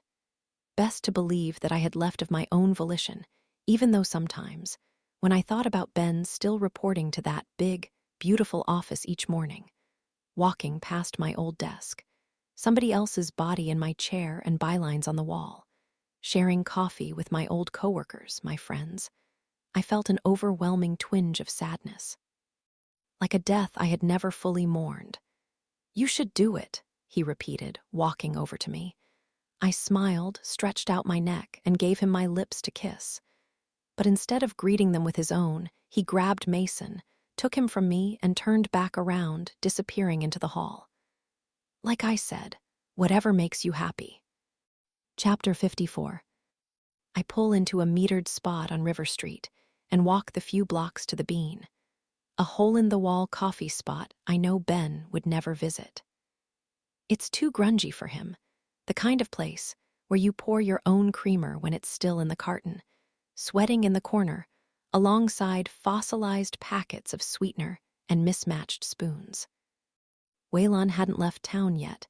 He got a hotel room yesterday after I kicked him out, too shell-shocked from our confrontation to make the drive home, and when I step inside, he's already there, waiting for me. "Hey," I say, dropping my purse onto the empty stool. There's an awkwardness to our interaction, like reconciling exes, but I try to push through it. I'm just gonna. I gesture to the bar, but he shakes his head, pushing a mug in my direction like a peace offering. This one's for you. Thanks, I smile, sliding into the seat. I grab the coffee and take a sip. I'm sorry I lied to you, he says, his fingers bouncing across the table. Or I guess a more accurate way of stating it is willfully omitting the truth. Either way, it was shitty. I smile again, nod my head, and think about the strange little bow he had greeted me with when he first stepped foot into my home. The way his eyes had scanned around the room, looking for traces of Ben, and how he had ducked down low at Framboise, trying to make himself smaller. He must have been terrified, I realize, stepping into those situations and not knowing what he would find. If Ben had been there with me, his cover would be destroyed. So, I say, drumming my fingers against the mug, where should we start? From the beginning, I guess. Waylon exhales, rolling his neck like he's preparing for some kind of fight. Allison and Ben met in high school. He was a few years older than her, and I think she liked that, the attention of an older guy. How it made her feel older herself. I picture Ben as a teenager, roaming the high school halls the same way he roamed around the office or up on that rooftop, with purpose and poise. He was popular, I'm sure. Letterman jackets and pockets of friends flanking him on either side. I picture him catching Allison's eye at her locker, shooting her a wink and a grin. The way she probably looked around before mouthing, "Me," like she couldn't possibly believe that his attention was directed at her. I can relate to that. He eventually went away for college, but came back every weekend to see her, he says. He proposed pretty much as soon as she turned 20, got married when she was 21. She never dated anyone else. My parents loved him. And you did. I mean, he shrugs. I was a kid when we met. He used to suck up to me in that boyfriend kind of way, but I always felt like I saw through him. Like his whole perfect person persona was an act. Ben was always good at making himself the most well-liked person in the room. The way he always knew just what to say and when to say it, moseying through a crowd with an easy confidence and perfectly placed hand that seemed to pull people toward him like gravity. Kids don't fall for that kind of thing, though. They always seem to sense something the rest of us can't. Anyway, Allison was always such a vibrant person. She loved to argue. He smiles. She wanted to be a lawyer. I didn't know that. Oh, yeah, and she would have been great at it, too. But she followed him to college, a big journalism school, because that's what he wanted. And by the time she graduated, Ben had talked her out of it. Law school was expensive. He was a few years in at his job and had finally saved enough for them to start enjoying it. It was like she just shrunk herself down to make more room for him. I feel the familiar sting of tears in my eyes. I can relate to that, too. The way I had justified it at the time, as if my leaving the grit and my life slowly dwindling down to nothing wasn't his choice, but ours.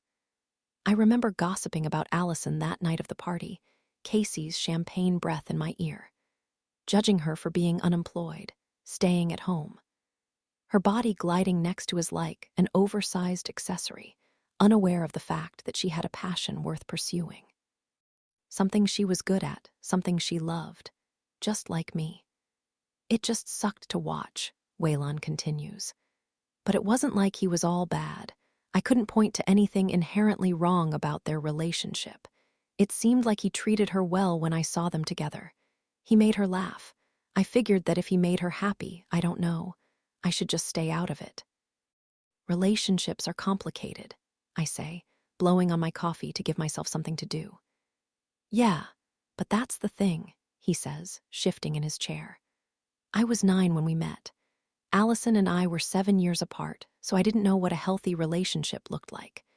But as I got older, as we both got older, Ben and I started growing into 2 completely different kinds of guys. And I realized that whatever a healthy relationship was, that wasn't it. I'm quiet. I decide to let Waylon keep talking, let him tell me what he knows, before I chime in again. Anyway, the years went by, and Allison kept shrinking. She tried to talk to him a few times about going to law school, getting her own thing going, and he would guilt-trip her out of it every single time. It was like she was just this thing meant to check a box in his own life and not even live her own. I remember that night, when I had decided to go back to work. The touch of unease as I had brought it up, like I knew I was flirting with fire. The way Ben had taken Mason from me afterward, like a punishment, a warning of what was to come. Whatever makes you happy. I did it anyway. I went to North Carolina. I wrote the story. I started working again, part-time, traveling once or twice a month.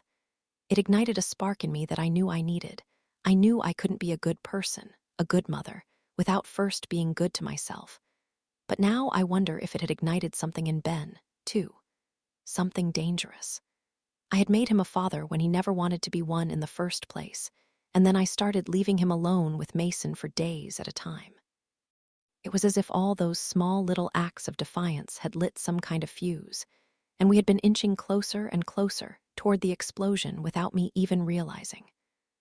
One night, I was in town visiting family, he continues. I decided to go into the city for a drink, so I walked into this bar and saw Ben sitting there by himself. It was late, a couple hours after he should have been done with work. I figured Allison was there with him, maybe in the bathroom or something, but just as I was walking over to say hi, another woman sat down next to him. I feel the heat crawl up my neck. I already know where this is going. All of those late nights together, nursing drinks for longer than necessary, because neither one of us wanted to walk away. Waylon is looking at me now like he's seeing me again for the very first time. Like he's remembering the way I had sauntered back to that table, my fingers grazing Ben's shoulders, touching the bare skin of his neck, and pretending it was an accident. The way I would willfully ignore his left hand, the gold band he would always fidget with, spinning it around his finger, like if he wore it down enough, it might just dissolve. Disappear on its own. It was you. Waylon, I'm sorry. I push my hands into my neck, trying to cool it down, but the warmth from the coffee only makes it worse. I can feel my cheeks burning, physical proof of the shame I feel radiating out from my every pore. I promise you, though, we didn't do anything. Nothing happened. It's not that, he interrupts, waving his hand. I watched you, though, for the entire night. I watched you interacting. And he treated you the exact same way he treated Allison, the way he touched your arm, the way he leaned over his beer when you were talking. I could tell he made you feel special, just like how he made her feel. It was like you were interchangeable to him. You even looked the same. I glance across the cafe, trying to find something to fix my gaze on to keep myself from crying. I remember that picture I had seen on Waylon's computer now, Ben and I, sitting close at that bar, caught on camera unaware. I have never felt more naive, more foolish than I do right now. I remember thinking that we were different, Ben and I, we were different from them. But that's just not true. We were the same. Allison and I were the same to him. Interchangeable. There's no way you could have known, Waylon says now, reading my mind again. He reaches across the table and touches my hand. It's not your fault. It is, though, I say. I knew he was married. You were young, he says. You can't help the way someone makes you feel. And he's good, Isabel. He makes everyone feel like that. So what happened next? I ask, although I'm becoming increasingly confident that I don't actually want to know. Waylon's expression confirms it, the way his shoulders tense, his lower lip quivers before he bites it, hard. I watch as his eyes grow damp and distant, and he pulls his hand from mine, wiping them angrily before returning his focus on me. She got pregnant, he says at last, and then a couple of weeks later she died. Chapter 55. I can still feel it, the stick of the tile against my thighs, the sweat on my fingertips as I grip the toilet, and the vomit in my hair, tangling the strands together like gum. My back against the wall as I sat on the bathroom floor, alone, staring as those two pink lines appeared in my hand. They were faint enough to make me question it. I remember tilting my head, squinting, like it was some kind of mirage that might disappear with just the right angle. But I knew in my gut that they were there. That this was real. And then that single, fleeting second of regret. The truth was, nothing about our life had panned out the way I thought it would. Ben and I weren't the same people we were when we'd met. At least I was. Not anymore. Making a baby together had felt like a final attempt at making it work, a last-ditch effort to turn it all around. And while I know now how crazy that sounds, finding your life unraveling like that makes you feel pretty desperate to weave it into something beautiful and whole before it disappears altogether and leaves you with nothing. After all, I had given up so much for him. Losing him, too, would have felt like losing everything.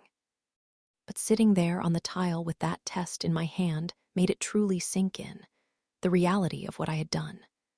The reality of forever with Ben, of another human being tying us together for eternity. The possibility that it might not change things for the better, and in fact, it might make it all worse. Those were the thoughts racing through my mind during that single second, and I wonder now if that's how Allison felt when she found out, too, trapped. Trapped in her house, in her marriage, and now in her own body. That one, final thing that was snatched away from her and claimed by somebody else. Or maybe she was elated. Maybe she thought it would be a fresh start. Maybe she pushed down the bad thoughts like another bout of nausea, swallowing their putrid taste and plastering on a smile, hoping that their problems might finally be solved. Allison never would have overdosed pregnant, Waylon says now, eyes quivering. She never would have done that. Are you sure she knew? I ask. Nobody at the office knew. She knew. She told us. It was really early, but she was the most open person on the planet. She could never keep a secret. I remember her hand on my arm, her lips on my ear. The whip of the wind on that rooftop, and the combination of all three making my skin crawl like something had burrowed beneath it. To be quite honest, this dress squeezes me in all the wrong places. I remember how she had been carrying a flute around the rooftop, but her breath smelled like mouthwash instead of champagne, how her fingers rested gently on her stomach, as if she wanted me to know. She wanted someone to know. Waylon, I hate to say this. I trail off, wondering how to word this delicately. She was clearly struggling, maybe unable to think straight. She wouldn't have done it, Isabel. I pinch my lips, nod, and think of my mother. I think of how she wouldn't have done what she did, either. Not if somebody had been there to help. Not if somebody had listened. Nobody understands what it's like to be locked inside the mind of a mother. The things you think that you aren't supposed to. The beliefs that burrow themselves deep into your brain like a parasite, making you sick. But at the same time, I can't help but wonder. All those years, I thought Allison's death had saved Ben from making a choice between us two. But now I realize something that should have been obvious. Since when did Ben ever sit back and let life happen to him? Since when was he ever not in control? Ben didn't do that. He never left things to chance. He never played a passive role in his own life, the way he expected us to. So maybe he was making a choice. Maybe, in the end, his choice was going to be me. But then Allison had called him into the bathroom one day, the same way I tried to 5 years later. She had showed him the test and wrapped her arms around his neck, squeezing, and he'd had the realization that he was stuck, too. That the choice had been made for him, and it wasn't the one he wanted. He was done with her, Isabel. She wasn't the same girl she was when he proposed, and how could he expect her to be? He had taken everything from her that made her her. I remember the way he had looked at me that night on the roof, his head bent low. His wife was pregnant. He knew she was pregnant, and still, he did it anyway. Now all those moments we spent together when she was home alone suddenly look so different, like peeling back expensive wallpaper and finding black mold underneath. At the memorial, I snuck away into Allison's bedroom on the second floor, just to get a breath, he continues. To get away from it all. I looked out the window, and that's when I saw you two tangled together on the side of the house. At her memorial. I can feel the humiliation leak through my veins like someone injected me with it. The slow crawl, like venom, from my toes to my legs, my stomach, my chest. My face burns as I imagine the shock, the rage, Waylon's hands gripping the windowsill as he watched us defile his sister's memory in her own home, flinging his body down the stairs, out the door, intentionally making us stop. And that's when I knew it, he says. Seeing you two together at the bar, then again at the memorial. He fucking killed her. Waylon, I'm so sorry, I start, pushing my fingers so hard into my mug that I can feel the skin burning, a sharp, hot singe. I'm not asking you to apologize, he says, shaking his head. That's not why I'm here. Then why are you here? Because I want him to pay. There wasn't enough evidence with Allison, but when I heard about Mason going missing, I knew it. I knew he did it again. I think about the case file in Waylon's briefcase, the interview recordings he had been listening to, and all those pictures of me, of us, hidden on his laptop. He wasn't looking into me. He was looking into Ben. What about the article? I ask, remembering the other thing I had found there. The one about Margaret on your laptop. That had nothing to do with Ben. I was curious, he admits, looking ashamed now too. I've known about you for years, ever since I saw you that night at the bar, but I didn't actually know you. I knew Ben married you and had a kid with you, but I was trying to understand you a little better. Trying to see if you were someone I could trust, if I could tell you who I was and what I thought about Ben. But every time I asked about your past, you clammed up. I think about him nudging me along at Framboise or in my dining room, always peppering in those personal questions that I shut down so fast. After you told me your maiden name was Rhett, I Googled you and found the article. He shrugs. I'm sorry. I didn't mean to pry. I nod, tapping my nails against my mug, thinking. There's still one thing, though, that doesn't add up. One thing I can't bring myself to accept. Why would he hurt Mason? I ask at last.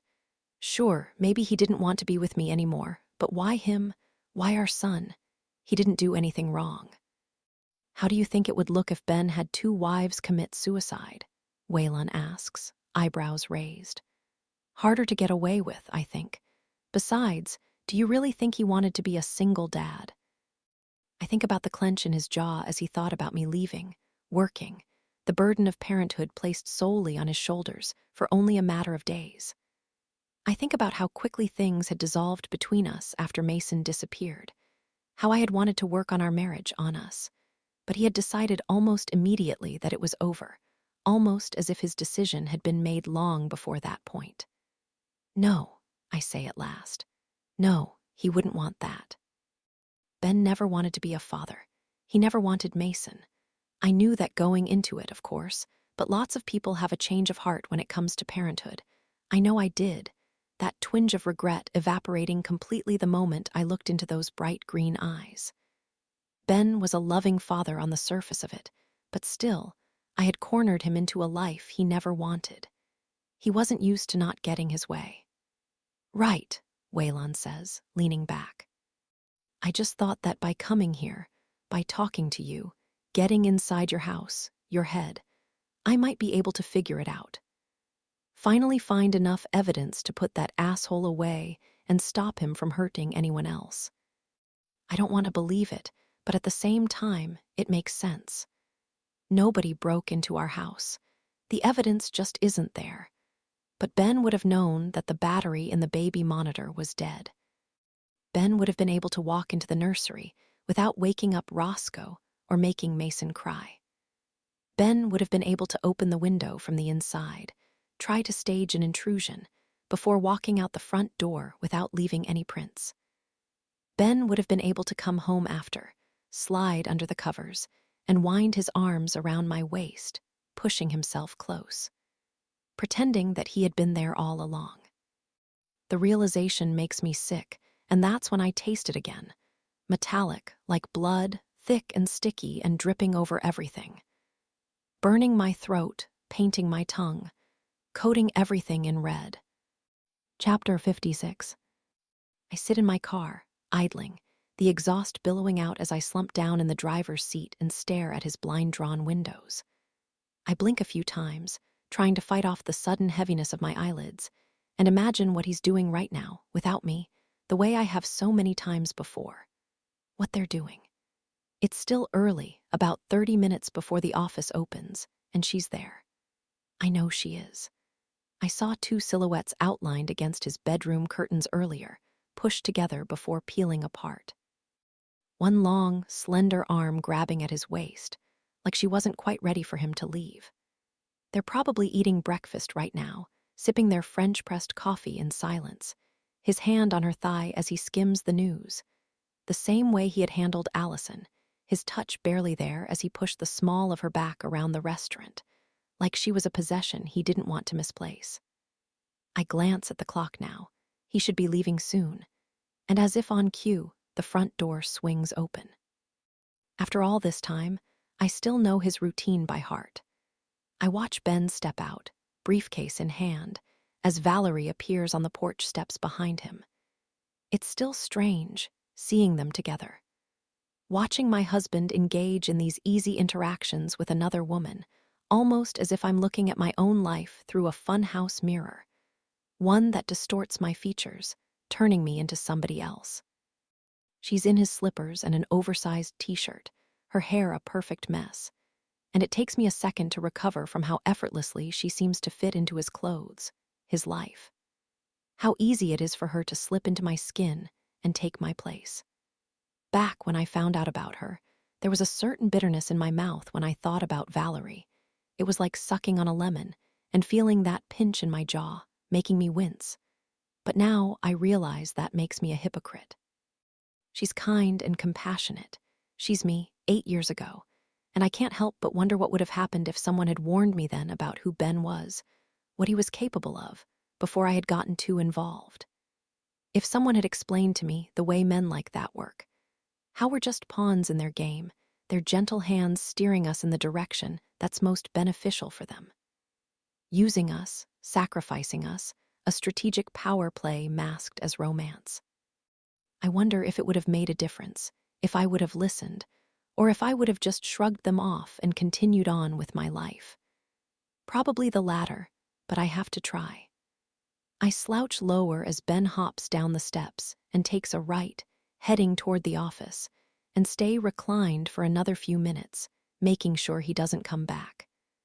Finally, after stealing one last look in the rearview, I dig my hand into my purse and pull out my eye drops, giving myself one more convincing kick of life before turning off the ignition and unlocking the door.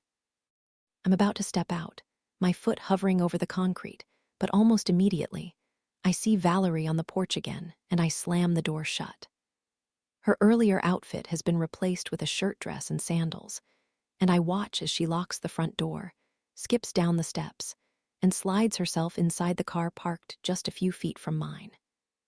Before I can think twice, I crank my own car, fasten my seat belt, and follow as she pulls out of the space and drives down the road. Then I tail her at a distance until she pulls into a little residential neighborhood on the opposite side of town.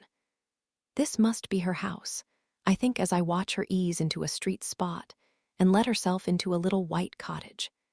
It reminds me of my first apartment, how childish it seemed when I came home after a night with Ben.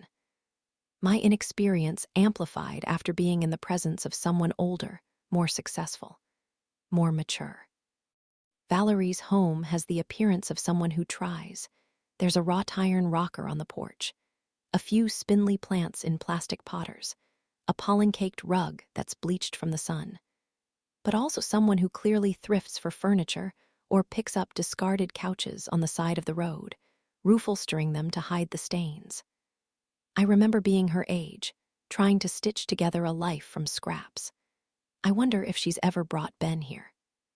I wonder if she felt embarrassed, the way I did, as I watched him take in my IKEA desk and mismatched chairs and plastic silverware washed and saved from takeout bags, his teeth gnawing at his lip, telling me everything I needed to know. I step out of my car and walk across the street, approaching her home. Then I take a deep breath, climb the stairs, and knock twice before I can change my mind. The door swings open almost immediately, and I register the shock on her face when she sees me standing there, my arms dangling awkwardly by my sides.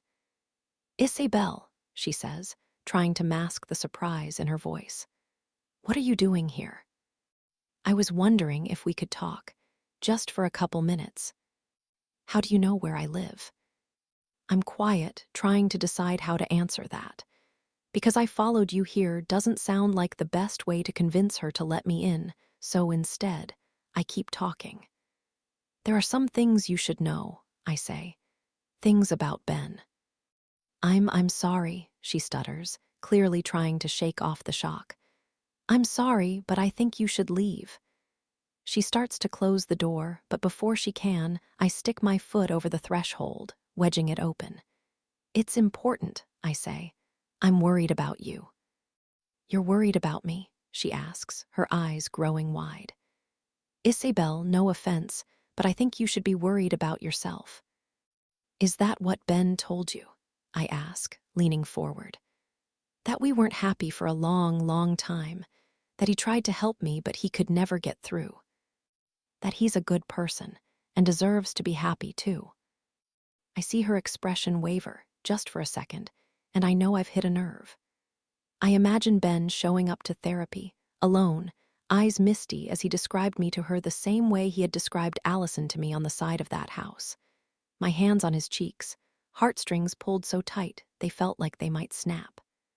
Painting a picture of me that cast me in the worst possible light. A broken woman, a lost cause. Someone he had tried to save. Valerie's eyes are on mine now, and I can see the questions swirling in her pupils. The questions I know she wants to ask. She's curious about me the same way I had been curious about Allison. I think back now on that moment when Valerie and I first met, the moment I had stumbled into that room in the church and taken her by surprise. I think about the way she had looked at me and invited me to stay, almost as if she wanted to know my side of it too. "He's not who you think he is," I continue. "I just want to talk." I try to put myself in her shoes, wondering. If I had found Allison on my doorstep one morning, offering herself to me the way I am now to Valerie, would I have taken the opportunity? Would I have betrayed Ben for just the smallest peek into their lives together? A glimpse behind that carefully closed curtain that he would never allow me to push aside. After all, I had imagined it so many times. Her, them, the way I'm sure Valerie has imagined us. I think of Allison's fingers on my arm, her lips on my ear. The goose bumps that erupted across my skin, the intrigue of being so close to someone I had spent so much time daydreaming about, wondering about, obsessing about. I would have done it. I would have let her in. "Valerie," I say, resting my hand on hers. She flinches, like she had expected my touch to burn, but after a few more seconds of silence, I can see her resolve melt. Like wax turning to liquid, malleable in my fingers, the curiosity overcomes her, the way I knew it would. Then she cracks the door back open, her eyes on the floor, and gestures for me to come inside. Chapter 57. I step into the living room and take a seat on the edge of a slip-covered couch. The house is small but homey. A fireplace with a cluttered mantel, string lights illuminating a collection of candles and books stacked high in both corners. There's a glass coffee table in the center of it all, and a series of pictures clipped to a string with clothespins against the back wall. She seems fun, eclectic, so incredibly young. Valerie sits in a chair on the opposite side of the table, eyeing me from across the room. She doesn't seem scared or suspicious. Instead, she seems a little on guard, like I'm some kind of rabid animal she isn't quite sure how to handle. Like I might lash out and bite. "First of all," she says, crossing one leg over the other, "I just wanted to say that I'm sorry, Isabel. I told Ben that it felt too soon." She stops, diverts her eyes to the floor, fully aware of the role she holds in this relationship of ours. "You just have a lot going on," she continues. And I'm sorry if the addition of me is making it worse. I'm quiet, not quite sure how to respond to that. Thank you, I say at last. That means a lot. So, what is it that you'd like me to know? She leans back in her chair, and I get the distinct feeling that she's about to read me like one of her patients. Like she's inherently wary of what I'm about to divulge, and she intends to analyze whatever comes out of my mouth next. There's no easy way to say this, I start, trying to keep my leg from bouncing. But I just want to make sure you know what you're getting yourself into. With Ben. Okay, she says. And what am I getting myself into? Did you know he was married before? Before me, I mean. Allison, she nods. Yes, I've heard. I try not to show my surprise at the mention of her name. For some reason, I assumed Ben would have hidden that from her. Less baggage. And did you know she died? Yes, I've seen my fair share of suicide in this line of work, unfortunately. It's tragic. Well, an overdose, I clarify. Accidental or otherwise. Valerie looks at me, her eyes squinting as she tries to dissect what I'm saying. You really think it was an accident? Honestly, I ask, steeling myself. I'm not convinced she did it at all. She tilts her head to the side, like she's trying to decide if I'm joking. She died right around the time Ben and I started to get involved. I continue, talking faster. Did Ben tell you she was pregnant? Did he tell you he never really wanted kids? Valerie blinks, expressionless, and I wait for a response for something, but nothing ever comes. In hindsight, it doesn't seem like a coincidence, I go on, realizing she isn't going to budge. Especially now, with the disappearance of my son and you showing up right after, not that I am placing any blame on you, of course.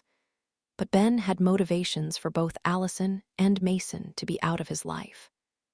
We can't just ignore that.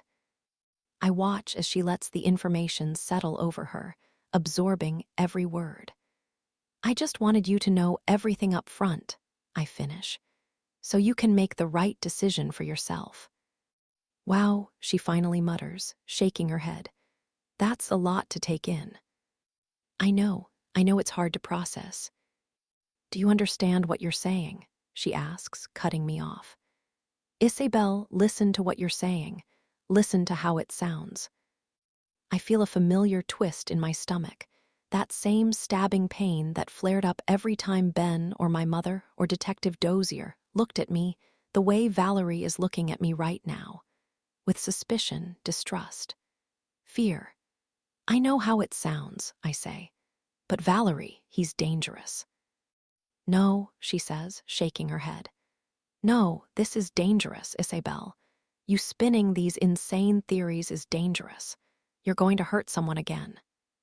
I feel a catch in my throat because I can't deny that. She's right.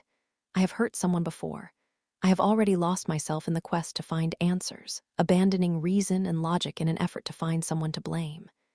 But this time isn't like that. This time it feels right.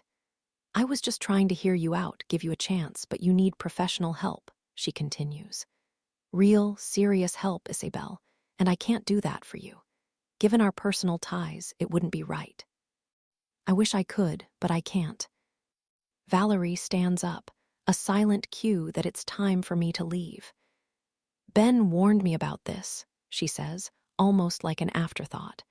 You're exactly like he said you were. And how did he say I was? I whisper, my heart pounding in my chest. Deeply troubled, she says at last, practically unhinged. I squeeze my fingers, feeling the stinging cut in my palm, and finally allow myself to process what I've become over these last 12 months. Not even human, really, but a nocturnal animal. A shell of a thing crawling through life with hazy eyes and a mind hinging on madness, like I'm one small stumble away from losing it completely. I've tried not to spend too much time worrying about how it must look from the outside, but now I let myself see it all through Ben's eyes. That collage in my dining room and the way I sit there for hours, staring, imagining, thinking through scenarios and convincing myself they could be real.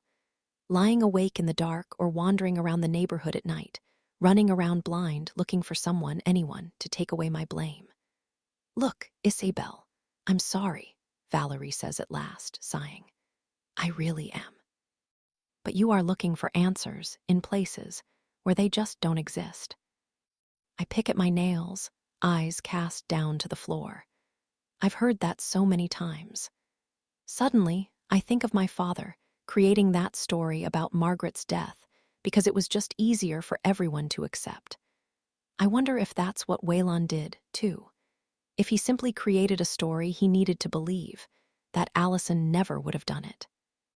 That she never would have taken her own life.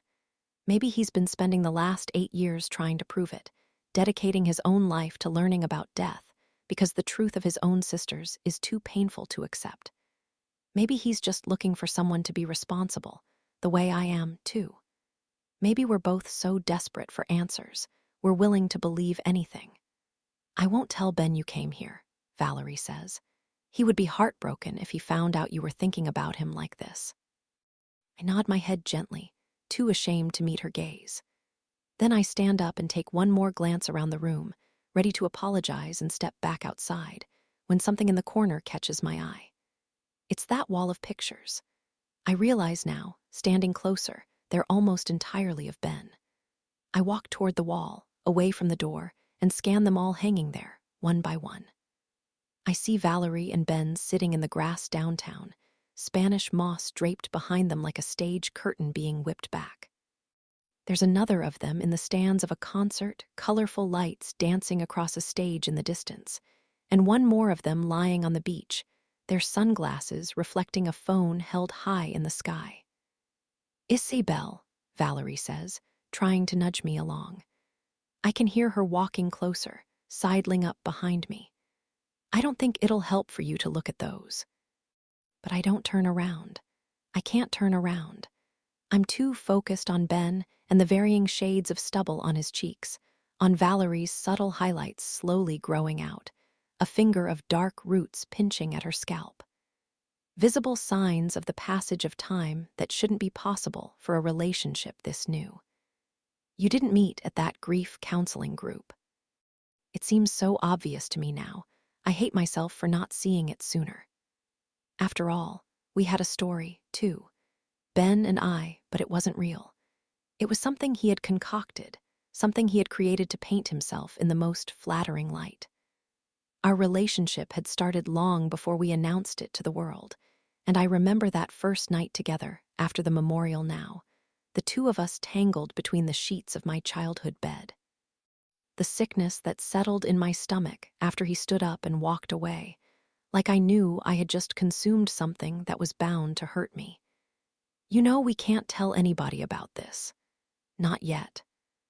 I twist around now and look at Valerie, standing right behind me, eyes wide and afraid. He really did do to me what we did to Allison. Ben and Valerie were together long before we were apart. How long? I ask, taking a step closer. How long have you been together? Valerie shakes her head, a little quiver in her lip, and takes a step backward, putting some distance between us. How long? I felt so bad for the longest time, she says at last. Doing what we did behind your back, but the things he told me about you. I remember that feeling, the justification of it. The guilt, the indignity, overridden by the stories I told myself. The stories about Allison I decided to accept in order to make myself feel better, that they weren't us. It's a form of self-preservation, really. We are nothing but what we choose to believe, but it's all a mirage, bending and warping and shimmering in the distance, changing its form at any given second, showing us exactly what we want to see when we want to see it. How long? I repeat, my resolve settling back in and hardening in my stomach. How long have you been with Ben? The house is quiet in a silent standoff. Finally, she sighs. 2 years. 2 years. 2 years. For 2 entire years, Ben has been seeing someone else, before Mason was taken, before he even took his first steps. I count back in my head now, trying to determine how old he would have been. 6 months, I say, muttering to myself. Mason would have been 6 months old when they first got together, the age he was when I started working again. When I took off for a few nights every month, driving to North Carolina and Alabama and Mississippi, trying to chase those little moments of meaning that were ripped from me all those years ago. You were always leaving, Valerie says now, still trying to justify it. He was lonely, Isabel. You left him and your son for days on end. He was lonely, I say, a sudden burst of anger surging through me. Is that what he said? He said that I was always leaving, that I was the one who was never around. I saw it, she says, her voice suddenly sharp like venom. I saw the way he had to take care of Mason by himself. Don't deny it. You saw it, I whisper, the room starting to spin. Oh my God, he brought you to our house. I take a few steps closer, into the center of the room, my mind racing. He brought you to our house, around our son, and he was growing up, I say, speaking faster. Mason was growing up, just starting to talk. Pretty soon, he would have started saying something, right? Saying something to me about the other woman who came over when I wasn't there. I think about that story I always tell to the audience, the one meant to ease the tension and elicit a laugh. Mason and Ben and the mobile above his crib, how he would try to sound out the words, Tyrantus Norius, getting better and better every single time. Don't you think Ben thought about that? I ask. Don't you think he realized? I stop, stare, understanding settling over me slowly. All of these little pieces that never added up, never made sense until now. I can feel the blood drain from my face, like someone ripped out a plug from beneath me, bleeding me dry. The truth is right here, right in front of me. I have literally been staring at it at her this entire time. What did you do? I ask, my voice a whisper. What did you do to my son? Valerie is quiet, eyeing me. It really is striking how alike we look, especially at a distance. The tanned skin of her arms, her legs, the coffee brown shade of her hair and the wide, unassuming eyes. I imagine her walking down the street at night, late, leaving my house at the end of a few days spent with Ben. She would have parked somewhere far away, I'm sure, to keep a cover from the neighbors. Ben would have insisted, for appearances' sake. Always for appearances' sake. And I can almost picture it. Her, striding past that streetlight, feeling the life leaking from her skin with every single step, knowing that I was on my way home to him. Knowing that we would be sleeping together that night while she was in this sad little house, alone, her eyes on the ceiling and her mind on us. It was the same way I felt when Ben would stand up from that bar stool and return home to Allison. The gut-wrenching knowledge of being something he kept hidden, secret, like a dirty habit he only broke out at night. And then, the creak of a rocking chair, the realization that she wasn't alone, a glance to the side and an old man sitting on his porch, cloudy eyes on her. I'm Isabel, she would have said, stopping, smiling, letting herself believe it. Letting herself shed her own skin and slip into mine for just one more second. Letting herself be me, Ben's wife, the way I had always wanted to be Allison. Like if she just said it out loud, willed it into existence, it would somehow be true. Your neighbor, Isabel Drake. Chapter 58. I don't know what you're talking about. Valerie is still looking at me, unwavering, and I can feel the bile claw its way up my throat. Yes, you do, I say, my voice trembling. You took my son. I imagine her letting herself into my home with her key, the key Ben had given her, swiping it from beneath our mat that day and slipping it into her palm, closing her fingers, and the quiet stillness of the house as Roscoe ambled up to her in the dark. He would have recognized her after an entire year of her coming over. She wouldn't have been a stranger anymore. I can imagine the hushed whispers as she calmed him back to bed, rubbed behind his ears. Her footsteps down the hall, into Mason's nursery, creeping into his bedroom, covering her fingers with the fabric of her sleeves, and sliding the window open, letting in a cool, damp breeze as she picked him up and carried him back out the front door, locking it behind her. I wonder if Mason felt safe with her. I wonder if that's why he didn't scream. Some people just aren't fit to be mothers, she says at last, like that's an explanation I should somehow understand. What did you do to him? I try to imagine it, those little tastes of a life she got with Ben, a real life, not the hidden, secret thing she had, before they were ripped away from her over and over and over again. The adrenaline pumping through her chest that very first time she stepped into our home trailed her fingers across my vanity. Ran my brush through her hair, leaving her own strands tangled in with mine, and smiling at the knowledge that I would never know. Looking into my mirror and seeing her own reflection, her confidence growing as she flipped through my closet, tried on my clothes. Imagining herself in the pictures with Ben instead of me. Neither of you wanted to be parents, she says. Not really, not when it came down to it. I imagine her lying in our bed, fingers dancing across Ben's bare chest. Mason's cries erupting from the other room, and him having to get up, leave her there. He was always a fussy baby. There are so many people out there who would love to have a child, she says. You have no idea, Isabel. People would kill for it, but it's not for everybody. She didn't want to share Ben anymore. She didn't want to share him with me, with Mason, with anybody. Tell me where he is, I say, hands shaking. I take a step forward, closer to her. She's backed up against the coffee table now. There's nowhere left to go. If you tell me, I can forget about this. I can forget about you. It's for the best, she says, for everybody. I take another step, closer. Tell me where he is. Ben told me what you did to your sister, she continues. It was only a matter of time before you did something to your son, too. You know that, right?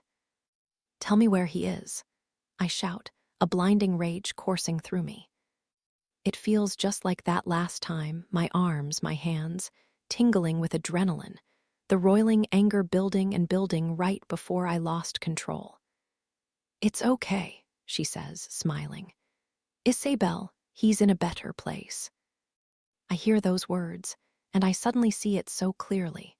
Valerie on her computer, reading that article, staring at that picture of me on stage. My bloodshot eyes soaking in the scowls and the stares for just the tiniest chance at the truth. Looking out at the audience, pleading into the microphone, and eventually just absorbing the whispers so deep that finally I believed them too. I think of Valerie knowing that, knowing the truth, what she did, what she took from me, and still typing that comment anyway, dangling it in front of me before coming to her senses and erasing it forever. I think of her looking at me in that church, head tilted to the side as she gestured to the candles flickering in the dark. The pity in her eyes, the nerve, the arrogance, and suddenly, I feel my body lunge at her before I can even realize what I'm doing, those words ringing loudly in my ears. He's in a better place. I feel the sudden jolt of impact, our bodies tangling together and falling in unison until we collapse onto the coffee table and it buckles beneath us. The sound of glass shattering mixed with a sickening skull crack. Chapter 59. 2 days later. Thump, thump, thump. My pupils are drilling into a spot in the carpet. A spot with no significance, really, other than the fact that my eyes seem to like it here. I listen to the thumping, the beating, the steady thrum of a heartbeat in my ears, a rhythmic echo like slipping beneath the bathwater and listening to it pulse.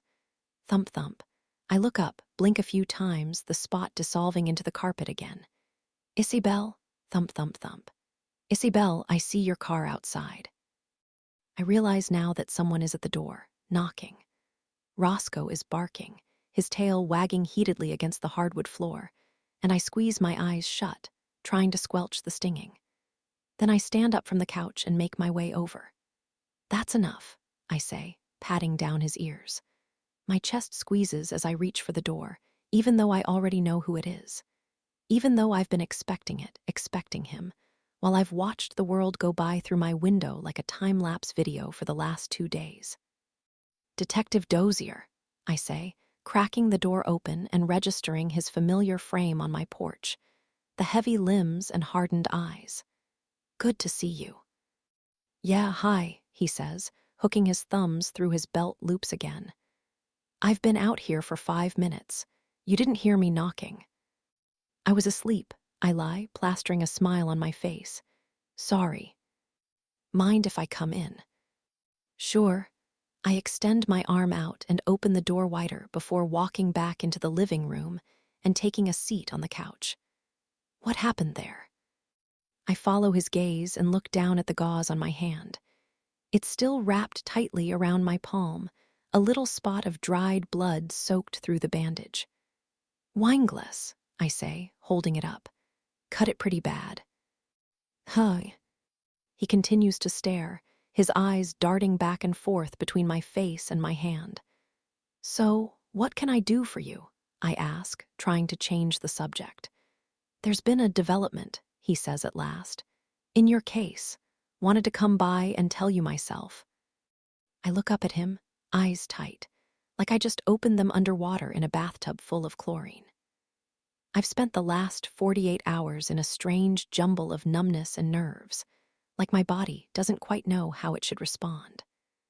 I felt this way ever since I stood up slowly in Valerie's living room, the crunch of glass beneath my shoes and the raggedness of my own breath amplified around me. Ever since I looked down at her lifeless body and those shards from the table, sharp and piercing, like dozens of daggers scattered across the floor. Ever since I gazed into those wide-open eyes, glassy like porcelain, and the puddle of blood expanding beneath her. The absolute stillness of her chest. "And what's that?" I ask, even though I already know.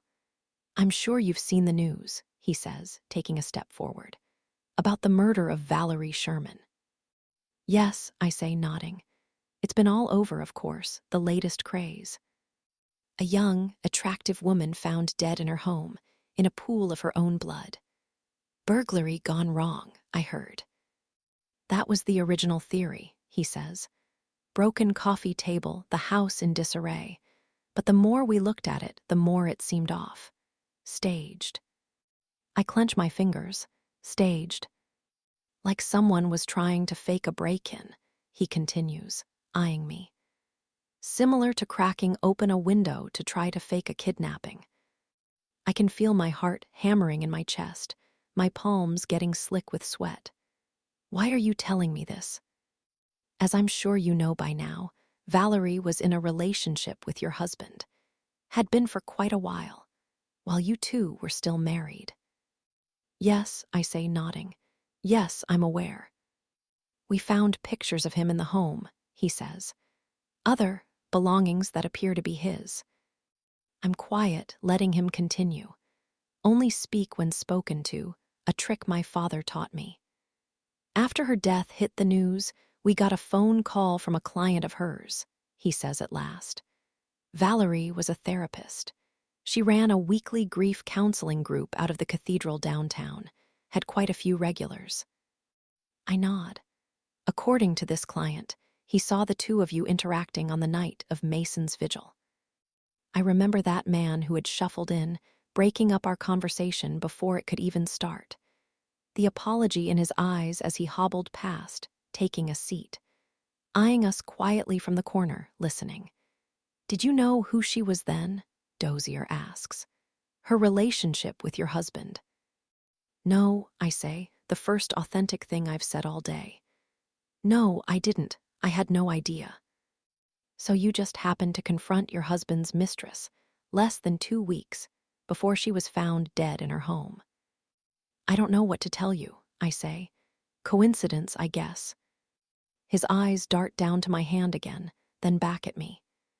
"Is this why you're here?" I ask at last, trying to sound exasperated, trying to act as though the idea of me having anything to do with this is ridiculous, impossible, too far-fetched to even entertain, to question me about a murder. Dozier stares at me for another second before he lets out a sigh, shaking his head. "No," he says at last. "I'm here because that client also gave us a name." "A name," I repeat, trying to hide my confusion. This isn't how I expected this conversation to go. Whose name? The name of a woman who also used to attend the group, but stopped coming after Mason's disappearance, he says. A woman who was unable to have children. My eyes are drilling into his now, remembering those words Valerie had said. The justification for what she did, as if she were doing the world a favor. There are so many people out there who would love to have a child.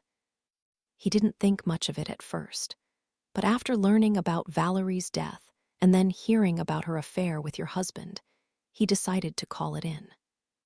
It takes a second to register, but finally I realize what he's trying to tell me. A woman going missing at the exact same time as Mason. A woman who wanted kids and couldn't have them. A woman who knew Valerie. So what does this mean? I ask, edging myself to the very end of the couch. Who is she? I don't want you getting ahead of yourself, he says, holding his palm out. He digs his other hand into his back pocket, pulling out a small picture. It could be nothing, but we're looking into it. Does this woman look familiar to you, or does the name Abigail Fisher ring a bell? I grab the picture and stare at the woman, her mousy brown hair and unassuming eyes. She looks a little older than me, mid-40s, maybe, and I massage the name in my mind, trying to place it. I've sifted through so many names over these last 12 months, and that's when my neck snaps up, my eyes on my dining room. I stand up and walk toward the table, the True Crime Con attendee list still tacked up on the wall. Abigail Fisher, I say, my finger tapping hard against the name when I find it. I try to tamp down the hopeful beating in my chest, but the excitement is palpable in my voice now. A giddiness I can't contain. Right here, Abigail Fisher. She was at the conference. I look at Dozier, then back down at the picture, and that's when I realize, the eyes. I've seen those eyes before. I remember the way they grew so damp and distant, tears glistening as she watched me on stage, mouthing my every word. Oh my God, I say, rushing over to my laptop and throwing it open. I remember pulling up that article and studying the picture of the audience. The way the camera flash had made their eyes glow, turning them into something ethereal and strange. The way that woman's gaze had made me physically shiver, like my body was reacting to some kind of danger my mind couldn't yet understand. Abigail Fisher, I say again, my heart thumping too hard in my chest as the article loads. Once it does, I twist around and tap at the screen, my fingers dancing wildly, watching Dozier's expression shift as he processes it. 2. His gaze moving from me to the audience, then zeroing in on her. His eyes darting back and forth between the woman in the front row and the woman in the picture he gave me. The room is quiet for a beat longer, the hugeness of this moment settling over us both. Finally, after all this time, we have a face, a name, a chance. Abigail Fisher, he repeats, nodding his head in a resigned rhythm. That's her. Chapter 60. 1 week later. I hear a buzz and glance up, watching as the bulky metal door swings open. My eyes are stinging. Not from sleep, though, or rather, the lack thereof, but from the cheap, fluorescent bulbs above me, from the harsh light of this place. Isabel Drake. I glance at the prison guard in front of the door, and I raise my hand, smiling meekly. The gash on my palm has healed slightly now, no longer a gaping wound, but a thin, puckered scab. I can still see Dozier's eyes on me, trying to piece it all together in my living room that day. Trying to assemble all the clues into the perfect pattern to make a picture form. Last thing, he had said, swinging around as I escorted him to the door. He couldn't stop staring at it, that bloody cut on my palm. He was thinking, I'm sure, of Valerie's lifeless body over that mountain of glass, of those shards, sharp and jagged, and the temper he had seen in me himself. The way it could flare up at any second, leaving me in a blind rage. Valerie took a lot from you, he said, shifting his weight from one leg to the other like he was suddenly uncomfortable. How does that make you feel?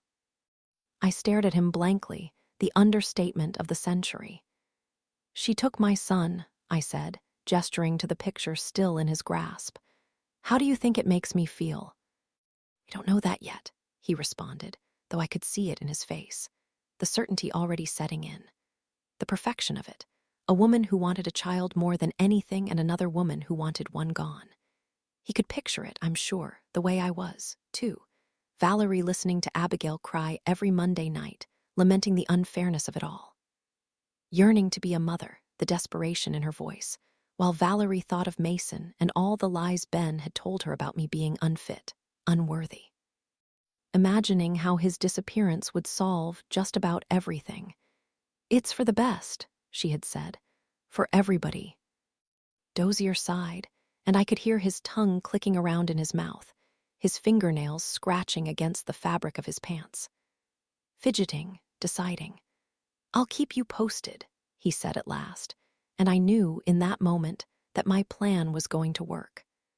I stand up now and watch as the guard escorts Ben into the visitors area, trying to imagine how different I must look to him after only 1 week. I caught a glance of myself in my hallway mirror as I was leaving to visit the prison. The life has flushed back into my cheeks, like someone dripped red dye into water and let it expand, creeping to the edges, turning everything pink. My eyes are wider, brighter, more alert, and the shadows beneath them are beginning to fade like a healing bruise. But Ben, he looks different too. "How are you doing?" I ask, tilting my head as we both take a seat. I can see it now, finally, what everyone else had seen in me. The exhaustion etched so deep in his face, and the new wrinkles that have practically appeared overnight. The way his skin looks sallow and pale, like something slowly dying. "Are you getting any sleep?" Ben looks at me and runs his hands down his cheeks, his fingers pulling at the stubble. I can't help but stare at the handcuffs on his wrists, pinching his skin. "Isabel," he says at last, his voice hoarse. "I didn't do this." I think back to that morning at Valerie's, to standing up, looking around, her lifeless body beneath me, and the gravity of what I had done settling over everything. To blinking my eyes, trying to clear the dark spots from my vision and the spinning in my head. The realization that it would come back to me, that it would always come back to me. The scorned wife, the desperate mother, the crazed woman who simply lost it in a frantic quest for answers. "They found your ring beneath her couch," I say now. "Right next to her body. Your DNA was all over her, Ben, beneath her nails. It doesn't look good." "Because we were together that morning," he says, frustrated, ripping his hands through his hair like he's repeated that same statement so many times before. I remember the twitching of my fingers as the last bits of adrenaline left my body, like an overworked muscle starting to give out. How they had snaked their way beneath the collar of my shirt as I stared down at her, thinking, twisting Ben's ring between them like I had done so many times before. The ring with his name etched across the surface. The ring nobody even knew I had. "That ring," he says now. "I don't know how that ring got there, Isabel. I have no fucking clue. I don't even wear it anymore. Maybe she took it from my condo or something, I don't know." "Did you find out what she did to Mason?" I ask, my voice soft. "Because if you did, I wouldn't blame you. I would have done the same thing." "No," he says. "Jesus, Isabel, I swear, I had no idea. Look, I'm sorry, I'm sorry for everything. But I didn't kill anybody." I look at Ben, my husband, and marvel at how well it all came together. The story I created, woven into reality as I stood in Valerie's living room, rubbing the ring against my shirt and rolling it across the floor. As I picked at the evidence, the facts, and pieced together a narrative to explain it all away. I knew how it would look once the police found it there, ripped off in a struggle and lost in the dusty corners beneath the couch. A married man and his mistress. I knew how the story would unfold. "It's easy to blame the boyfriend," I say, Waylon's voice pulsing in my ears like the steady thrum of heartbeat. "I want him to pay." Just like it's easy to blame the mother. But you know what still doesn't make sense to me, though? What I can't figure out. "What's that?" he asks, irritation dripping. "How did Valerie know the baby monitor was dead?" I take in the sharp clench of his jaw, the subtle clank of the chains as his leg shifts beneath him, the bob of his throat as he swallows, readying himself for a lie. She knew it was there, I continue. She had been to our house before, and she never once went into his nursery. I would have seen her on my phone. I don't know, he says, his voice low. I have no idea. But she had to have known it wasn't recording that night. It's almost like someone mentioned it to her. Ben is silent across the table, his eyes on mine. Like someone told her which night to show up. I can feel the heavy air between us, and I know, in my gut, that I'm right about this, too. I can picture them lying in our bed together during one of my nights away. I can hear Mason's cries erupting from beneath the door and Ben sighing, leaving, muttering something about how I had let the batteries die and couldn't be bothered to change them. Valerie, stretched out alone, the wheels in her mind starting to spin, and his voice the grease they needed to keep turning. Tell me about Allison, I say at last, leaning forward, because he needs to understand why he's here. How did she die, Ben? I can see the color drain from his face, his skin, somehow, growing even paler. What do you mean? He asks. You know what I mean. She killed herself. Isabel, he stops, swallows, twists his head slightly. You don't think I did something to her, too, do you? I try to imagine it. Ben forcing Allison to swallow those pills. Crushing them into a powder and slipping them into her coffee, maybe. Hiding them in her food. Izzy, he pleads. Jesus, I've never killed anyone. I don't think that's how it happened, though. After all, Ben's words are his weapon. They always have been. He's always known that the best way to control someone is by planting an idea in their mind and making them believe it was theirs all along. He's always been good at sprinkling the breadcrumbs, one by one, until all those little steps have taken you somewhere else entirely, a place that you don't even recognize anymore. A place so far gone, you can't find your way back. He's always known how to suffocate someone from the inside out, how to starve them, drown them, push them so close to the edge that when they look down and see nothing but empty air beneath them, when they dangle their foot off the ledge and feel themselves starting to fall, the idea of it might actually feel good. And that deserves to be punished, too, doesn't it? I imagine Allison during all of those late nights, pregnant, knowing her husband was out with somebody else. Feeling the same loneliness that I had felt, the same regret, and seeing her life flash through her mind like a movie. Ben, pointing at her in the high school hall and deciding that she was his.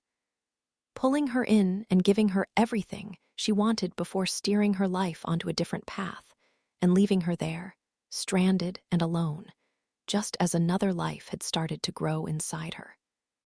I imagine her walking into the bathroom, tears in her eyes, one hand on her stomach and the bottle of pills he left out on the counter, staring at her like a quiet dare.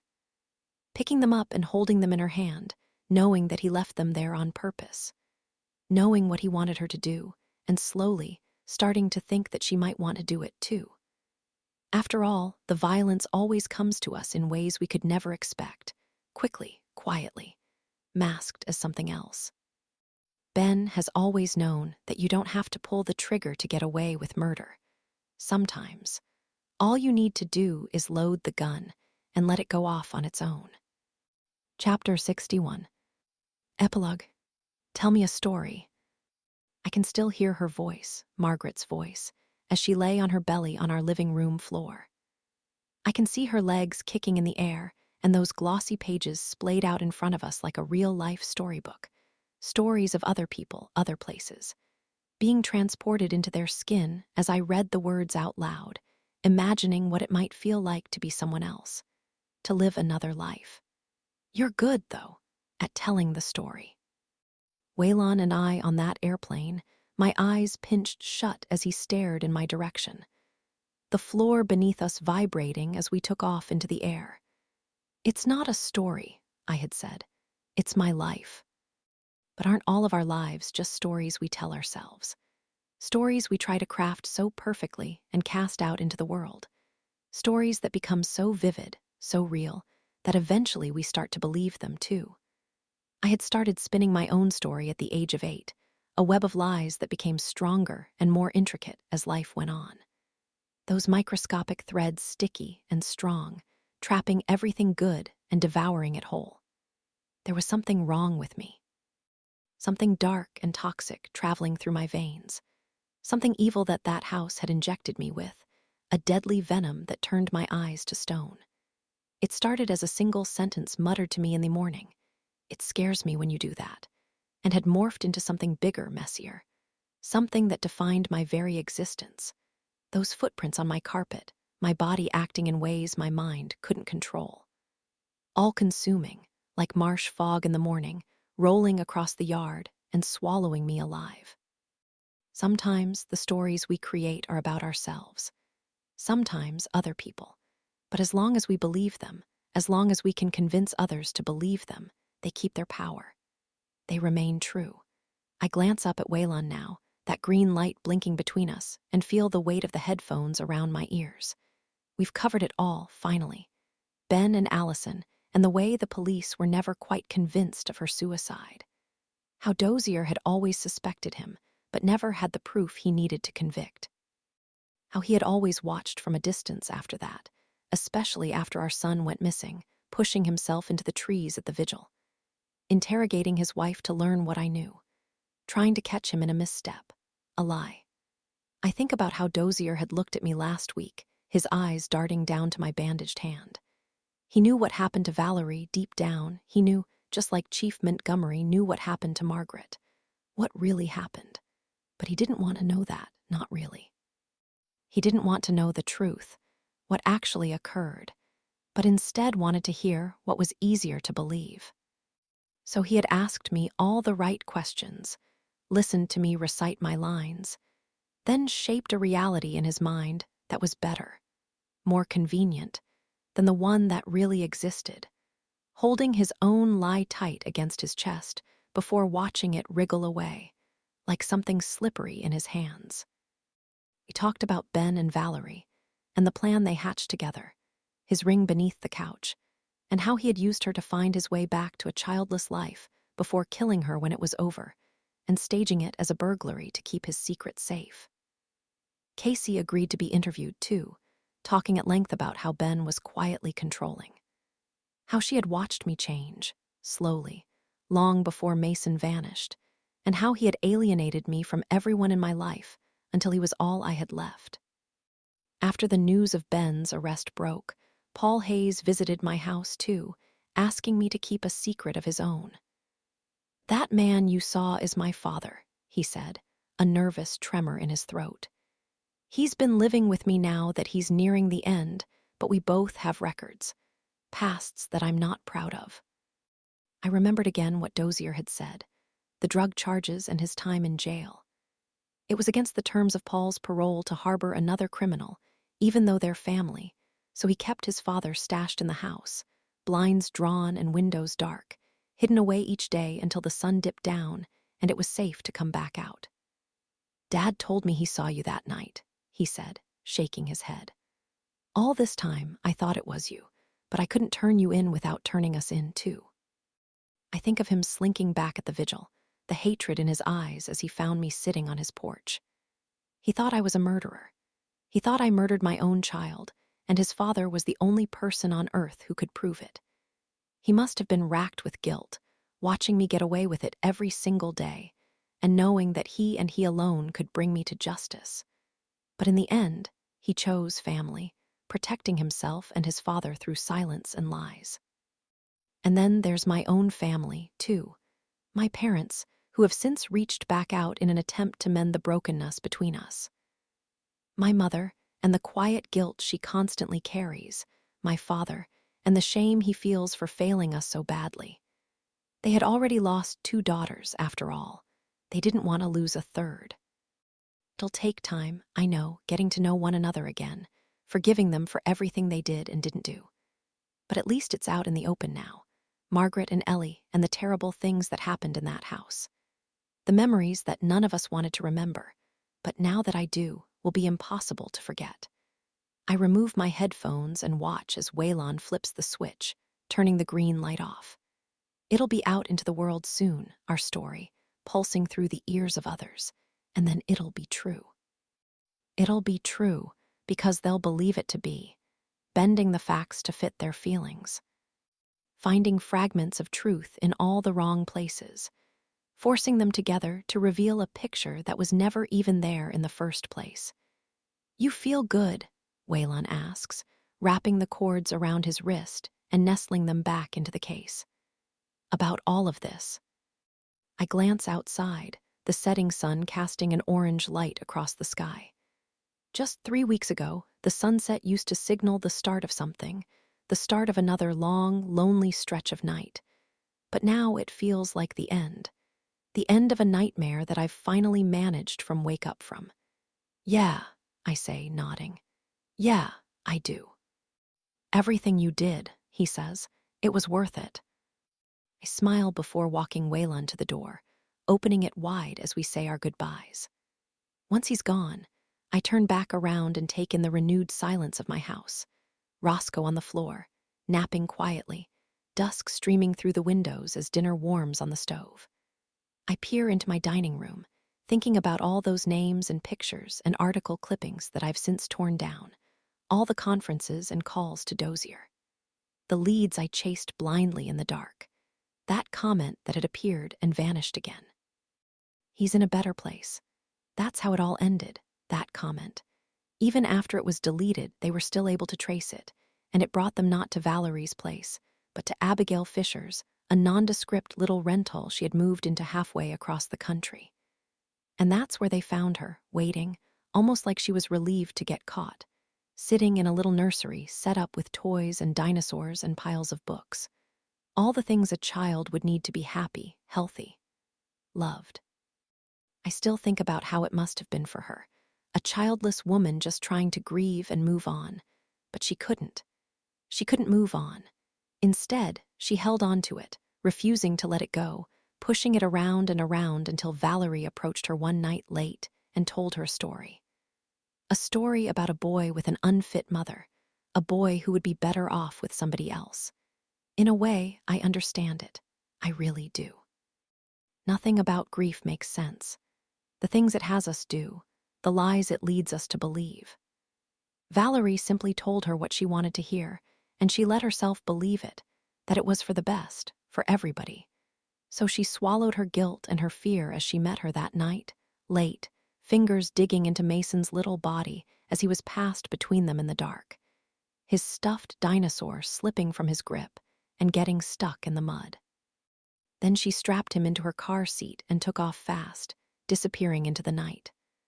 I walk down the hall now, toward Mason's nursery, and approach the door that I've always kept closed. I touch my hand to the knob the way I've done so many times before, too afraid to twist it, to peer inside, to catch a glimpse of everything I had lost. But now I do. I open it gently. I let myself look. And there he is, just as I've imagined it so many times before. There's Mason, sitting up in his bed, cracking that toothy little smile when he sees me. He's holding that same stuffed toy, the mud cleaned off before being removed from evidence and returned back to us. A gentle reminder of the life with me I know he's probably forgotten. He was gone for an entire year, after all. An entire year that I will never get back. That could have been the end of it.